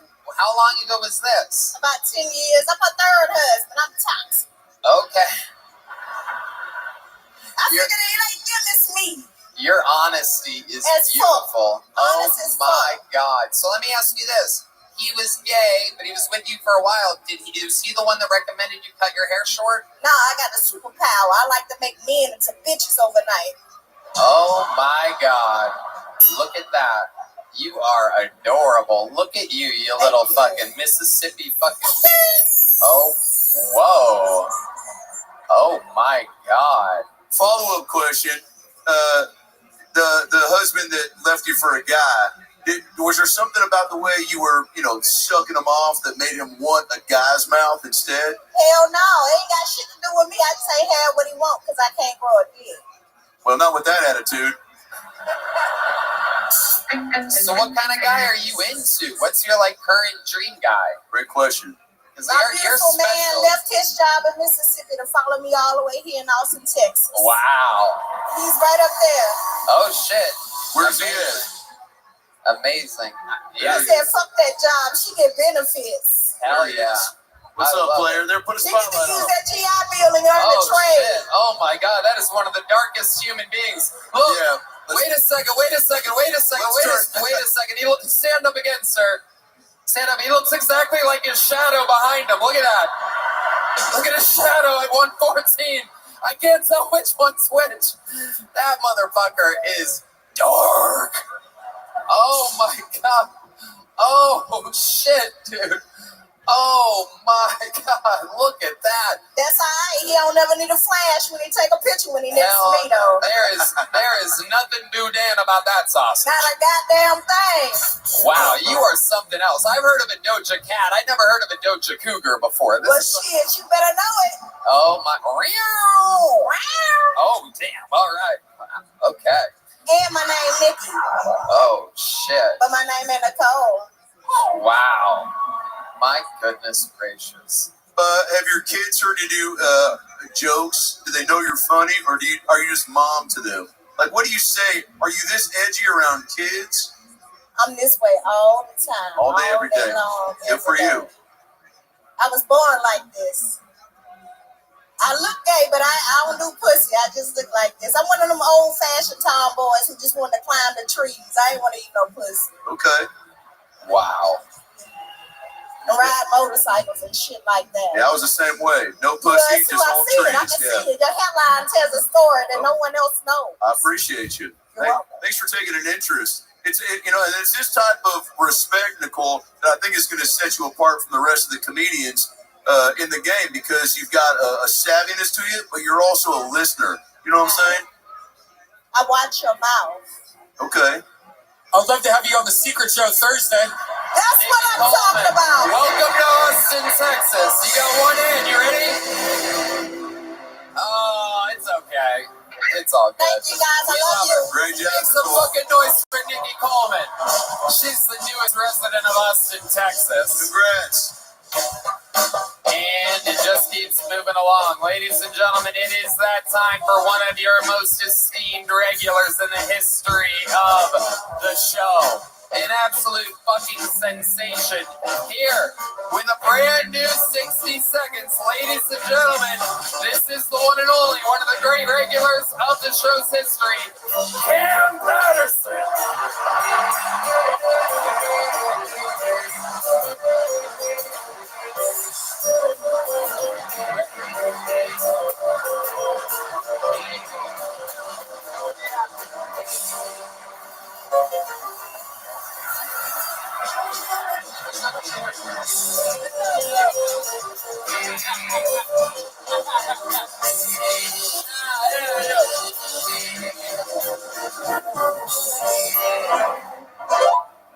Alright, white bitch, you can leave now, white bitches. Thank you so much. I really appreciate it. Damn, this shit is insane, bro. I really love doing what I'm doing right now in life. This shit is the greatest thing ever. The best part about life right now, though, is going on the road with Tony, man. We always go to all the one place we went to was in Phoenix, and it looked just like this place. There was no black people at all.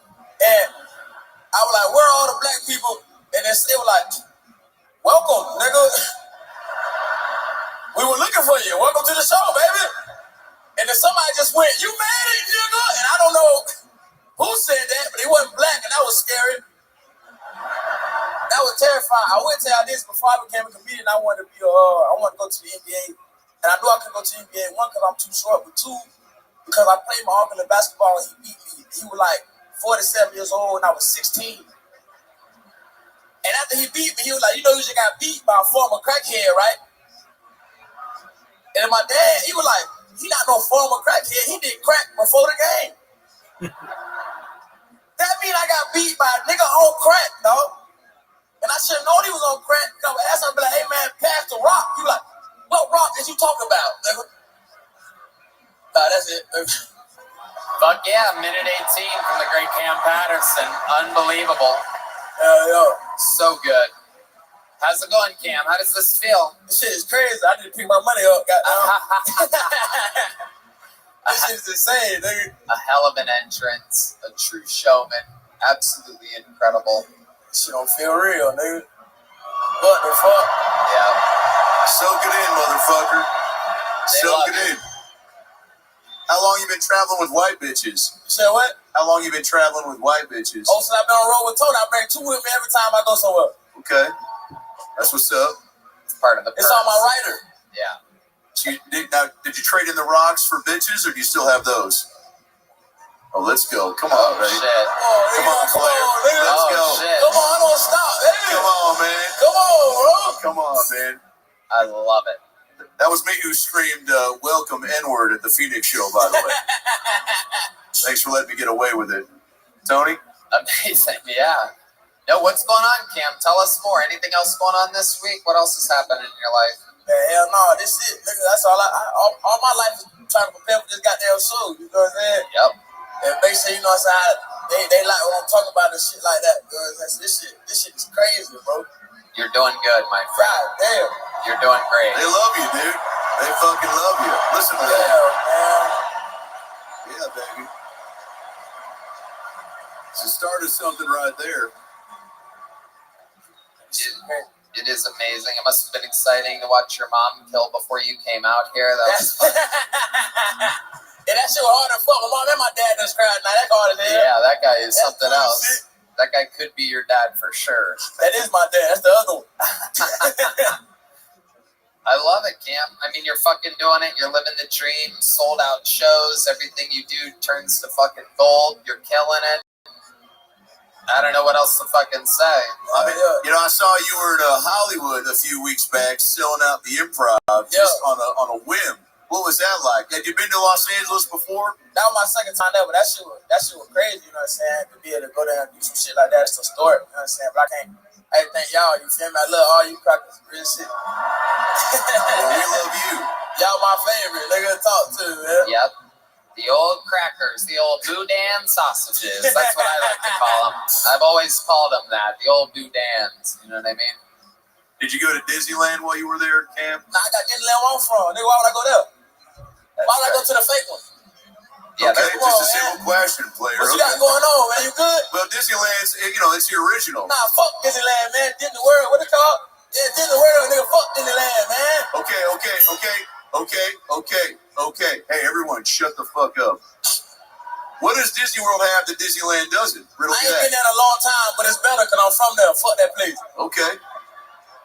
More parks. More parks, nigga. More You from parks. Orlando, too. Right, okay. More people, nigga, we winning. But we have more Mexicans playing like Goofy and Captain Hook, you know? Are there a lot of black people in Orlando? Hell yeah. Hell yeah. Jesus, I thought it was the most magical place on earth. Sounds terrible to me. I mean, I knew they had mice and shit, but Jesus. I love it. Anything else, Cam? Nah, that's it, bro. I'm happy to be here. You're absolutely killing it. We'll do it again tomorrow night. Cam. The legend, the best. Absolutely amazing what this fucking guy does. Beats on beats, punchlines on punchlines, week after week after week. That's the real life fucking, that's the future and the present. One more time for Cam Patterson, huh? All right, your next bucket pull goes by the name of Pedro Loaiza, everybody. Make some noise for Pedro.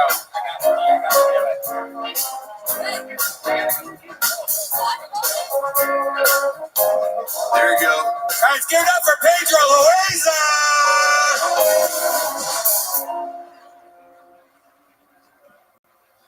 I went to Colombia with my dad last year. That was pretty fun. I went there because he's from there, and I don't like his accent because on the plane ride, he pronounces the words tourist and terrorist the exact same. Like, what the fuck? It's pretty cool. And when we got to Colombia, my dad was telling me about all the beautiful women there, but the only hot women I met were my cousins. It was really weird. Best sex ever. Anyway, I also got to meet my grandpa. That was pretty cool. And the whole time he just kept calling me Maricon. And I thought he was saying American with an accent. The whole time he just kept calling me faggot. And the whole time I was like, yeah, I'm a proud Maricon. Thank you. Guys, one more time for Pedro Loaiza! Pedro, it's good to see you again. How are you? Great. How old are you, Pedro? I'm 18. 18, holy shit. Did you say 22? You said 18? He's 18. Oh. Yeah, so he's too old for you, Red Man. All right. Now, Pedro, guys, welcome back Tony Hinchcliffe to the stage. That's all right. Oh, Tony. Pedro, how long you been doing stand-up comedy? Since I was 16. Okay, so 2 years. Yes, sir. And what do you love about it, Pedro? What's bringing you joy? Hearing you guys laugh, that was pretty nice.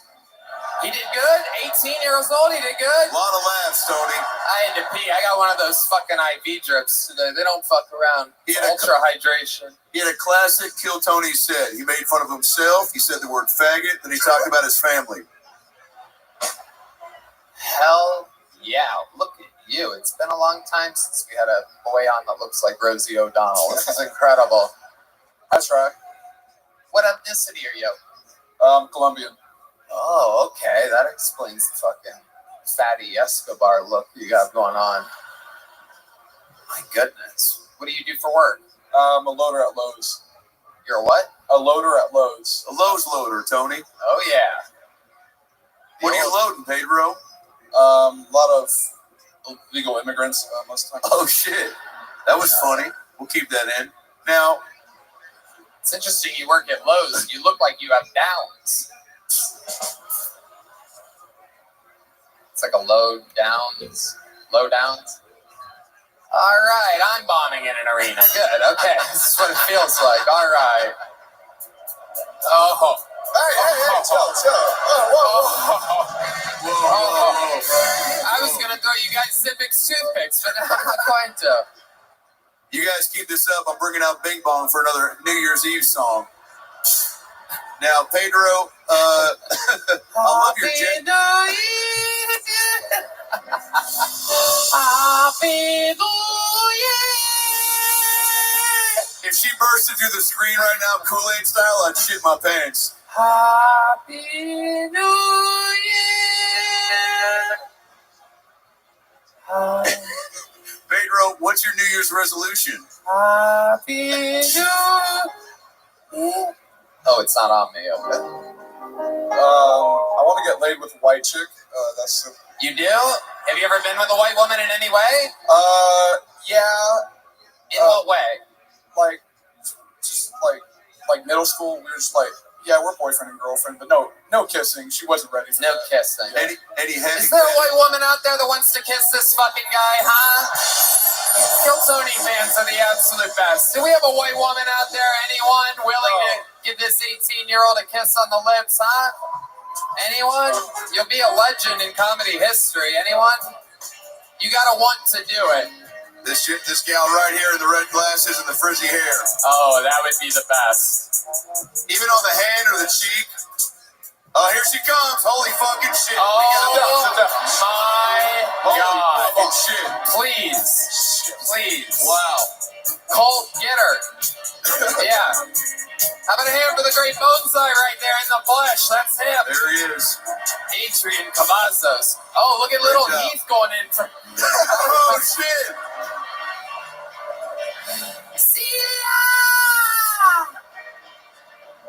Celia New Year. The remix. Celia New Year. I got some pussy. That's going to be my new ringtone. You sound just like him. I got pussy! Oh my God, ladies and gentlemen. Oh my fucking God. Dreams really do come true. Wait, Pedro, hold on to that mic, player. Hold on to that mic. Pedro, grab that mic. My God. Now, on the Dr. Phil show, we've never done this before, but on the Kill Tony show, anything fucking goes. So that's why we're here right now. Tony? Holy shit, sweetheart, what is your name? Cat. Cat. Oh my God, I wouldn't have guessed that. You look like you drive the Magic School Bus. You look like you also fix the Magic School Bus. What do you do, Kat? I work to redesign schools inside juvenile justice facility. Oh, an American hero. Oh my God. Now, have you ever kissed a stranger before? Sure. Okay. Dumb fucking question. That's on me. Not since I've been married. Whoa. This guy's cool. I can tell he's got real cuck energy. He's into this right now. He's cool, dude. Glasses, beard, tattoos to the wrist. He's laughing. He's happy. There goes this Bond supervillain. Look at this creep that's coming back to his seat. What did I miss? I found the antidote. We got Joe Rogan's stepson walking back to his seat. Look at this fucking dork. Oh my God. Just had to go to the bathroom, inject some testosterone real quick. You know what I mean? Yeah, we'll get you some on it, player. Keep it together. Now, sir, stand up and show the audience the cool husband that's letting his wife kiss a stranger. Come on. Hell yeah. Look at this fucking guy. Put those lights on, okay? Stand up. Turn around. Full 360. Yeah. Look at that guy. That's a big deal. Hey, that's a big deal. Because trick's on you. You're on a new game show called Cat's Gonna Blow This Guy. So, no, I'm just kidding. It's not that. But, okay. Anything else before we let this happen, Tony? I'm just gonna say that if you want the crowd to go really wild, it's gotta be a fucking good-ass kiss. We've done this many times before. The show's famous for giving people their fucking first kiss, their fucking... She's representing all white kiss. All white women. Well, no, we know it's not your first. It's your first white woman kiss. Right. Pedro, are you nervous? No. Okay, Kat, are you excited? I'm excited. I do have to tell you that I'm like 99.6% Irish. So, like, you couldn't go whiter. Wait, she's 99.6% Irish? Yeah. And so you can't what? Whiter. Right. It is about as white as it gets. No doubt about it. I'm pretty sure he's thinking Irish if it was anybody else in the audience right now. But You gotta go with what you know. I think that's a lucky. Yeah. All right, you guys excited? I think we should make this happen. You want to do it? Yes, Cat and Pedro! Let's fucking go! Oh, shit!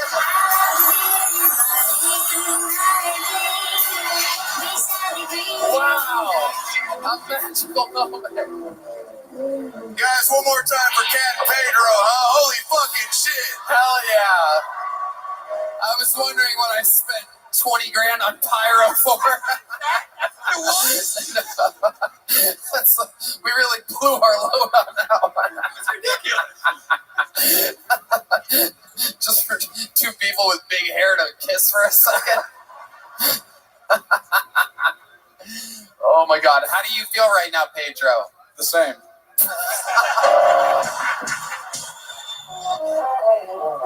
You're a funny fucking guy, dude. Yeah. I like your style. It's a shame that I missed your set because I had to pee, but I'll tell you, you're gonna get a big joke book. You're gonna get great job, dude. And you're gonna get some Zippix. How long you been doing stand-up? Since I was 16. Since you were 16, so you've been doing it 2 years. So how about you ever perform at the Mothership? No, sir. Do you live here? I live in Dallas. So you can make the drive? Yes, sir. How about Tuesday night, you make your comedy Mothership debut. You're gonna do a show called Bottom of the Barrel, where you improvise topics that are the audience puts in a fucking barrel. The booker of the Mothership will be there. If you do good, it might just change your fucking life. There he goes, Pedro Loaiza. What the fuck is up, Boston?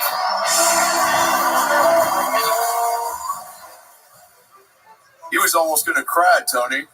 It's that was amazing. fucking sweet. That was a big deal. We're making dreams come true. He was also gonna cry when he saw Kat walking up to the stage, but two different kinds of tears there. How about one more time for Kat? Fuck yeah! I like your style, Kat. All right, another bucket pull. Right? Oh, you know what? Let's wait on this. We have a special treat, ladies and gentlemen. Okay. I don't mind the bucket pull girl coming out. How about another hand for Sable, everybody? These fucking chicks are unbelievable. All right, a special treat for y'all. Hey, another Kill Tony legend, Colt from Dallas. Remember, he kicks things. Once tried to kick a water bottle off of Jeremiah's head and missed and kicked Jeremiah. Pretty epic. All right, a special treat for y'all. One of the darkest forces in all of comedy. He did a minute at the 10-year anniversary episode. If you guys have ever seen a show at the Comedy Mothership, you've probably seen this man. If you've ever seen a show at the Comedy Store, you've probably seen this man. Your favorite comedian's favorite comedians. Ladies and gentlemen, let's see how loud this place can get for the dark force. Brian Holtzman. Oh yeah, baby.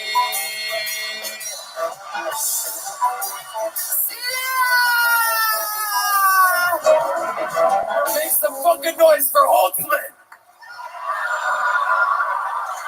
If that little boy can fuck this bitch, I'll fuck her too.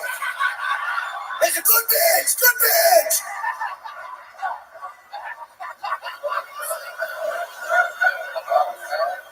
Fuck that shit. Welcome to the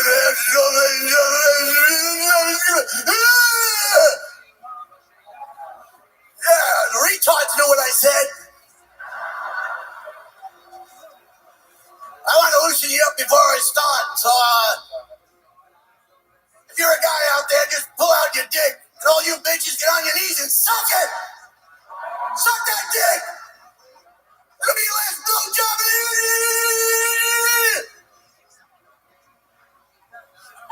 Looking at me like I'm some kind of nut. Fuck yourself. Climate change, climate change. I'm sick of hearing about climate change. What am I supposed to walk here all the way from Dripping fucking Springs? Get your reback and get your... What am I supposed to do? The temperature of the ocean is rising. I'm still gonna piss in there when I go to the beach. I might even take a shit. I might even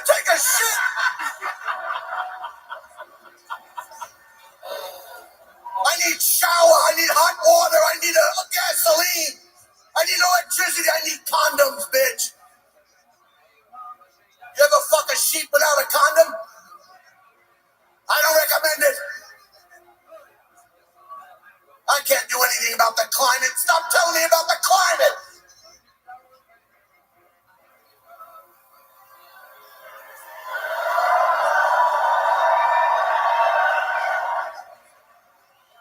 I can't do anything about the climate, and I can't do anything about those weather girls on television either. Why do you need high heels and tight clothes and big fucking tits to tell me what the fucking weather is? Well, it's gonna be mild out today, and the wind is coming out of the south. No, show me those big tits. Show me those big fucking tits, bitch. Take those fucking tits out and show me those big silver dollar fucking nipples.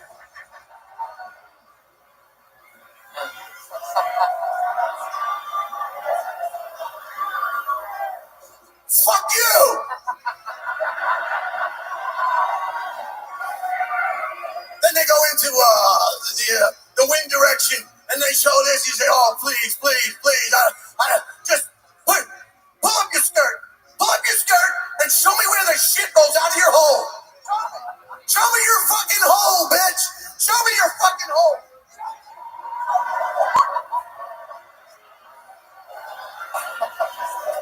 Then they want to go into the 7-day forecast. In 7 days, the weather. I got an 8-ball of coke in my pocket. I don't know if I'll be here in 10 fucking minutes. I don't give a fuck what's gonna happen in 7 days. Do I look like I have a family of fucking 4? Just pull up your fucking skirt and show me the man in the boat. Show me the man in the boat. Show me where the dick goes. Show me where the needs to be.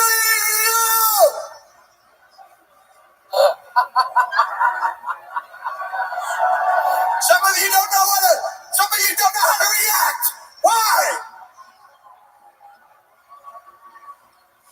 I just want to let you know that I did knock up Jesse Jetsty Johnson. And now I gotta drive this bitch all the way to California to get rid of that motherfucking kid. Do what I do after you have sex with somebody you haven't met before. Fuck the condoms, fuck the pills. When you're done, snap their fucking neck. Snap that motherfucking neck.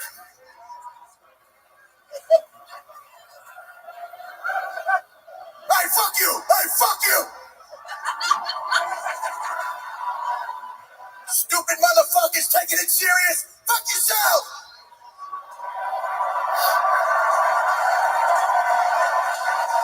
Brian motherfucking Holtzman, everybody.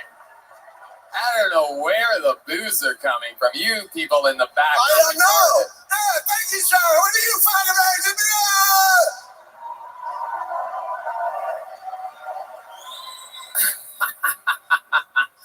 Another legendary set from the great Brian Holtzman. You look fucking fantastic. Welcome back. Holtzman made the trip truly back from California, back to his home in Austin, Texas for this. We appreciate it, Brian. A couple of those are Seinfeld bits, aren't they? They're all Seinfeld bits, bitch. What is the deal with the weather girls? Man in the boat. Yeah, you know, it's just unbelievable. You know, what don't you understand? Huh? Did your mama come out of your mud? Did your mother come out of your mud?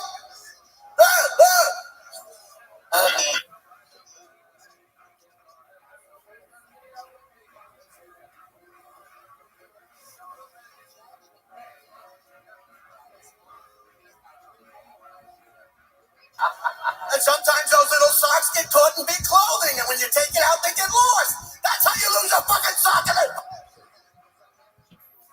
That is just how Seinfeld did it. Do another Seinfeld bit. Who are these people? Why do they call it chair? It's always been a chair, you motherfucker. Who are these people? Why does the hair stick to the tile in the bed? I don't know. I got a Filipino bitch that cleans my fucking shit out. A fucking joke, will you? 75% of the people are laughing, 25% just sheer fright. Yeah. It is That's incredible. the Matt Rife 25%. If you're not laughing, kill yourself.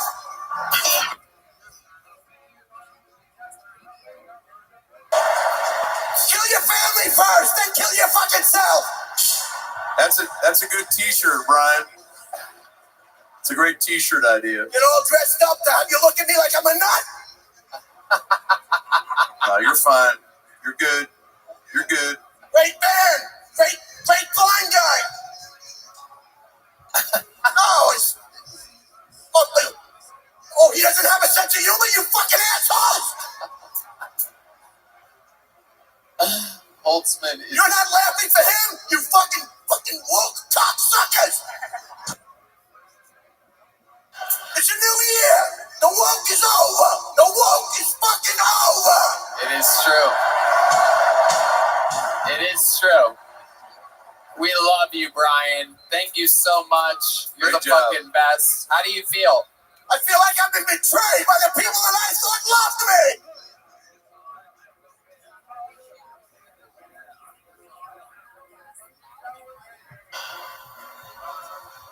Why would you swallow cum? Oh my God, they're real. All right. Holtzman, let's run it back again tomorrow night. What do you think? You want to do it again? Yeah, as long as you motherfuckers aren't gonna be here. I'm gonna get him a whole new crowd. You laughed at that fucking trend. Oh God. That's another great T-shirt, Brian. Make some noise for the great Brian Holtzman, ladies. He's running for office in 2024. Vote for him. All right. This is it. Your final bucket pull of the night, ladies and gentlemen, has been pre-pulled, should be backstage, ready to go. Make some noise for 60 seconds uninterrupted for Austin Young, everybody. Austin Young. Austin Young, bucket pull number 9. We got through a lot tonight. She's an Austin with a lot of special treats. Hell yeah.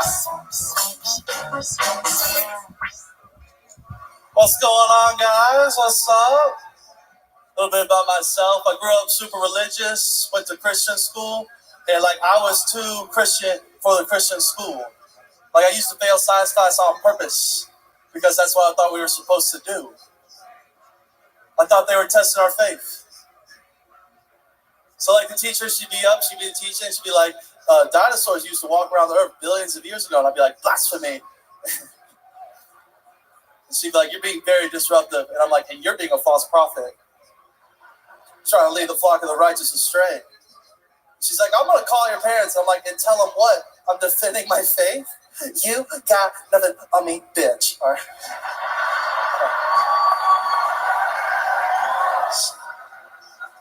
I was a pretty good student, though. I had straight A's other than that. So the teachers made this deal with me. They're like, all right, you're a good student, so we're going to give you this deal. Just write an essay on how earthquakes are caused. You turn that in, we'll pass you. Deal. So I write the essay, turn it in. I get called into the principal's office the next day. He's like, did you write this essay on how earthquakes are caused? I'm like, yeah. He's like, you just wrote the gates.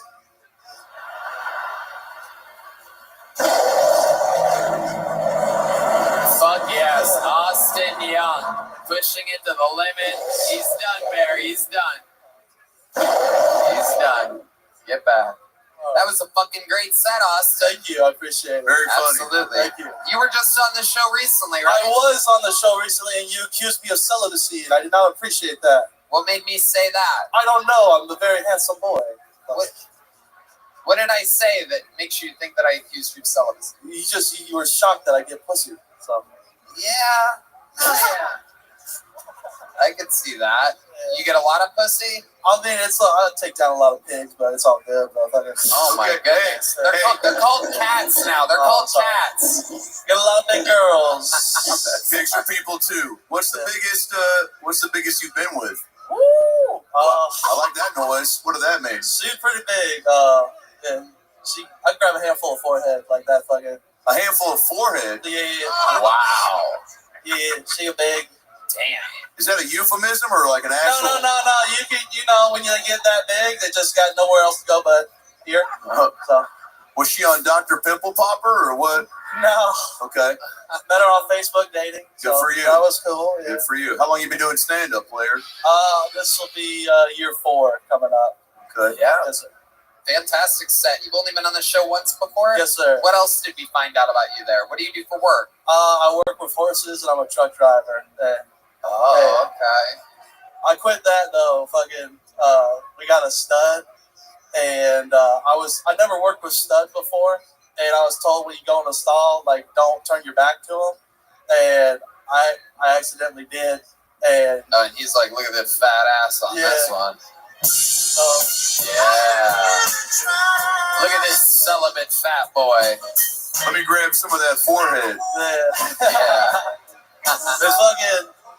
You're not supposed to turn your back to them because they get real charged up. They're supposed to mount whenever they see something. So keep going. That's what happened. His dick came out. It's massive, fucking huge. But he had nothing to mount, so he just started smacking his dick to his tummy. And then Red Man, you've done that, right? Yeah. The secret show. Yeah. I'll be honest. It was probably I thought that was the biggest dick until I hung out with Heath last week, and hell yeah, so, a real stud. No, real stud. Never turn your back on Heath. Never turn your back on Heath. Where are you from? I'm from Florida. Oh shit. Yeah. What part? Fort Myers. Okay. I started comedy in Tampa. All right. But you live here. I live here now. Yes, sir. Okay. What do you love about Austin? I love getting up spots everywhere. It's fucking great. Anywhere you go, you can just get up every night. It's pretty awesome. So you get a lot of pussy, is what you're saying? A decent amount. Have you ever had an STD? How about a KFC? Oh, you know it, dude. Maybe a BLT? I mean, I pissed a couple times and it hurt, but I mean, that cleared up. It just cleared up on its own? Yeah. Oh, you have chlamydia. Great. Probably. Hell yeah. How often do people confuse you for the bouncer at Panera? Every time I'm in Panera. Yeah. Is that your go-to food? What's your favorite snack if you're high or just got done, fucking some forehead? Probably Whataburger. Okay. Big patty melt guy, yeah. Fuck In and Out. All right. It's a Texas crowd. I'm pandering, so. Yeah. I like In and Out too. I love it. I love it. What's your guiltiest pleasure? What's a nasty thing that you eat that you make for yourself at home maybe sometimes? Fucking eggs. Yeah. Late night eggs? Yeah. How many eggs at once do you make? 8. Whoa. Holy shit.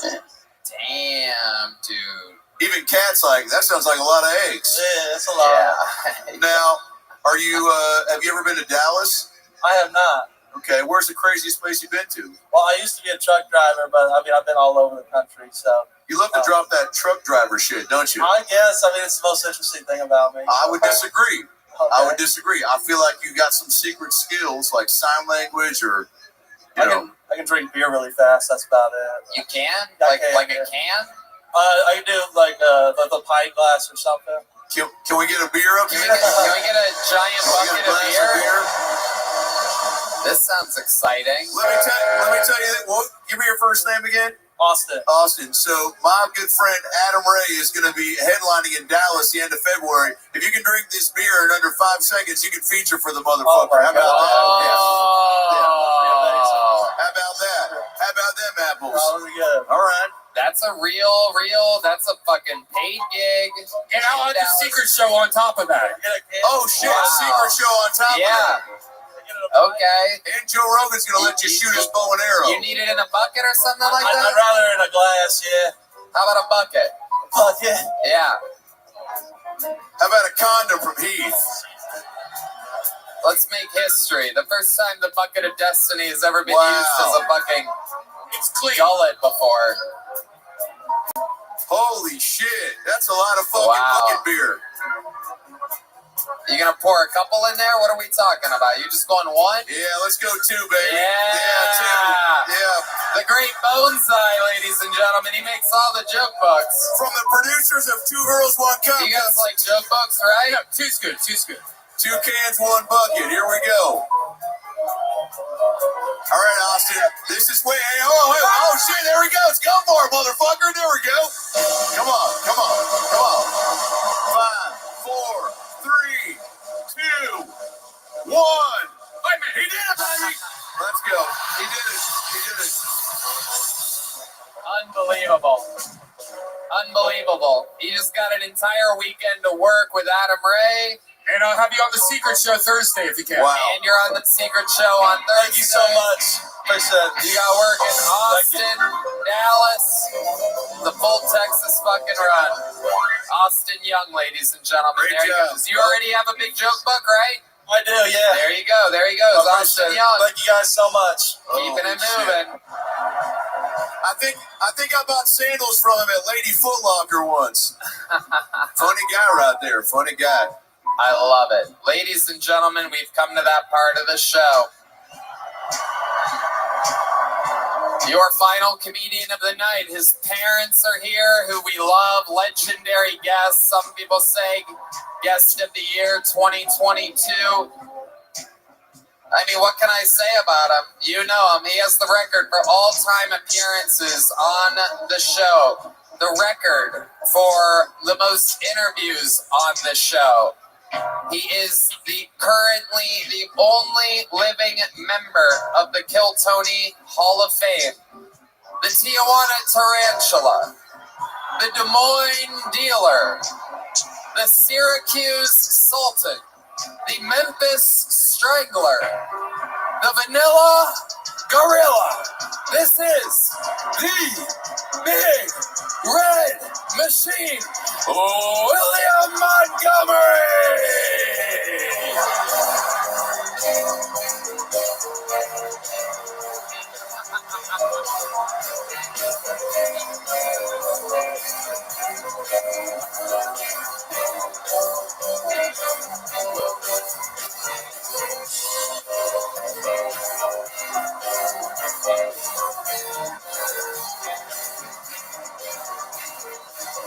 You gotta make more noise than that. This is William Montgomery.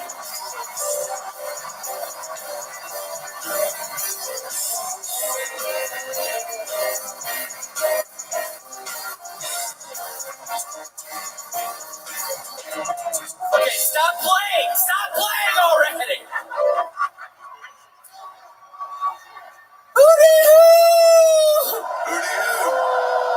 Who's fucking who? I'm looking for Old Town Road, must fornicate with Fruity Black Cowboy. Time for a joke. What do you call a robot on drugs? Elon Musk. No, but seriously, Alex Jones uses me to block 5G cell phone signals. People ask me if I like The Wizard of Oz. Shit, pretty much the only Oz I care about is the HBO show. What's the difference between Redban's mom and the Wicked Witch from the West? Redban's mom only turns into a puddle when you hit it from the back. Your mom's a fucking slut, dude, and she's old as shit! She was fucking in The Wizard of Oz, bitch! But yeah, that's my time. Thank you so much. Wow, what an amazing performance. This is unbelievable. You are such a showman. On these big shows, you really know how to fucking turn it up. You are, what are you, a robot? It's, Tony, it's a little embarrassing. I was actually wearing this on Christmas night, and I just haven't changed yet. I got super drunk, took a little ecstasy, fucking 5 days later, I'm fucking lost at the airport again. Good evening. This look is unbelievable. You on the big screen with these fucking great cameras. It is incredible to see. Such a showman. Where do you get a hat like that? Oh, man, I got this in New Mexico. I was in New Mexico 4 days ago, Tony. First night of ecstasy, there's a fucking Hispanic family that I used to live with. I went over to their casa one night. We're fucking. I mean, it was, and I had this fucking hat on. No, but the hat's a nightmare. I've been wearing it for the past 5 fucking hours. And hey, bitch, when are you gonna start laughing at any of this shit? I'm killing it up here right now, bitch. Thousands of people here. Meanwhile, those two really stand out. It's kind of incredible.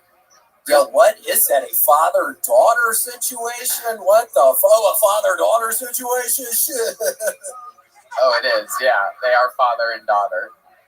You actually nailed it. William, how much does an outfit like this cost? This was $3,000. I got it on Amazon, got 24-hour shipping. It was actually the shipping that cost so much. The shipping was $2,500, outfit was $500. When you gotta get it fast, you gotta get it Amazon. I mean, it's a great look. You look like you sell Plan B on the moon. That's a compliment. That's a tough gig. Oh, thank you. Yeah, thank you got it. You're crushing it. I love the hat. You said when you gotta get it fast, you gotta go Amazon. Is this a new sponsor I'm hearing? It is, y'all. I actually have the biggest sponsorship deal of my fucking life. Hooty-hoo. Amazon reached out Christmas night. That's why I took the ecstasy. Fucking 7 years. Fucking, they said $8,000. Something has to be off with that. But yeah, 7 years, $8,000, but it's Amazon. I get free shipping, so it's like, why are you fucking laughing? What are you doing with your stupid head? $3,000 on shipping. You spent $3,000 on shipping. You sound as stupid as ever right now, you dumbass. He did say it was $3,000 for the outfit, not for shipping. He said all the money was on shipping. I pay attention. Oh yeah, and Red Band. By the way, my dad is up there with your girlfriend Janice. I saw him making out earlier. Whoa!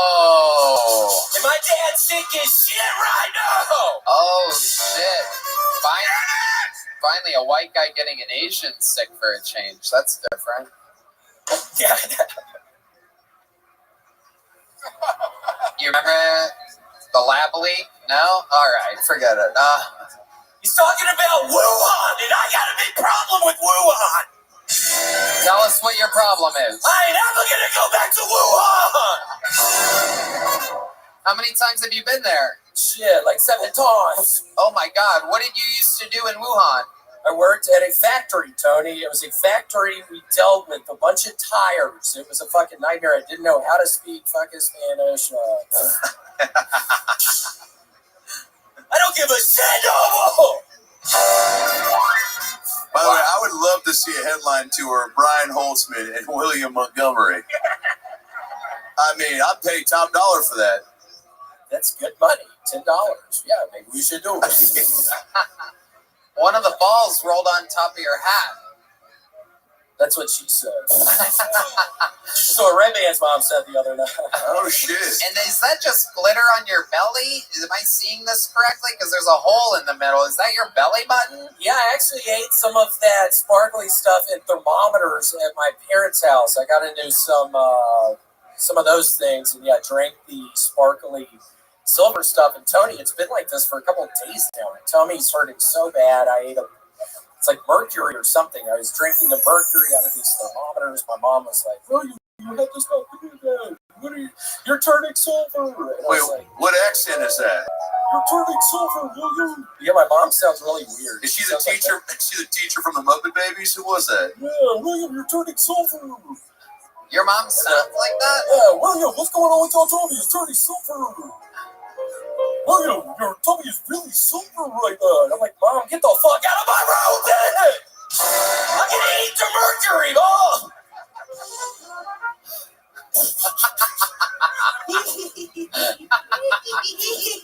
William, how the cameos been going? Cameos are good. I swear to all of you, thank you. If you're in this room and you got a cameo, I'm up to number 6. Let's go. On Cameo, I'm fucking flying to their office next Sunday. I got a bone to pick with Cameo. Uh-oh, what's the bone? What'd they do? Fucking, they released, I had a bunch of personal data on there. It's a real lawsuit. Oh shit, okay. Yeah, it's a potato. How did the gig at Dr. Squatch headquarters go? Well, they heard about me mentioning Dr. Squatch giving me cancer, and they actually didn't pay me, so I didn't get paid. So, yeah, I'm not even kidding. It was the biggest deal of my fucking life. I'm already buying the fucking sports car. I'm already buying the fucking Porsche Boxster. Fucking, they find out was that funny? Fucking idiot. And then I fucking find out they're not gonna fucking pay my ass. And I swear, I spent that money the second it hit my fucking, that second that check hit my pocket, I'm getting fucking looking up sports box. Fucking sports Boxsters and Sportsters. I looked up a bunch of Sportsters and I'm like, fuck, I got this big ass check in my pocket. It's like, I see these Sportsters all over fucking Craigslist and shit. And bitch, you're really not laughing at this! Wait, William, if I bought a cameo from you later tonight for like my grandson, right? He's got HPV and he's a big fan of Fortnite, okay? But he's got a lazy eye. If I give you that personal information, his name's Ethan. What would you let's give him a little cameo music, guys. What would you record for my grandson? Hey, Ethan, what's up? So nice to be talking with your ass right now. Ethan, if I seem kind of sad right now, yeah, I'm pretty sad. My dad actually got stuck in the chimney Christmas Eve. Fucking, and we don't know if he made it halfway in, 2/3 of the way in. We don't know because we have to call the fire department, and they show up. It turns into a very expensive, very extensive extraction operation. So yeah, Ethan, I'm fucking sad as shit right now. But Ethan, oh my gosh, I heard you like Fortnite, dude. That's so cool. I love Fortnite. I can't get enough of Fortnite, Ethan. Wait, God, what was the rest of it? I don't know. Hey, he's not a real person, but that was great. Now, how much money have you made on Cameo? You said 6 cameos. I have made over $6,000. It's been 2 years, so things are looking up. I'm thinking I might actually get that escalator back at the apartment. I want to start fucking not walking up the stairs anymore. This hat makes it hard enough. I'm getting the escalator again if I keep on doing the cameos. So we'll see. I mean, Lord willing and the creek don't rise, I'm going to get that escalator in 2 years. It seems like you are set on getting the escalator. Do you think this is a dream that you're ever going to give up on? You know what, Tony? The moment I heard about what an escalator was, how it gets you up to the second level of a mall or someplace like that, and you don't have to take a step. I discovered they're called escalators, and I discovered them, and I get one shipped to my house, and I swear to God, I ain't ever gonna stop ordering escalators to my house. Never. I ain't ever gonna stop. Thanks so much for William Montgomery, ladies and gentlemen. Thank you. William, our second musical guest couldn't make it, so thank you so much for having me. We'll see you tomorrow night. William Lights Out Montgomery, ladies and gentlemen. Hooty hoo. Now, normally, everybody, before you guys head for the stands, these people afraid of parking. I know it's been 4 hours of continuous entertainment that a lot of you have seen in this room. But before we go, we have a little surprise that we have for a very, very special man that I've worked with for 17 years. Dr. Phil, we got something special for you. If you want to look up at that screen, I think you might enjoy what's going to happen right here. Look up there. Good evening, and congratulations to the Kill Tony podcast on doing its first show in an arena. Well, I wish I could be there. I was going to come, but I had to finish eating this apple. But nonetheless, it is with mixed emotions, or maybe great pleasure, that I award the Kill Tony 2023 Guest of the Year to Adam Ray as Dr. Phil. Wait a minute, what? First, Adam Roy. No, Ray. Well, whatever. I think he owes me money. Anyway, congrats, Adam. You finally figured out how to be successful by pretending to be me. Now, while I don't usually relish people doing an impression of me, I mean, audience, can he do me? Has he got me nailed? Okay. I have to say, he's pretty damn good. If he was really committed, he would shave his head. Kind of like breakfast. The chicken is involved, but the pig is committed. I do endorse comedy. Laughter is important, especially nowadays. So congrats, Adam and Kill Tony, on a wild night. Perhaps y'all will see me, the real deal, one of these days. Now, how weird would that be? I could come and do an impression of Adam doing an impression of me. Hey, God bless Texas and Happy New Year. Ladies and gentlemen, there you have it. The video froze up, but it is indeed official. Your 2023 Guest of the Year, fucking Dr. Phil. Here's the great Yoni with a trophy. You gotta hold it from the base. Guest of the Year. Wait.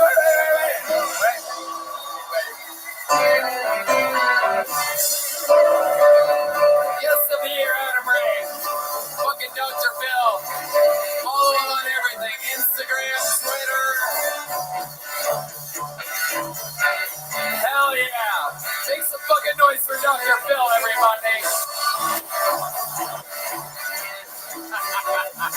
Oh shit.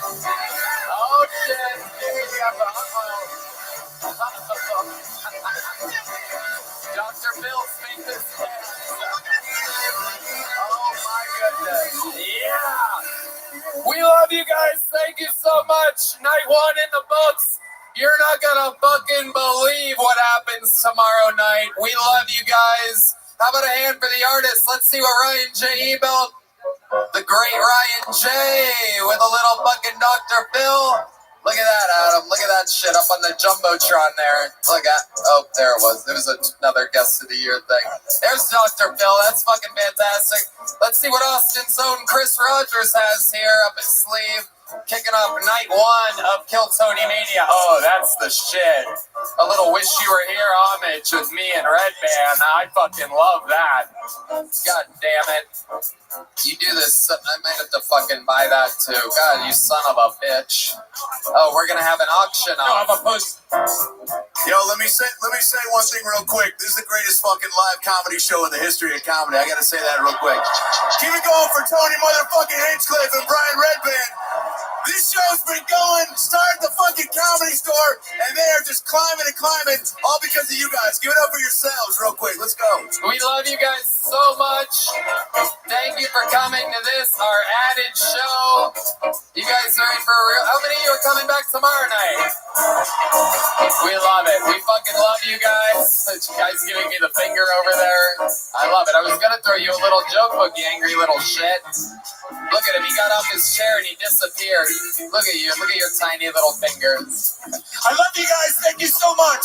We love you. God bless Texas. Good night, everybody. Thank you.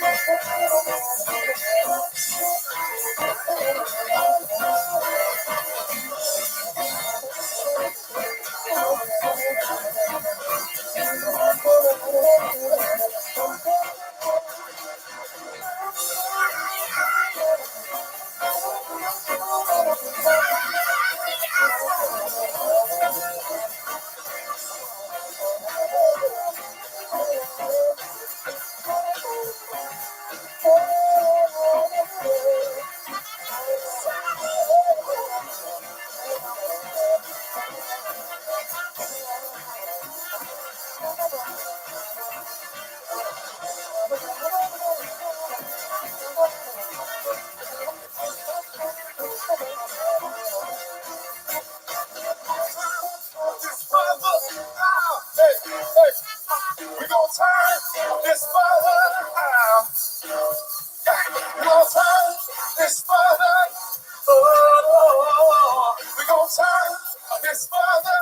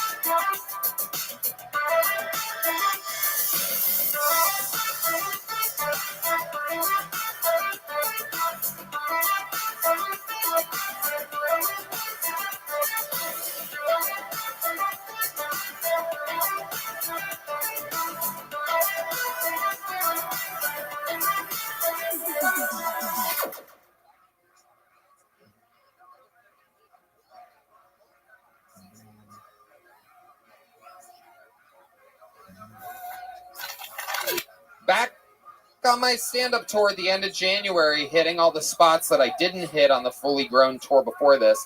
Vancouver, Portland, and Seattle. You're next. January 25th, 26th, and 27th.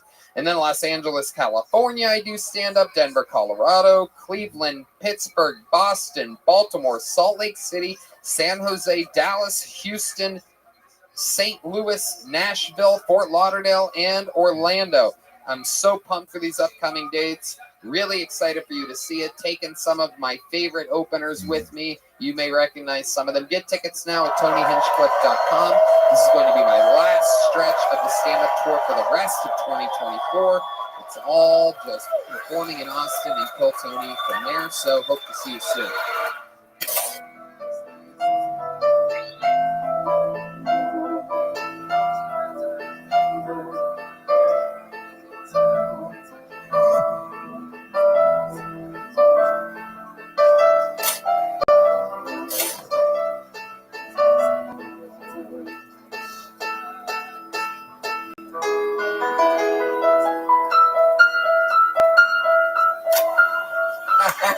How did you get it wrapped up? How did you wrap them up? Back up. Huh? How'd you get them wrapped back up? Do what? How'd you wrap them back up? You put the notes in there, and how'd Can you say that a little slower? I swear, I can't understand you. I swear. Forget it. It don't matter. Who the fuck are you? Why were you trying to give me advice on that shit, man? These motherfuckers paid the way, so I want. Okay. I didn't take. Are you mad? No, I fucking loved it. Okay. Well, thank you for bringing it up. Thank you. Right, I yeah, apologize. bring it up. I do it to everyone. So maybe I need to stop. Yeah. But I never go to stop. We started doing Kill Tony here at Vulcan a couple years ago. This is officially our last scheduled taping here at this venue. Ladies and gentlemen, at the same time, I present to you Tim Dillon and Roseanne Barr. I have to say, this fucking podcast is making me famous. Hey, this is Redneck coming to you live from the Comedy Mothership here in Austin, Texas. Let's make some noise for Jim Norton, Whitney Cummings, and Bert Kreischer. Yes. Jim Norton, one of the best in the world. The great Whitney Cummings and the motherfucking machine, Bert Kreischer. Hold up, one of the Sopranos got something to say. You look like Lizzo dressed like Suge Knight for Halloween.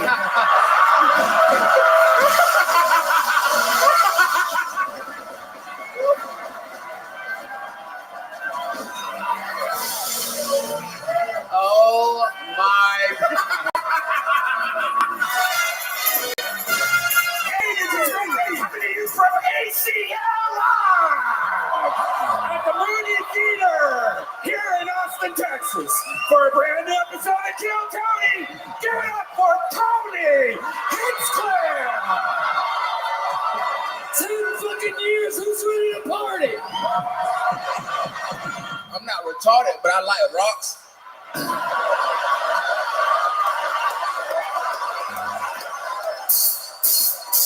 One of the best of all time, Doug Stanhope, everybody. Joy Hinchcliffe, my mother, everybody. Put your fucking hands together. Craig Fitzsimmons and Dave Smith, everybody. Austin's own Tom Segura and Joe Rogan. Yeah. Ladies and gentlemen, this is the Nature Boy, Ric Flair. Jeffrey Ross. David Tell, ladies and gentlemen. This is Stavros Halkias, everybody. Oh, fuck yeah. Sugar Sean O'Malley and Joe List. Howie Mandel. Oh, my God. Ari Shaffir. Mark Norman. Kurt Metzger, Post Malone, and Joe Rogan. Post Malone, meet Roast Malone. What's up, boy? Your ass look like an unemployed crocodile hunter, nigga. You know what? No dancing? No, yeah. At least do the running, man. Look, man. Come on.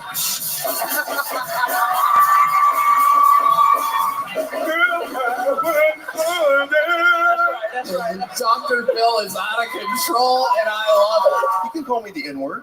I was just gonna say. You can type it I out. hope he does, because technically it's not him saying it.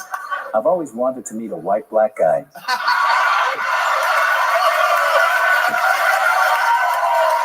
Fuck it, who's got perks in here? You didn't ashamed to do a perks tonight. I've never done it, but I'll do it with you, dude. Wow. A year and 5 months down the drain. Thanks to Christian Shane Gillis here.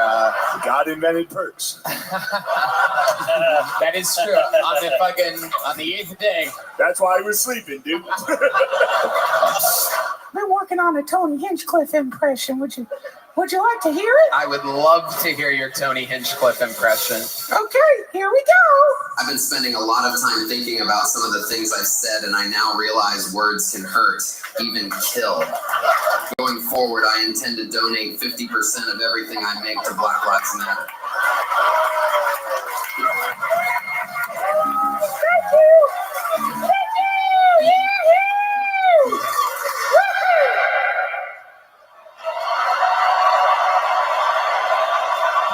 And now, ladies and gentlemen, you're never gonna believe it, but please rise for your national anthem from Grammy Award-winning artist and one of the biggest superstars in the world. This is Taylor Swift.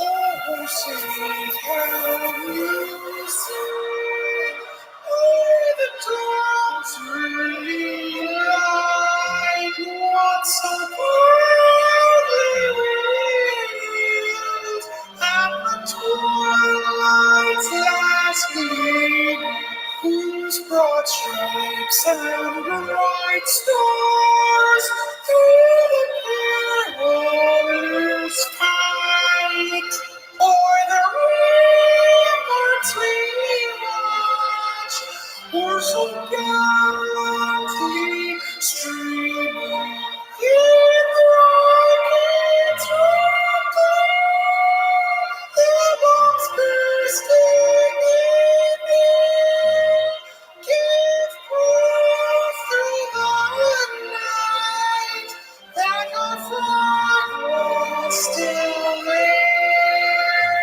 Oh, sing us the star-spangled banner yet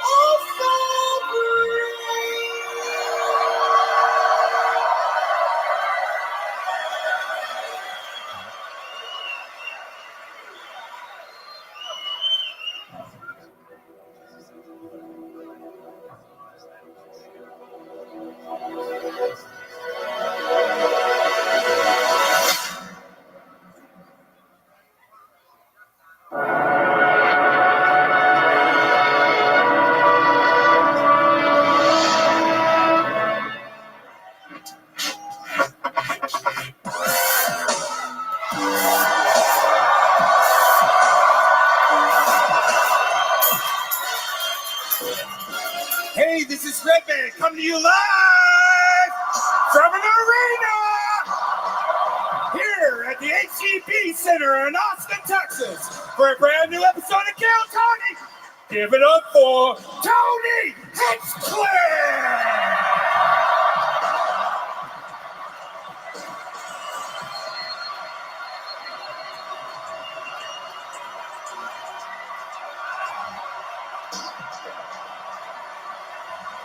Who's ready for the best fucking New Year's Eve ever?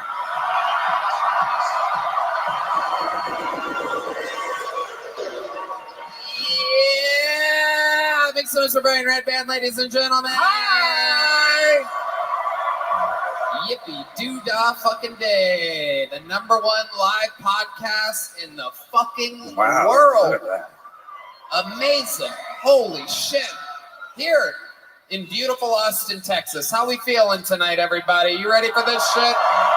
Here we fucking go.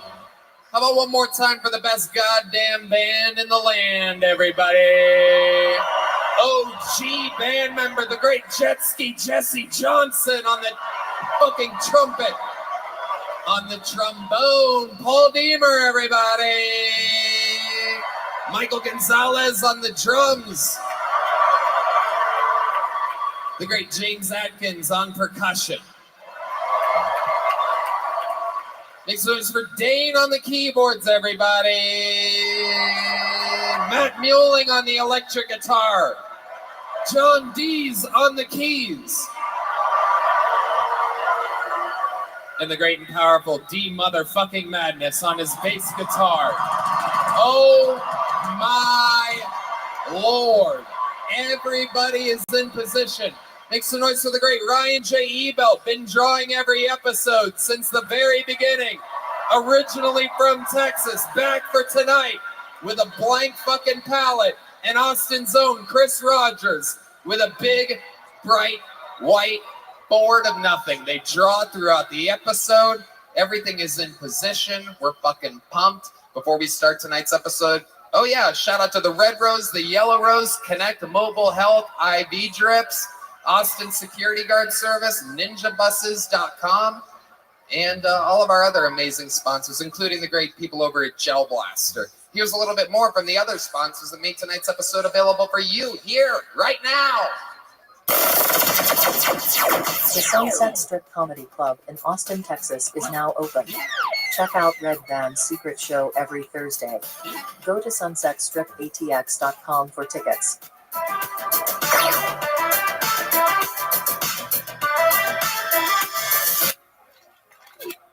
Hey y'all, introducing hemp-based THCA flower, the future of legal THC.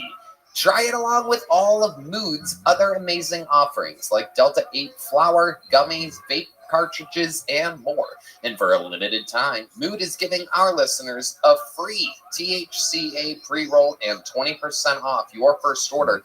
Just visit hellomood.com and use our code KILLTONY. There's a lot of amazing products out there, including the THCA flower, the most potent breakthrough in the world of legal cannabis. Since THCA converts into THC when you heat it, you get access to the classic marijuana high. And Mood has 10 high-inducing strains, the most potent they've ever offered. It puts an end to guessing games with federally legal forms of THC extracted from hemp plants. I happen to know for a fact that a man I can trust has tried it himself, and he goes by the name of Red Band. I actually tried it this morning, and I always wonder about these legal THC, and today I had their Focus. It was a pre-roll. I had it at 8 o'clock this morning, and let me tell you, I am sold. It was amazing. It made me feel perfect. And they have different strains for specific moods. I had the Focus one because I had a lot of work, but they have ones to chill, energize, and plenty of products that go for whatever mood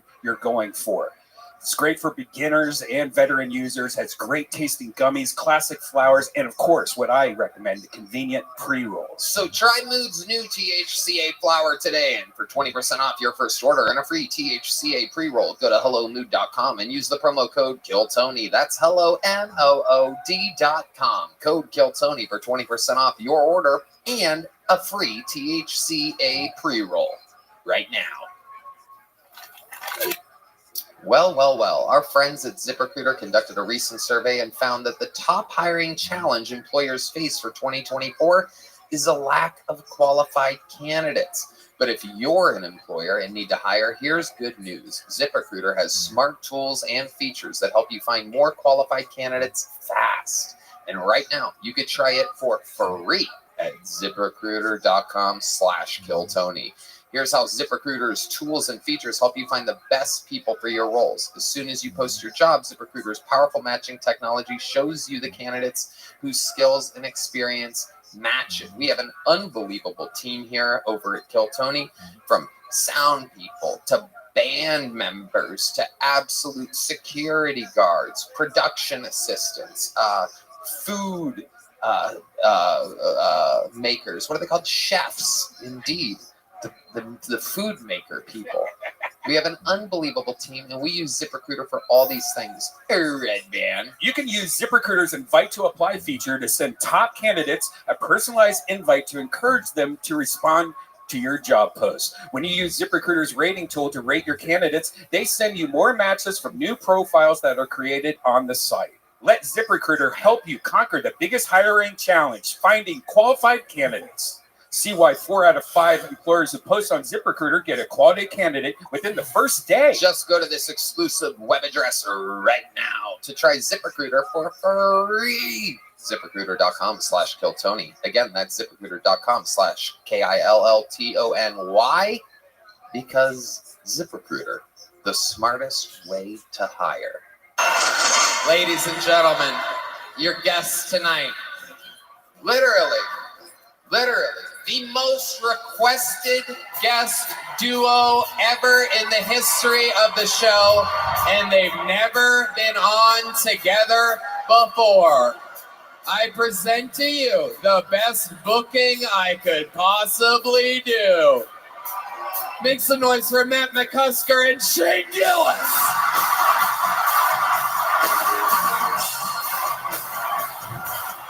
Woo! Oh yeah, baby. Let's fucking go. Shane Gillis. The Shaman, Matt McCusker. Oh my God.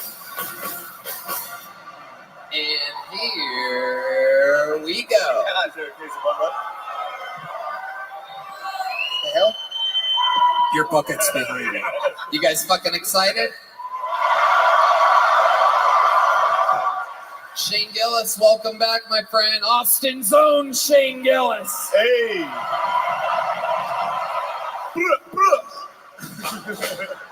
And Matt McCusker. Hey. Austin's own Matt McCusker. Two of the best. Moved here. You guys know what the fuck's up. Matt, it is your first time on the show, but I think you get the gist of it. A shit ton of people signed up for tonight's show. They're scattered all around the arena. There's also an entire section of them right there. We have that light. We have that crazy comedian light. Freaks. There they are.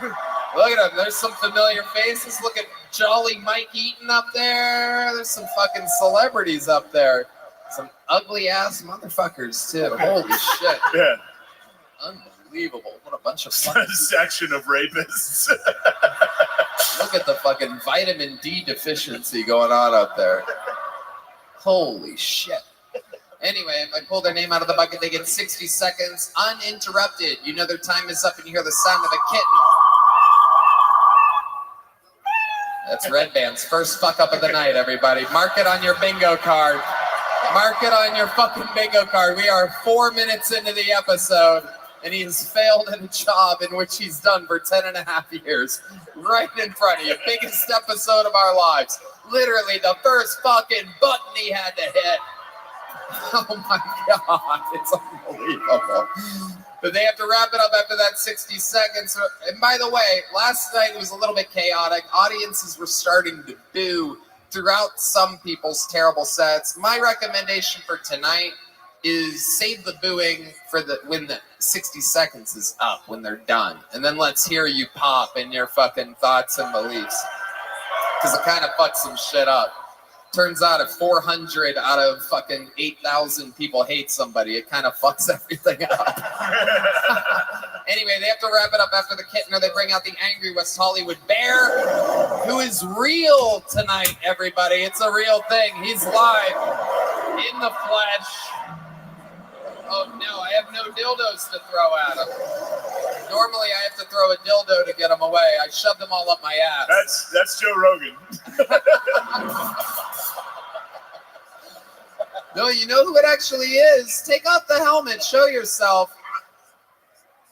Come on. It's not that big of a reveal. It's Enrique Chacon. What's up, motherfucker? Wow, look at Popper Enrique.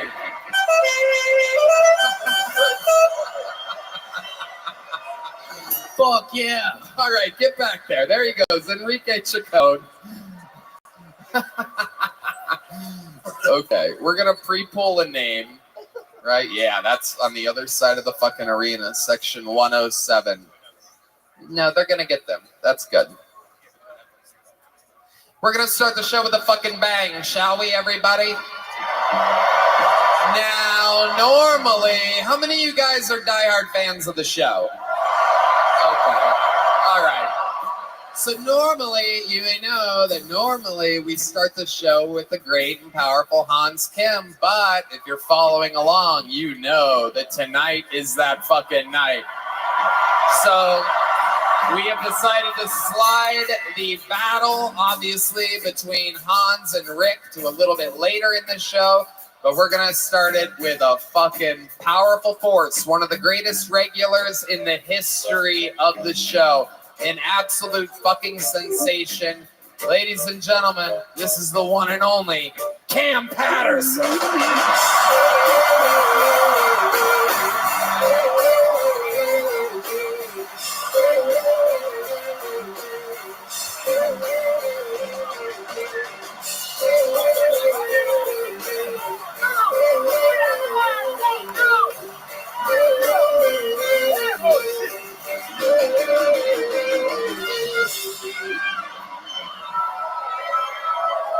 I brought my white bitches.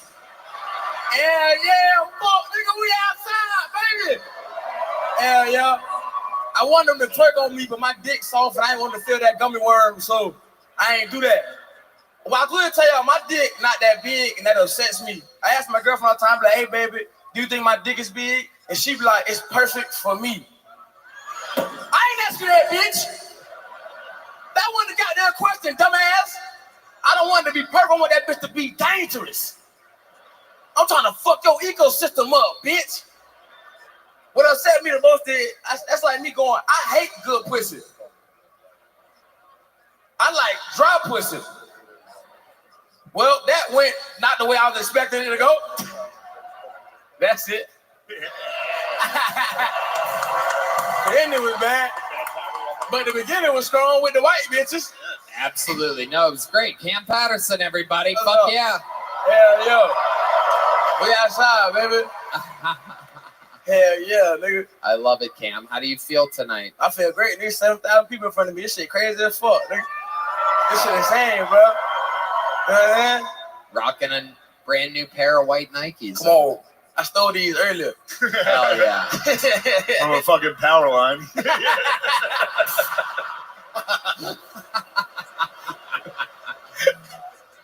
Cam, a fantastic way to start the show. How does it feel going first instead of in the middle? I feel bad for Hans, nigga. I like the middle spot, nigga. That's easy. Yeah. You know what I'm saying? All I want to say in real shit, Hans finna beat the fuck out of Rick Diaz. Oh, shit. Yeah, man. Hey, oh, shit. Real shit, nigga. Hans. Fuck Rick Diaz, nigga. The betting line did change today. Hans is a minus 400 favorite. It is increased in Hans's favor. Yeah, man. Fuck that fuck ass nigga Rick Diaz, man. He a bitch. Hey, I got $100,000 on Hans. Oh shit. Tony, let me borrow $100,000 real quick. I got $1 million on Hans, so I'll let you borrow it afterwards. Say less, nigga. No. Fuck Rick Diaz. I'll kill him. All right, what's that? These people, you're corrupting the vote. It's the audience that decides. Give a damn about that nigga.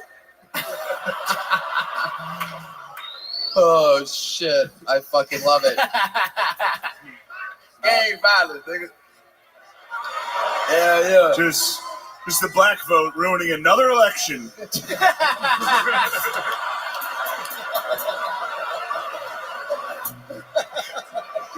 This shit crazy, nigga.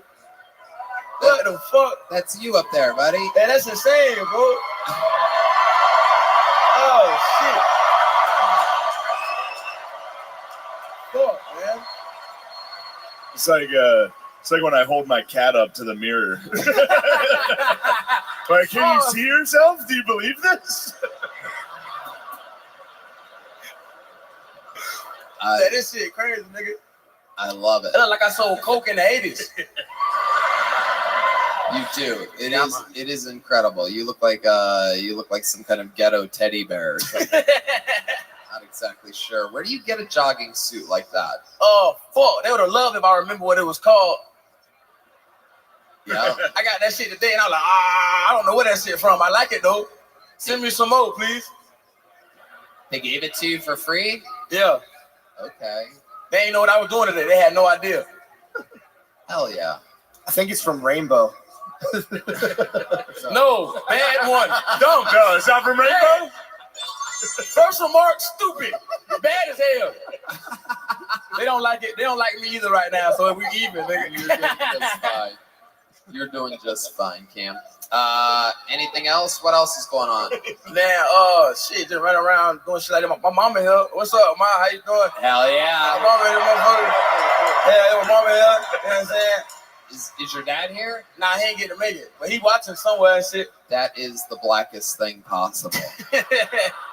Your dad comes to all the janky shows that we do on the road, and he misses the arenas. Which is crazy. Yeah. Shit is insane, bro. Well, look at the camera. Tell him something. Hey, what's up, Pop? Spell dog.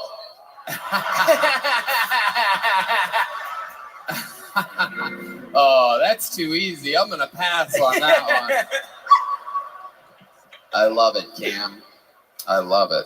We've come so far. Yeah, I wouldn't be here without one person. Yeah. With two people. With three people. Okay. 4 people. I got a lot of shout outs. But, shit. You know what I'm saying? God, my mama, and my mentor, you know what I'm saying? David Jolly played a big part. The great David Jolly. David Jolly. He's out here working somewhere, isn't he? Is David around? David Jolly. You around here? Send him up. Oh,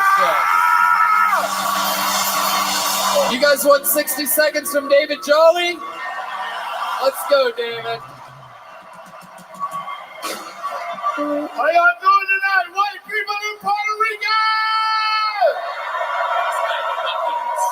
I think a whole lot of words in the English language got a bad break. Like some words used to be racist, but they not racist no more because we don't know what the fuck they mean. But they fun words I think everybody should be able to use, like the word jigaboo. I don't know what the fuck a jigaboo is. I can't even get mad at that word, you know what I mean? That shit sounds like a term of endearment. If I walk out here right now and an old white man walk up to me and say, hey, how you doing today, jigaboo? I'm gonna say, well, jigaboo to you, good sir. Because I don't know what the fuck it means. You can't hurt me with that word, you know? If you ask me, I think we should put that word in like the kids game or something. And if they like it, we just roll with it, you know what I mean? Like, let's put that motherfucker in Pokemon.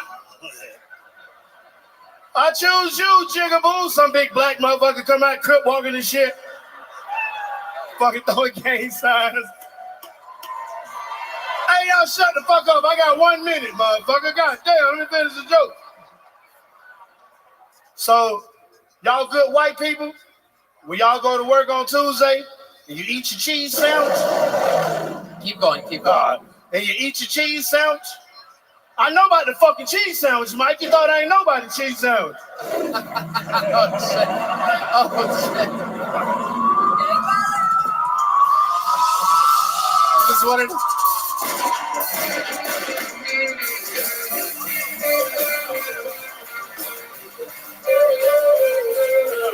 Oh, shit.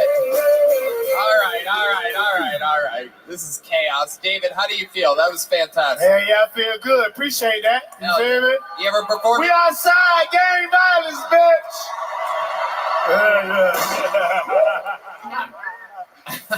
Yeah. David, that was a fantastic set. You're absolutely killing it. It is incredible to think that just a few years ago in Minneapolis, a police officer at his Boy, you ain't shit, Tony. You ain't shit. Yeah. I love you, David Jolly. You guys ever seen anything quite like David Jolly before? They're my partners, man. They're my partners. I fuck with them boys heavy, man. I see them all the time. Yeah. Especially Matt. That's my dog there, man. We like cousins. You feel me? Cousins.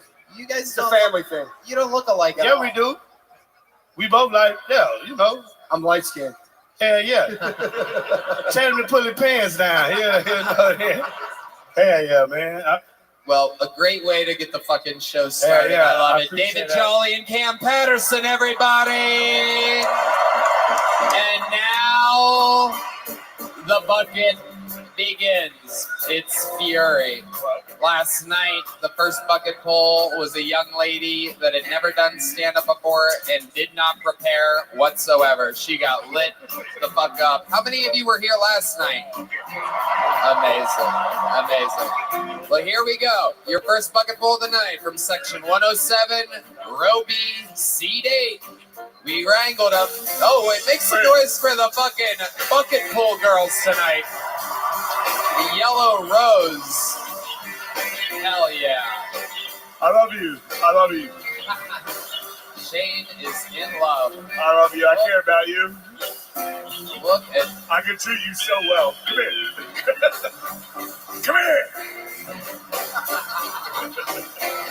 Make some noise for your first bucket bowl of the night. Cameron Targarood. Oh, shit.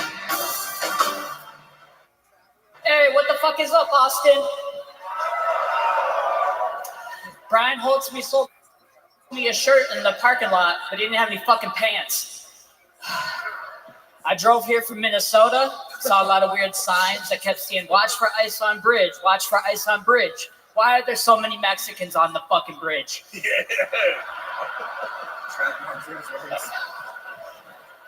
How's Dayton going?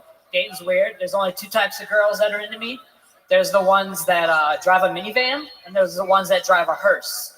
Good thing for me, they both look the same from the back. They have some key differences. One screams, put babies in me. The other one screams, I work at Planned Parenthood. Either way, I'm stuck with one of those fucking baby on board signs. Woo.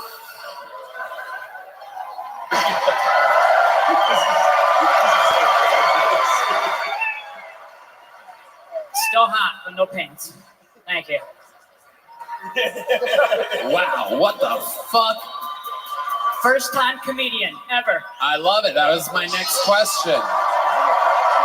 You're ahead of me on that one. First time, a lot of things, it seems. What the fuck are you? I'm really weird. I sell oddities for a living. Dead animals, human skulls. I've sold over 50 human skulls. Yeah. Imagine, for real, imagine doing heroin and then getting up in front of an arena. This is literally like Jimi Hendrix shit. Just sells the skulls of his friends after they overdose. This is incredible. Why do you have tits? I'm fat. Fucking post-op Malone. Oh, no. Oh, Jesus Christ. What is that tube for? What is that? I'm diabetic. Oh, man. God, you are disgusting. And you have extremely ashy knees for some reason. I haven't showered in 3 days. I drove here. Oh, my God. Imagine that. After the first two people that were on this stage, the ashy knee diabetic is this guy. Fuck yeah. Would you have guessed that? Mark that on your Kill Tony bingo cards. Holy shit. You look like if Kid Rock and Crack Rock had a baby. This is amazing. Oh, wow. Holy shit. So Minnesota, huh? Yeah. You've never done stand-up before. Never before. Then you made the drive for this? Yes. You drove? Yes. What kind of car? A Hanskin van. It's hooked up. I got a bed. So What do you make a living working at this oddity shop? I do. Wow. Yeah. How much is the attraction of you? Oh, it's my dog. He's not here, but Right. Your dog did. Your me? dog. No, I mean I'm white. I don't know. Okay. You're what? White. Yeah, hell yeah. Hell yeah. Fuck yeah. Yeah, hell yeah, brother. I know you got a lot wrong with you, but I'll tell you what, you are still white, brother. Never give up, my white brother. Nah, I'm kidding. Give up. So Cameron, obviously. I was joking. For real, don't give up. Obviously, you were born and raised in Minnesota. Yes, sir. And you're a fan of the show. Yes, sir. So you've seen a lot of interviews on this show. What Yes. would we be really surprised to know about you? The fact that you work at an oddity store would be my first guess. Yeah. So tell us more about you. What would we be surprised to know? You accidentally revealed that you're diabetic as fuck. Yeah, I got toes missing from being diabetic. Wow. Yeah. No, Michael, no. You don't get to queue up. I'll show you. It's fucked up. Is it? Yeah. All right, show us. Who gives them? Oh my God. Wait a second. Wait, put your fucking foot flat. He had a penny in his shoe. A penny came out of his shoe. Oh my God. I did find that penny today. Who said that? That was the good luck. I That's swear to good God. luck. And now you're here. You're becoming a Find a superstar. penny, pick that shit up. Oh, No. Was it heads or tails? That's heads. That's heads. I literally had a pinky toe removed. Yo, throw that penny 2 in the weeks crowd. ago. Throw that penny in the crowd. Yeah, dude. Give that I don't penny know where in the penny is. It's right there. It's in, oh. Bro? Pretend it's a bag of Nah, you heroin. gotta hang on to that. Oh, someone tried to catch it. That's a shocking maneuver. Someone literally jumped up and tried to catch the Yeah, penny. gay guy tried to catch it. He missed. Clearly gay guy. It was like, Penalty, gay guy on the field. You have a girlfriend, Cameron? I do. Yeah? Where'd you meet her at? A bar. Yeah. But 10 years ago, and You're then lying. we You reconnected met on Tinder. Reconnected on Tinder. you met her in a fucking tent. Yeah. Yo. That's what they're calling the methadone clinic now, the bar. Tony. Sorry. Thought we were allowed to have fun, dude. I didn't know you guys were gonna be fucking gay. We're not allowed to make fun of dudes for doing heroin anymore. Is this not the United States? Heroin and diabetes is a fucking wild mix, dude. I love it. I love what you're up to, dude. For real. I support you 100%. Are you treating your diabetes at all? Sometimes. Seems like you eat a lot of fucking bread. Tony, he has ghosts in his knees and they don't look good. Like, look at them. They're sick. Look at the faces in those knees. Yeah, okay. Very good, Red Band. Thank you. Red Band, don't be fucking mean, dude. This is an epidemic. This is a real life thing that's affecting our entire country. And nobody's doing anything about it other than kill Tony, bringing him on stage. That's right. That's right. Just joking around, dude. You're doing great. Thank you, man. Dude, that bitch that went up first last night, oh, that grinded my gears so bad. It did? Oh. Yeah. Because it prepared. Okay. First time comedian. Funny. Right? Obviously. Fuck yeah. Fuck yeah. Be funny. There you Be go. funny. Thank you. Cameron, you fucking nailed it. Dreams really do come true. You did it. A sweet success. The diabetic Cameron Tagarud. Our first bucket pull of the night. Hell yeah. That was fucking wild. This podcast is brought to you by Squarespace. It is the all-in-one platform for anyone to stand out and succeed online. Whether you're managing a growing brand, trying to take over the world, just starting out, it makes it easy to make a beautiful website, connect with your audience, and sell anything from products to content to time, all in one place on your terms. There's no doubt about it. There's a lot of amazing features, and for that, I will send you to Red Band.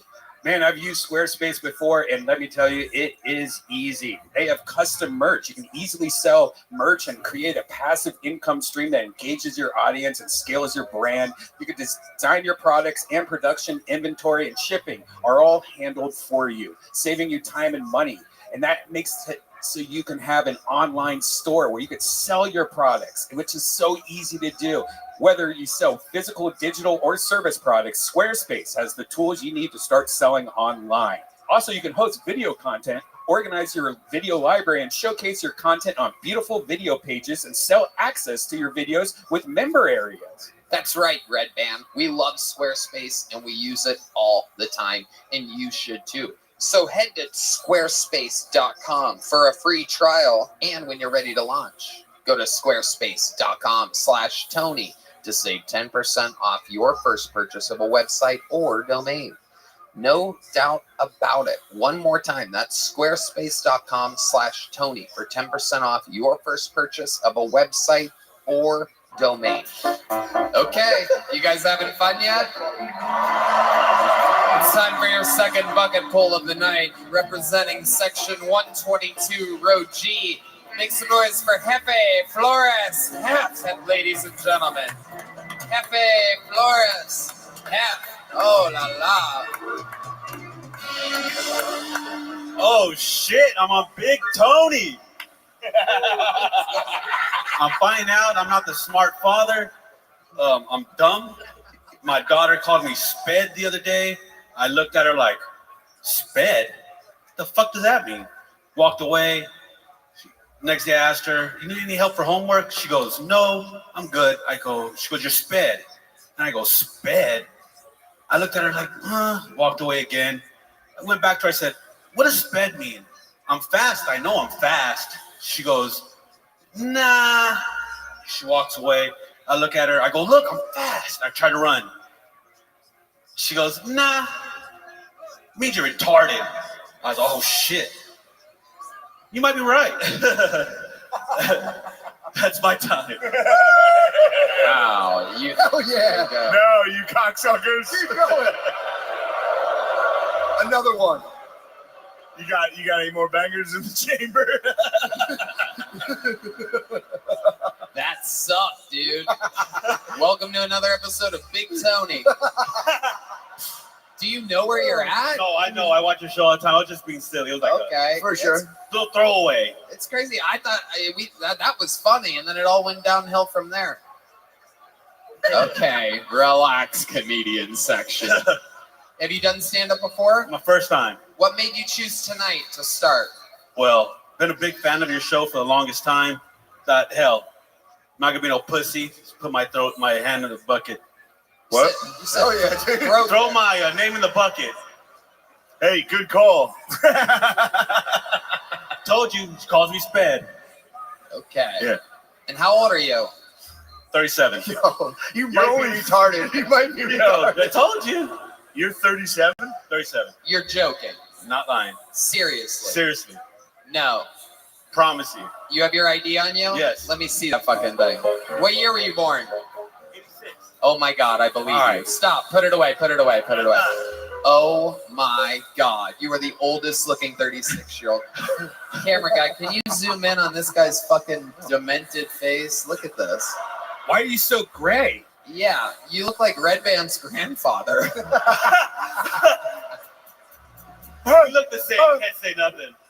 Did you see a ghost or something? Like, what happened? What happened in your life that made you age a tremendous amount? You literally look like Sean Connery bloated right now.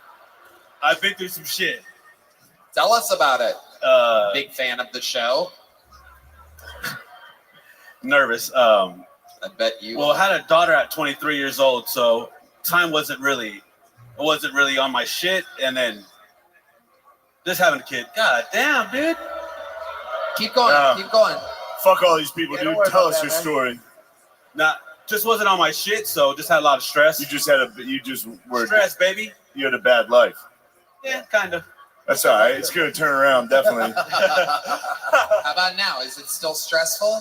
A little bit. What's the most stressful part of your life? Just answer honestly. Right now, I take care of my parents. Oh, you're Latino. Yeah, Latin. Yeah. How do you guys feel about booing now? Yeah. Boo me now, motherfucker. Well, don't get cocky. Boo. They're gonna boo. Here you go, Hefe. Congratulations, your first time doing stand-up. I Over thought you 2 had on the catches tonight. Damn. You caught that like a diabetic trans dude from Minnesota.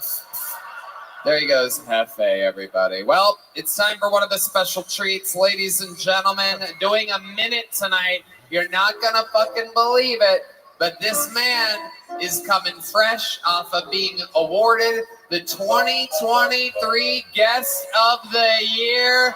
This is a brand new minute from your very own Dr. Phil.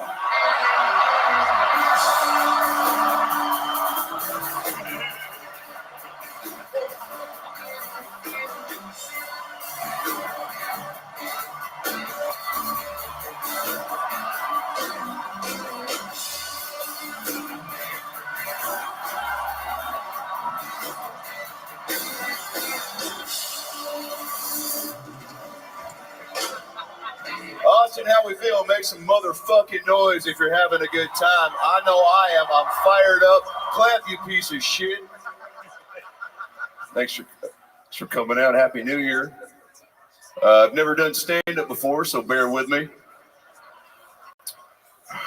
Hans Kim has great one-liners. I'm just talking about the slits he calls his eyes. All right, what else we got here? Wrote some stuff down. Okay. Hans Kim looks like if a Scream mask was Asian. I thought that was pretty funny. Also true, which is why it's funny. Hit me with something, Mike. There it is. What else we got? Hans looks like he has genital fried lice. Sounded funnier on the drive over. Moving on. Hans looks like he comes to the ad before the porn starts. I think we've all done that. Shane, there it is. Okay. Connecting. I'm connecting and then creating friendships. Hans, what else? I don't know. I just wrote fuck Hans here.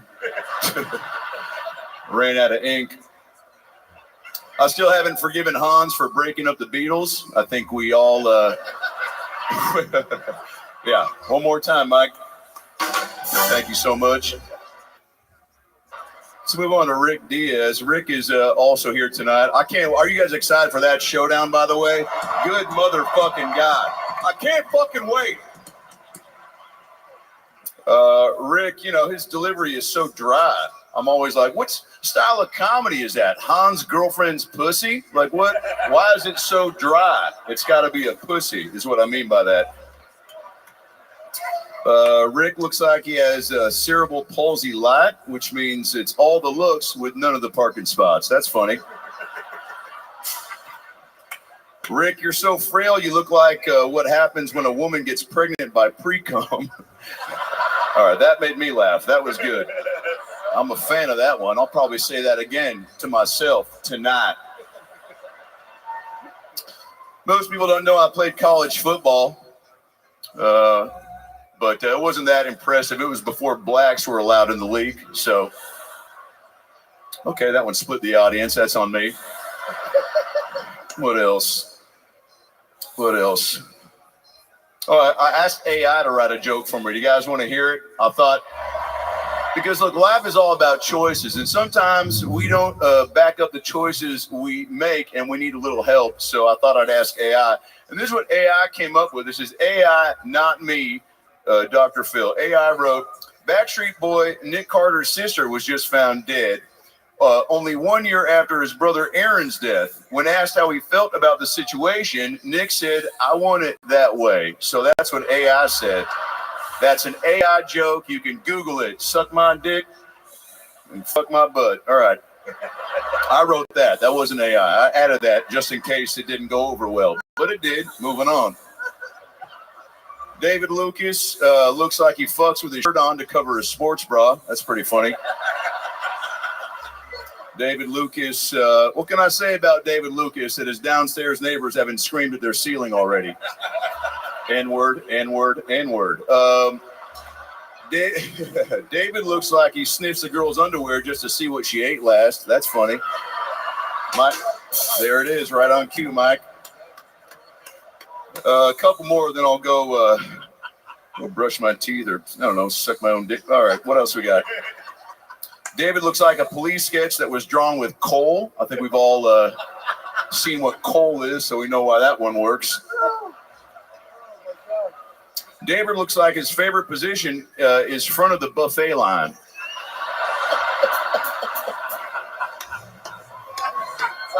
How am I doing so far? Okay. I think that's it. Thank you so much. You guys are a lot of fun. Appreciate it. Wow. Wow. 4 minutes, 38 seconds of thunder and fucking lightning. Riding the wave of last night's guest of the year, given to him by the actual fucking Dr. Phil. Shout out to Dr. Phil. Shout out to me. That was fucking insane. That was Yeah. What a legend. The real Phil. Yep. Absolutely fucking incredible. That was an unbelievable set, Dr. Phil. You really attacked a lot of the regulars. Absolute incredible performance. How did you practice for this? Well, in front of the mirror, but also I feel like most things that you want to achieve at a high level should be done in front of the mirror, whether it's comedy or racism, you know.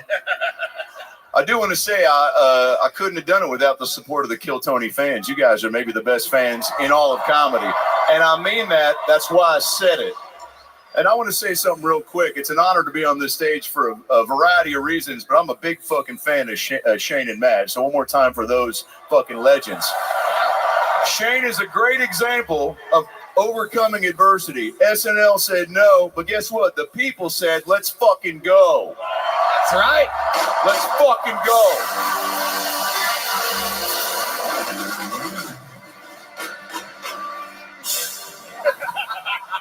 Way to time that out, fellas. That was fucking sweet. Every comedian wants to fucking hit one of those. Let's try it one more time, just for good measure.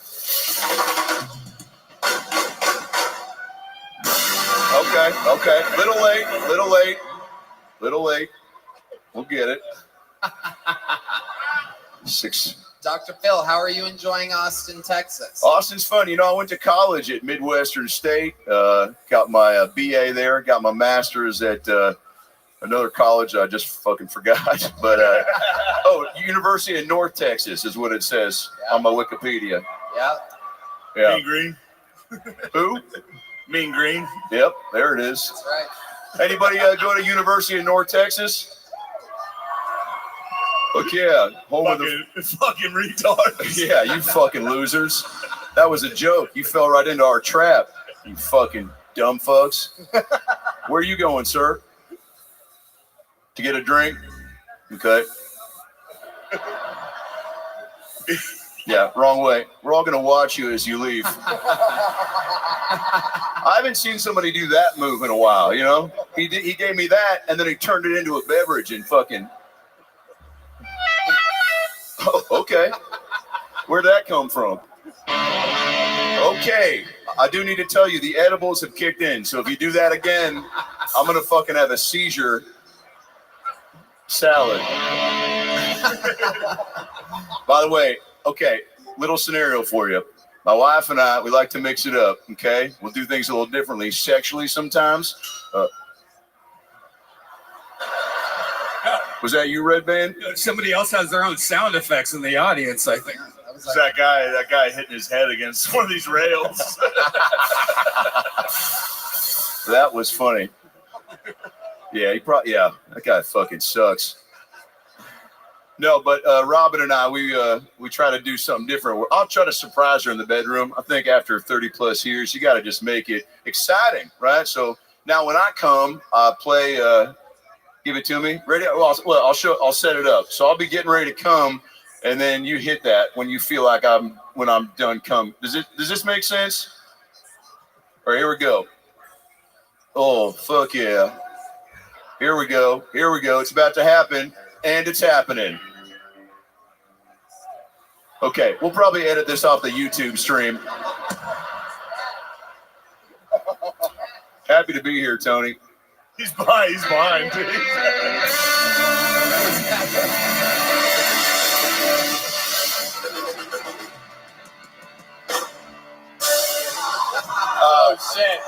Oh shit, the crowd. You and the band are in sync.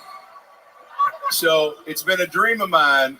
We all have dreams, you know. Tony, before you were a comedian, what was your true passion as a young boy in Youngstown? Guys, dicks. It still is my passion. Your real dream. Be honest with me. Ice cream man. Yeah. Okay. No, I wanted to be a comedian. Let's go. Always from the get-go. Yeah. I love that. Well, I want to be a rapper, and I never thought I'd be up on a stage in the best city in the world with the best comedy fans in the world and have an opportunity to fucking lay down something real quick. Do you guys mind if I freestyle rap and then I'll get the fuck out of here? I'm gonna need a little bit more support than that. Do you mind if I freestyle rap for you? Guest of the year, Dr. Phil. Out of your fucking seat for me then. Show some goddamn respect. That's what I'm talking about. That's what I'm talking about. 2023 was fun. But 2024 has just begun. Kill Tony Live is the move tonight. Gays and Jews are gonna have a good time. Tony Hinchcliffe created a beast, while Brian Redman dealt with his yeast. Infection, direction, election, fake news, real booze. We're gonna get fucked up tonight. We're gonna get fucked up tonight. We're gonna drink all the drinks. We're gonna smoke all the smokes. We're gonna get fucked up tonight. You know why? Because Austin is the best, and Hans Kim's pay for sex. Hans loves the pussy. He loves the feet. He loves the crack. And you know what it is. We'll be right back.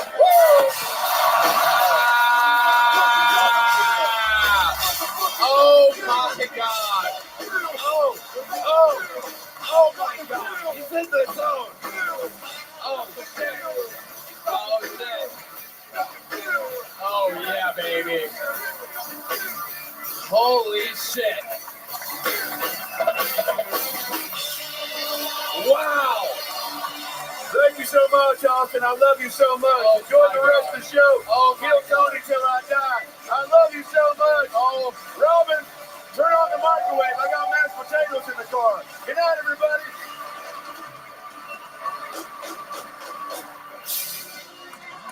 Holy shit. Make some noise for Dr. Phil. Oh my God. Unbelievable. Holy shit. Jesus Christ. Unbelievable. But that's for real. Yeah, that was unbelievable. World class. World class. What's to follow that? A bucket pull has to follow that, everybody. And this is the first one out of the comedian section. You can light it up. No section, no rows, no seats. Make some noise for your first comedian out of the comedians tonight. They go by the name of Shiva Avi, everybody. Shiva Avi. We got movement up there. Oh, here we go. Shiva Avi making his way to the stage. Hey, look, it's one of the OG Red Rose girls, the great Kaylee, everybody. Oh, hell yeah.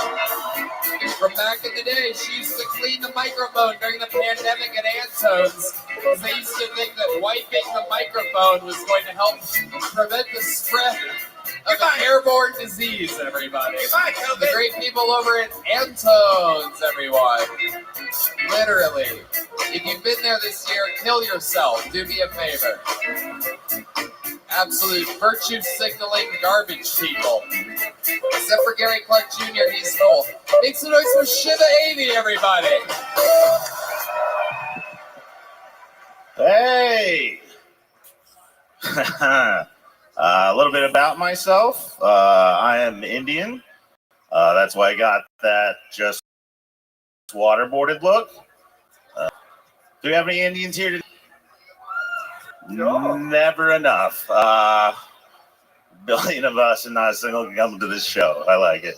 I like being Indian, except for you don't really see a lot of Indian professional sports here. And I blame Nike for that. Nike clothing, because they made those sweatshops in India, which I know sounds harsh, but just hear me out. I'm just saying, guys, imagine being Indian, working for Nike, and then seeing that Nike slogan day in and day out. Just do IT.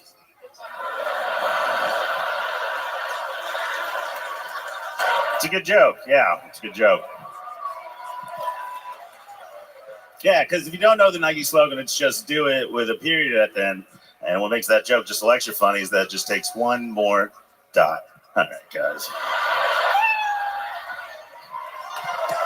Shiva Abu. This is your first time on the show? Yes, sir. Yes, Mr. Tony. Yeah, absolutely. Don't do that. Don't. No sirs to fucking Tony. Okay. Fuck Call you, Big Tony. Yeah, you don't gotta Sorry. be in Uber black mode, dude. Yeah. Welcome. How long you been with stand-up? 8 years. 8 years, yeah. Dallas. Okay. Dallas, Texas, yeah. I love it. Kind of moved back here, but living out of my car kind of shit, so. How does it feel? How's it going? I used to do that when I lived in Austin like 10 years ago. Feels about the same. You say you're living out of your car? Yeah. What kind of car? Nissan Sentra. That's. Damn, that's the worst. What's your? It's pretty bad. What's your star rating?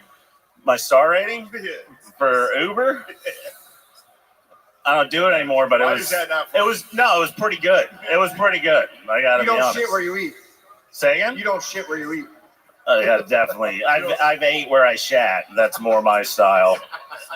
You know what I'm talking about? Fucking nice Oh, you do charcuterie board while you're taking a dump. Yeah. Jesse Johnson. I think that if he eats where he shits, then he doesn't Uber eat. Yeah. Yeah, they wouldn't let me around people. So, no, actually, I did more Uber driving than the eat. Yeah. You actually did Uber drive? Yeah, I think every comic thinks it's going to help them out. And yeah. Come on, man. You're right. Yeah. It's either this or terrorism, I guess. So we got to pick one. What is your ethnicity exactly? Indian. By the way, my name's Shiva Ari. Shiva Ari. Oh, Yeah. That's an Yeah. R. Your R looks like a B. Yeah, it's actually not even my real last name. My real last name's Chaudhry, but, imagine. Chocolatey? Whatever you say, Mr. Kill Tony. I love it. Way to fucking obey. Goddamn right. And you look like the actual Obey logo piece of art. Good one. That was good. Thank you. Yeah.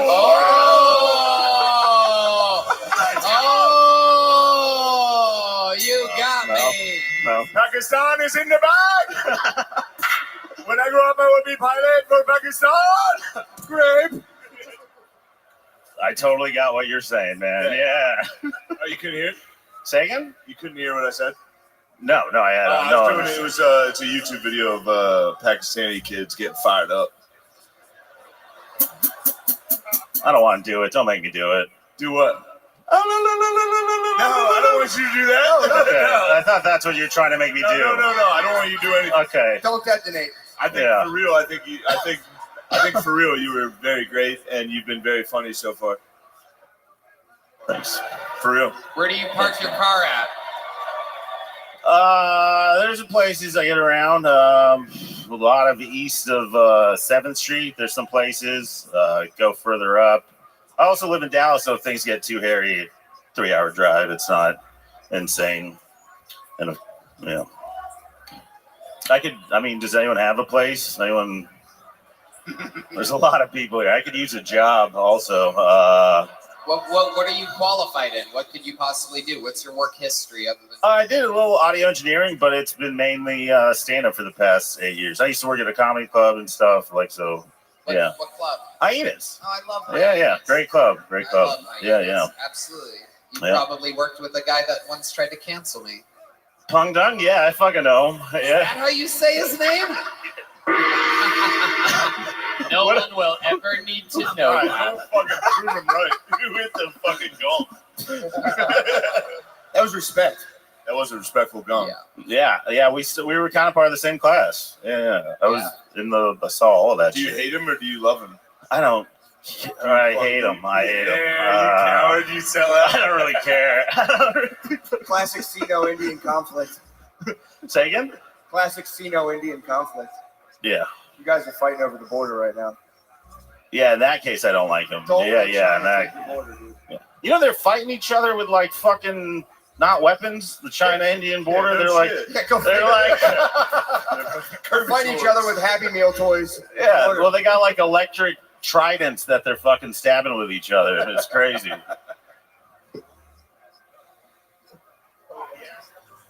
I got it. Thank you. What were you waiting? Jump for in me? here. Jump in here. I love it. Any special skills or talents before I let you go? Other I than I can play guitar pretty decent on the backing track. I don't know. Really? All right. I I need a pick, but like good eye sniper. You want to? you don't have to. Yeah, let's go. It's up to Matt Mueling. Air guitar. Yo, please. Do you guys want to see him play guitar? That's a good cheer, but if you don't want to see him play guitar, boo. Nah, fuck that. Let him fucking rip, dude. All right, we're I gonna want let you him to shred, play. dude. Let's fucking see if Okay.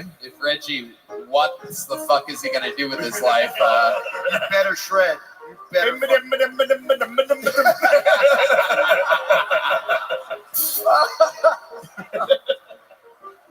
Here he goes. He's loading it up. Fucking. Look at this. Fucking rip, dude. Wow, wow, wow, wow, wow, wow. Look at this. Brett Zeppelin, everybody. This is incredible. It's amazing. Oh, hell yeah. That could Shred. Melt my face. For those of you just listening to the podcast, he's so overweight that the guitar goes up to his chin. I'm making do with what I got. No, Yeah. fuck that, dude. Don't worry about being overweight, dude. You look beautiful. Yeah. All right, that's enough chord. Let's see what he has. Can I get like a backing track? You like jam with the band? That's more what I do. Jam? Yeah, I can. Okay. Yeah. I get knocked down. Just something in like A minor, like that's. A minor. Enough about your sex life. All right, come on. Good one. Hey, it was two minors. Okay, right. play the fucking guitar. Turn it up.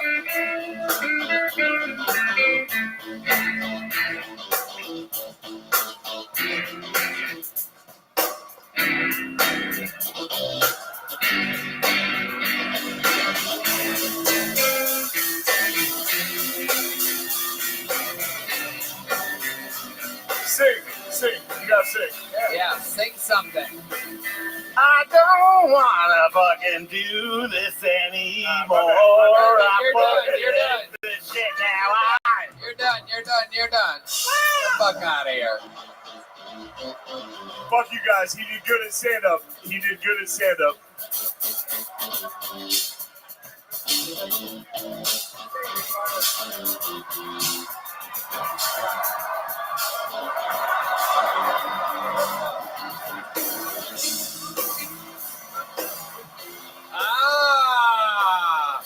The first catch of the night. Yeah, you up. Oh, Come shit. on, man. Wait, the customs Baby, I know. Oh,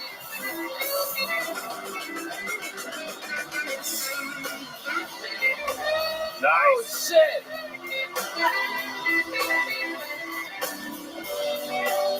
Oh, my God.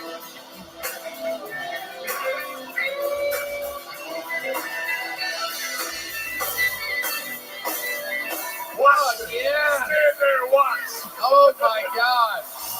Oh, my God. Man, because All day. All day fucking. Sit down, gay guy. No, my bad, for real, my bad. I couldn't hear myself playing. I know, you left your That body, was dude. part, yeah. Oh, whatever. That sucks. amazing. No, Yeah, fuck yeah, you, pussy, he ripped. Yeah. Yeah. Pentatonic minor, blues scale, no big deal. Shiva, you play guitar like a guy that lives in his car. Yeah, yeah. There's no amp to plug into. No, it's just me. All right, you're done. Goodbye, my friend. Shiva Ari, everybody. The Kill Tony debut of Shiva Ari. You're being nasty. You're being nasty. Uh-huh. You're being a little nasty. I thought you did well. I can be that way sometimes. I don't want you to be. I'm gonna be nasty right now because this is one of the newest controversial characters of the show. Up until last night, I thought everybody loved him. He talked about meteorologist, female meteorologist, big tits, and two guys in the back of the room started to boo because they love big tits, and he thought that they were booing him because of his set, but he was doing fine. The room turned into a panic. He said, "Fuck you," to the whole room, and they turned against him. But I'm excited to see a new minute from truly a guy that's been one of my favorite comedians for 17 years. He used to close the main room of the Comedy Store. He's a fucking legend. We're lucky to have him. Your favorite comedian's favorite comedian. Make some noise for the great and powerful Brian Holtzman. Everybody, live in a fucking arena. Redemption.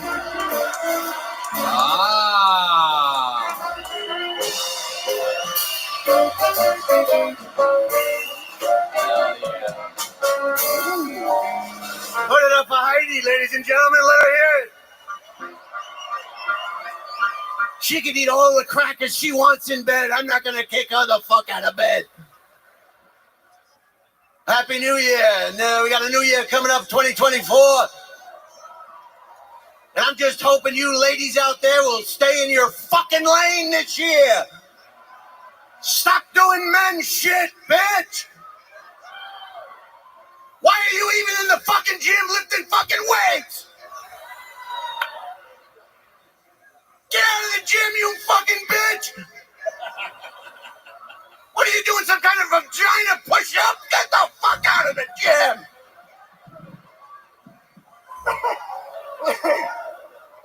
You come back in the gym, I'm gonna rape you.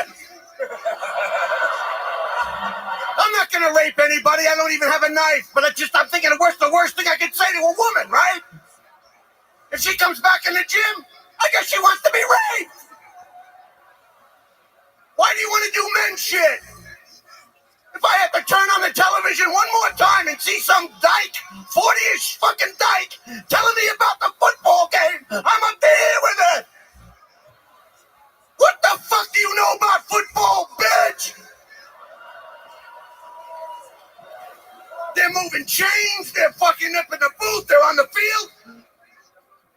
Lay on your back and just take it.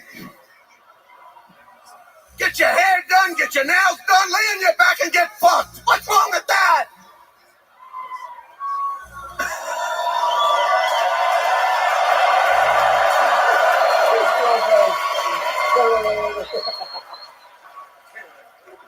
You want to do everything men want to do, and I'm up to here with it. Get some guy to buy you a house and learn how. Hey, fuck you, bitch. Only kidding. I'm just trying to get laughs. You fucking bitch. Yeah, take me serious, bitch.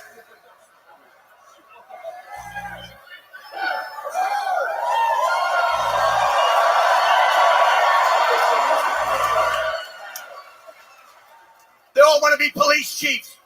Uncle Bob was the police chief. Granddad was the police chief. Granddad was the police chief. A whole family of police chiefs. And then some fucking dyke wants to be a police chief that's this fucking high. Where's the police chief? Oh, there she is.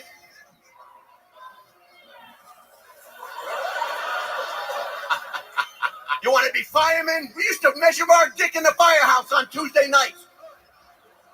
Potluck, measuring our dicks, and then some fucking dyke wanted to be a firefighter. No more measure our fucking dick.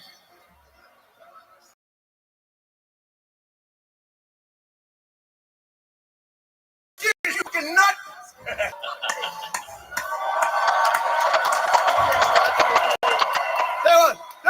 send women to the moon. They're all busy playing soccer. I got a girlfriend, she wouldn't even walk to 7-Eleven. She's gonna go to the fucking moon? And what is she gonna do when she gets to the moon? Complain? I'm not getting out of the moon house. It's too cold. I'm not going. What's going on here? There's no shopping on the moon. The worldwide law enforcement worldwide has come up with a new interrogation technique. It's called flat screen interrogation. What they do is they get the person, maybe a bitch like that, and they get the person they want information from, and they bring in that flat screen TV, and they show women's fucking basketball. The person will give you all the information in the world to shut that shit off. Why would you watch women's basketball if you can watch men's basketball? It's like going to a whorehouse and jacking off in the lobby. Wow, I fucking love it. True, diabolical, edge. The great Brian Holtzman doing what he does best. Shock and awe.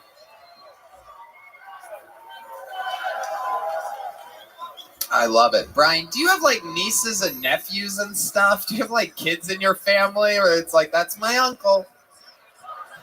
Everybody knows family is overrated. Your little family can fuck itself. You weren't related. You would never hang out with these fucking people. Are you kidding me? Are you kidding me? Holtzman, how do you feel tonight after tomorrow night or last night's adversarial set? Yeah, I wasn't taking any fucking prisoners tonight. Fuck it. Goddamn right. Goddamn right. And in the new year, if you don't like comedy, just leave it alone. Just leave it the fuck alone. Fuck yeah. We don't mean what we say, you dumb motherfucker. We wouldn't be up here if we didn't love you and wanted to fuck your mother. You are the fucking man. I love you. Thank you so much for sharing your unbelievable art with us. Can we see how loud this place can get for one of the all-time fucking late-night greats, Brian Holtzman? Come on. That lady's clapping. Ah, he turned it around with her. Won her over in the end. All right, another bucket poll has to follow. Another legend. Make some noise for your next comedian. David Perez, ladies and gentlemen, from the comedians section. But I believe they wrangled him, maybe. I don't know. Did we get him already? David Perez. Oh, here he comes down the stairway. David Perez. Oh, no, here's David Perez. Okay. Make some noise for David Perez, everybody. You're definitely not David Perez. Mike. I'm Mike Pack, is that right? Maybe? What? You said Mike Pack, or is that the right name? Well, fuck it, dude. You're here. You got that dumbass shirt. Go. We got him. Oh, we got him out of order. Okay. Right. What's your name? My name's Mike Pack. Okay. A-C-K. Well, we went out of order. It's okay. We What went. the fuck? I'm David Perez. Okay. Okay, Mike What the Pack. heck? Jesus Christ, you'll be next. My producer's fucked up. We pre-pulled the names What and the we fuck? went out of order. It's okay. Come on, guys. You guys got this. Come on, team. I don't. That white care. guy tried to steal your job. Yep, it's okay. We pre-pulled names because Mike Pack was from floor 1, row E14, so it took a while to get to him. But here you are, ladies and gentlemen, the guy that was actually pulled first. We got to get it in order, guys. Make some noise for David Perez, everybody. Perhaps I fucked it up, by the way. Maybe it wasn't the producers. Maybe I fucked that up. So how about one more warm reception for David Perez, everybody? Ah! HEB! Yes. You guys like Bill Gates? Boo! Right? Well, we just need to get everybody vaccinated as soon as possible, and then my pockets are going to fill up. I'll keep that off the record, Gerald. Okay, what happened with Melinda? Well, Melinda, once she found out that I went to Epstein Island, she, we had to cross ties. Yeah. Okay, that's Bill Gates in an interview. Boo! Shit! I got a rainbow tattoo. You guys like rainbow tattoos? Ah! Yeah. What if Bill O'Reilly was Indian, like an Indian guy? Right? He's like, we'll fucking do it live. Don't fuck around. We'll do it live. There's no wheels on there. We'll do it live. Okay. Ooh, Wow. bro. Have you done stand-up before? 2 years. 2 years you've been doing it? Boo this man. Oh my God.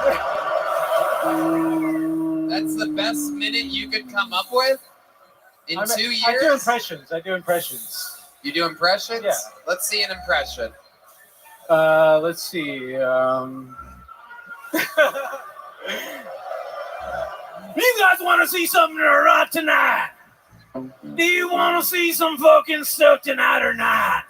Who's that? That's Alex Jones. Oh, you suck. Oh, really? You suck. Here you go, bro. Enjoy the process.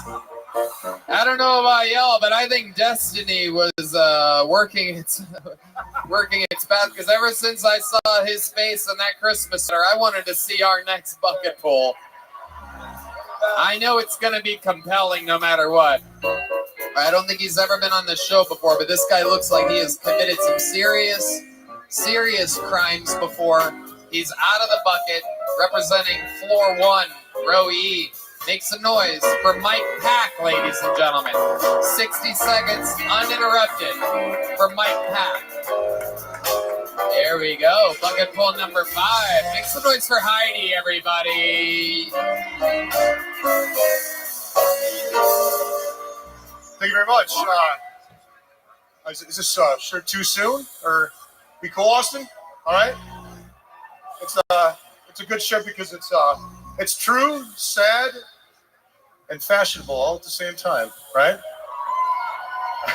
Anyway, a little bit about myself. I left a satanic cult ran by pedophiles after being in it for 25 years. February 2nd, 2019. I don't know if you guys are familiar with this cult. It's called Hollywood. You ever heard of it? Yeah, I worked there for 25 years as a TV producer. Now I expose it. And I tried to go to a bar in Hollywood recently, and it was called Hyde, and they wouldn't let me in because I'm blacklisted. And I said, "Do you know who the fuck I am?" And they go, "No." I go, "Well, neither do I. That's why I'm shopping for therapists." So they gave me a referral, which is nice. So I just moved back to Chicago.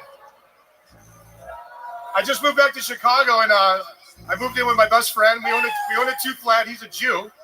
And he just came out of the closet. He's being gay. His pronoun is he blue.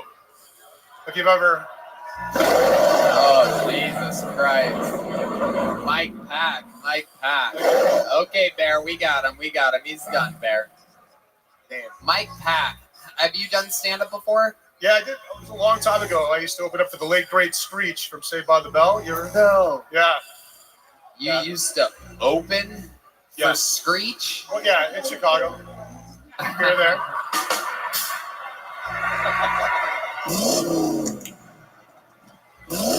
Wow. How many times did you open for Screech?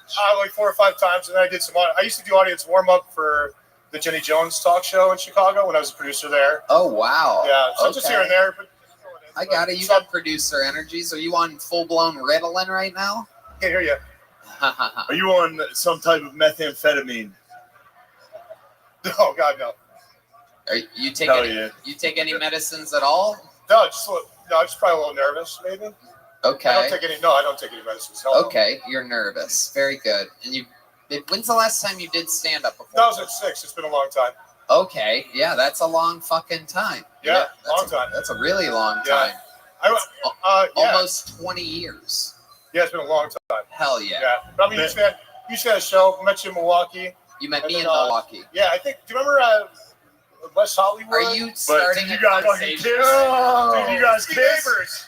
Did you guys Speed kiss? Neighbors in West Hollywood. We were neighbors? Yeah, kinda. You worked at the Starbucks by me. And remember that? You went to the big Starbucks? Yeah, 2007. You're going It's deep. a venti, not a large. I used to work at the Starbucks while I was working at the Comedy Store because they used to cut my hours. They wouldn't give me my full pay because the Comedy Store didn't make enough money back then at the time. Yeah. And it was a different fucking era in 2007. I stopped Oh, you go ahead. I stopped a big gay queen. Go ahead. Whenever you want. I stopped a big gay queen from trying to beat you up when you were managing that Starbucks. Big gay guy trying to fight you up? What happened about this in Hold on. Milwaukee? What? I told you about this in Milwaukee. I don't know if you remember. You stopped a what? Some guy was trying to beat you up. What type of guy? What type of guy? A big gay queen. At the Starbucks in West Hollywood. Do you remember we talked about this in Milwaukee? No. I don't remember. Can you remind me? What did you do? What is happening? What did you do in I'm Milwaukee? losing my We're mind. about to find out. I literally don't fucking remember. No, I'm sorry, Mike Pack. I don't remember talking to you in Milwaukee. Don't let him be mean to you now, dude. He's being a bitch. It's just like the guy who sucked Obama's dick. So you guys kiss? You guys kiss in Milwaukee? Excuse me? Did you and Tony, Big Tony, kiss in Milwaukee? Big Tony. No, I was at his show, and I was the only one he called out. I was wearing an American flag out hat. He called me a fag. That's right. He goes, I know you wear that American flag hat. You're not hiding anybody. You're not hiding from it. You're gay. That's right. Yeah. There you go. And then we hung out a little bit. I think It was I really nice. said it funnier. Way better. And you just say, and then we hung out? Yeah, we hung out at the hotel. What are you talking You hung out at about? the hotel? Ask Christy and Yoni. Ask Christy and Yoni. Explain You to were me. there. Oh, you were waiting in the lobby. You were with somebody that I actually know. Who were you with? My gay friend, the gay Jew friend. But how do I know? No! How do I know him? Oh, he met you that night. There's a fucking connection, though. There's a connection. Here. Yeah, And you're not saying. A butt no, connection? Yes, I'm super gay. Thank you, Shane. Yes, I butt fucked this guy. Hold on, you don't understand why this is hilarious? Yeah, totally. No, I do. It's All right, so you creepy. met Tony in a hotel lobby with your gay friend, and then you guys hung out. We hung out in the lobby. How long did we hang out for? Can you give me a About ballpark? 25 minutes. 25 minutes. I hung out with you for 25 minutes. Tom, is that right? Tommy, gay Tommy, stand up. Tell him it's Were we true. with a large group of No, people? No, it's just you, I, and Tom. Hanging Yeah, around. he was there. Signed his shirt. What Yo, did, Tony. what did we do for 25 You guys were on fucking I suck, was Tony. talking about- Jesus Christ. No, we were talking about getting out of Hollywood, and I was telling you how I'm exposing it now. I'm exposing all So you guys were doing cocaine. Go on. In the lobby of a hotel in Milwaukee. Were you Yeah. staying at that hotel? Yeah, I was staying at the hotel. I was Okay. just getting a drink down there, and I came up to you. There was a bar. What kind of drink? Yeah, it was a bar. It was at a bar It was. of the hotel. We were actually more like in the lobby, but yeah, at the bar. Okay. Yeah. All right. Very good. This was a great fucking interview. Great stuff. Unbelievable stuff. I talked to you. Tony, do you remember talking to me? Tony, we talked. You fucking suck, dude. Yeah, you did. Yeah. I like you guys. There you go. All right, thank you, Now we have everybody. a special treat. Somebody that's ready to do comedy. A legend of the show. Ladies and gentlemen. What the fuck just happened there? We need a new mic stand, Yoni. Custom made for tonight. A one night use only. Yeah, we're gonna get a new one up here. How about make some noise for Jet Ski, everybody?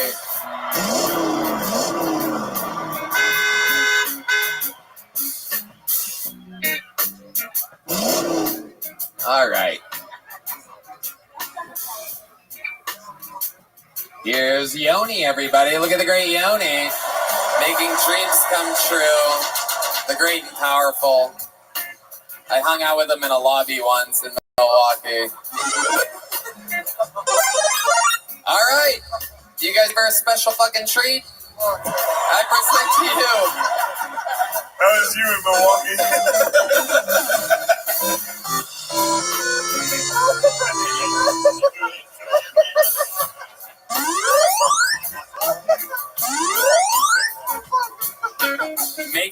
noise for former Kill Tony regular, the great, the powerful, the one, the only, David Lucas.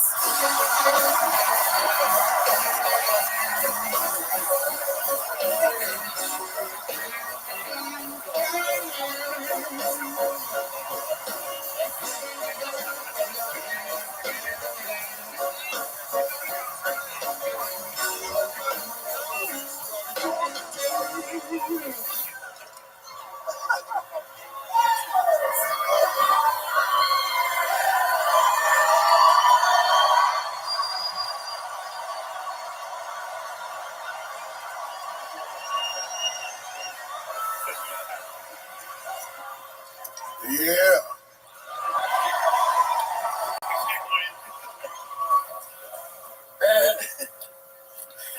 I think that niggas that fart with no pants on are gay as hell.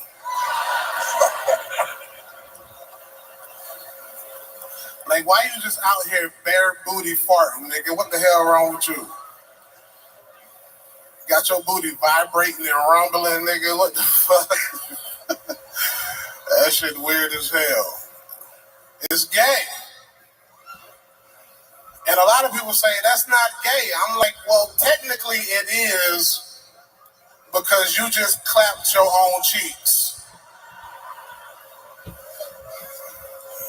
Like, put some underwear on, put some pants on, nigga. Tony farts with no pants on. That nigga.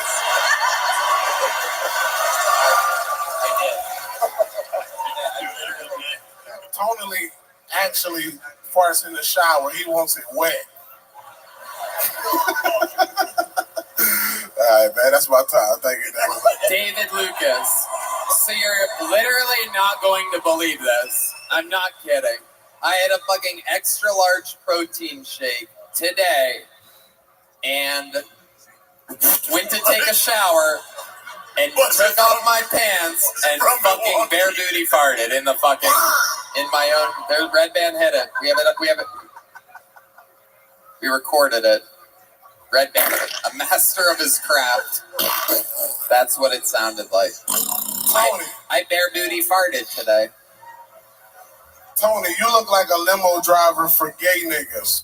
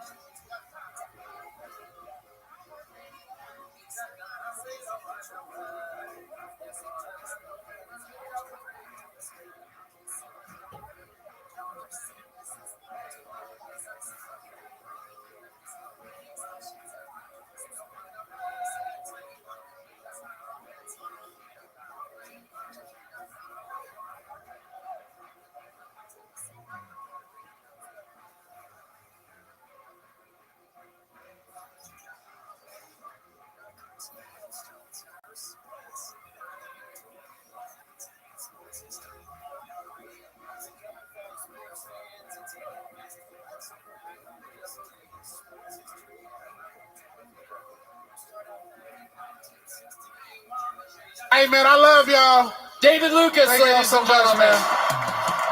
The newest and third ever, a very exclusive club, the Kill Tony Hall of Fame.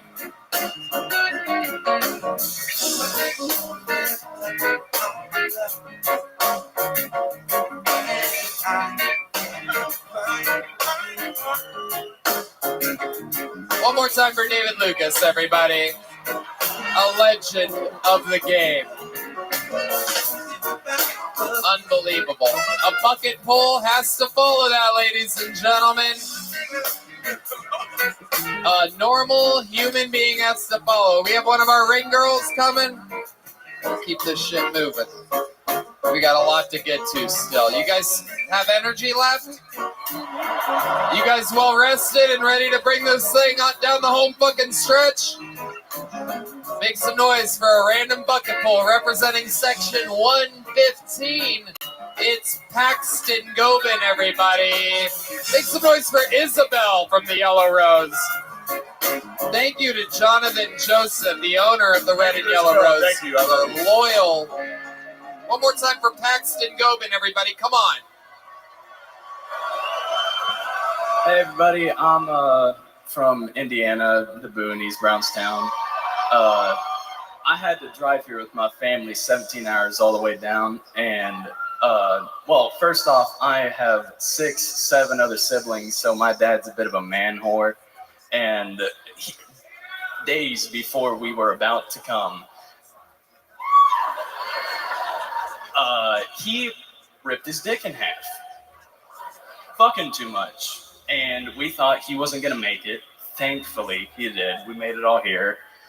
And getting to the hotel, we wanted to get some drugs, and I paid the guys on Telegram, and I thought my brother went out to talk to the guy. We get out there. This guy is talking about how many times he's been shot and stabbed and dealing cocaine since he was 8 in New York. Wasn't the drug dealer. Wow, there he is. Hey, happy 2023, brother. Paxton Gobin. I couldn't quite hear. We're having a little audio. Do I need to speak closer? No. Stop talking. Your dad ripped his dick? Is that what you said? Yeah. That's an actual thing? That way? Split it out wide. There have been there's one other surgery that happened like him, and he's the second guy that's had it. Jesus Christ. I want to talk to him. Is your dad here? Yeah, they're all No, here. he's not. Yeah, they're here. Are you serious? Well, there's 4 of us. Did your dad sign up? Yeah. Are you fucking serious? I'm not. All right, well, I'm sick of you. Say your dad's name. Bruce Gobin. Bruce fucking Gobin. Sorry, Paxton, you kind of suck. I want to talk to the old banana split. You're telling me Let's a guy get his ass up here. Is that him? Show us your dick, Bruce. Oh, we're going to see his dick. Oh, I'm going to look for stitches with my tongue. My friends from Milwaukee that I butt fucked in a hotel lobby, you can come up and, all right. You son of a... It's not true. It's not true. Let it go. It's not true. Come on. I'm hell-bent here. I'm staying in the closet. I want to give a special shout-out to our new home club of the Comedy Mothership, by the way. The great Carrie Mitchell is here somewhere. Okay, whoa. Look who it is. Old Split Dick Jenkins over here. Did you prepare a minute for tonight? Kind of, but he took some of my. Oh, look at that. The apple doesn't fall far from the old split tree over here. It was more round than split. Wow. It appears as though Section 122 has started a Show That Dick chant that is spread all the way through the room. I don't want to go to jail. Are you willing to show us your penis? Stand right here and just show us. Show the table. This way the cameras don't cover it. Yeah. You don't have to look. You homophobe? No, you gotta look at this. I'm gonna make sure you're looking. Oh my God! Hold on, go back over there. Go back over there. There is an actual fucking bandage wrapped around it. How long ago was the dick split? Week ago today. Oh, that was fresh. I assumed that this was years or months ago. I didn't realize we would be. It took me like 40 some years to tear the son bitch up, but I finally did it.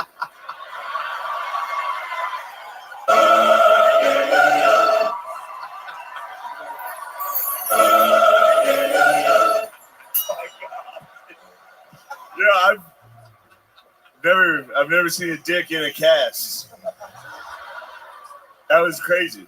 Yeah, tell me about it. I was scared to death. How did you do that? Having sex. Come on, seriously though. Having So sex like, with what? Huh? What were you having sex with? Pussies are a Barb, hole. about 5'5". did you face fuck a crocodile? Seriously though, take us step by step. So you're fucking, and then what happens? Don't just say, "Well, I'll split my dick." Come on, Well, take us through the fucking. Was fucking, and then all of a sudden it was a big pop. Yeah. Wait, you squirted? But I'll tell you what, I knew I heard it, but I went ahead and finished just to make sure that it still worked.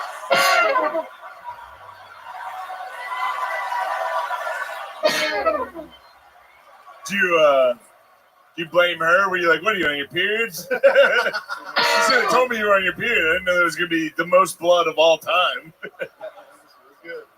How long did you fuck with a split dick? Well, it took me a few minutes to finish, but yeah, about probably 5 minutes. So you heard a pop, you just kept fucking, you didn't look at it, you No, didn't, I looked at it, we checked it out, and then you put it back in? then I put it back. Shut the fuck up.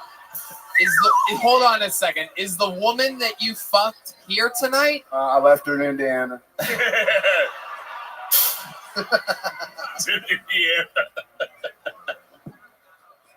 This show is fucked up, man. Hell yeah.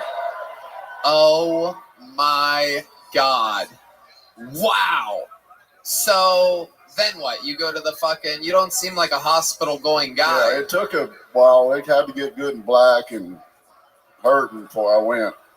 How long was that? A couple days? Like probably about 8 hours. 8 hours. And it was very painful. Very painful. And you had a black penis. Yes. I was sitting in the... You seem like the kind of guy that would not like to have a black penis inside of a woman that you're currently fucking. Must have been nice though. Well, it's all right for a minute.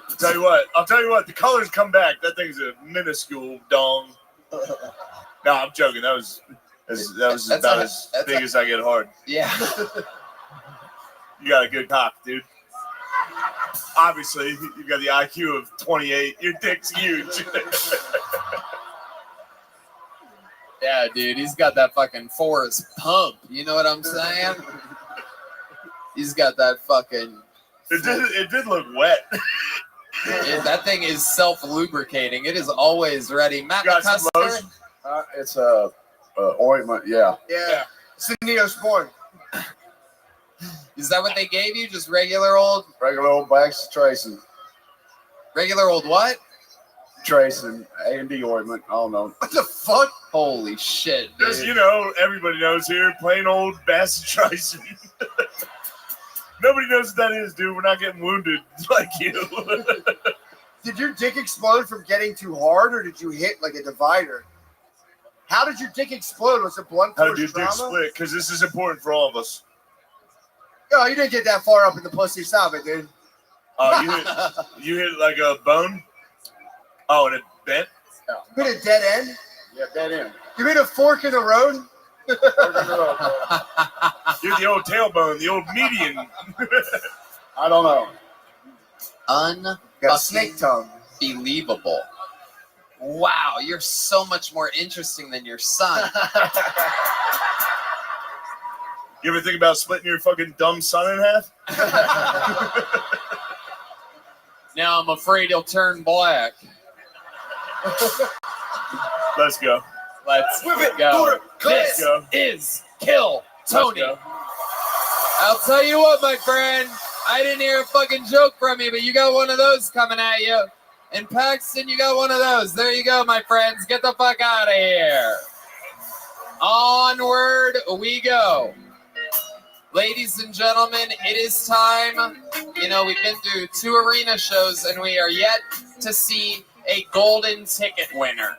This is that moment. One of the great golden ticket winners of the show's history. Hell yeah, here's the great Heidi to let you know what the fuck is up. Heidi. Mommy! I love you. I care about you. Shane would like to split his dick inside of you if possible. I'll treat you so well, dude. You have no idea.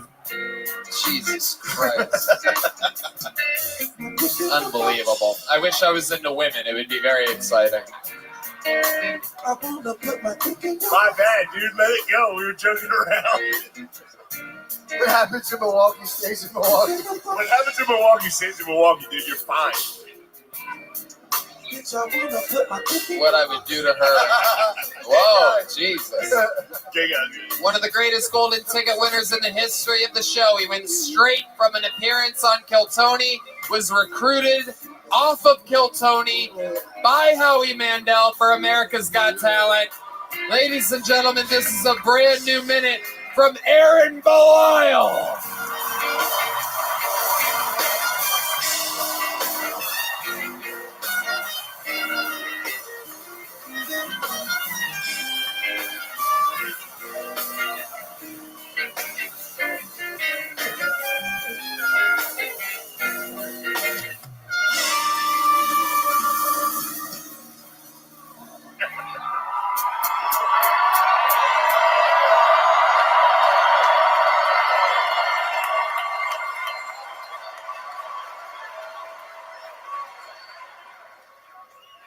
A girl at a show the other day told me I look like Matt Rife, and I actually got offended on his behalf. I look like Matt Rife's twin brother after an abortion. In Canada, abortion is legal for 24 weeks, but if the baby has Down syndrome, it's so much later. You can do it for 24 years. And if you make it to 25, Walmart offers you a job as a greeter.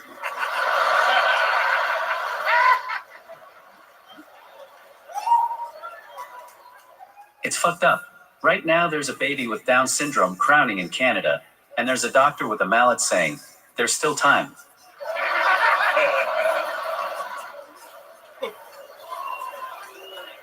You can do it right up until they can say no. When you ask, "Do you want to be aborted?" That joke was a test to see how fun you guys are gonna be.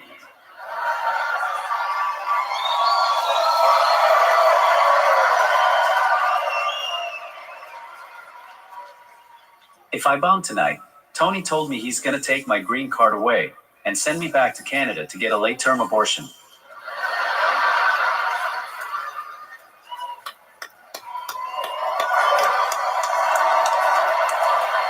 The one and the only Aaron Belial, ladies and gentlemen, representing Canada tonight, representing cerebral palsy, and representing the golden ticket winners. How are you, Aaron? Fuck yeah, good, I bet. This is amazing. Never done anything like this before. This is an unbelievable honor. I'm so grateful, Tony. Thank you, Tony. Yeah. It's all because of you. You found me. You have great taste, an unbelievable eye for talent. Your instincts are absolutely mind-blowingly incredible. You're not gay at all. You're a hot guy. You're a womanizer, a stud, and a great human being. Polite, nice. You just want me to suck your dick right now. How the fuck did you type that fast? Did you have that preloaded? You son of a bitch. You more crooked than Hillary Clinton, I'll tell you. It's fucking, I'm telling you, I'll just say it. Why did I do that? I'm telling you. Well, Tony, since the last time I was on the show, I've been accused of being a drug mule and molested multiple times by men. Welcome to my world. Were they in Milwaukee? You gotta let it go, dude. Doesn't matter. Doesn't matter. Have you ever been to Milwaukee? No? All right. He can barely walkie at all. Son of a bitch. Let's go, dude. He's doing it. Hey Tony, did you know your mom loves me? She's messaging me all the time telling me I'm like the son she never had. You son of a bitch. My mom does message regulars and golden ticket winners and a lot of my friends And very me. regularly. Yes, and Red Band. A lot. What else is going on, Aaron? I get recognized a lot more these days. One guy was like, "Aren't you that retarded guy from Kill Tony?" I was like, first of all, we don't use that word. And secondly, his name is Red Band?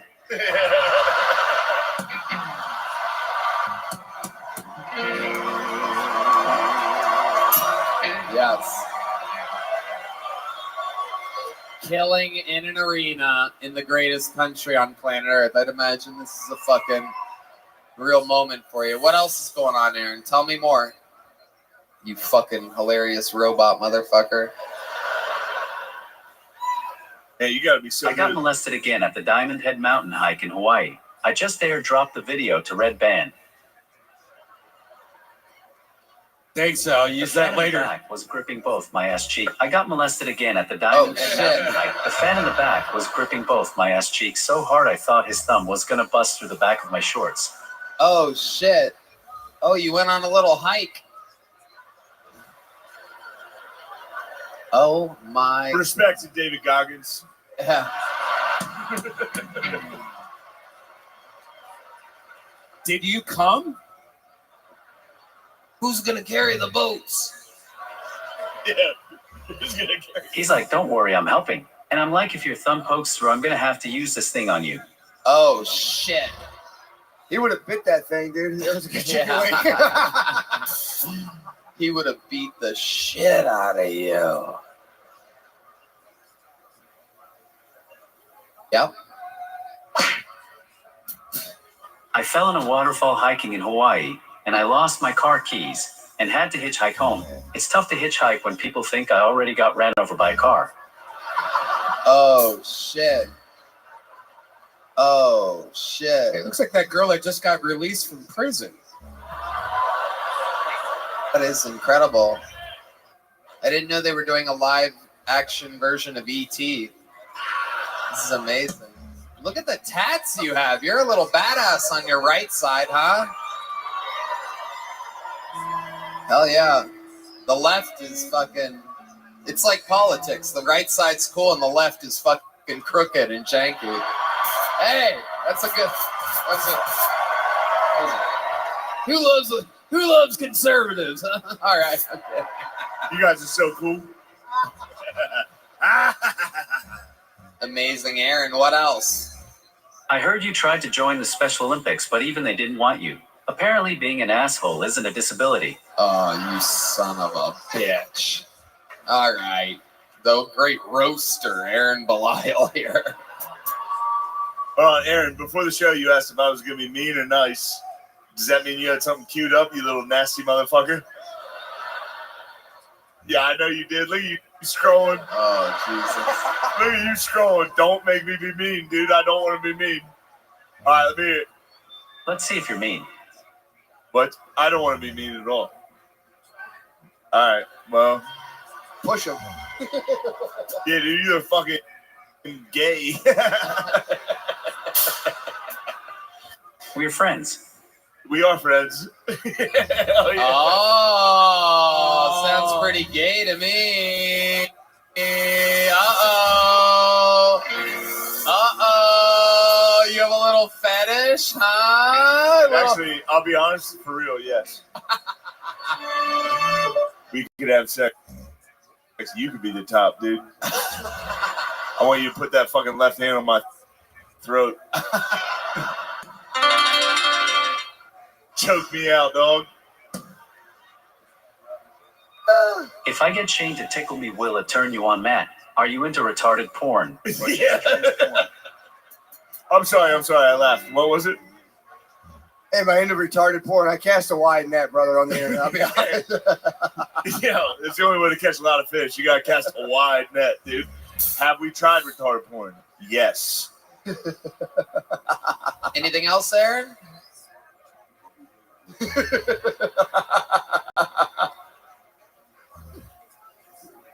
Shane's fat. It'd be devastating.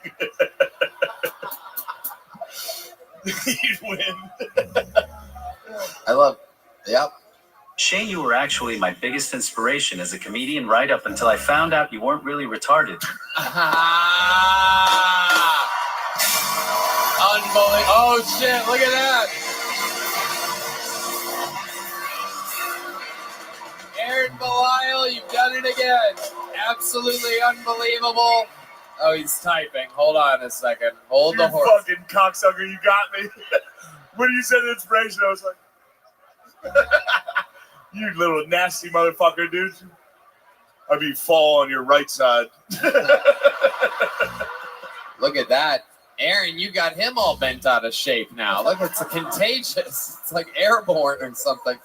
Aaron, anything else, you son of a bitch? Jesus fucking Don't Christ. do it. For a guy that doesn't talk, he never shuts the fuck up. Let's go. Type, you motherfucker. What else?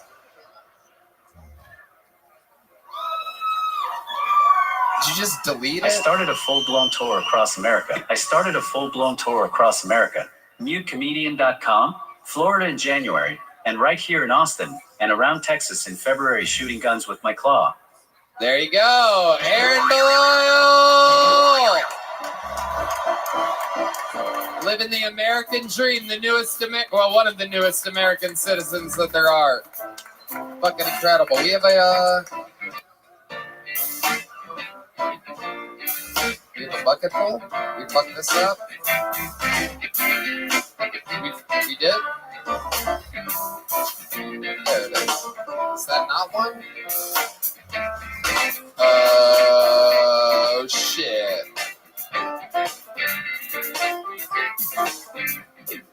That's hard, too. You know what? I'm going to do things out of order. Before we get to our next bucket full, in order to save time while they go grab that person, because I fucked up again. Make some noise for a legend of the show. This is Aphrodite, everybody. Doing a minute. Another iconic figure in the history of the show. Aphrodite.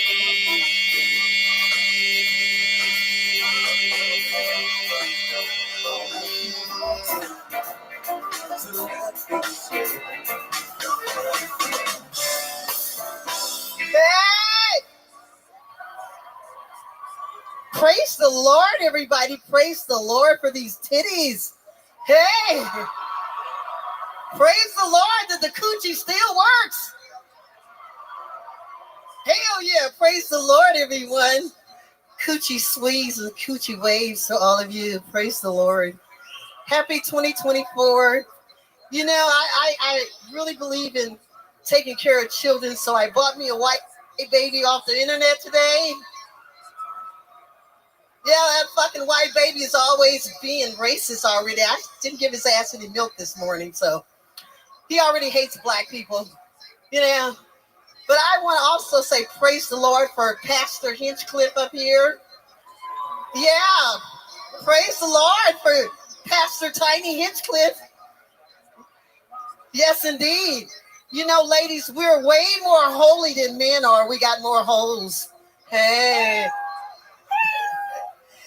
I want to tell you that you should always count on your sex organs and not people. Thank you. Praise the Lord. Thank you. Aphrodite doing a very weird praise the Lord themed thing that didn't really take off Praise here the tonight. Lord. Okay. Afro, how are you? I'm doing fantastic. You kind of did like a character up here tonight. That was weird. It's time for something new this year, you know. And so I'm just so happy that my ass is real. But I do have some fake teeth. I'm going to tell you, 3 of my teeth is only mine, only 3 of them. Okay. Afro, did you bump your head since the last time you were on the show or something? No, I got some good dick, that's all. Okay. All right. What else has been going on? Update us quickly. You know, dick is making good health. You didn't happen to split it in half, did you? If you're not getting no dick, you're sick as fuck. There you are. There was a glimpse of the actual Aphrodite there for a second. Hell yeah. What else is going on? Well, I have a new single coming out with Top Shelf Brass Band. Okay. Yeah, it's called Rasta Man, Spirit Man, Jesus. Okay. Yes. For all you fucking heathens. All right. I love it. Anything else? Well, I can tell you that you guys, we love you for all the support you've been giving Kill Tony. This man is amazing. Okay, all I love right, him. all right.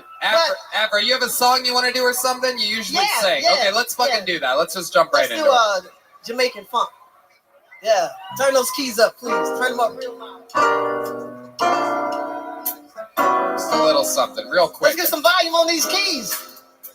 What's up, motherfuckers? Ha, ha, ha, ha, ha, ha, ha, ha, ha. Come on. Woo! Oh.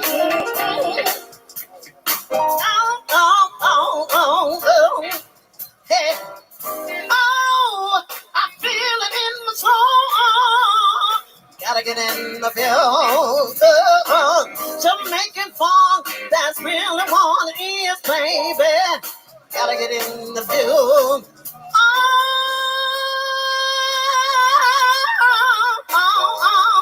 Gotta get in the field, oh, baby. Jamaican funk, I said that's what it is. 2024.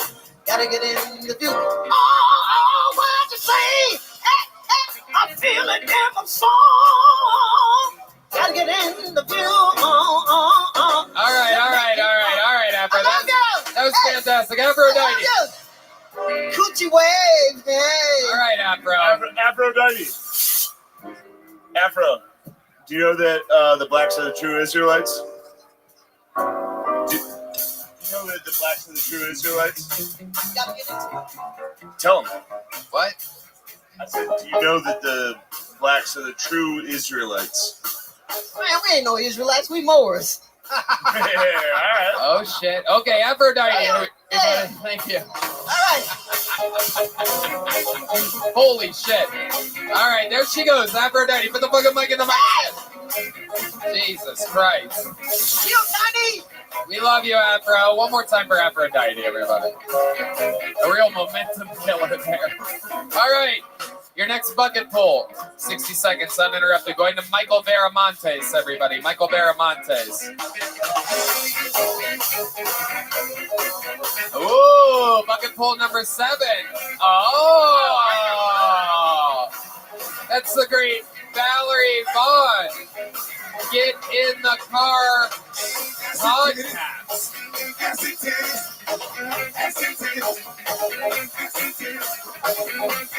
Here he is, Michael.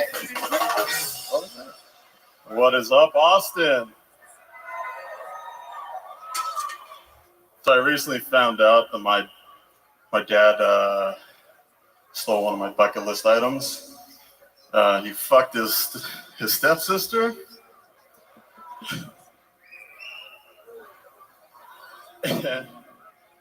And the way we found out was actually at my uncle's funeral.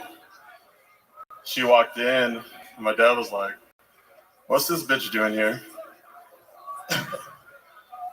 Turns out that she was the half brother of my uncle. So now I got a new bucket list. I got to find a surgeon to put some tentacles on my back.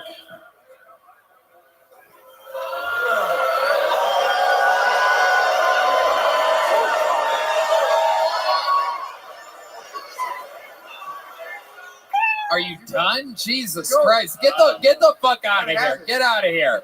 Put the mic in the mic stand. Get the fuck out of here. Jesus fucking Christ. Wow. Not the best night for bucket pulls tonight. Interesting.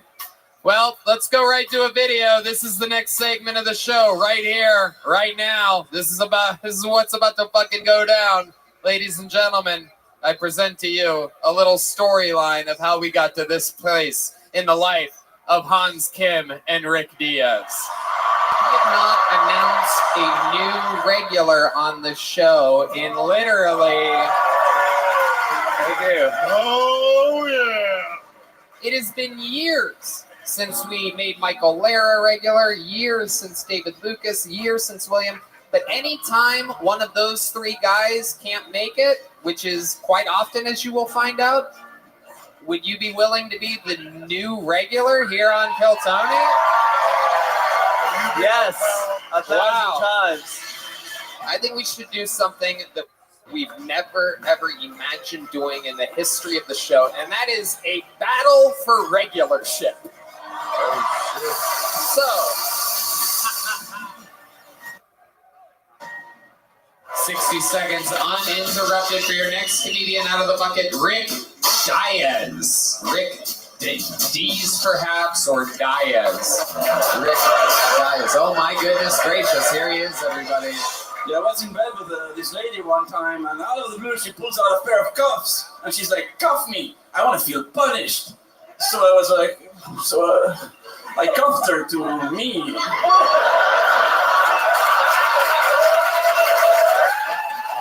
Thank you very much.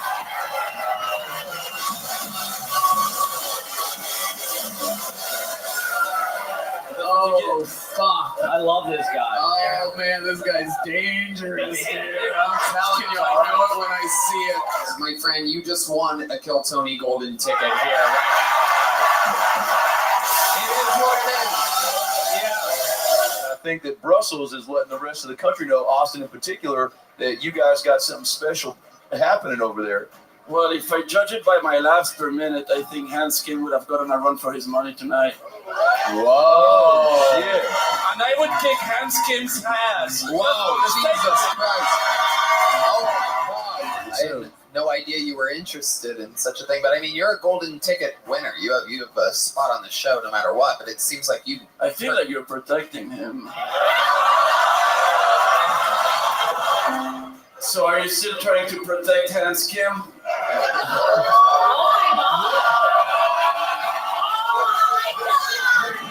What exactly do you want? If you became a regular, you'd have to go back to Brussels. You can afford to fly me. You want me to fly you every week from Brussels to Austin? I'll fly myself if you can't afford it. What are you talking about? What if Lawrence wins and he loses his golden ticket? Whoa! How does that sound to you? Will you put your golden ticket up on the line? And if you beat him on New Year's Eve, you're the new regular and he's gone. Oh my God. Oh! You have this Rick Diaz who for 2 weeks in a row keeps dropping your... For no reason.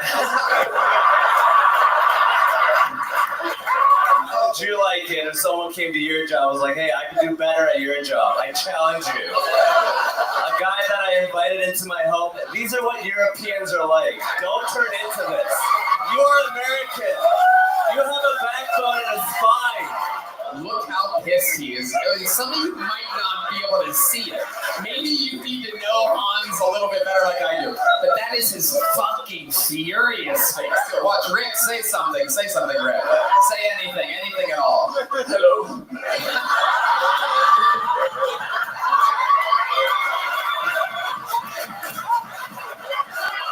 Fuck Rick Diaz.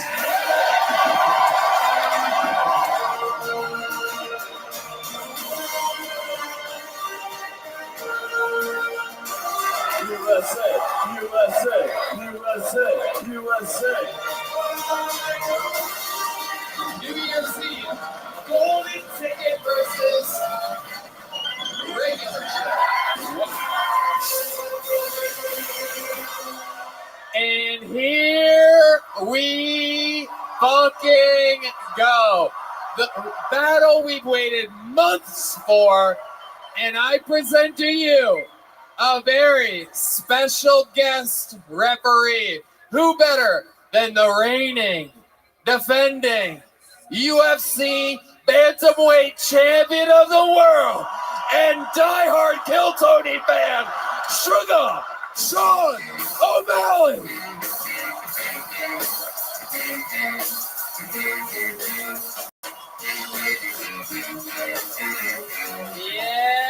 baby.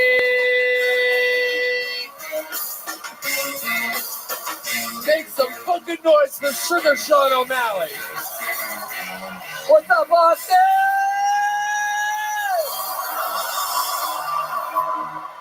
This is real beef. I had to separate them in the back. This is real. It is real. They've been staying separated. They don't go near each other. Hans pulled fucking Rick Diaz's name off the wall, off of his green room wall backstage. It is real. Sugar Sean O'Malley, diehard fan of Kill Tony, never misses an episode, posts about it every week, spreads the word of the fucking gospel, and tonight we will see what happens. Sugar is going to be listening to the audience's responses after each of them perform their minutes, and he will decide who is the eternal regular until retirement or who will never perform on the show again. Are you guys ready? Austin, Texas, I know you've been being entertained for about fucking 3 hours and 20 minutes, but are you fucking ready? Ladies and gentlemen, I present to you 60 seconds uninterrupted from the fucking muscles from Brussels, the one and only Rick Diaz.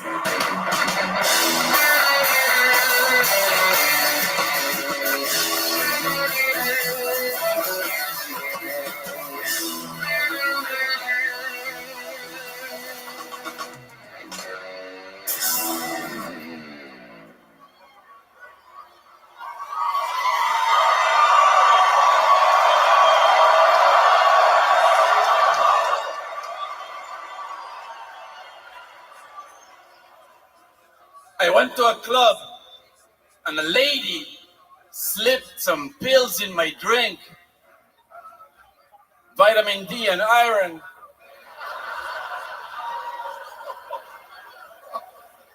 I almost fell from a building. I wasn't brave enough. I have stopped watching porn. It's memorized.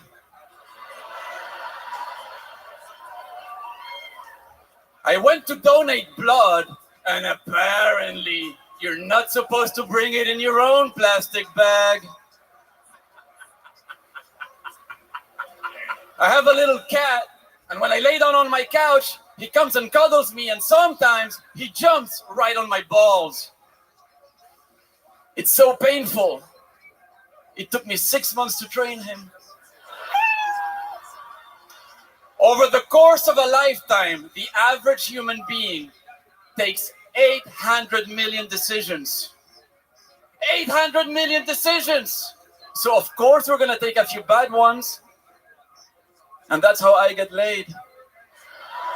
Thank you very much. All right, a minute 17. 1 minute, 17 seconds. We held back the bear out of respect for a golden ticket winner. I went long on purpose because Hans keeps going short for the last few months. Oh my God. These guys, what you're seeing is real. Look at the fucking confidence. Look at the swagger. I counted about fucking 7 or 8 punchlines, all landing clean, all good. How do you feel right now? I feel incredibly happy to be here, Austin. Thank you very much. It's a dream come true. I gotta tell you, I've had a lot of time to think about this, months since this whole thing started, and I fucking admire your courage and your absolute fucking balls to raise the stakes and put your golden ticket on the line. It is incredible. You are the most courageous, non-courageous looking person. To be fair, it was Red Band's idea to put the golden ticket on the line. That is true. It was Red Band's one good idea of 2023. And it unbelievable. I really can't believe it. But Fucking, you followed through. You started talking shit. Hans went fucking overboard. You went overboard. You guys go back and forth. You two truly do not like one another. No. Oh, look at this. No.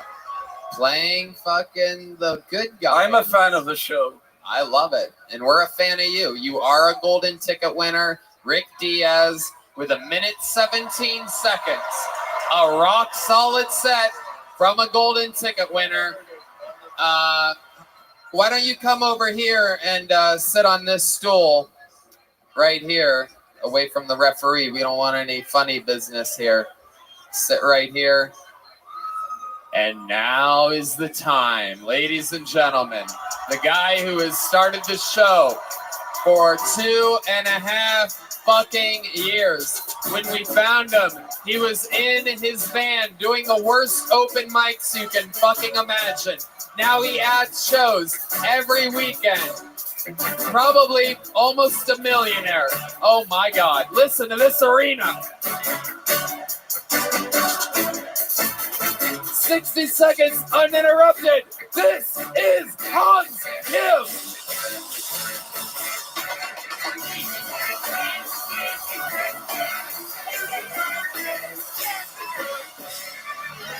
What's up? Holy shit.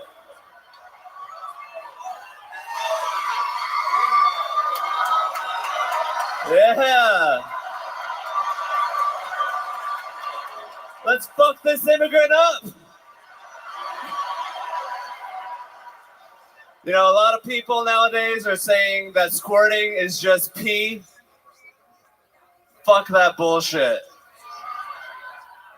I think peeing is just squirting.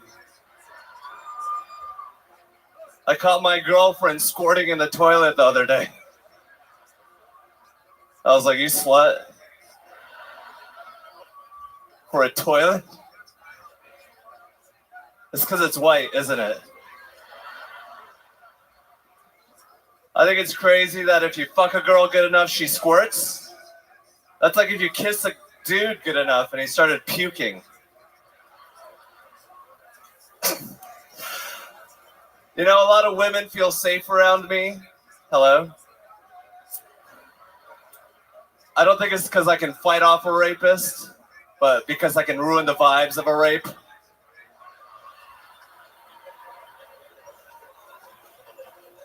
Oh, you guys are raping right now?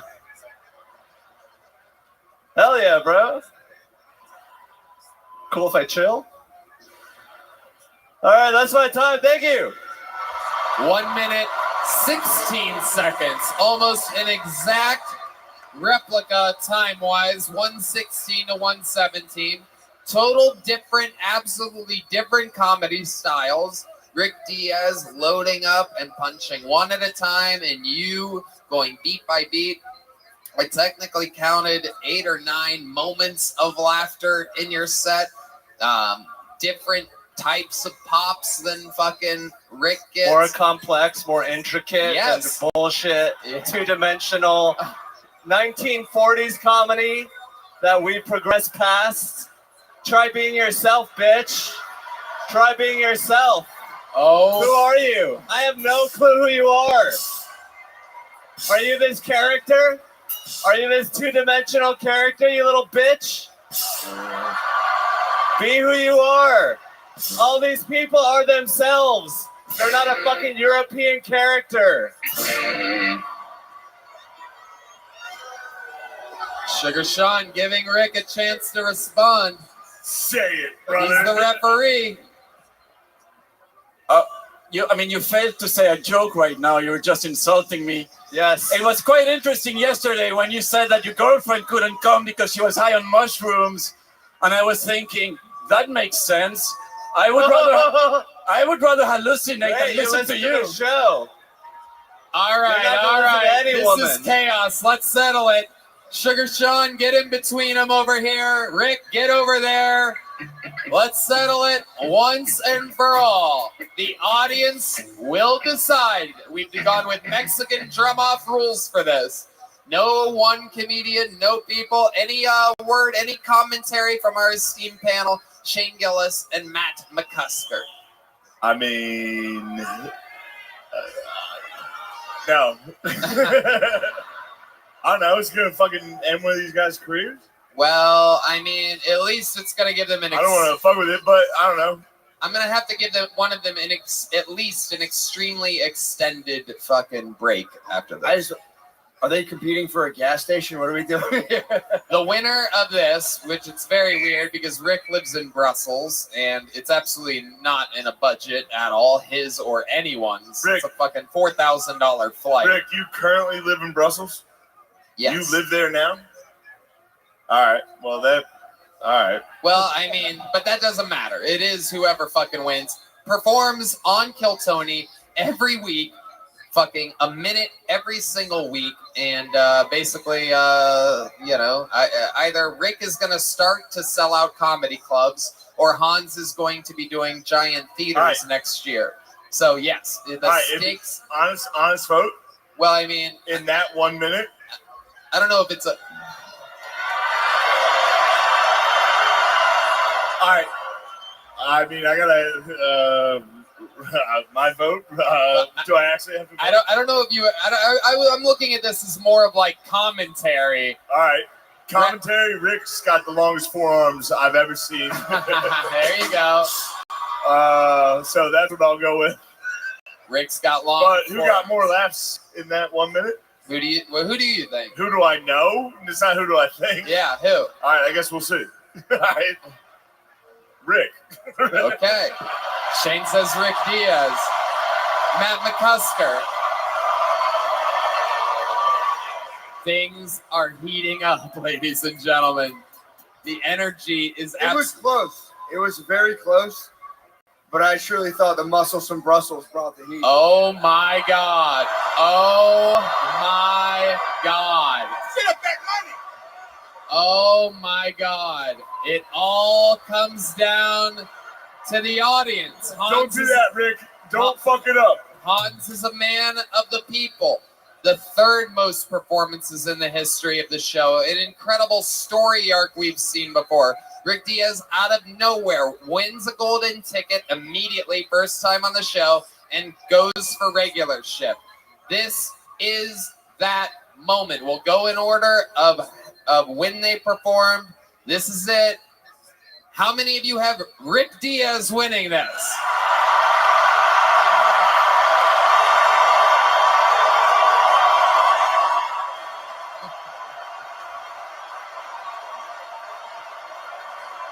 Oh, shit.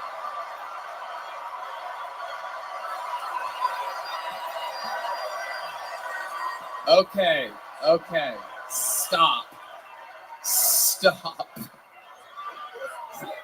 This is that moment. How many of you have Hans Kim winning?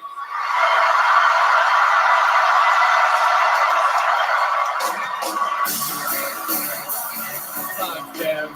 This is Hans Kim. This is Hans Kim. This is Hans Kim. This is Hans Kim. This is Hans Kim. That was Hans Kim. Oh my God. There's a championship belt made by the great Bonsai.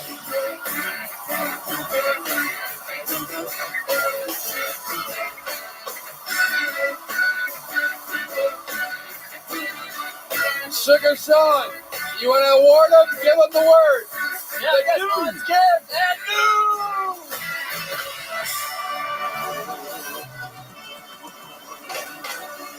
And There's a big championship belt, and Bonsai has also made a tiny You Lose bracelet. That's a necklace. Necklace. Sugar Sean said it's a necklace for Rick. He went to Hot Topic. Wow. And like that, Rick Diaz, you have lost your golden ticket. How do you feel right now? Sean, hold it for him like Rogan does. Put your arm around him. And How does it feel to lose your golden ticket? Feels all right. I feel like I won tonight either way. I love that. I love this fucking show. Thank you for having me. Thank you for the opportunity. I love Hans either way. He Bye. but I don't. Bye. Boring. Go back to your fucking Instagram. Bye. Go back to having a chip on your shoulder, bro. I will. Sugar, I would have roasted you all night. Sugar, hit the winner, Hans Kim, with it. With yep. And the winner is Hans Kim! And still reigning, defending, regular of Kill Tony, Hans Kim. How about one more time for the great and powerful Sugar Sean O'Malley, Rick Diaz, and Hans Kim. The people have decided. And that is that. Hans, any final words? Get a good look. Last time you're going to see him. Ruthless. Cold as ice and loves his rice. The great and powerful Hans Kim. Congratulations, Rick, Sugar Sean. We fucking love you guys. Thank you so much. Absolutely amazing. Come on, guys. Seriously. How about one more time for the great fucking Sugar Sean O'Malley? Why don't you hang out? Hang out with us. Sugar Sean's going to join us the rest of the show. Tony, I got that. Holy shit, that was close. Unbelievable. Absolutely unbelievable. We're going to keep it moving. Ladies and gentlemen, we have another special treat for you. 60 seconds uninterrupted for, actually, you know what? Let's do something else special. You guys like special treats? How many of you watch the show on YouTube? Make some noise for YouTube, huh? We love them. We have a special fucking treat for you right now. Ladies and gentlemen, I present to you, literally, the biggest fucking phenom in all of entertainment right now. Make some noise for the king of YouTube, the one and only Mr. Beast!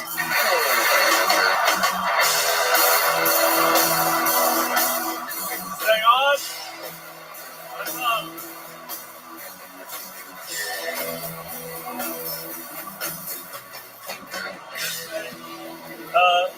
All right.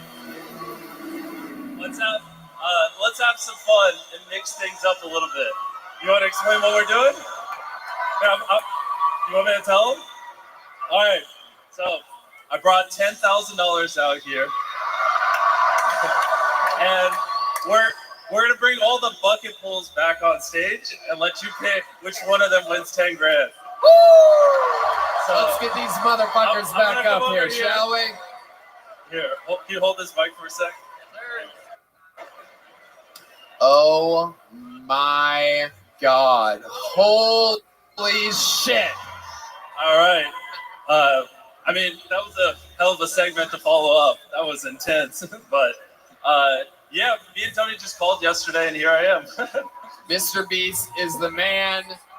Also fan of the show. Crazy. Of course. The wide range of fans we have here. And here they are. I bet I know who's gonna fucking take this one, by the way. I got a feeling I know who's gonna win this. Okay, so let's go right through it. How many of you have our first comedian, Cameron Tagarood here? Ooh, that's a lot of noise. Oh yeah, why doesn't our referee go hand over the head? Showing his diabetic tubing. Cameron looking for the sympathy vote. We're a little bit out of order here, but I'm gonna fucking try my best to remember who was who. How about David Perez? Okay, David's definitely out. Okay, how about Jefe Flores Hef? Ooh, he is out. Oh, my good friend from Milwaukee. Make some noise. Milwaukee's best.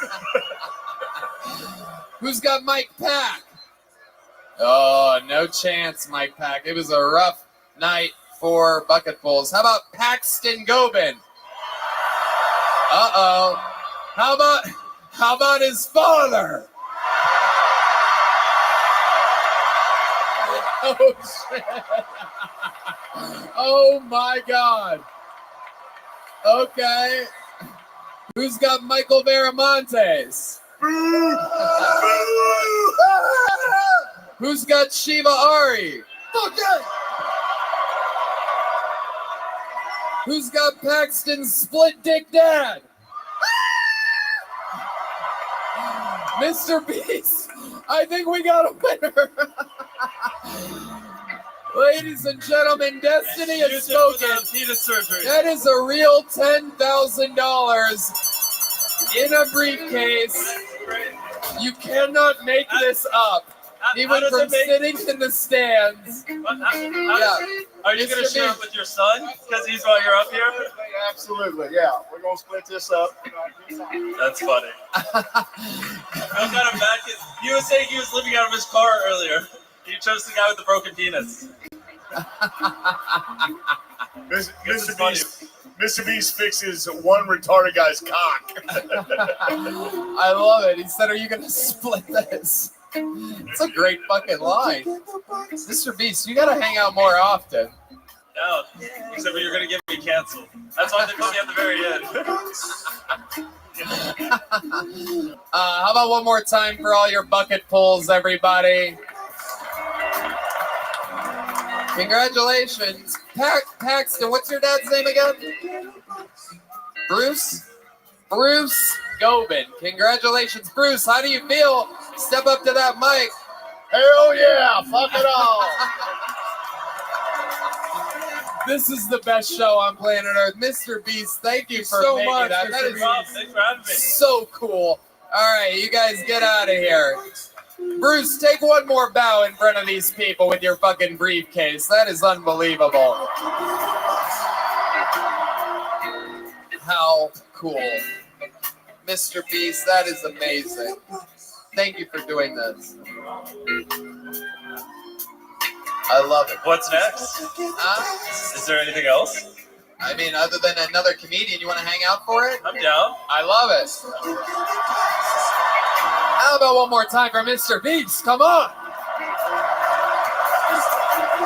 Fuck Hershey's! Okay, so one last special treat. This young lady made her debut on the show this year, prepared 60 seconds for tonight, really wanted to get up. She said she was going to sign up, but I told her I was just going to give her a spot. Make some noise for Red Band's girlfriend of over 10 years, the one and only Janice Min.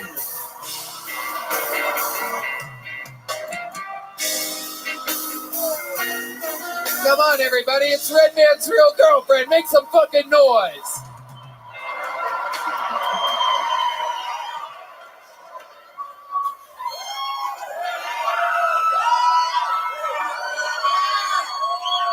Is it just me or are the ceilings like way too high in here?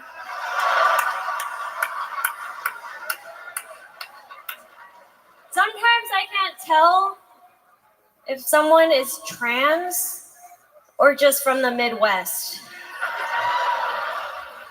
I actually see some of you guys out there. It's confusing. I don't think numerical age is a really good indication of age. I think spelling ability is better. For example, if you know how to spell diarrhea without spell check, you're in your 30s. If you know how to spell hemorrhoids, you're in your 40s. I've been in my 40s since I was 12.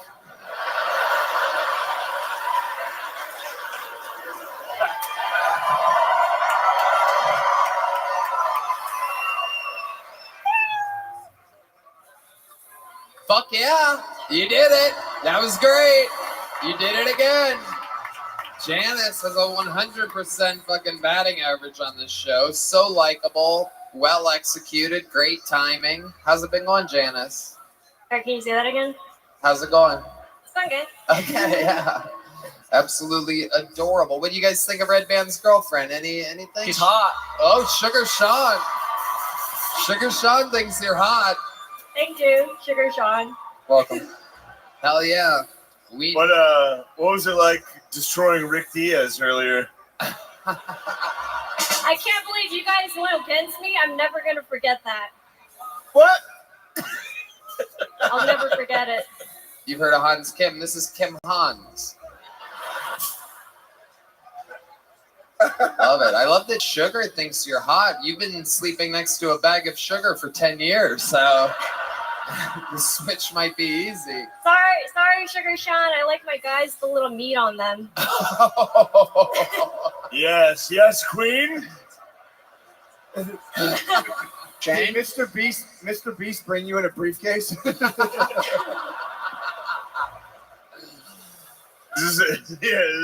It's like an Ocean's 11 bomb.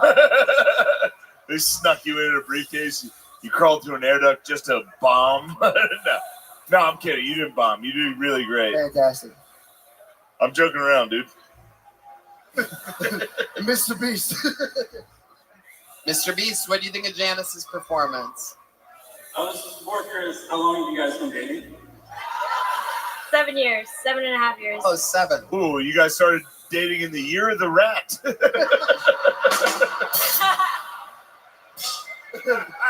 Mr. Beast, how bad do you want to bring water to our village?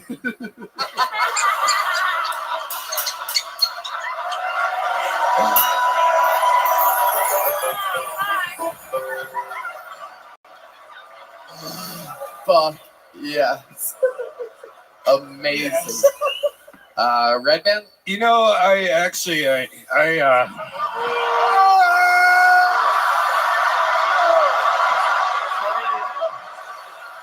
I've been thinking about this, Janice. I don't think you need to change anything. I love you. Will you marry this old fuck?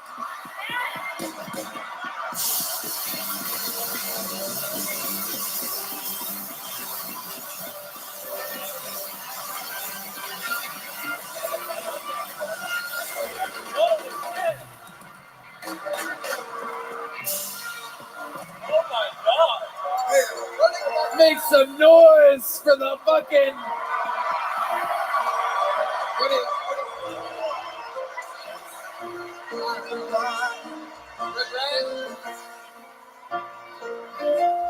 They're getting married. Whoa. Unbelievably adorable. The great Janice. Come on. You're going to be the one that has all of his stuff in 2 years when he has a heart attack anyway. So sit right there. Who wants this ring? Come on, I'll throw it out right now. Janice, how do you feel? You know, I've always said that if I ever see someone get proposed to on Kill Tony, I'd be like, I feel bad for that girl.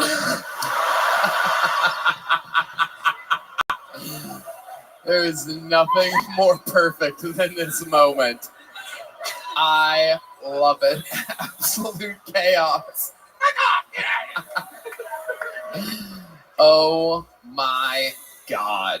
Well, I think it's only right that we all stay up here. There's only one place to go from here. Ladies and gentlemen, I present to you Kill Tony Hall of Famer, the record holder for all-time appearances on the show. Literally, you heard him be talked about earlier this episode. I present to you the Tijuana Tornado, the Des Moines Dilemma, the Milwaukee Maneater, the Vanilla Gorilla, the Memphis Strangler, the Big Red Machine. This is indeed William Montgomery.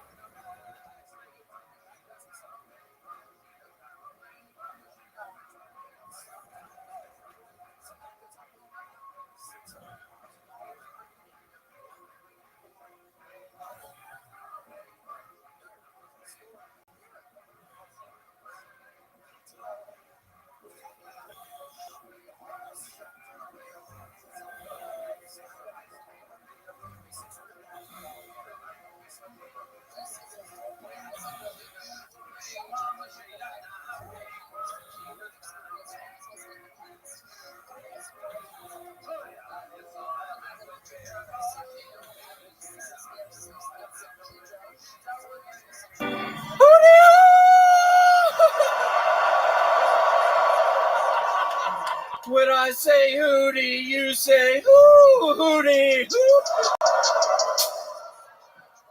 Okay, let's stop it there.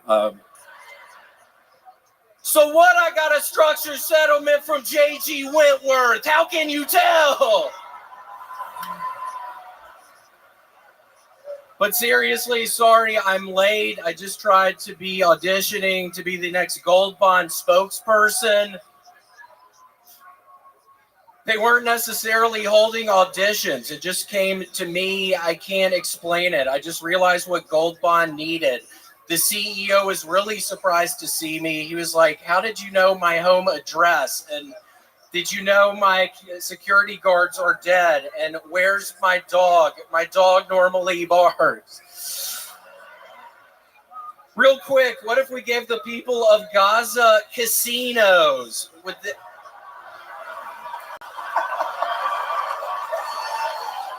Would they accept gambling establishments as sort of a truce? On behalf of Israel, I'd like to present to the people of Gaza the Sandcastle Casino run by Chief Plane on Fire. Okay, that's my time. Thank you so much. The great, the powerful, the one, the only, the Big Red Machine, William Lights Out Montgomery. How's it going, San Antonio?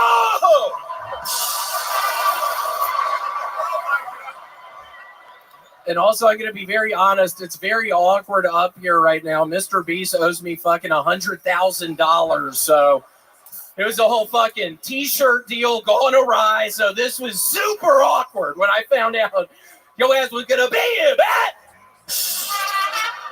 man. Really? Get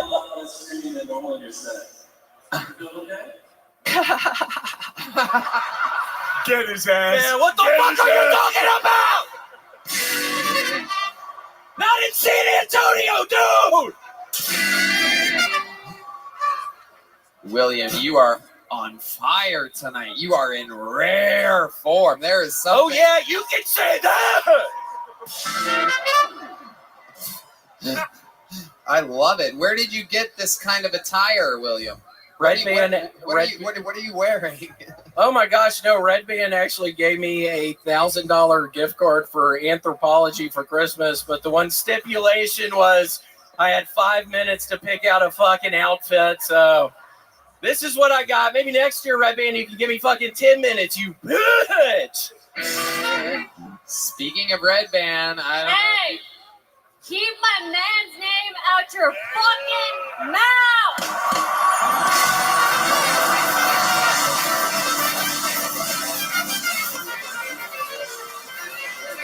Oh, shit.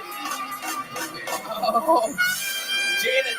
Janice, why? You know I can't stand your fucking ass, Janice! Why would you even say that? It's fucking New Year's Eve, bitch! No, seriously, why would you say that, Janice? I'm trying to have fun tonight.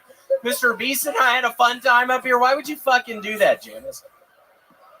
Does Mr. Beast really owe you $100,000? $100,000. It was some t-shirt deal, and tell him about it. It was in Sacramento. It was in some warehouse district. Yeah, Milwaukee. Yeah, that's what happens in Milwaukee stays in Milwaukee. Let me tell you, don't bring that shit up here. Don't be a fucking. I was fucking in the hotel room that night in Milwaukee. You're acting like a real Mike Pack right now. We were in the lobby, first of all. That's where I have my gay sex, in the lobby. William, we've been through a fucking lot. You have the most appearances and interviews all time on the show, so I think it's only fitting that you stay up here while we roll one more little video package. You know, it was at the, he's already a Hall of Famer. But anyway, it was at the ACL Live Theater for the 10-year anniversary where we announced that we were doing this show here tonight. And you guys fucking shocked the world by filling this arena so fast that we had to add another show. And the fan base is fucking through the roof and it's out of control. So we'd like to show you where we are going in 2024. Here we go. Roll that beautiful bean footage. Oh.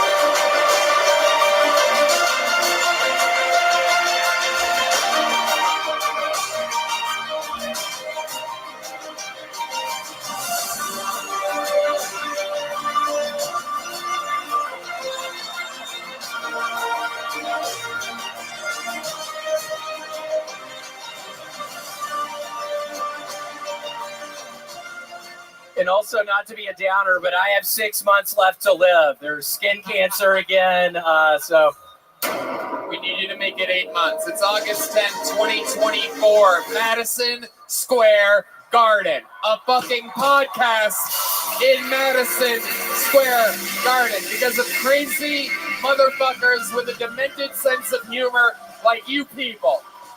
That's nuts. William, that's what's up. so nice to be here tonight. Happy New Year. So yeah, tickets go on sale. Was it the 3rd or the 4th? I forgot. The 8th at 10 a.m. whatever time zone fucking that venue's in. East Coast for Madison Square Garden and the West Coast, the LA Kia Forum. So that's a big deal.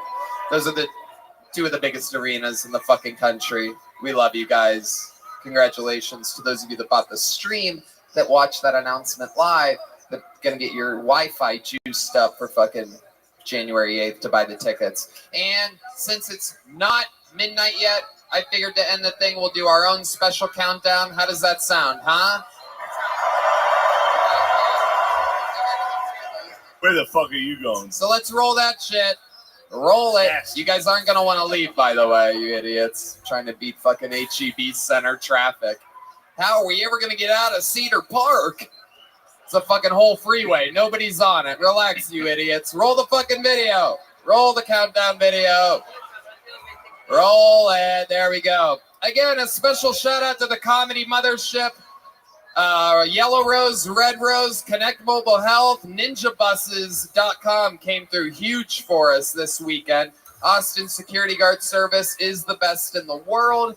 They happen to be here in Austin. And Gel Blaster, 8, 7, 6, 5, 4, 3, 2, 1. Happy New Year, everybody!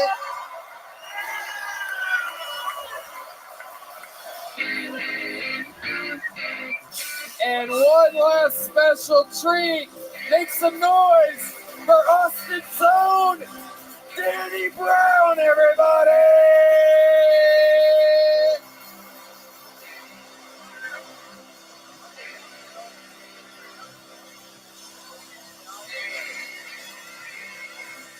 Where the hell is he?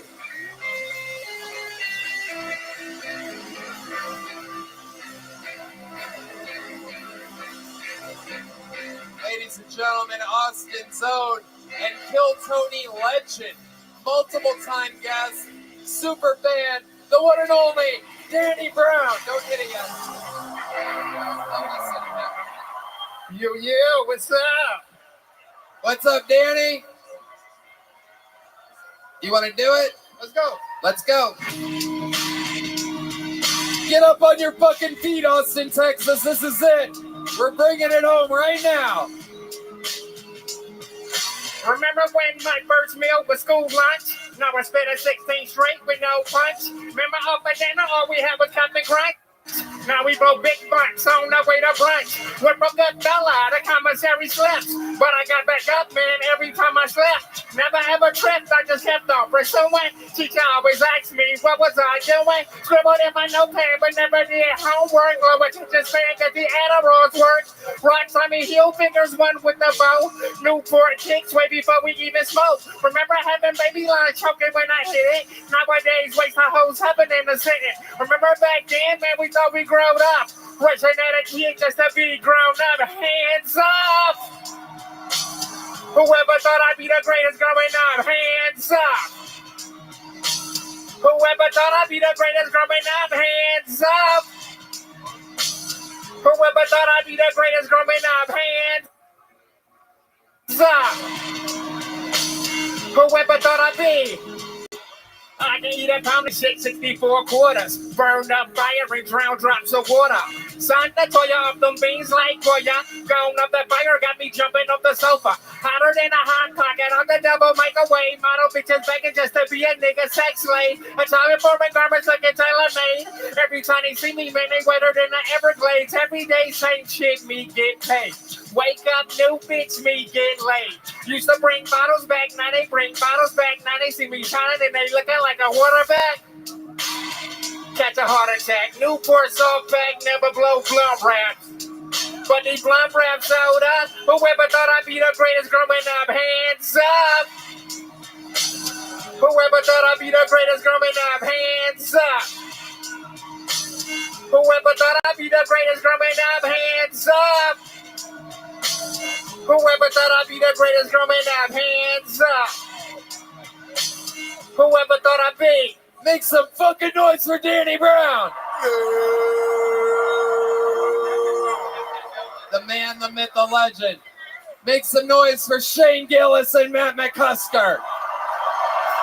The newlyweds, Red Band and Janice. Chetsky Johnson, Paul Niemer, Michael Gonzalez, James Atkins. Here's your paintings from Ryan J. Ebelt and Chris Rogers. Make some fucking noise for D Madness. John D's on the keys. The Great Dane on the keys. Matt Muelling on the electric guitar. Ryan J., what do you got for us? Oh my God. Chris Rogers on the right. Ryan J. with a lot of detail on the left. Fucking unbelievable. We love you guys. Hopefully we'll see you at the Forum in May and Madison Square Garden in August. Love you guys!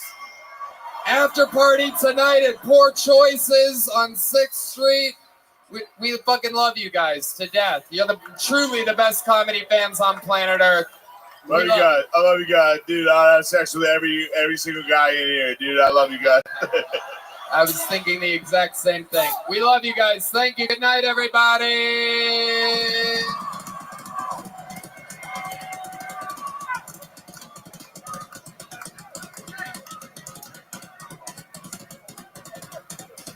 One more time for Mr. Beast, Sugar Sean O'Malley, Hans Kim, Cam Patterson, Aaron Belisle, Aphrodite, Matt and Shane, Dr. fucking Phil, Brian Holtzman, all the bucket pulls,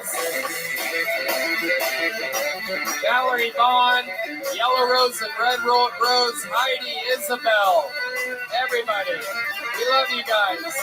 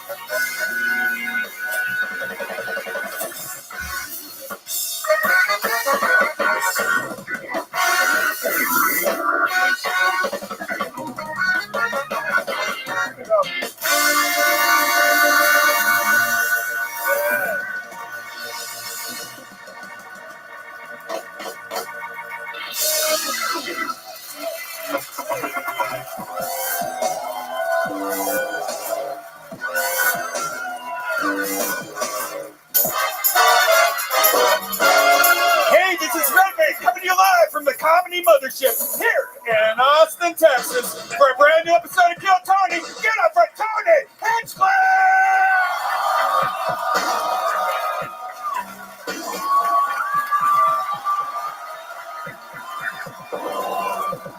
Who's ready for the best fucking night of their lives, huh?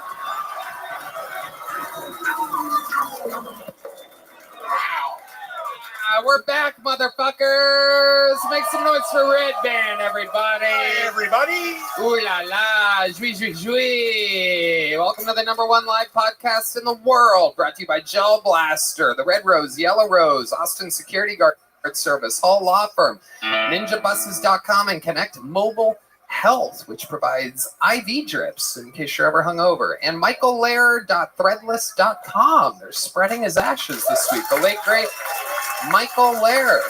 Go buy a t-shirt. Represent the great nurse/girlfriends out there representing, carrying on his... there you go. Rest in peace, Michael Lair. Former regular, first Hall of Famer. And how about a hand for the fucking band, huh? Aren't they unbelievable? Stronger than ever. That's the great Raul Vallejo on the trombone. Carlos Sosa on the saxophone. Michael Gonzalez on the drums. The bicycle mechanic Matt Newling on the electric guitar. John Dees on the keys. And God damn it, D Madness on the bass guitar. Holy shit. Do we have an unbelievable episode ready for y'all tonight? But before we do, here's a little bit more from the amazing sponsors that made it all possible. The Sunset Strip Comedy Club in Austin, Texas is now open. Check out Red Band's secret show every Thursday. Go to sunsetstripatx.com for tickets.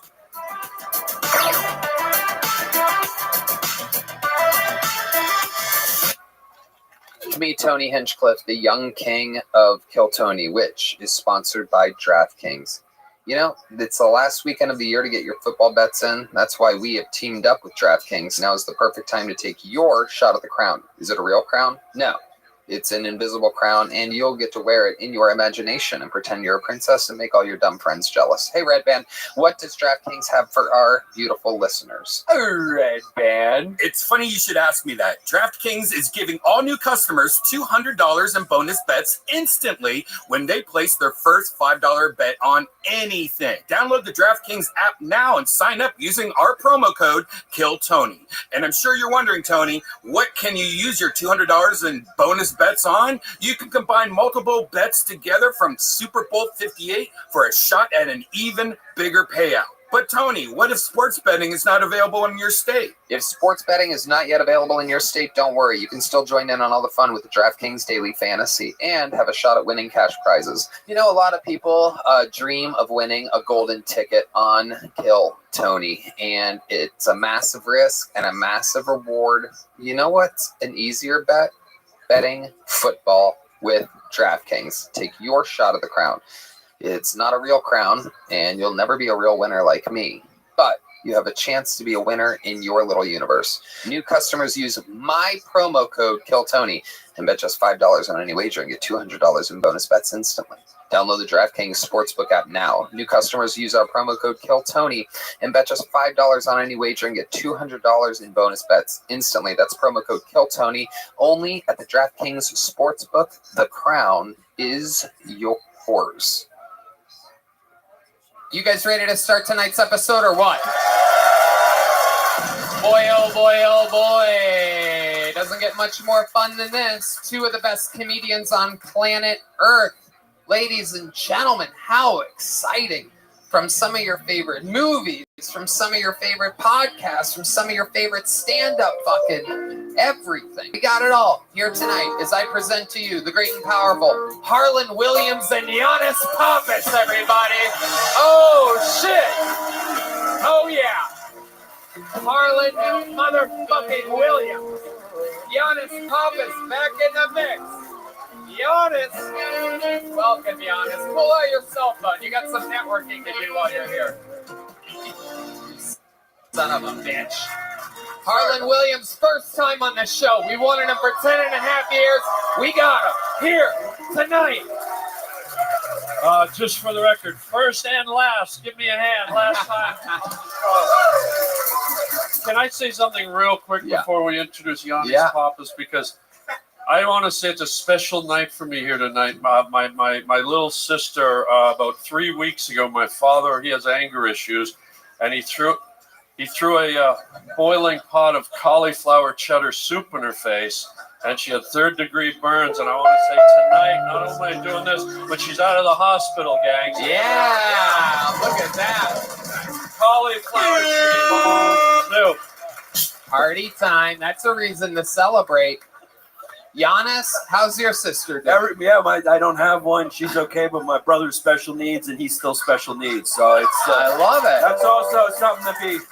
What kind of special needs is he? He has a brain injury from birth, so it's hilarious. It's real funny. Yeah.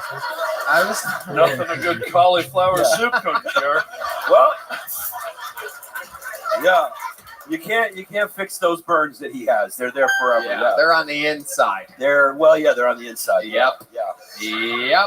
They don't make. There's no cauliflower soup in the world that's gonna help that one. Tell that to Freddy Krueger. Look at that guy. His face looked like someone boiled a nut bag on a Holiday Inn radiator. We're gonna have fun tonight. Giannis has done the show a few times. Harland, it's your first time. Other than a few regulars that write and perform a new minute every week, we have a bucket absolutely filled with comedians' names. They're hoping to get the opportunity to do 60 seconds on this stage here tonight. And if I pull their name out, they get that. You know their time is up when you hear the sound of a kitten. That means they have to wrap it up then, or else they bring out the angry West Hollywood Bear. And that just interrupts them. And we start an interview process. I ask them a bunch of questions, and then we do whatever we want. We have some fun. If you have any fat comedians, maybe you might want to change this up and get a bucket of chicken. Hello. No doubt about it. No doubt Well, you don't about have to that. reach in front of me. And there are a lot of fat comedians. You're gonna see them here tonight, no doubt about it. But before we get to our first bucket pull of the night, I think it's only right that we start the show the way that we always have, ladies and gentlemen. This man, coming off of an excruciatingly controversial unbelievably controversial victory in an arena to reclaim his position as a regular. He won. A lot of people are up in arms about it, but we love him. We do. We fucking love him with all of our hearts. We raised him right here like a little pup.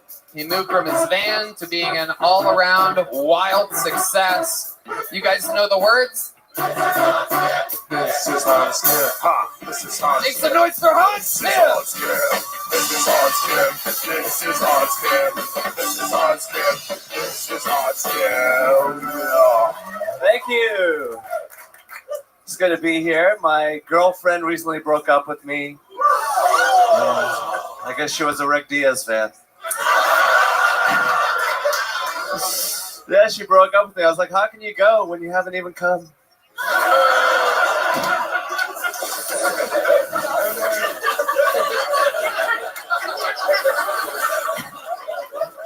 It's been about a week since she's broken up with me, and I've had sex 7 times already.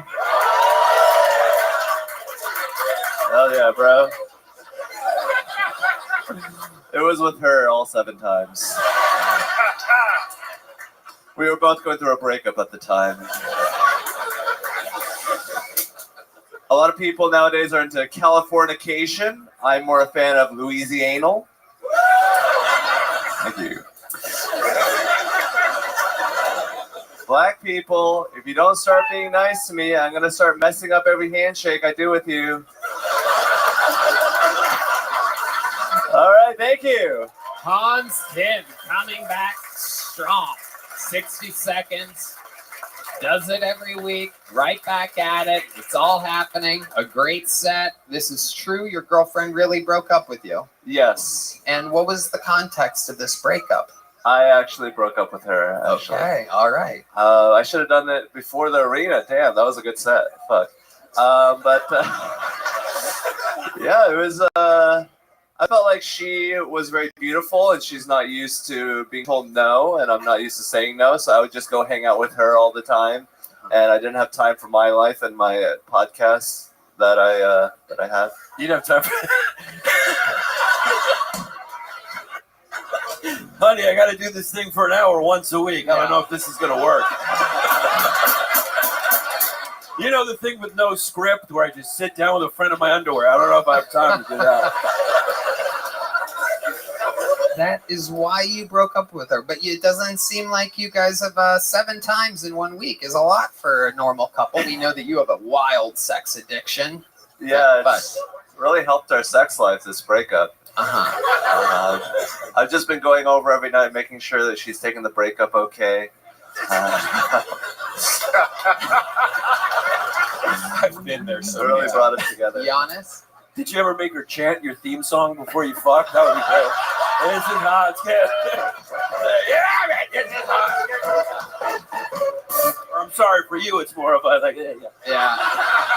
Just from the porn, I assume. Absolutely. Absolutely. They have a short radius there of action, not large pumps at all. Small pumps, correct, Hans? Small pumps with tender care in each one. That's right.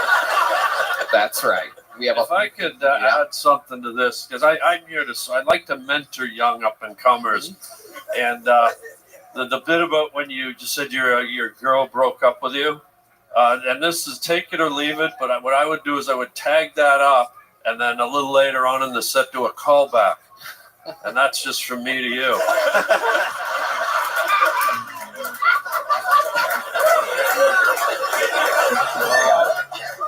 And you can fuck off. Your biggest laugh through the set, Hans, acknowledging the Rick Diaz saga, which I loved. You didn't even do that in the arena while battling him, which I thought you would have done. But you acknowledged it during your set. You got a huge laugh because everybody knows about that. When they think of you, they think of him, they think about that. And you acknowledge it as it. Here is our first time seeing you and working with you since then. How do you feel about everything? Oh, I feel just great about it. What a great experience for me. Let it out. Talk to the people about it. Look at them. Well, you guys, I'm sorry that I underperformed at the arena. Oh, thank you, sir. This guy's obviously a huge fan of mine. But yes, please get on Reddit. Do you have a Reddit account? All my fans don't have Reddit accounts. Well, maybe they should learn to read.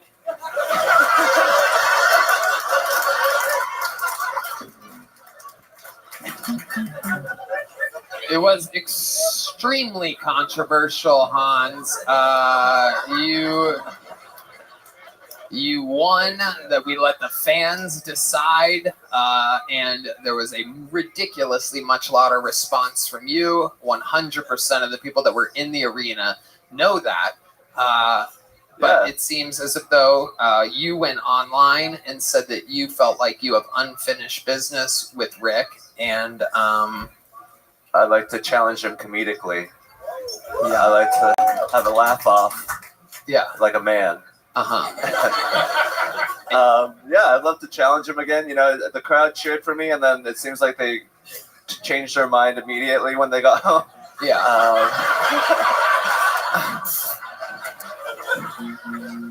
And you said you wanted to do it at the LA Forum. Yeah, why not? It's a cool arena. I love that. I love that. It's And did he respond to you? I'm sure he did. Probably something snarky and mean.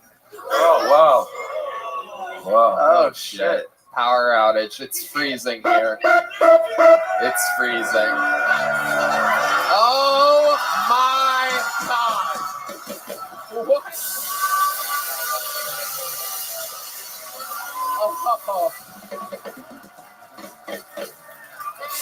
Oh my God. They're having a middle finger off right now, ladies and gentlemen. How many of you think Rick has the better middle finger? How many of you think Hans has the better middle finger? It's happened again. It has happened again. Okay. Welcome. Wow. Where'd you hide this guy? Any closet ever?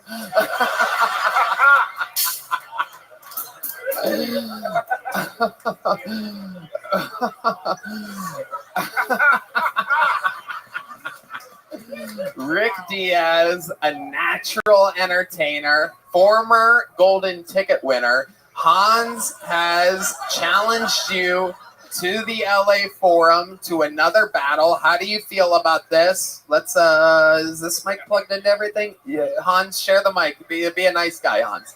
No.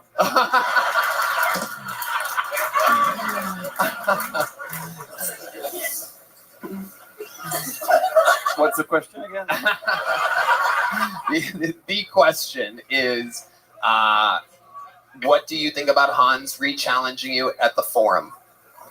I mean, I find it interesting that a winner of a competition challenges a loser. Yeah. You know, it's a little unheard of in sporting history, but here's the way I look at it: is that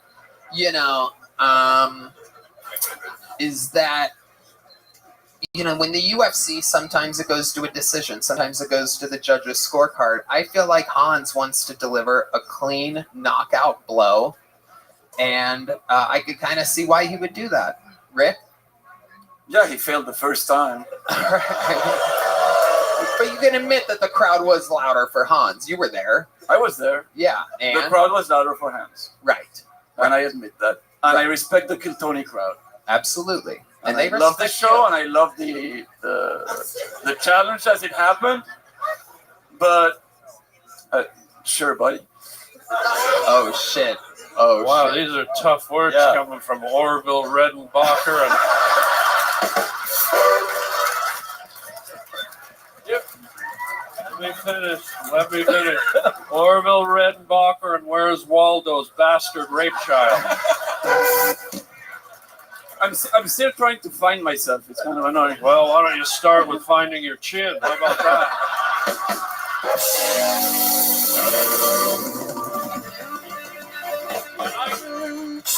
I can say that because I don't have one either. So maybe later me and you can get together and do some Adel apples in the alley there.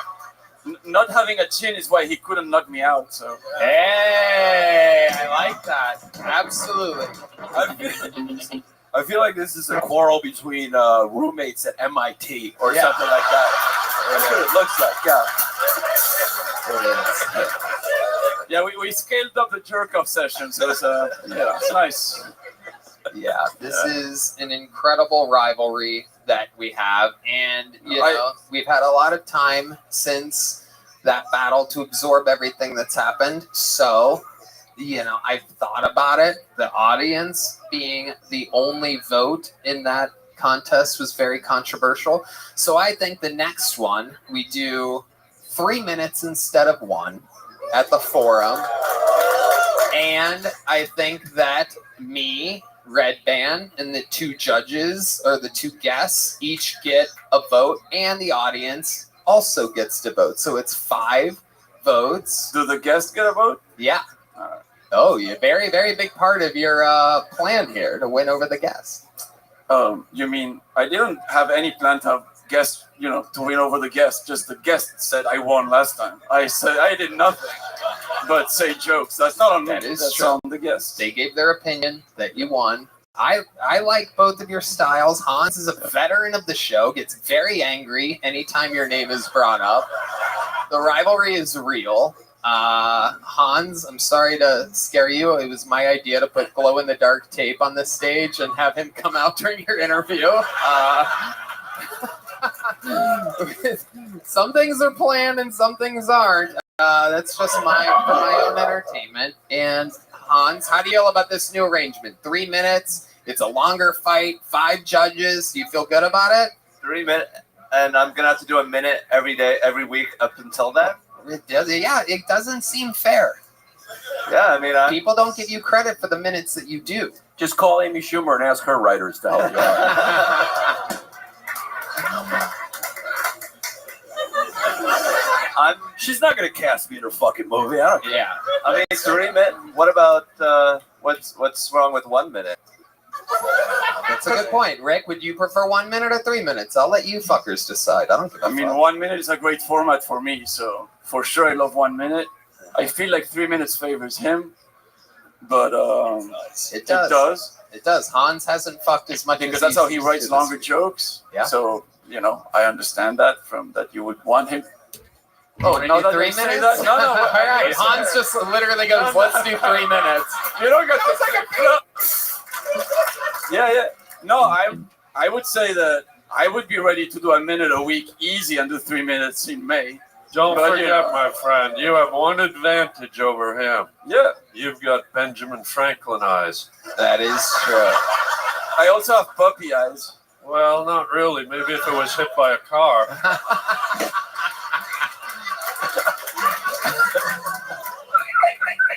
You also have eyes. That is true. Hans doesn't have very much eyes. Yeah, it's making the stare down very difficult.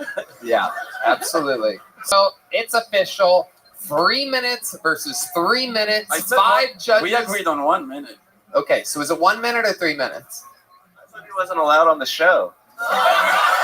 This is true. He's not performing. He's not doing a minute right now.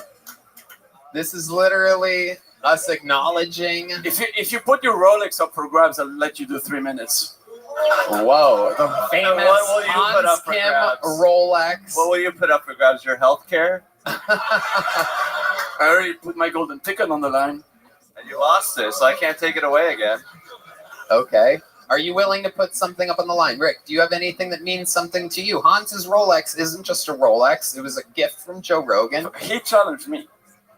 Well, I mean, yeah, He but challenged me. I already won. No, you didn't win. You lost. It's adorable that you keep saying that. You lost. I don't say that. People keep telling him that. Yeah, like I- 2,000 Redditors told you that. I no, hear and, you. and thousands of YouTube comments, and Shane Gillis, and Matt McCusker. Shane Gillis. Shane Gilkis. Shane Gillis. I have the accent I have, good sir. I have the accent I have. When exactly did you get bit by a vampire? I'm so confused. It's unbelievable. Back in the 1800s, where I came out from. Dude, I don't know what you're worried about. You can win every time as long as you do turtle jokes.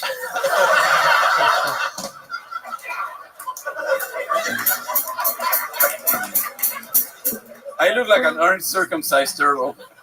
Well, I wasn't going to say it. Hans is stealing Deep Madness's microphone. Uh-oh. Fuck Rick Diaz. So it's on at the forum. 1 minute or 3. You guys decide right now.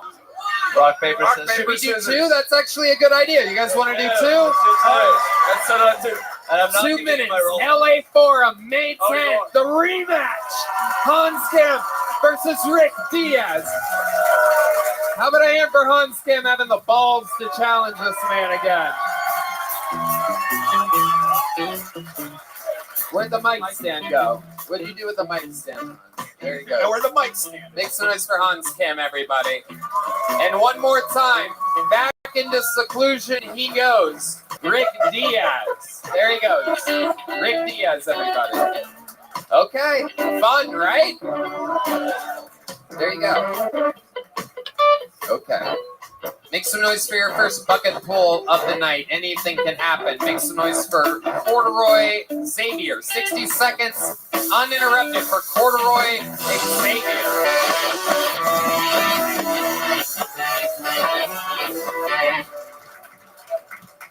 Parental audacity was at an all-time high in the 1980s. Imagine the sheer boldness of being mad at children for coming home a little bit after streetlights come on, as if they had any idea where they were for the entire day. You might give me a moment after I broke my arm on a BMX bike that got stolen, with a chipped tooth that I got for holding up the line to a garden hose, after being lightly molested by a youth pastor while listening to DC Talk. You might give me a moment before you send me down the spiral staircase into the pitch black basement, proceed to tell me a drop trowel, grab my ankles, while my drunken Vietnam veteran father lays into me with a piece of lumber.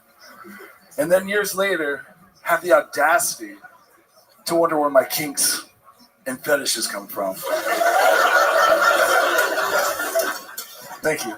I didn't know it was white supremacist poetry night. That's something else. Welcome to the show, Corduroy. Now, you've been on before, back in the Comedy Store days. Am I Yes, sir. correct? Yes, sir. How long's it been? It was March 2020. March 2020. So right before the pandemic, absolutely. And were you only on once? One time. Okay, how did that go? It was disastrous. Okay, worse or better than this set? Oh, so much worse. It was worse than this. Yes. Oh my goodness. Now, have you been doing stand-up? How long have you been doing it? This will be my next time back after that. Okay, so you took a break and you're exclusive to Kill Tony. 100%. I'm all yours. Okay, very Yes, sir. good. All right. So, what do you do for a living? I'm a professional DJ. Professional DJ? Yes, sir. Oh my goodness. Yes, I didn't sir. realize they had DJs in hell. That's where the best music is, so. I love it. I Yes. love it. You look like, oh God. It's incredible. Where do you DJ? Mostly funerals? Mostly festivals. I travel around. Okay. Yeah. So like a EDM type of DJ? Yeah, I've been DJing for 33 years, 28 professionally. I play, fuck a genre, like I play everything. Wow. As long as it's good, as long as it's right. What? As long as it's good, as long as it's like the right vibe. Okay. All right. And yes, Harlan. I just didn't mean to interject here just real quick. Have you ever eaten a baby?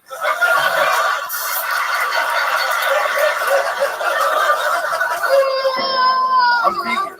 You're vegan? Yes. All right, a vegetarian baby. Yes. Idiot. Only baby carrots for this guy, obviously. Very interesting. Corduroy, you have a real wild look to you. Fingernails painted, metal teeth, a lot of earrings, a very stealthy beard, yet a very nice jacket. Well dressed. Tell us, what do you do when you're not DJing exactly? What types of things are you into? Do you sit at tattoo parlors? Do you outside the window, just looking in? No, I just completed a new album since I moved down here. A new album? Yes, sir. Yes, sir. Like what do you do? You DJ on an album? No. I produced a whole new album since I've been in Austin. I made a new genre, dirt road country trap. Dirt road country trap. Yes, sir. Is that out there on the internet? Yeah, it's on SoundCloud under Corduroy Xavier. How would we find that? By putting in this name? Yes, sir. Okay. It's on 666.com. Yeah.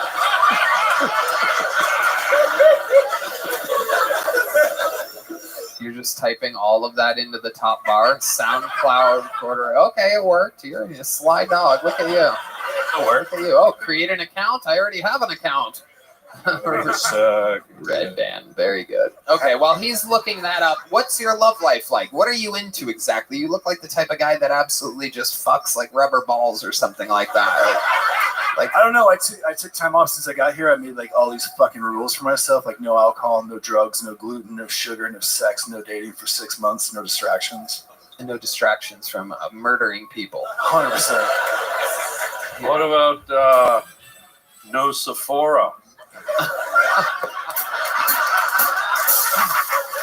A man's got to live.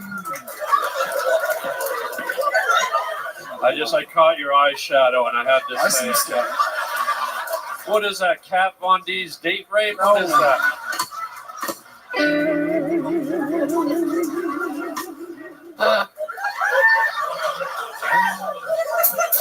A hard no from Corduroy Xavier. He genuinely answered that question like it could have been Kat Von D's date rape. Is this you? No. Okay. It's good music. You can tell because the artist is a different artist than his name. What came up? You go back to SoundCloud, go into that search bar there. There you go. And then type in his name. Okay. There's a lot of hats to wear on this show. So, Corduroy, so you've set all these limits for yourself. What do you think you're going to be most excited to do at the end of the 6 months? Fuck. Okay, and what type of thing are you going to fuck? I don't know. What are you into? Is this you? This is me. Uh-oh. Here we are. It's a little bit of Through a Sea of Melancholy by Corduroy Xavier. Ooh, a lot of bass. Oh. Oh, yeah, you murder people to this. Oh, yeah. Oh, yeah. Oh, for sure. So they're chained up. When they hear this, they're chained up. They're in a chair, right? There's like a candle, and they're coming to. They're all drugged up. Keep it up. But you're not in the room yet. You're not in the room. They